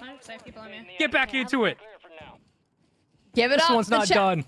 You gotta do it. He did it. He hit her with the snap, crackle, pop. T has fallen yet again, and she is fully eliminated. Have no fear, though. Selly has $22,000 in a buy station just due west. It's been all from me tonight. I'll see y'all later. You're like, I've done everything that I needed to do. Yeah. 36-26, folks. A 10-kill game. Welcome into the Demon Hours. 11:38 p.m. Eastern. That's the only time zone that matters. 37-29. Selly really stepping up in game 4. He's had a couple of shaky moments, but hey. I should be. Numbers are full. Strength is good. I think so. Oh, I do have people on me, though. I'm getting sniped. Don't say that. Don't say you're getting sniped. It's a whole team. Don't put that out there. If she gets this team wipe, though, I mean, you're really separating yourself in this grand finals, maybe putting it away for good. 16 eliminations for Selly. 39 players up. So about 35 to go. Make it 34.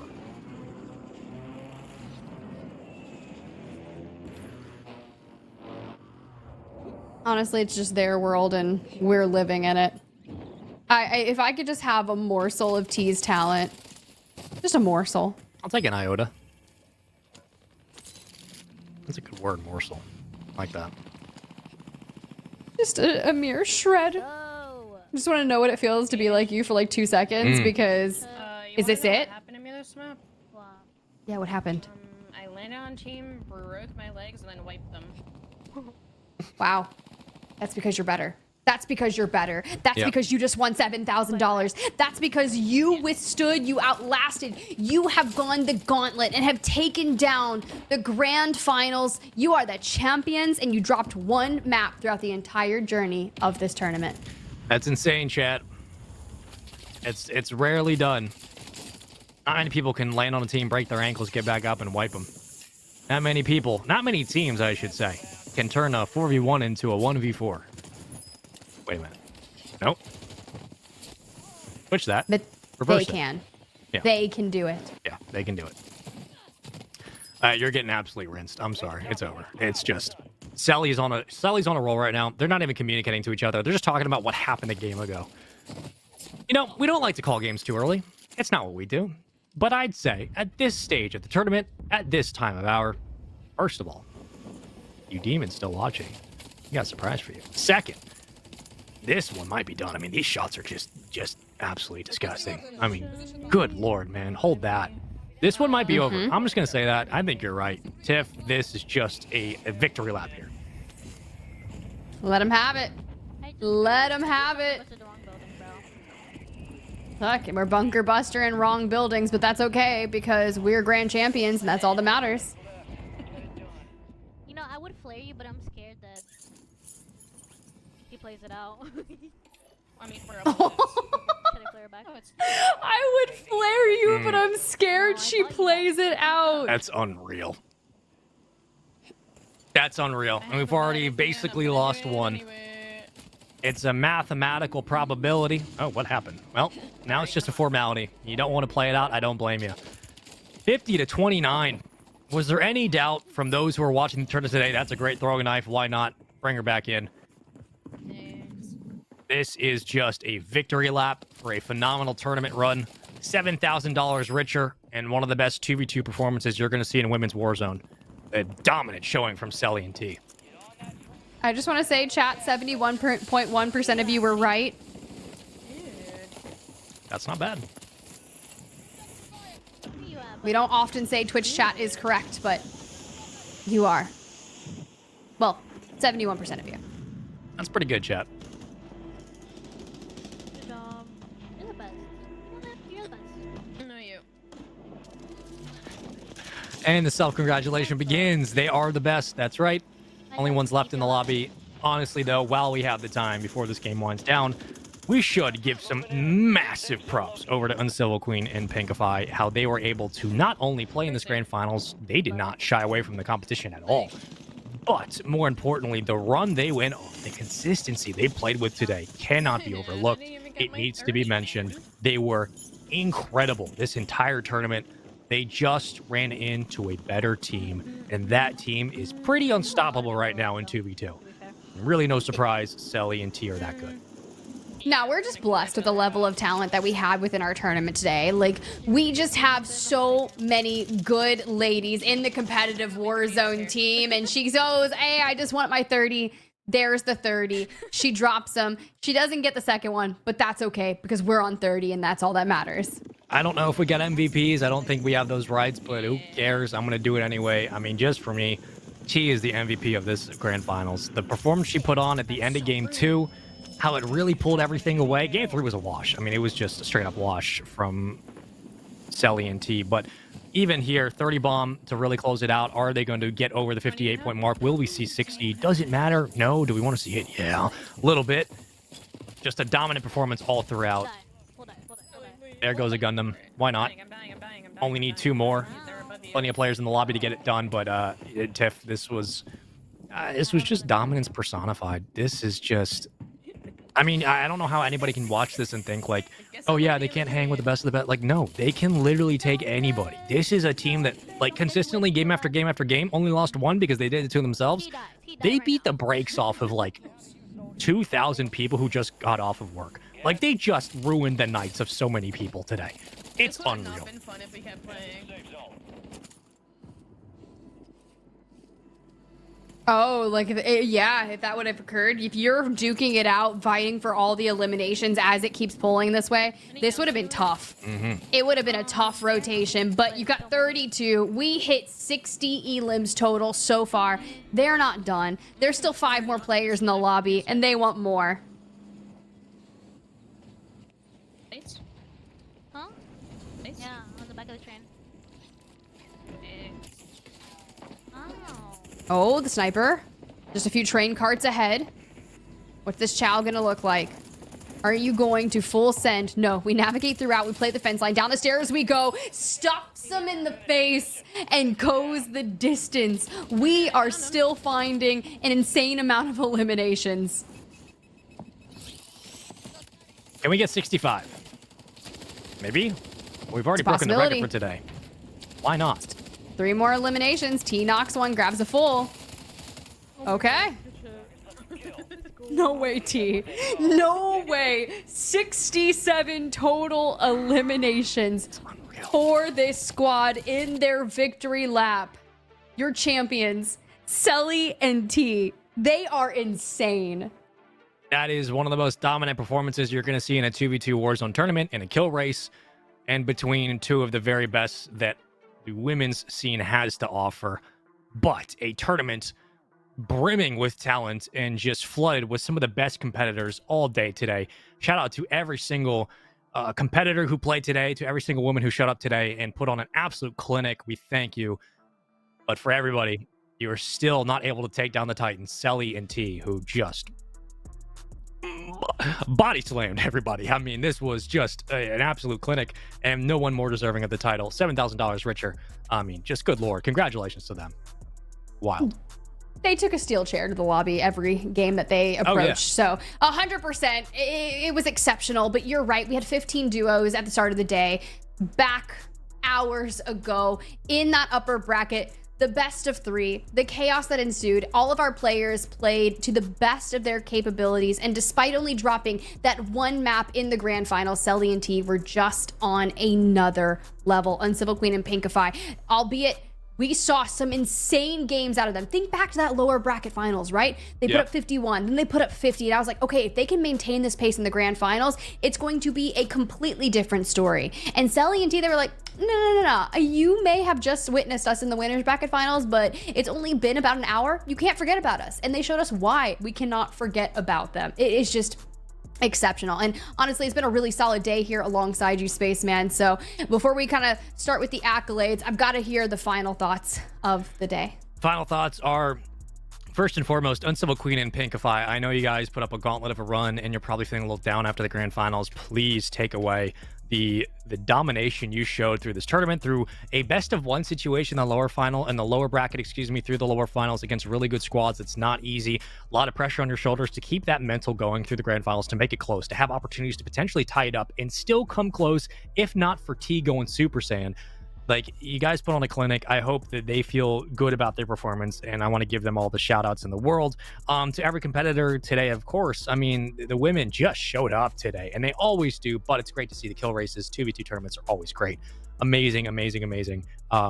Yeah, I mean, this was just a banger tournament. This was great to see all the different talent we have in Warzone, the sprawling evolution of Warzone metas, but also the players that have gotten better and better. Like, compare this to 2 years ago, man. It's completely different. Like, players are so much better. Seeing veterans like Smixy, veterans like Swish'em play, newcomers like Careless Kitty, who started 10 months ago and is already like making waves. Like, seeing competitive players like Emmy and Selly being able to pop up. We have Selly in chat. Shout out you goat. Selly, T, you guys are absolutely freaks of nature. And the way you close out these games is something to behold. You got comparisons to some of the best Warzone has ever seen, rightfully so. You guys are absolutely disgusting. And yeah, this was a great tournament, Tiff. This was just a long barn burner, a grind, and shout out to the players. Yeah, shout out to everyone involved. Shout out to the players. Shout out to you. Shout out to production behind the scenes for hanging with us, giving us the different POVs, keeping that live tracking, all the fun things, the API, so we can get more interactive with chat. We are going to keep on improving on all things around. If you guys are interested, at WZ Total Frenzy on Twitter, on TikTok, stay up to date, because this isn't the only tournament that you're going to be seeing from Warzone Total Frenzy this month of July. We've just been so blessed with a number of tournaments, and today we just really wanted to highlight the ladies and return back to that 2v2 fashion, and boy, was it just hours of crazy action. Could not be more grateful to have casted this alongside you, Spaceman, because I'm sure it won't be the last one. But for now, that's all from us here at Warzone Total Frenzy. We'll see you on the next one.